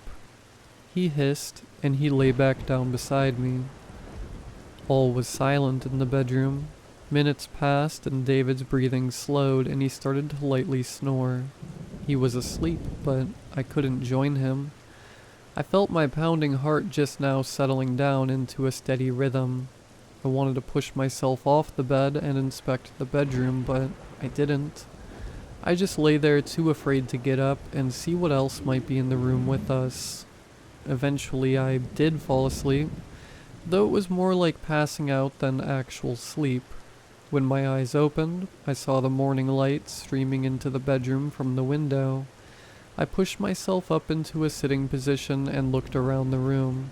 There was nothing strange in the room with me, just a pile of dirty laundry that was begging to be done. I rubbed my eyes, feeling a headache starting behind them.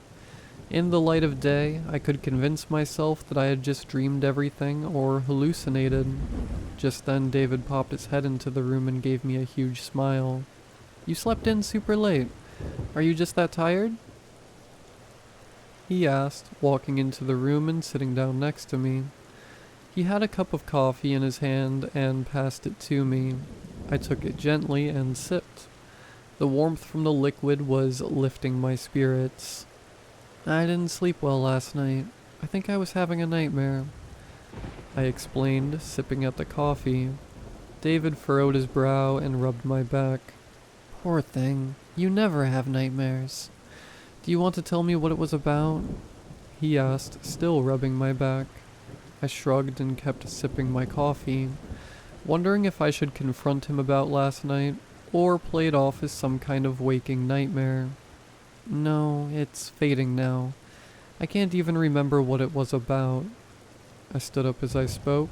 I was getting hungry, and I hoped that David had saved me some breakfast. He hadn't, but that's just because he hadn't made anything yet. He had been waiting for me to wake up before he started on making something. I volunteered to make us some food, mostly because I was craving waffles, and David sucks at making them. I started searching through the cabinets and fridge for what I needed. As I was busying myself with breakfast, I glanced up and saw David staring fixedly at the corner of the living room. His lips were moving rapidly, and I knew that he was talking to himself again. I looked away. It was too early for this. I was hungry, and I needed some more coffee in me before I could deal with any kind of crazy this morning. As soon as I poured out the flour and milk, David appeared beside me, causing me to jump a little. I snapped at him because he scared me. Jesus, David, you really gotta stop sneaking up on me like that, I hissed. I was already irritated from lack of sleep, and now he had to startle me too. I'm sorry, he whispered, his eyes darting from me and back to the living room. But I thought we could go out to brunch instead. I shook my head. I already poured out the milk and flour. I don't want it to go to waste. He licked his lips before speaking again. Please, it'll be my treat. I just can't be in the apartment right now. He looked upset as he spoke to me. I set aside the poor, half-finished waffle mix and sighed. Okay, let's go out and get some brunch. I could use a cappuccino and a mimosa anyway. I agreed. David kept hovering over me as I got dressed as quickly as I could. I didn't have time to brush my teeth before he rushed me out the door. He practically shoved me into the hallway. Usually, I'm all for a brunch date, but he was acting so erratic, and I was bouncing between being irritated and concerned. As we sat and ate our breakfast, I decided I needed to bring everything up. Something was worrying him, and the more I thought about the last night, the more this pit of worry was forming in my stomach.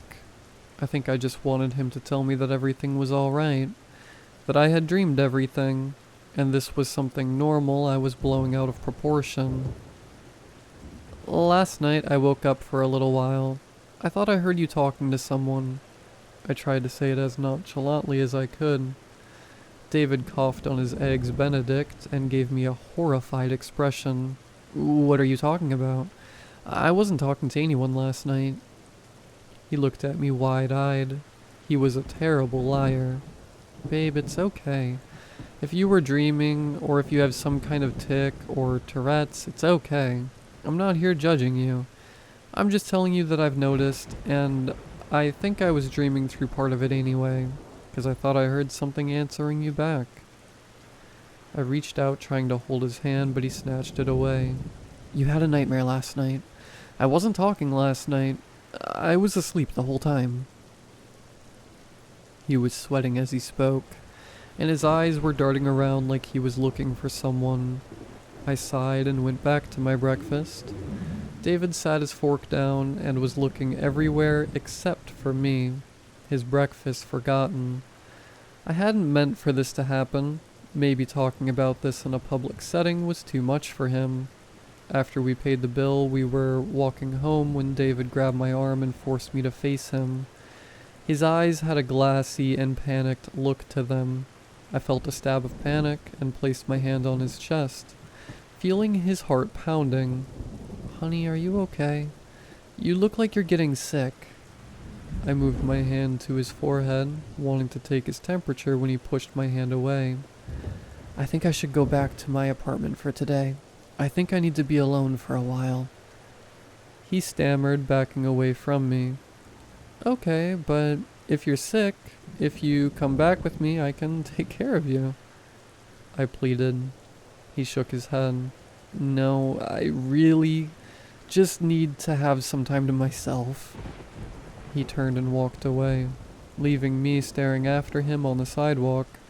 Both our apartments were in walking distance, one of the perks of living in a city. He was always at my place so often we practically lived together. It felt unnatural going back home alone.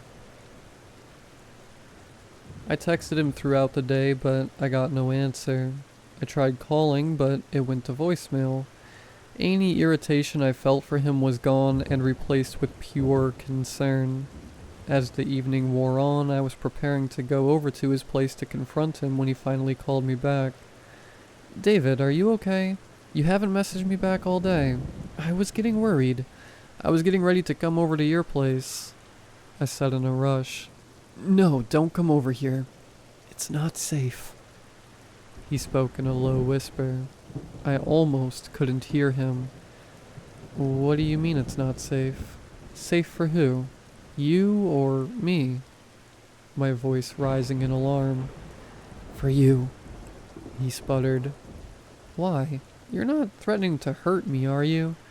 Or is someone else threatening to hurt me? I was shouting over the phone. This was so out of character for him, I didn't know what to think. We need to break up. He hissed back at me. You need to stay away from me. You need to stay safe. He sounded like he was crying, and with that the call ended.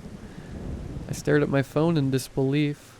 I know he did not just break up with me over the phone.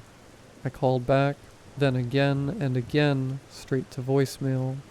I sent text messages and messages on WhatsApp, but got no reply. I spent the rest of the evening crying and only fell asleep after I took a sleeping pill just because I knew I needed the rest. Every message I sent to David was ignored. After a few days, I stopped trying. I had gotten the message loud and clear, and I wasn't going to throw myself at someone who wanted to push me away. After a few more days had passed, I started gathering all the things he had left at my apartment in a box to leave at his place. I cried while doing it. Breaking up was always hard, but I had thought our relationship was going well. Dropping off the box was harder than I had expected. I sent him a text letting him know his stuff was outside his door. At this point I was certain I was blocked, but in case he wasn't, I wanted to give him a heads up. I lingered outside his door for several minutes. Part of me wanted to knock and see if he was home. Finally, I just turned and walked away. If he wanted to talk to me, he knew where I lived, and he had my number. Come to think of it, I still needed to get my apartment key back from him. That night, I was laying on my couch, half watching a movie while I scrolled through my phone. I was deleting all the pictures of me and David. "Hello there, Amber." A soft voice purred from somewhere behind me.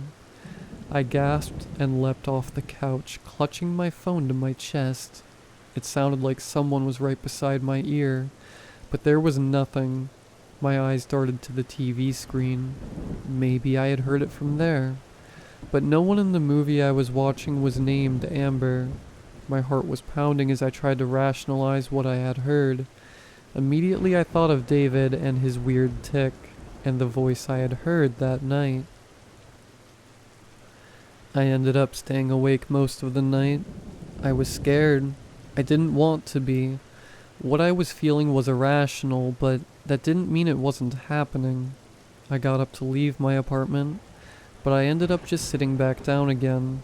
Where was I going to go? It was the middle of the night, and besides a few all-night diners, everything was closed. I didn't relish the thought of sitting on an uncomfortable bar stool sipping coffee waiting till morning. Staying home seemed like the best option. I even thought about messaging David, but I stopped myself. He wasn't going to answer me anyway. I stayed on that couch till the first rays of light started to peek through the blinds. I smiled. The sunshine calmed my nerves, and I felt myself finally relaxing and drifting off to an exhausted sleep. As I closed my eyes and curled into the warmth of the sofa, I felt a hand gently pressing onto my back, the hint of claws digging through the fabric of my shirt. "Don't go to sleep yet, Amber. We have so much to talk about," the voice whispered.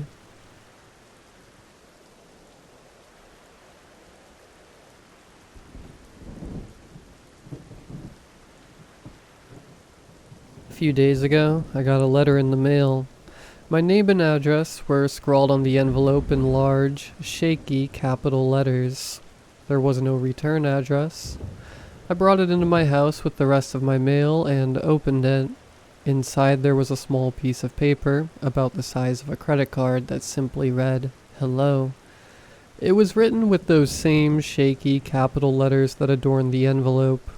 I turned the paper over and found nothing written on the back. The envelope was empty too. This random piece of paper with one word was all that was there, and I had no idea who sent it or why.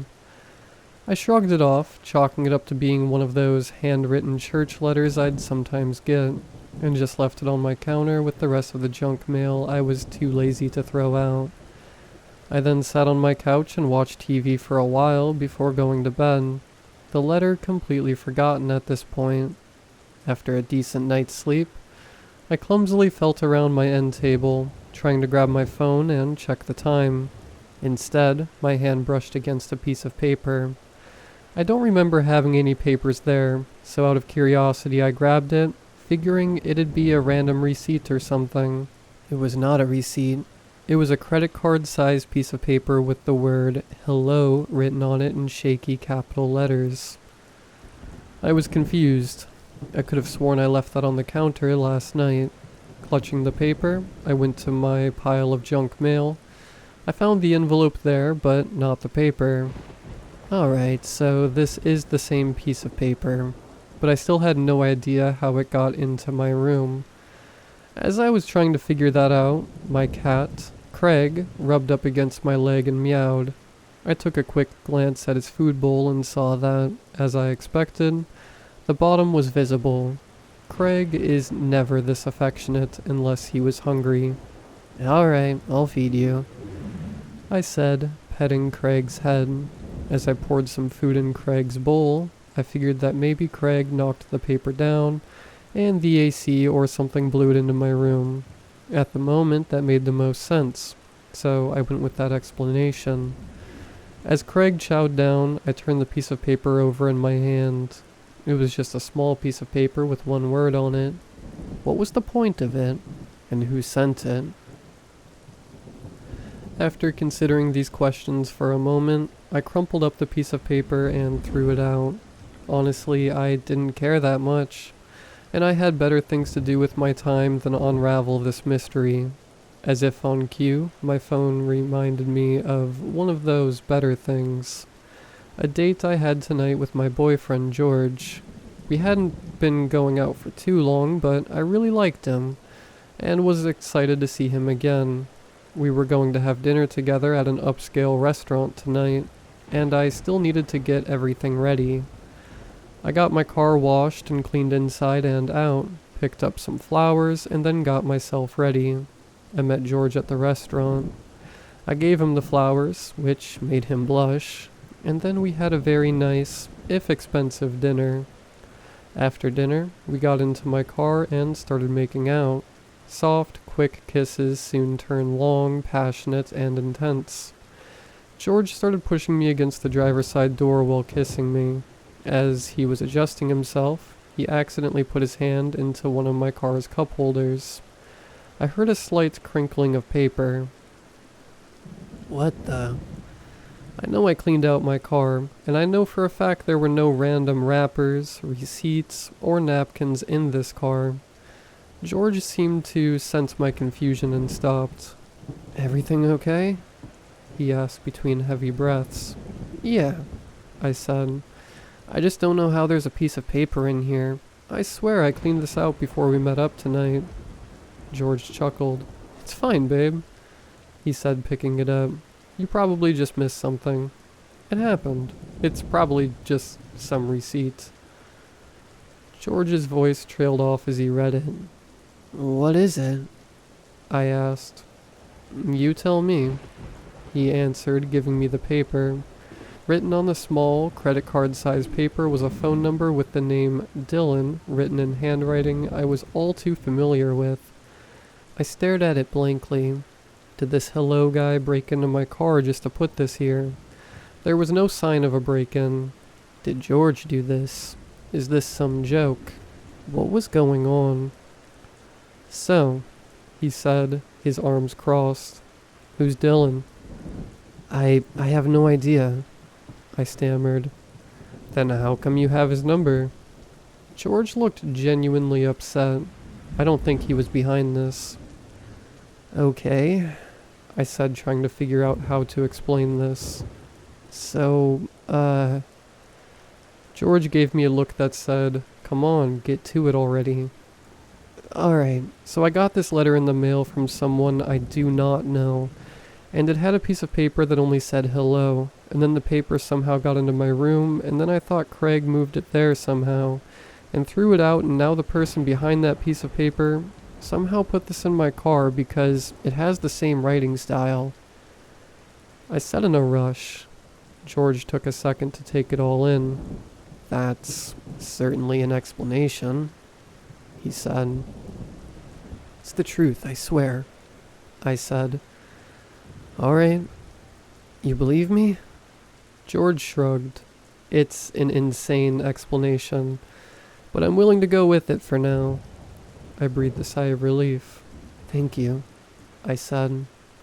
We both sat silently for a moment before I asked, so, wanna pick up where we left off? George shook his head. Not really in the mood anymore. Sorry.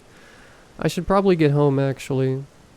George gave me a quick peck goodbye, and then went back to his car.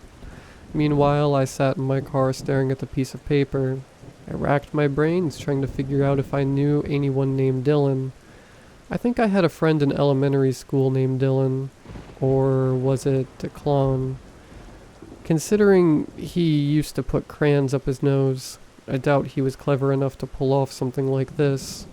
I really didn't want to look into this further. I wanted to move on with my life and focus on other things. But this, whatever this is, seems to want my attention. And they did give me a way to contact them. I dialed the number from the paper into my phone. It rang a couple of times and then someone picked up. Hello? I said. Hello. The voice on the other end sounded artificial, like one of those text-to-speech programs. It stressed each syllable like they were separate words. "Who is this?" I asked. "Hello?" the voice repeated. "How do you know me?" "Hello?" And with that, the call dropped. I tried calling again, but got a "this number is no longer in service" message. Annoyed, I decided to Google the number and the name Dylan. It led me to someone named Dylan Rogers. A little more Googling led me to discover that Dylan was recently found dead in his home. No one knows who did it, and the case is still ongoing. The only lead cops have is that Dylan was found holding a credit card-sized piece of paper in his hand, but it was too covered in blood to make anything out of it. This information rattled around in my head as I drove home. I had no idea what to do with it. Do I call the cops? "Hello, 911. Yes, I keep getting piece of paper that say hello on them, except for one that had a name and a phone number that belonged to a dead guy. Why no? I haven't had anything to drink. Why do you ask?" Yeah, that'd go great. A part of me wanted to call George and tell him about this, but I decided against it. It'd just look like me trying to add on to an already ridiculous excuse. I wasn't sure who to tell about this. My friends were all busy, and my family disowned me after I came out. I was basically on my own. I decided I'd investigate this more when I got home. Maybe even submit my situation as a tip in the Dylan Rogers case. I just knew I had to do something. After a very stressful drive, I finally got home. As soon as I walked inside, I noticed something felt off. I turned on the lights. "Hello?" I called out. "Anyone there?" Nothing. Dead quiet. I slowly made my way from my living room into the kitchen. I could see Craig's silhouette lying on the floor in the kitchen, probably sleeping. As I stepped into the kitchen, my foot slipped on something. I grabbed a counter for balance. What did I slip on? I know my floors were clean when I left. I turned on the kitchen lights and discovered two things. First, Craig wasn't sleeping. He was gone. His throat had been brutally sliced open. His eyes were still open, stuck in abject terror. Second, I know what I slipped in. Craig's blood. The blood itself wasn't splattered randomly on the floor. No, it was used to write out a message on the floor. It was a simple message, only being one word written in large, shaky capital letters. Hello.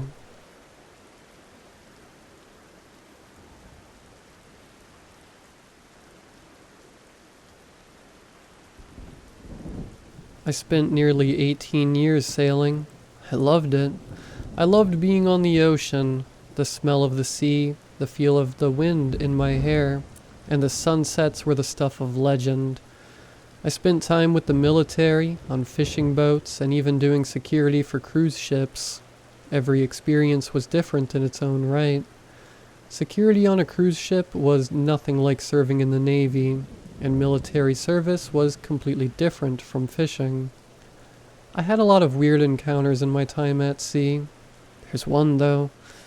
One that has clawed its way into the depths of my psyche. One that taught me a crucial lesson. Don't bring your kids on a cruise. I was working security on a major line, one I won't name for soon-to-be obvious legal reasons. Our job was primarily to maintain order during concerts and in the bars, dealing with folks when they were belligerent. It wasn't glamorous, and it often ended up with at least one of us getting puked on, but I made good friends and usually had a pretty good time. Even got to see some private concerts that I otherwise never would have had the opportunity to. Then we had the incident with the kids. A mother had come to the security office and reported her kid was missing. She was distraught and babbling, but what we were able to make out was that the kid was last seen near the pool. So we began our search there and tore the ship apart from top to bottom.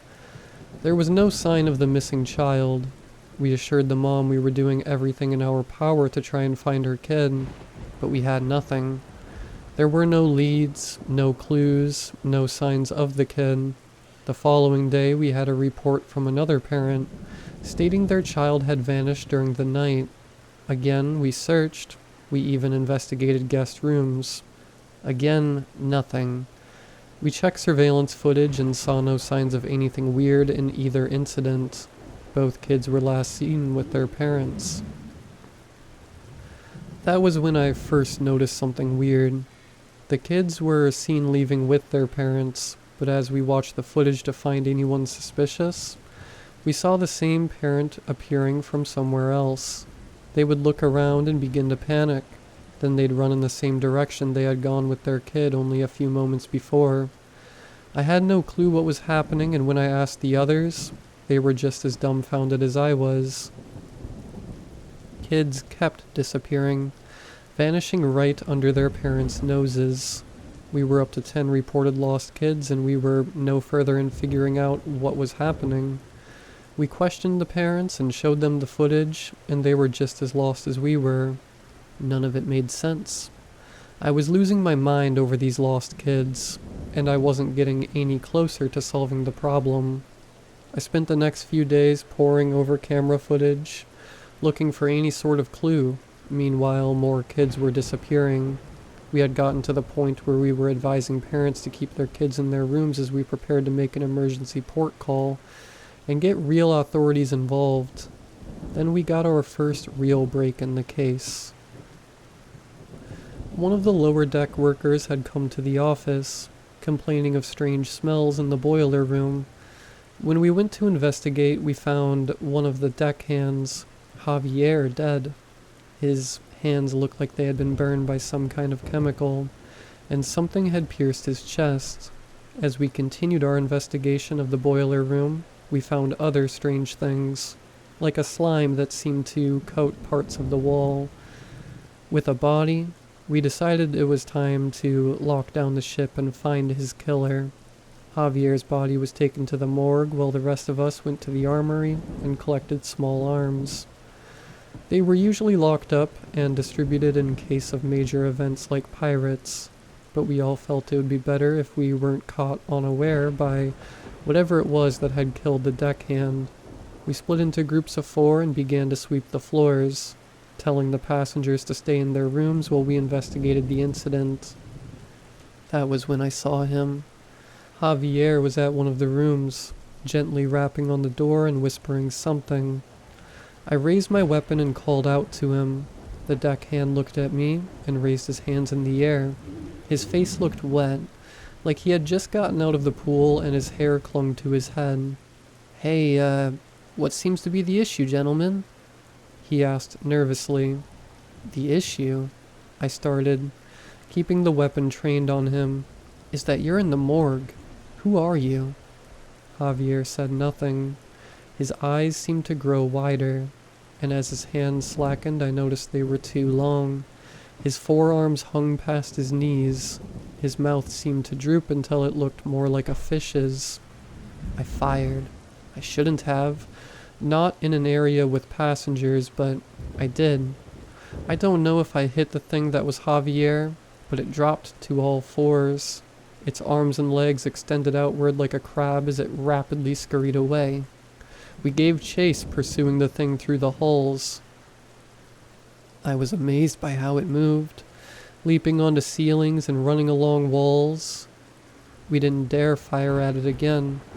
It was like it knew just the right places to move to keep itself in a position of relative safety, until it started heading down into the lower decks. We tailed the thing through engineering and maintenance rooms, following it as it ran until it burst through the boiler room door, and we cornered it.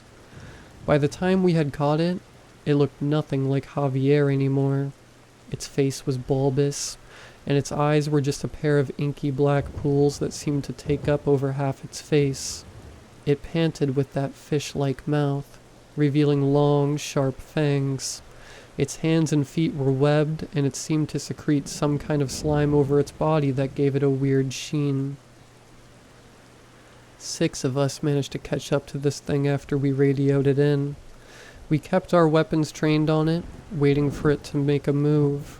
Its neck expanded like a frog's as it stared at us from its position in a corner. Near the ceiling, there was nothing human about its appearance, but I felt like I could sense an air of fear coming off the thing. One of the other guards aimed his weapon at the thing, growling. This freak probably killed all those kids. You saw how it looked like Javier. Maybe it doesn't need to kill someone to take their face. The creature's head tilted as it belched out a glob of clear slime toward him. I watched in horror as he covered his face, the slime splashing from his weapon directly into his eyes and onto the exposed skin of his head. He screamed almost immediately. The clear slime smoked and sizzled as it came into contact with him, burning into his flesh and melting his weapon. Within seconds, he was on the ground, convulsing. I redirected my gaze to the creature. It was still in the same spot, eyeing the rest of us warily as its neck began to expand again. I wasted no time. I took a shot at the thing's face. The bullet found its target, and the creature shrieked, a long and inhuman groan as it fell from the wall and onto the deck behind one of the boilers. A couple of us stayed to check on our comrade, but myself and another guard ran to find the thing and confirm the kill. It was gone. All that seemed to remain of it was a vaguely humanoid water stain and what looked like pieces of kelp. We searched everywhere. There was no other sign of the creature. Our coworker was taken to the infirmary, but he ended up dying a few hours later. The doctor said it was severe chemical burns, and when I told him about the thing we saw, he just shook his head. "Best talk to the captain," he murmured. When I explained the incident to him, his lips tightened and he sighed. "We aren't going to find anything of those kids, I'm afraid," he muttered. "What makes you say that?" I inquired. "Murrow doesn't leave bones." "Murrow? Sir?" He exhaled and stood. "The sea's full of 'em. Normally they aren't a big problem. We have insurance and payoffs for this kind of thing. Don't worry about it." "What kind of thing? Does this happen a lot?" "Not often. They're pretty frightened of us. Every now and again, one'll get gutsy. They prefer to eat kids. I don't know why, so don't ask me. I only know that there are fewer reports of adults disappearing." My confusion only mounted. "But what are they? Sea monsters? Mutants?" "They're marrow. You ever heard of mermaids? Sirens?" I blinked. There was no way that thing I saw was a mermaid. Don't look like they do in the movies, do they? I wanted to argue with him, but nothing about the last hour made much sense to me. Like I said, put it out of your head, kid, and be glad you got out of it in one piece. I've seen more of them in my travels after that one, most of the time in the ocean itself. They watch as we sail past them.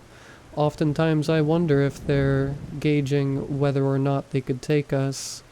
I only know what they can do, and I know there are worse things in the sea than the marrow. It's one of the reasons that, after 18 years, I won't go anywhere near the ocean.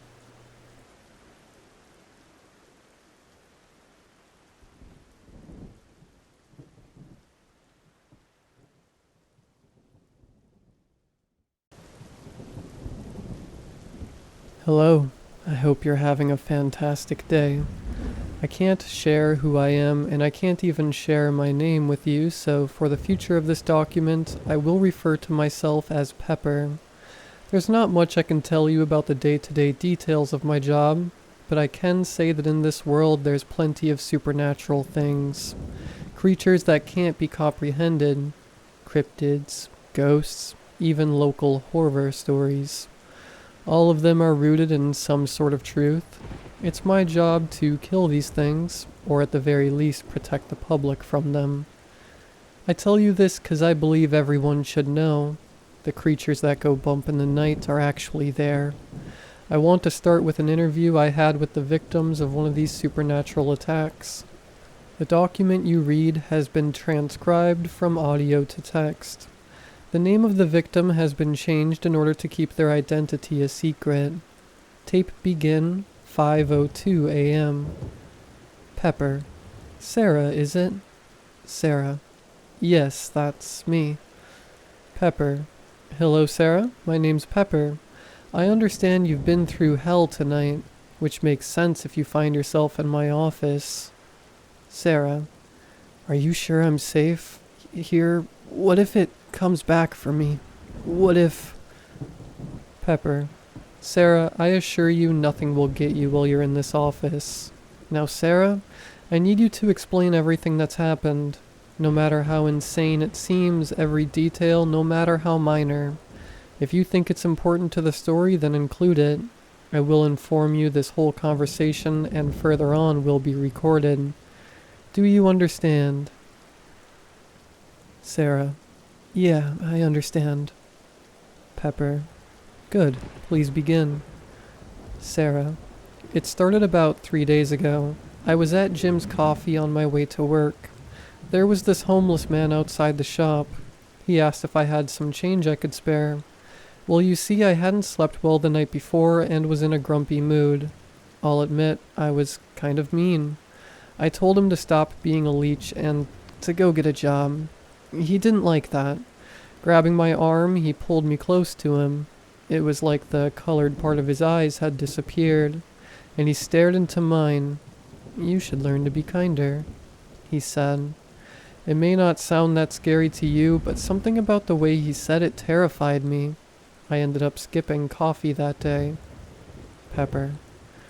This man, did he have any distinguishing details you can remember about him? Sarah. No, he seemed normal enough. Well, I guess he seemed pretty clean for being a homeless man. Pepper. Interesting. Please continue. Sarah. The rest of the day went on pretty normal. When I got home, my door was unlocked. It seemed weird, but I figured I just forgot. I couldn't sleep that night. I was so tired the next day that my boss sent me home and told me to go get some sleep. When I got there, my door was left open. There was no way I forgot to close the door. I went into the garage, 'cause I keep a handgun in there. I went through my house, checking each room. I couldn't help but think of the homeless man. I got through the whole house, finding nothing. I stopped in my bathroom to wash my face. I must have been super tired to leave my door wide open. I looked up into the mirror to see a figure standing right behind me. I didn't have much time to react. I grabbed the gun from the counter and snapped before firing a shot. Nothing was there. All I did was put a bullet hole in the wall. I ended up putting some duct tape over the hole. I'll call someone in the morning. I wouldn't have been supervised if one of my neighbors called the cops. I didn't sleep again. I was stirring at every sound I heard, the constant feeling of being watched. At one point I turned over in bed to a shadowy figure standing in my doorway. I blinked and it was gone. I kept my gun on my nightstand all night. I thought there was nothing. No, I knew there was nothing to be worried about. I was just sleep deprived and I was seeing things. There was no one in the house.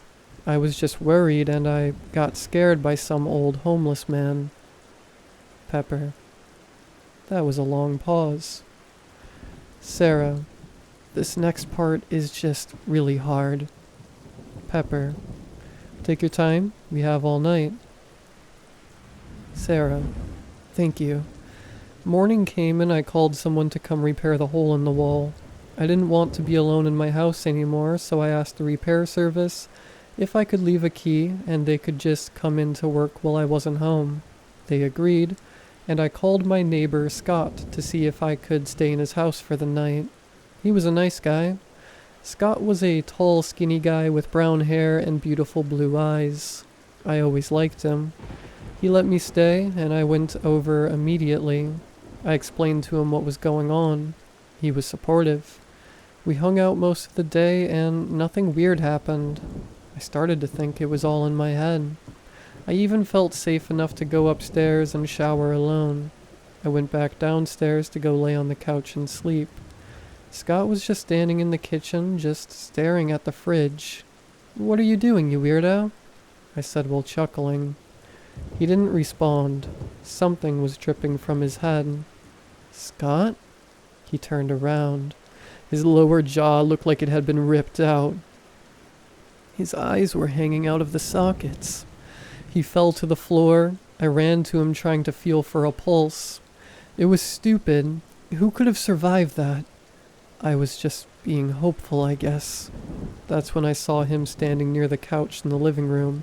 A shadowy figure. Blood stained his hands. His eyes were glowing red.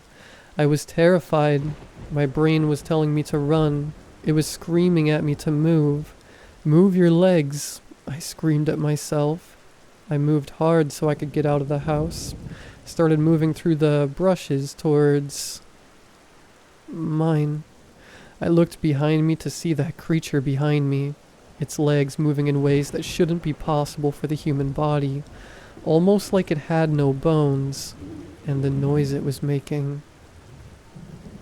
Pepper. Explain the noise. This is very important. Sarah. It sounded like when you slide something heavy against a hardwood floor and scratch it. You know, like the... Pepper. Oh no. Sarah. What do you mean, oh no? Pepper. Continue the story, Sarah. I need a second to think. Sarah. I tripped sometime while in the forest, and when I did, I couldn't see it anywhere.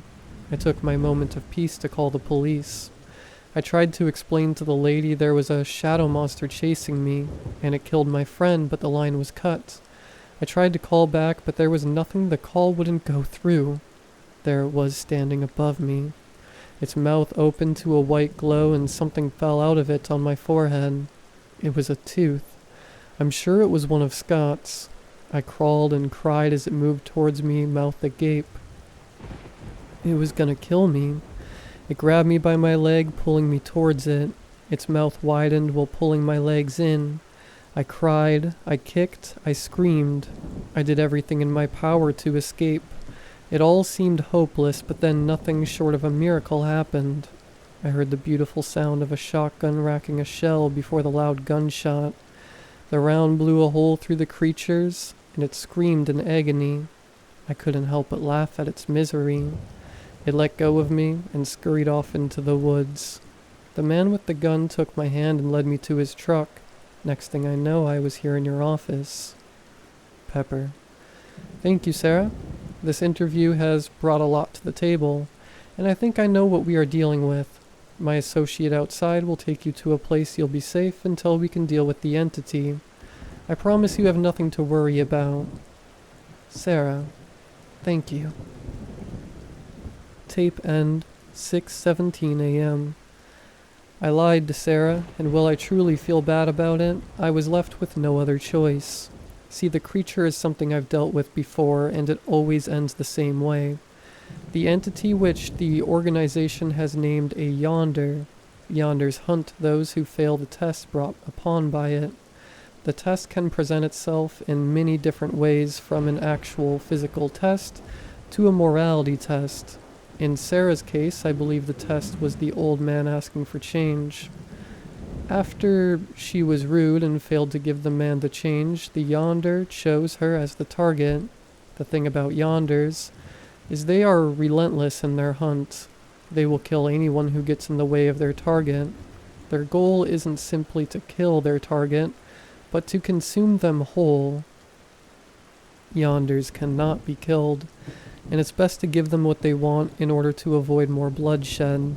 Sarah could have avoided Scott's death if she simply never got him involved. But that being said, I must inform you of Sarah's eventual fate. I'm sure you could guess this, but she is dead. Sarah and my associate outside, who was also listening to the interview and had already figured it was a yonder, 6:31 a.m. went to a nearby hotel which is owned by the organization. There my associate left Sarah and went to his car to smoke, knowing by the time he was finished, she would be gone. He heard her scream and didn't return to the room until the screaming had finished. Just like that, Sarah was gone. I know you might think wrong of me and the organization I work for, but I assure you I did what would result in the smallest loss of life. While Sarah's death was unfortunate, it was necessary. While yonders are one of the many supernatural entities that roam our world, they are especially dangerous. Their test can be ultimately anything, and there is no way to know when a test has taken place. I inform you of this simply because I believe it is important to know. I leave you with this story, with this one bit of advice. Always be scared. Hello, it's Pepper again. I appreciate everyone who took the time to read the last story. However, I liked to emphasize the point of the story was not for entertainment, but as a tale to be weary. People of the world are ignorant of the horrors around them, which is partially the fault of the organization I work for. I have another one for you, and this one is especially scary to me. Unlike the yonder from my last story, which has been documented several times and is somewhat understood by the organization, there are only 2 living people who have seen and survived this entity I'm about to list. I am one of them. This was almost 11 years ago. I had only worked at the organization for roughly 5 months. This was the first case I was ever allowed on. I was a level 4 field agent at the time, which meant I wasn't allowed to be on a case alone, and had to be placed with a level 2 field agent.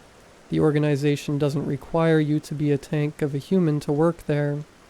Due to the high turnover rate, most field agents don't live past their first year. I'm a short guy, not very muscular myself, and the only thing that kept me alive this long was my brain. The other agent I was placed with was in their 3rd year, and he has seen some stuff. I didn't even meet the other agent till we arrived on the site. He was the exact opposite of me. Tall, muscular, wearing a dress shirt. Scars covered his hands, and he had one on his chin. And he had a sword, along with 2 handguns, 9mm Berettas. I, on the other hand, had a flashlight and a .38 revolver. At the time I was young, and I thought he looked awesome. Despite his massive size, people took to calling him Mouse. Most agents had some sort of code name. No, I won't tell you how I ended up with the name Pepper. So, first case? Said Mouse. Yeah, well, first one where everyone isn't dead when I get there. I wouldn't be too sure about that. Most of these missing person cases usually end with us finding the bodies. There are a lot more cold cases than I care to admit. Mouse's voice was much softer than you would expect from looking at him. They give you the details? He said. Yeah. Several missing persons have been reported around the area. Ages range from 14 to 44. 4 males and 6 females. You got 2 things wrong. First 7 females have been reported missing. When was the 7th? Yesterday. A 9-year-old girl. That was the second thing you got wrong. I know it's my job and all, but someone so young going missing kinda shook me. The worst part is, she was almost definitely dead. If there was a chance she was alive, we wouldn't be here, and the police would be dealing with it. Even knowing the information, I still asked. You think she's still alive? He ignored my question. I knew it was stupid to ask. They tell you about the sawmill? He asked. Yeah, it's abandoned and seems to be the center of the disappearances. There's a legend of a cult back in the 80s that used to meet there right after it closed down. Long story short, the cultists went there one night, and they all just floated away. The lady who told me framed it as a way to keep kids away from the place. He said. That's what I'd guess. You always listen to the legends around here, especially if we're in small towns like this. These legends can say a lot more than most people can. I learned to live by that rule. The sawmill is what you would expect from something straight out of the 80s. It was in surprisingly good condition for something abandoned for that long. There was a large wooden building surrounded by smaller ones. Large metal pieces stuck out of them. The whole place did seem eerie. I think we split and checked the smaller buildings until we'll meet at the large one, said Mouse. Yeah, I'll take the left. I moved my way towards the building. It reminded me of a barn. It was red with white stripes and had 2 large swinging doors. Despite that, I decided to go through the smaller door on the right. It didn't want to budge at first. I had to put my whole weight into it to get it open. It fell off one of its hinges and kinda hung by the other one. The building was just for storage. It had a ton of logs. The wood had begun to rot, and it smelled really bad in there. I pulled my revolver just in case. I made my way through the rows of logs, being careful to check each corner. At the end of the final row, I found what made the place smell so bad. It was a deer carcass. It was small and decaying. You would have thought it was young, till you saw its head in perfect condition. Still with large antlers, I pulled my camera, which every agent had, took a picture for later. Besides that, there was nothing of interest there. I left and made my way toward the main building. I found Mouse at the main entrance. Anything on your end? He asked. Found a dead deer, I said. Yeah, mine was for equipment storage. Nothing interesting. However, something's blocking the main entrance. We can't get in through this way. There is another door up to the right. It's on a balcony, so we'll have to climb. Like I said, not very fit, so climbing up this was hard. Mouse, on the other hand, scaled the side with no effort. The door on the balcony wasn't even locked, and we made our way inside. In contrast to the outside, the inside was disgusting. It was old, falling apart, and full of dirt and cobwebs. What you'd expect from an abandoned building. In the area we were in, you could load the logs into machinery. The main entrance is where they would bring trucks to load the logs. Honestly, it seemed normal until we came across the stairs. These stairs lead down, and that made no sense. They'd have no reason to build a basement here. At least to my knowledge, they wouldn't. The stairs, just like the outside, were in great condition. They didn't belong here, though. They were nice, like what you see in Victorian-style mansions. The wood was waxed, not scratched on them. I didn't want to go onwards.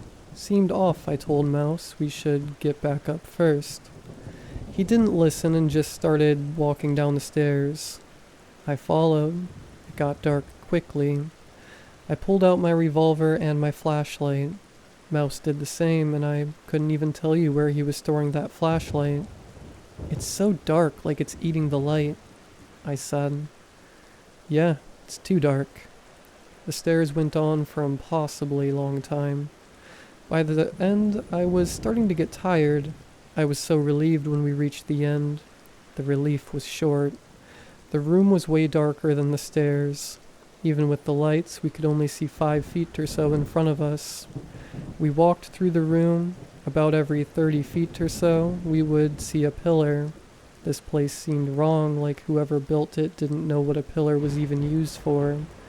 Then we came across something. It was large and round and looked like an egg. I was the first one to touch it. Ugh, it's squishy, I said. What? Don't touch it, yelled Mouse. His face was pale. I looked back at it, and I figured out why. The thing I was touching wasn't some weird blob like I had first thought. I saw the ears, the eyes, the nose. It was a human. Their head was swelled at a tremendous rate, and their body had shrunk. They were floating almost like a balloon. It was horrifying to look at. Kill me, it whispered faintly.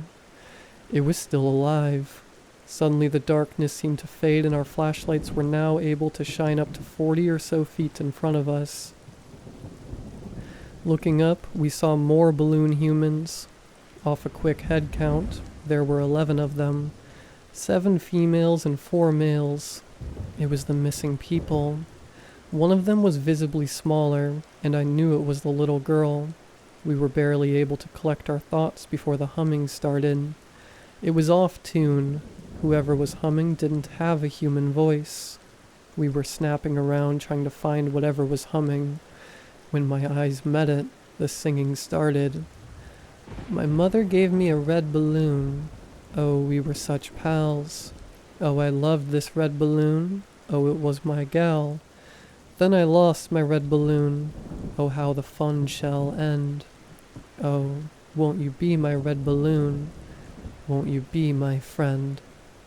The entity's voice was scratchy.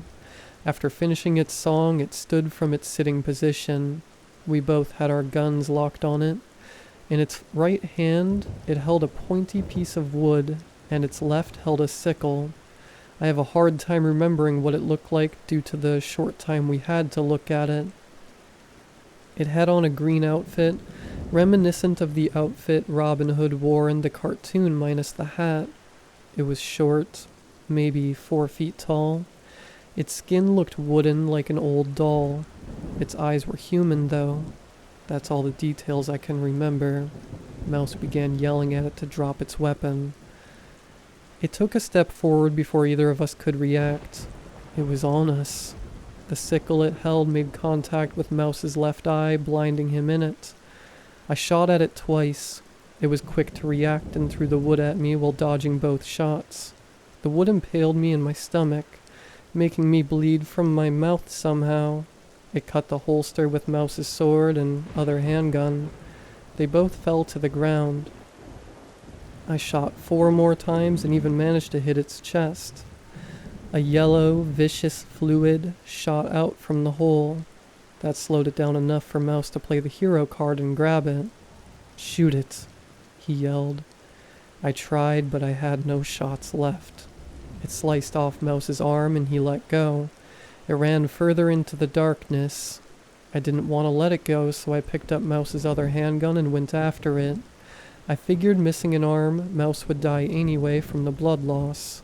Even with my flashlight, it had the advantage. I wasn't the hunter in this situation. It began singing its song again. I realized the meaning of the song this time. It kept making noises and moving through the darkness. It was toying with me, but I wouldn't let it kill me. I was watching its movements in the darkness, and I was able to pick up on the patterns. Like I said, brains kept me alive. Just as it went behind another pillar, I shot, barely hitting one of its hands. It screamed before moving into the darkness. I ran after it, but it made its way down another staircase. I made the smart decision to retreat and call for backup. Despite what I thought, Mouse lived, making him the only other living person to see that creature. I still talk to him and even ask him for advice on cases to this day. He, however, isn't sent on many cases due to him missing an eye and arm. The case was decided to be too much for us, and was placed with more experienced agents. Despite that, no one ever saw it again. It was discovered the stairs kept going for miles, and it was deemed safer just to seal it, and cut off the public from accessing the sawmill. The human balloons were taken and humanely put down. An autopsy discovered the reason their bodies had shrunk was due to their internal organs being sucked into their head, with any excess space being filled with a gas similar to helium. The fluid was tested as well as the finger of the creature, which I had shot off when I hit its hand. Its skin was similar to petrified wood, and the liquid inside was a slimy substance that has yet to be identified to this day. I often wonder what happened to the creature. Most likely, with its home being filled in, no one will ever see it again. We never figured out how it balloonified the others.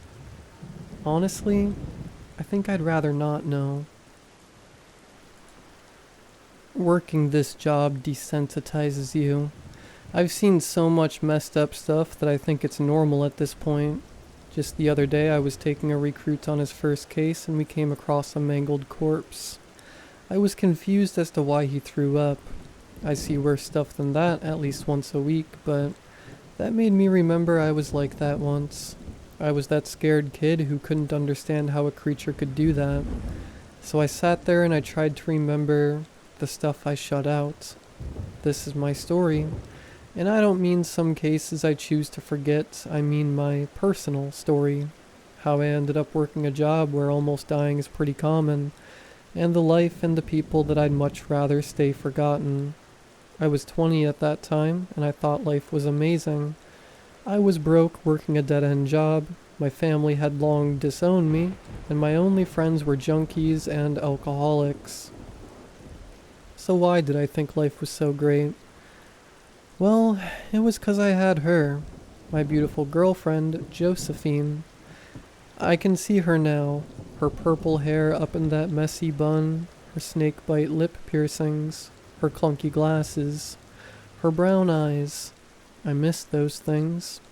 She was shorter than I was, and I think that's one of the things that drew me to her. But then I got to know her, and we clicked. We dated for 2 years, and she moved in with me and my roommate. She was broke too, but our struggle kept us together. She liked Mike, my roommate. She tried even harder than I did to get him off the pills. But enough of that, 'cause that night would be the best night of my life. I saved enough for a ring, and I was gonna take her to the fanciest place in town and propose. It was a mixture of excitement and anxiety. I framed the whole thing as a celebration of the promotion she just got. Arriving at home, I saw Mike coming out of his room. He looked horrible, probably coming down from a high. Mike had been my friend since middle school. I guess that's why I kept him around so long. He couldn't keep a job, and what little money he had, he spent on pills. I gave up trying to help him a long time ago. "Where are you going tonight? Jay's getting ready," he asked. "We're having that celebration dinner tonight." "Oh, that's tonight? Let me get ready." "Who said you're coming?" "I did," Josephine said. I can still see her in that outfit. We were going to a nice restaurant, and despite having nicer clothes, she didn't dress up. She was like that, never liked being the center of attention. "We're celebrating me, so I figured my friend should come," she said. I didn't fight her. I always gave in to her. Mike coming threw a thorn in my plan, but I figured I could bribe him to go away. The drive to the restaurant was full of them discussing what they would have to eat. I sat silently, kind of mad. Looking back at it, I'm glad he came. The restaurant was named Clive's. I don't think it's still open. I couldn't find any information on it before posting this. I'd been there once when I was little, and my family still talked to me. From what I remember, the food wasn't very good, just expensive. That was the appeal, and Josephine had never been. She and Mike ordered drinks, and since I was driving, I didn't drink, though I desperately wanted to just calm my nerves. A man was leaving the restaurant, and at the time I didn't think anything of him. We had our full meals, and just like I remembered, the food wasn't great. Mike and Josephine shared the same sentiment. It was time to put the plan into action. I pulled Mike to the side.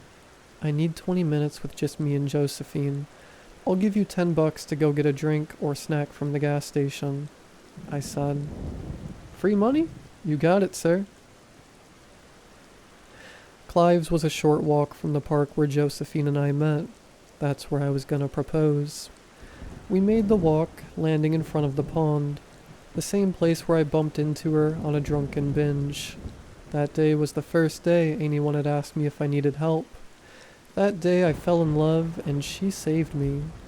"Beautiful night," she said. "Not as beautiful as you," I said, pulling out the ring and bending down on my knee. "What are you... Oh..." "Josephine, since the day you said those first words to me, I knew you were the person I wanted to love and hold, to walk through the struggles of life with, to die with. Will you make me the happiest man alive and marry me?" "I will," she said, tears in her eyes. I put the ring on her finger and stood up, her lips locking into mine. I was the happiest I've ever been and ever will be. My happiness turned to confusion as I saw the man running behind her, the same insignificant man from the restaurant. Normally a man sprinting at full speed would scare anyone, but the thing chasing him was much more terrifying. "Help me, please!" His sentence was cut short as the creature jumped on his back, slamming his face into the concrete. The creature was human-like, with no clothes but lacked genitals, so I guess it didn't need them. It was long and running on all fours. Its eyes were pure black, and its face was shaped similar to a deer. It looked at us, and I saw its mouth try to form a smile. We were its target now, and it came right for us. I don't remember anything until we made it to the car. Mike was sitting there drinking his Red Bull and eating a honey bun. We quickly hopped in, and I popped it into drive. I swerved around the corner. Mike got slammed to the side in the back seat.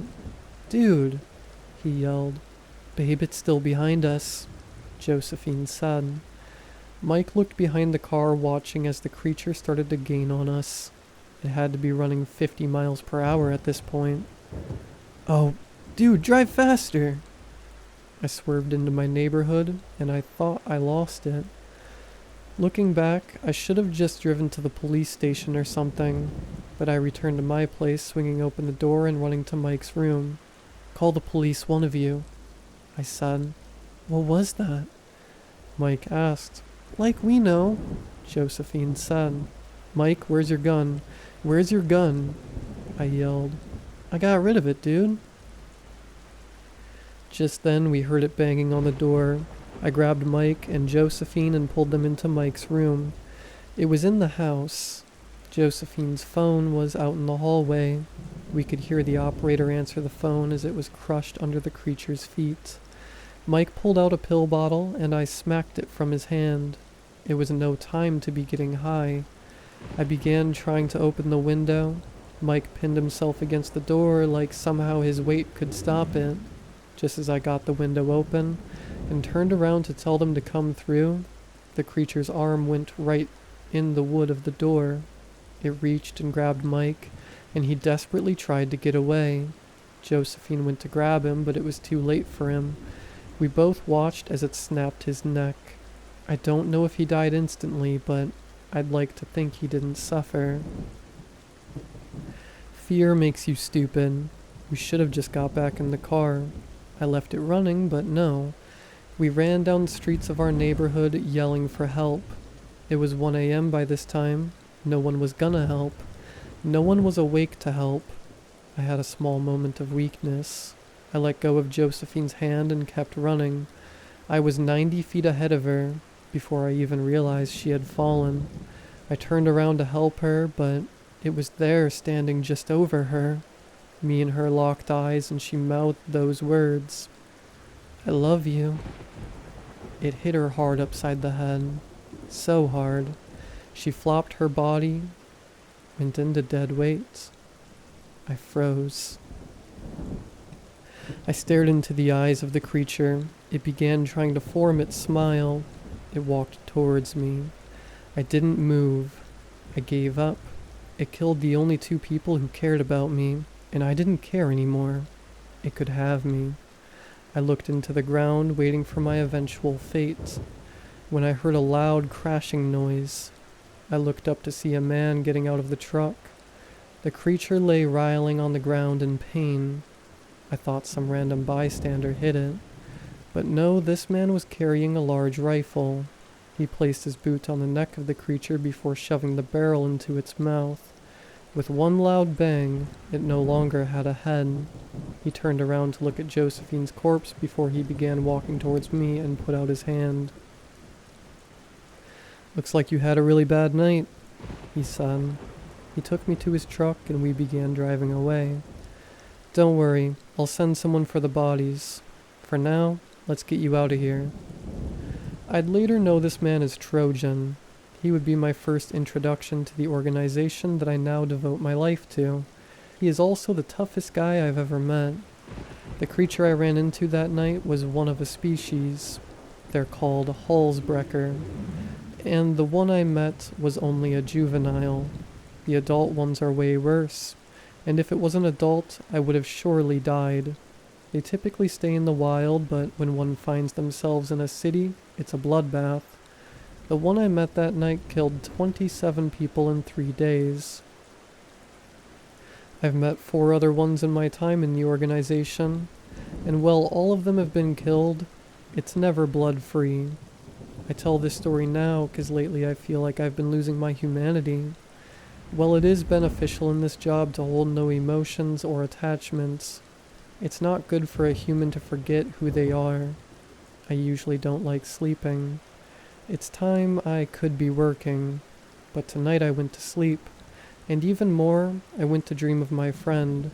He was a junkie and a loser, but he socked someone in the mouth for even looking at me wrong. But what I want more than anything is to dream of her, the girl who changed my life when I had nothing. I no longer want to forget who I used to be. So please, if anything is up there, let me see them one more time. Thalassophobia is the fear or phobia of large and deep bodies of water. These can be lakes, rivers, or the ocean. It's become more mainstream in the last couple of years. Games like Subnautica or Iron Lung have shown people the extent of those fears. It reminds me of something from my teenage years. Or should I say, someone. Charles was my friend and he had thalassophobia. Like many people with the phobia, Charles was brought on by trauma. When he was only 8 years old, his father attempted to drown him. I didn't know that at the time, but to my friend group, Charles was the kid who was scared to go swimming. We tried several times to take him swimming, and he'd always fight us on it. If we could get him to go, he'd sit on the sidelines. One day, someone had the bright idea to force him to conquer his fears. So we drove him to where we'd commonly go cliff diving, blindfolded him, and took him to the top. He fought us at first, but I convinced him to jump, and we all jumped. As I looked at him treading water, he had a smile on his face. But just as quickly as the fun started, it ended. Charles went under the water and never came back. The authorities chalked it up to him drowning, but none of us were convinced he was pulled. They never found his body. See, to me, the fear never came from what was in the water, but what could come out. I just finished my most recent case, and the creature I'd been hunting had the highest kill count of anything I've encountered. I was one of 4 agents placed on this case, which is unusual for the organization, and is one of the few cases I've been on with more than 2 agents. There was me, a level 2 field agent, Flamingo, level 2 field agent, Recruit Sam, a level 4 field agent, and Trojan, a level 1 field agent. I'd never worked with Flamingo, and Sam was assigned under me for this case. It was his first case. "Oh man, this is nerve-wracking," said Sam. We were driving to a diner nearby from the case location. Here we'd meet with Flamingo and Trojan. "First cases are like that," I said. "Why do they call him Trojan? According to everyone at training, he's a big deal, but no one knew where the name came from." I chuckled. "I'm afraid it's not 'cause he's really cool or anything." "So he's not really cool?" "No, he is. Just ask him and I guarantee he'll show you." The diner looked like every roadside diner you'd ever seen. We usually choose places like this when Trojan and I work together. Man loves 3 things in the world, and the first one is food. Walking in, I saw Trojan, and who I assumed was Flamingo, in a booth. "Pepper, great working with you again," said Trojan. "Nice to meet you both," said Flamingo. They had already ordered food. Trojan knew what I liked. It's confusing, though, for something they deemed so dangerous to send us all out. "Why would they have us bring a recruit?" Flamingo said. "It was a last-minute thing. I haven't even got a case file and was hoping you'd share yours." I said, "Of course." Trojan slid a file across the table. I picked it up first and was shocked at what I was reading. It was a campground and a very popular one. Not the first one I've been to, but this one, from what I was reading, shouldn't even be open. This can't be right, I said. Yeah, I thought it was a mistake too, said Flamingo. 312 missing persons in the last year? This place stayed warm year-round and was very famous. People from all over the world came to visit, but in no world should this place still be open. I handed the file off to Sam, and he seemed just as surprised. You can see why they wanted all of us. Normally they'd just send me, Trojan said. I spent the rest of the meal going over the file with Sam. Arriving at the camp, we were to meet with an organization plant who worked as a forest ranger. The organization placed several people in different national parks. Parks can be a breeding ground for entities. The park grounds surrounded a large, beautiful lake. People were kayaking in it, and everyone around looked like they were having fun. I was just mad they still had it open. I was asked to meet with the ranger while the others unpacked our stuff to put in the cabins we were generously given for the case duration. You fish? I confusedly asked. I know, the name's stupid, he said. Ain't the worst one I've heard, I said. Look, I gotta make this brief. I may work for the organization, but I still got a park to manage, he said. I understand. Something's taking people in the night, and despite my protest, we can't get them to close the place down. It ain't uncommon for people to go missing, but we used to get 20 or so a year, not 300. I don't know why it took the organization so long to send you guys. We have a body that's not the first one found either. It's over in a shed off to the east. We also have someone who claims to have seen some creature in the ranger station. I suggest you all start on those, he said.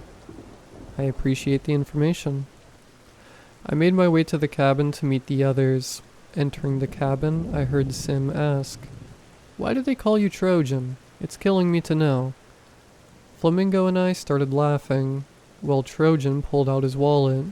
He reached in and pulled out a condom, a Trojan condom. Sim stood there looking mad. You kidding me? Sim said. I dropped this once, and no one would let me live it down, Trojan said. So what, did you screw a flamingo for your name? Sim said. No. Flamingo said, pulling up his pant leg to reveal a flamingo tattoo. So what's your story? Sim said, staring at me. Maybe I'll tell you one day. I shared the information with them. We decided to split. Sim and I would check on the corpse, and the others would interview the person in the station. Sim seemed nervous as we walked up to the shed. I opened it. From what I'd been told, the smell was horrible. Sim threw up. It didn't affect me. The person had several broken bones. Their limbs were bent in a direction that was not possible. Their skin had been somewhat dissolved. I'd seen stuff like this before. The body had been eaten and regurgitated. So it's overeating, I said. How can you tell? Sim said, trying to recover from his nausea. The body has been partially digested, but whatever did this threw up. That leads me to think the creature has always kind of been here. I'm not getting it, Sim said. The park normally gets 40 or so missing persons a year. Most of those are probably from the creature, but this year the missing persons have drastically increased. I don't think that's the fault of the creature. Something's helping it then? Asked Sim. Bingo. We met back with the others to exchange information. According to the person who had seen the monster, several nights ago he watched as a human-like creature with legs that seemed like jellyfish tendrils came from the lake and wrapped its tendrils around the person and pulled them into the lake.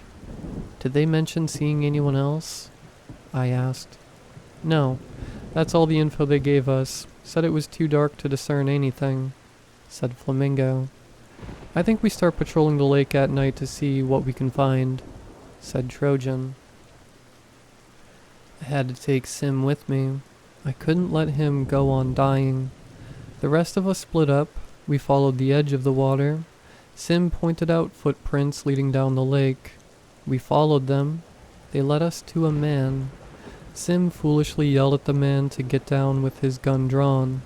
The man ran off into the woods and we were unable to follow. I reprimanded him. Where the man was standing, there were imprints in the dirt similar to snake tracks. Trojan found tracks similar to the ones we found. We met back at the cabin close to the morning to discuss our findings, but one of us was missing. Flamingo didn't return. 2 nights passed and we waited for him. Sim looked like he was going insane waiting. He couldn't help but feel guilty, like somehow he was the reason Flamingo went missing. It didn't bother me or Trojan. "We can't keep sitting here waiting," I said. "I agree. We'll head out tonight," Trojan said. Sim didn't like it, and I didn't like him going. Sim's young, and this case seemed too much for a starting case. The night came, and I asked Trojan to take Sim. He had much more experience than I. I returned to the spot where we saw the man, and to my surprise, he was there. I called out to him, and he turned to me. "The violent one is with you," he said. "I got him working with someone else." "You're here investigating the deaths, aren't you?" I was getting closer to the man. I could pick out his details now. He was normal, with blonde hair and average height, wearing jeans and a blue hoodie. "Do you know anything about them? The deaths, I mean," I said. "I am the one feeding Dagon. Your friend made a great sacrifice." I was a few feet from him now. Did I hear him right? He was feeding the creature and was calling him Dagon, the fish god. Flamingo, that must have been my friend he was talking about. I had my hand on my revolver now. "Goodbye," the man said. Just then I felt something around my ankle. I was being pulled into the lake. I barely had time to take a breath. I fought back against the thing around my ankle. Completely under the water, I could feel the creature enveloping me. Desperately trying to reach for my knife in my belt, I was getting dragged around the bottom of the water and I could tell my arm was bleeding. I could feel the tips of my fingers on the handle of my knife. But once again I was jerked around, moving me away, forcing me to restart the journey to my knife. I got my blade barely. I began stabbing at the tentacles. They let go and I began desperately trying to swim toward the surface. I had no air in my lungs. I was taking in water. Just then another tentacle took me and I had no air to fight back. I thought of Flamingo and how this is what it felt like while he was dying. Light began leaving my eyes, and it wasn't for the angel Trojan I'd be dead. I watched with my final bit of sight as the creature met the blade of the Trojan. I woke up on land to Sim attempting to give me CPR. "You can stop now," I said, coughing up water. "You're alive," he said. I looked over to see Trojan next to the same creature that had taken me. He had filleted the creature, and inside were the remains of Flamingo and 2 others. I didn't know him well, but someone so experienced getting so easily was scary. I didn't even realize the creature was there until it grabbed me, so I could see how it got him. What I didn't notice though was the part. It was a massive 23 feet at least. Each tentacle was almost 10 feet long. It was brown, matching the color of the lake. It had 6 eyes, and its mouth was right above the tentacles. It looked like a squid somewhat, but had fins as well. Never seen anything like it. We began hearing yelling. "No! How could you kill the Lord like that? You'll be punished severely." The voice was cut off by Trojan, who knocked him out. It was the same man I talked to. We called the organization in to clean up the creature. The man was taken in by the organization, where he was interrogated. He admitted to helping feed, which he called Dagon, but claimed he was being controlled by it. If that's true, then it is a first for me. Sim decided to leave the organization, claiming he wasn't cut out for it. I'm glad he left. I wouldn't want him to end up like me. I did almost die, and that reminded me of my humanity. I can't leave the organization at this point. I spent a large part of my life here, and honestly, I can tell I don't have much time left. The Ash Mountain incident may be the most important event in the organization's history. If you tried to find information on it, you wouldn't be able to find it, at least to the event I'm referring to. When I joined the organization I work for, it was one of many at the time that dealt with the unexplainable. The Ash Mountain incident caused the merging of several of the organizations to create the superpower I now work for. If I were to talk about the entirety of the incident in detail, I could write an entire story about just that. Unfortunately, I was not there for the incident, and was merely sent to deal with the aftermath. However, I can give a brief overview of the incident. The Ash Mountain Incident. February 1st, 2014, 3:17 a.m. An unknown entity arrives through a hole producing a dark gray smoke in unnamed national park, and is spotted by a fire tower ranger. The ranger radios to another tower, and both check on the smoke. Upon arriving, they are faced with the creature. Upon making contact, one ranger solidifies into a gray statue. The second ranger touches the first, causing him to turn into an ash cloud. Ranger retreats, calling for local law enforcement. In the meantime, the creature begins making its way toward a nearby campground. One by one, it begins turning people into ash statues. When local law enforcement arrived, the creature already turned 31 people into statues. Law enforcement engages the creature. It turns 5 officers before it's injured and pushed into a nearby fallout shelter where it remains. You just read the basic case info that anyone joining the organization can access, but the paragraph doesn't prepare you for what the place looks like. In the following days, several organizations entered the fallout shelter to go after the creature. 11 days after the incident, I was sent in. I wasn't alone. I was sent with 2 other agents, Trojan and Wolf. Trojan was already a level 1 field agent. Wolf was level 3, and I was still level 4. We were next up on the list to go after the creature, and to prove our organization was on top. We arrived near the entrance of the fallout shelter. The people weren't the only things that were ash. Trees, flowers, grass, anything living around the area had been turned into an ash statue, like a raging forest fire had moved through the area. We made our way towards the bunker entrance. It was a large metal hatch on the ground. Looks like a cellar. Are we sure it's a fallout shelter? Wolf said. We lifted the hatch. After you, pretty lady, Trojan said. Ha ha, you're so funny, I said, heading down the ladder below the hatch. When I reached the bottom, I yelled, I don't see anything. My sentence was cut off by the hatch slamming. I flipped on my flashlight and began scanning around me, the light scanning over the multiple ash statues of people. Alright, open up. I looked up only to see the ceiling was much shorter than it should have been, and the hatch was gone. I was alone amongst the ash statue. I was sure that I would be the next to grace them. I was shocked by the amount of people down here. These were all members of organizations similar to what I worked for. They were all experienced in this field, yet they all were caught and killed by this creature. What scared me was their faces, the pure look of agony upon them. I could tell their death was painful, and the way they died froze that look into place. You could still smell the burnt skin and hair. I found myself needing clarification with the fallout shelter itself. It was an older design, like something from the 50s. I wondered why it was so far out in the woods. The nearest town was more than 45 minutes away. a rich family-owned part of the mountain, and had for some time. Way back before the 50s, they built it. The layout didn't make sense.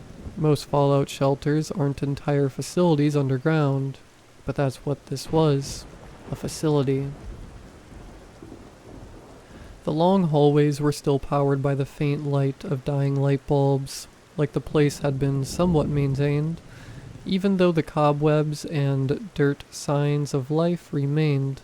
One room I came across had a makeshift living space, a bed made of cardboard, a lantern, blankets, old food, and water. Someone was living down here. Something other than the ash entity.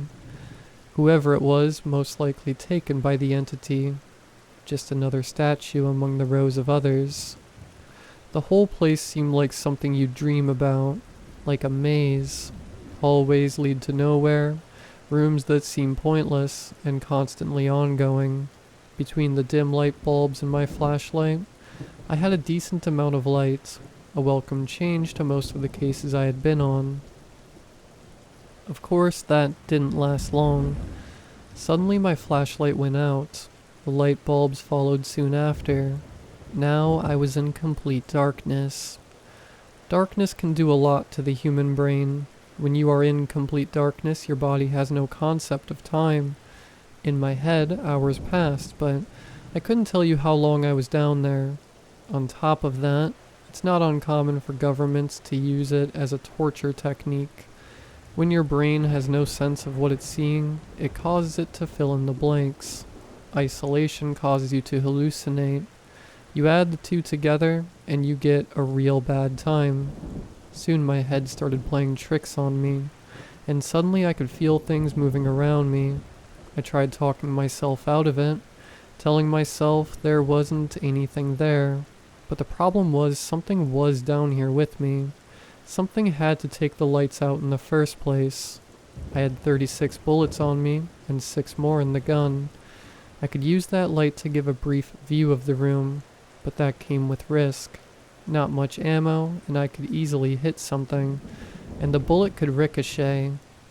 I weighed it, but the risk was worth it. I decided to shoot down the way I thought I came from. One shot gone, giving me such a brief glimpse of light, but it was enough to see the ash demon 20 feet away. I didn't know how quick it was or how easily it could kill me. It waited this long to attack me, so something was stopping it. During the initial fights with police, it was rumored it was injured, and that's why it made its way to the shelter. Not many creatures you meet in this career fear firearms, but this one did, and that was the only advantage I had. I shot one more time where the creature had been seen. Just like I thought, it was scared of the gun. It retreated further into the darkness. The lights came back on once it was gone, leading to the theory it was the one controlling the lights. With the lights back on, I reloaded my revolver and went back to freely roaming the facility. I'd been counting the ash statues. 112 people dead. We were all sent in with barely any information, sent to die from the higher-ups. But the naive me didn't think that he was to focus on killing the creature for the glory of the organization. If I could go back now, I'd slap that kid and tell him to move on with his life, and that this wasn't his calling. But no, I'm that kid, and I gotta live with my choices. 112 naive kids in there, and only through a miracle that I wasn't 113. I saw it again staring at me from just beyond the light of the room. It didn't take out the lights this time. I watched it figure out what it was taking. I couldn't make out the details besides what I had seen from the flash of the firearm earlier. Looked just like the ash statues around me, but it was gray instead of black. I aimed the revolver at it and shot, missing. It came at me dulling, but not taking out the lights. I choose not to fight, but to run. Every once in a while I look back and shoot at it. It was quick, but I had the speed advantage. I was going further into the facility. I turned a corner, tripped over a statue. It exploded into ash and I was on the ground. It came at me. I shot it and hit its stomach. It was hurt but knocked the gun out of my hand. I was hopeless, and just then the hatch opened above me. I hadn't even realized I'd made it back to the entrance. The ash demon began to burn and burst into its ash cloud. It died that easily. The light was what hurt, and I realized why it cut the lights in the first place. It didn't come in here 'cause it was hurt, just 'cause it was dark. I looked up to see Trojan and Wolf. I was covered in ash. "Did you kill it?" Wolf said. "Kinda." They took me out of there. I couldn't wait to shower and get all the ash off of me. Trojan stopped, though, to get me something to eat. I was down there for 3 hours, so he figured I must be hungry. He handed me some cheese fries. When I looked down at them, some ash fell from my hair right into it. Then, looking at the black dust, I couldn't figure out if it was human or the creature. "I don't think I'm hungry," I said, looking at my food. Trojan looked at it too. "What, you scared of some pepper?" Wolf said, trying to make a joke out of it. Trojan liked the joke, and for the rest of the ride, they began calling me Pepper. Guess the name just stuck. I hate that name. Hello. I'll keep this part swift. Unfortunately, I am not the man you know as Pepper. If you have read the previous parts, you have at least heard of me. People call me Mouse. But I'm not here to tell you my story. I won't keep you in the dark. Pepper is dead. I wish I could say he got out, that he went on to have a normal life and he was no longer haunted by his work. But no, he died how he lived, buried in his work. I'm loyal to the organization I work for, and I will be to the end. So loyal that I thought about not putting this out, and even after deciding I would not use my code name. But I guess in the end, I was more loyal to my friend. Pepper kept notes of all his cases. Some of the stories you read were straight out of his journal, and I'm almost surprised that he didn't make the stories as long as they are in his journal. But I understand why he didn't. This one's gonna be longer than the rest. This one comes straight out of his journal. It's his final case that got him in the end. It was an honor to be a part of. Pepper's journal. Only a couple days have passed since the last case. The organization already called me in for another one. This one was different. I walked into the same meeting I'd been in so many times before, ready to be sent on another near-death experience. Before getting my case report, I was handed something else. The director slid me a little gift box. I was confused. Was it my birthday or anniversary? I don't keep track of that stuff anymore. I opened it and was shocked. "Congratulations, Pepper," the director said. "I never thought I'd live to see this day," I said. It was a badge similar to the one I always kept on me, but with one key difference. This one said Level 1 Field Agent. That made me one of 4 agents in the organization with that rank. With that, I was given a case file. It was another unusual one I was leading. Not the first one I've led, but this one allowed me to choose 2 agents of any rank to come join me. Of course, I chose Trojan. He was the number 1 agent in the organization, and one of the few I knew I could trust. For the other one, I wanted Mouse with me.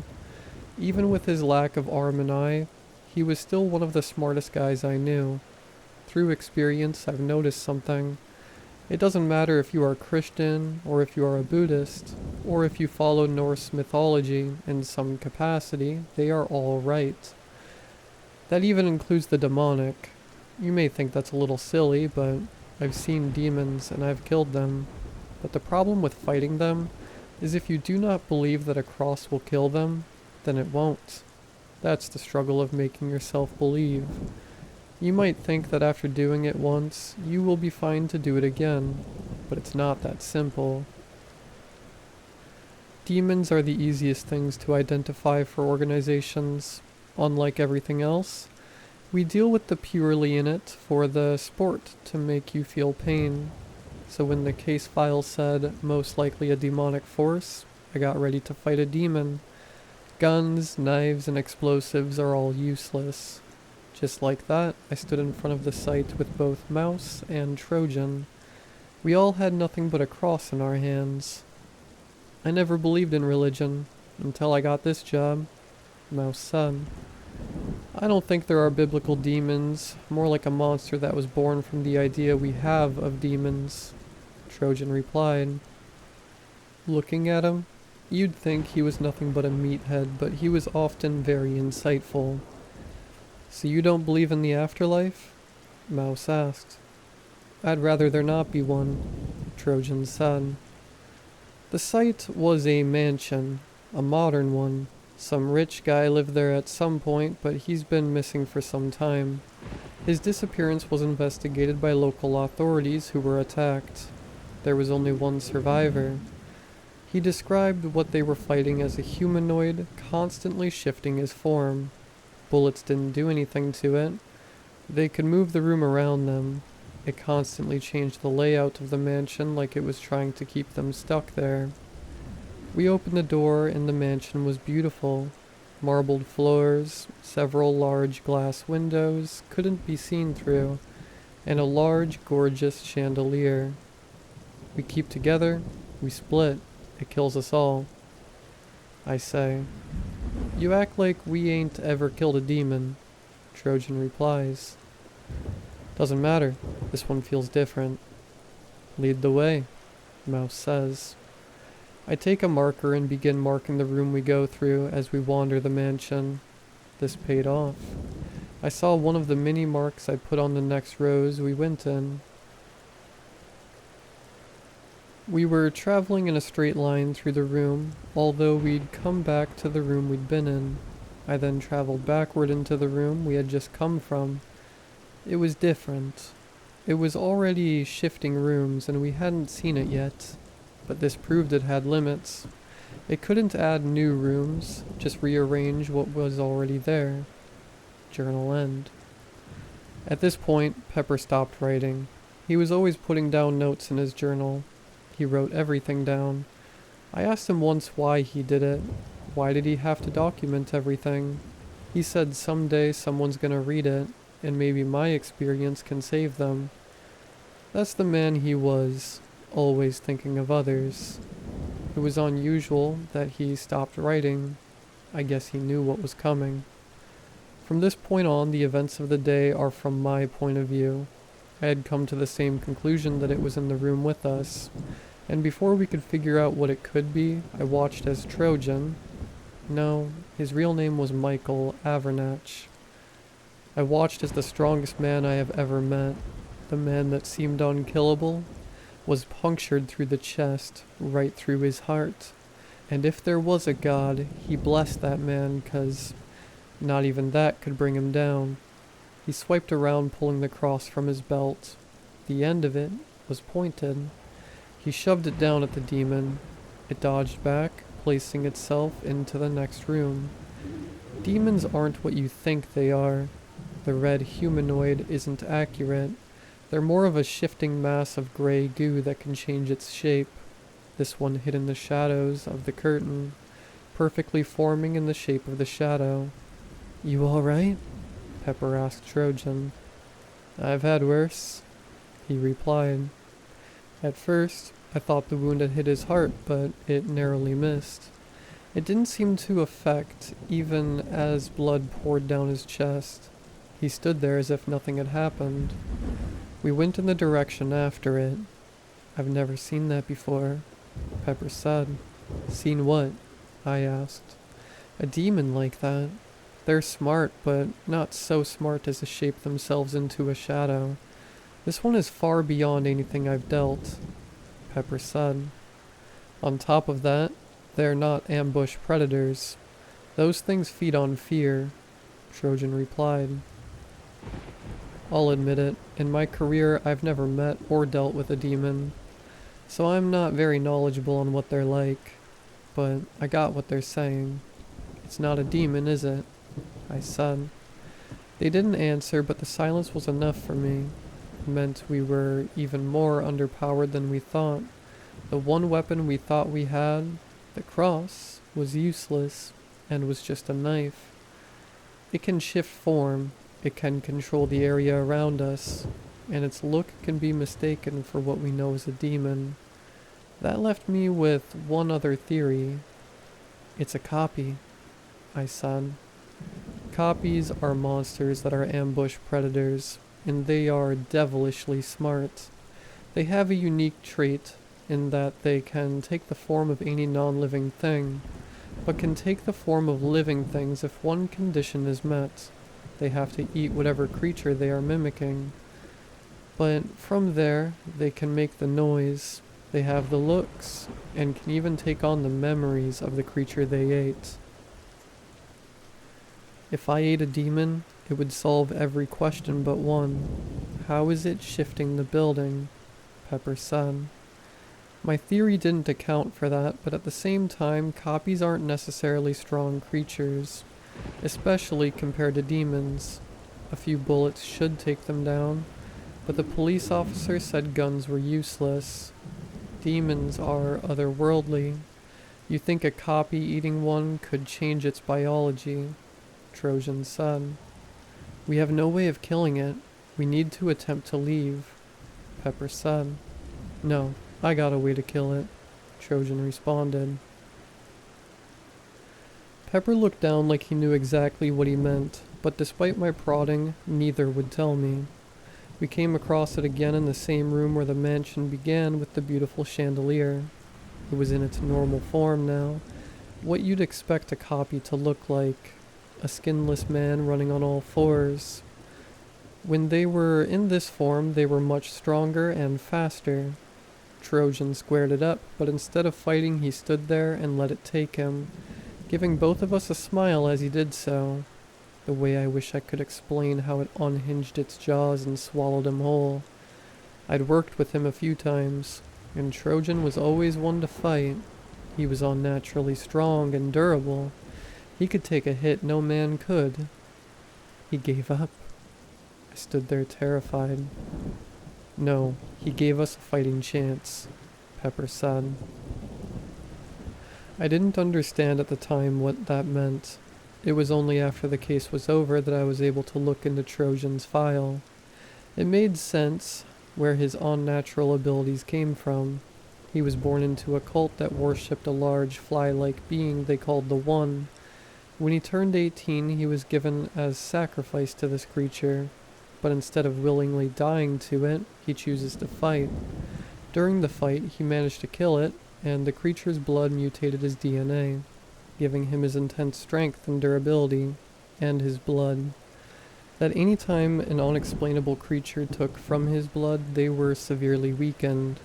Pepper never told me this, but it's clear to me how he knew.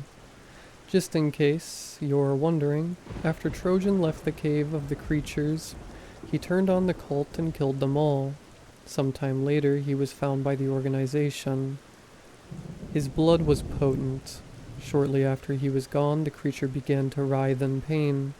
Pepper took no time to let it recover, charging at it with his crucifix blade. Before he had reached it, the creature shifted the room. Suddenly we were falling toward the ceiling. I landed inches from the chandelier glass, shattered, and I fell among it. It cut into my good arm, making my body even more useless than it already was. At that moment, I thought, why? I don't know why Pepper brought me. There was better options than me. I tried pressing my feet, but the damage to my body was too much. I was losing a lot of blood. Focused on attempting to stop the more dangerous holes, I looked over to see Pepper. More cut than I, but he wasn't deterred. He held a piece of the shattered chandelier. The copy was much more weakened than I previously thought.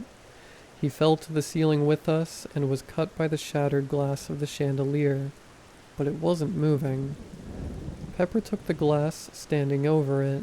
He stabbed the glass straight into the creature's head. Just at that moment, the glass met with the head of the copy. It turned its hand into the same blade that stabbed Trojan, but unlike Trojan, it didn't miss the heart. It all happened in a second as both of them stabbed each other. Unable to move my legs, I crawled to him, desperately clinging to the hope I could save my friend. He fell to his back. I made it to him. I took my phone, calling for backup, telling him it will be okay. Someone was gonna save him. He grabbed my hand and stared at me, and at that moment I knew he didn't want to be saved. I tried to hold back tears as he told me, "Don't worry, I got some people waiting for me." At that moment, Ken Dean Olsen, otherwise known as Pepper, was dead. I wouldn't bother trying to figure out anything about him. As far as I can tell, the organization already scrubbed him from all records. A ceremony was held for him and Trojan, and it was a lot for everyone who knew them. Demons are the easiest thing to identify for organizations. Unlike everything else, we deal with them purely in it for the sport, to make you feel pain. So when the case file said it was most likely a demon force, I got ready to fight a demon. Guns, knives, and explosives are all useless. Just like that, I stood in front of the site with both Mouse and Trojan. We all had nothing but a cross in our hands. And his friend, once again.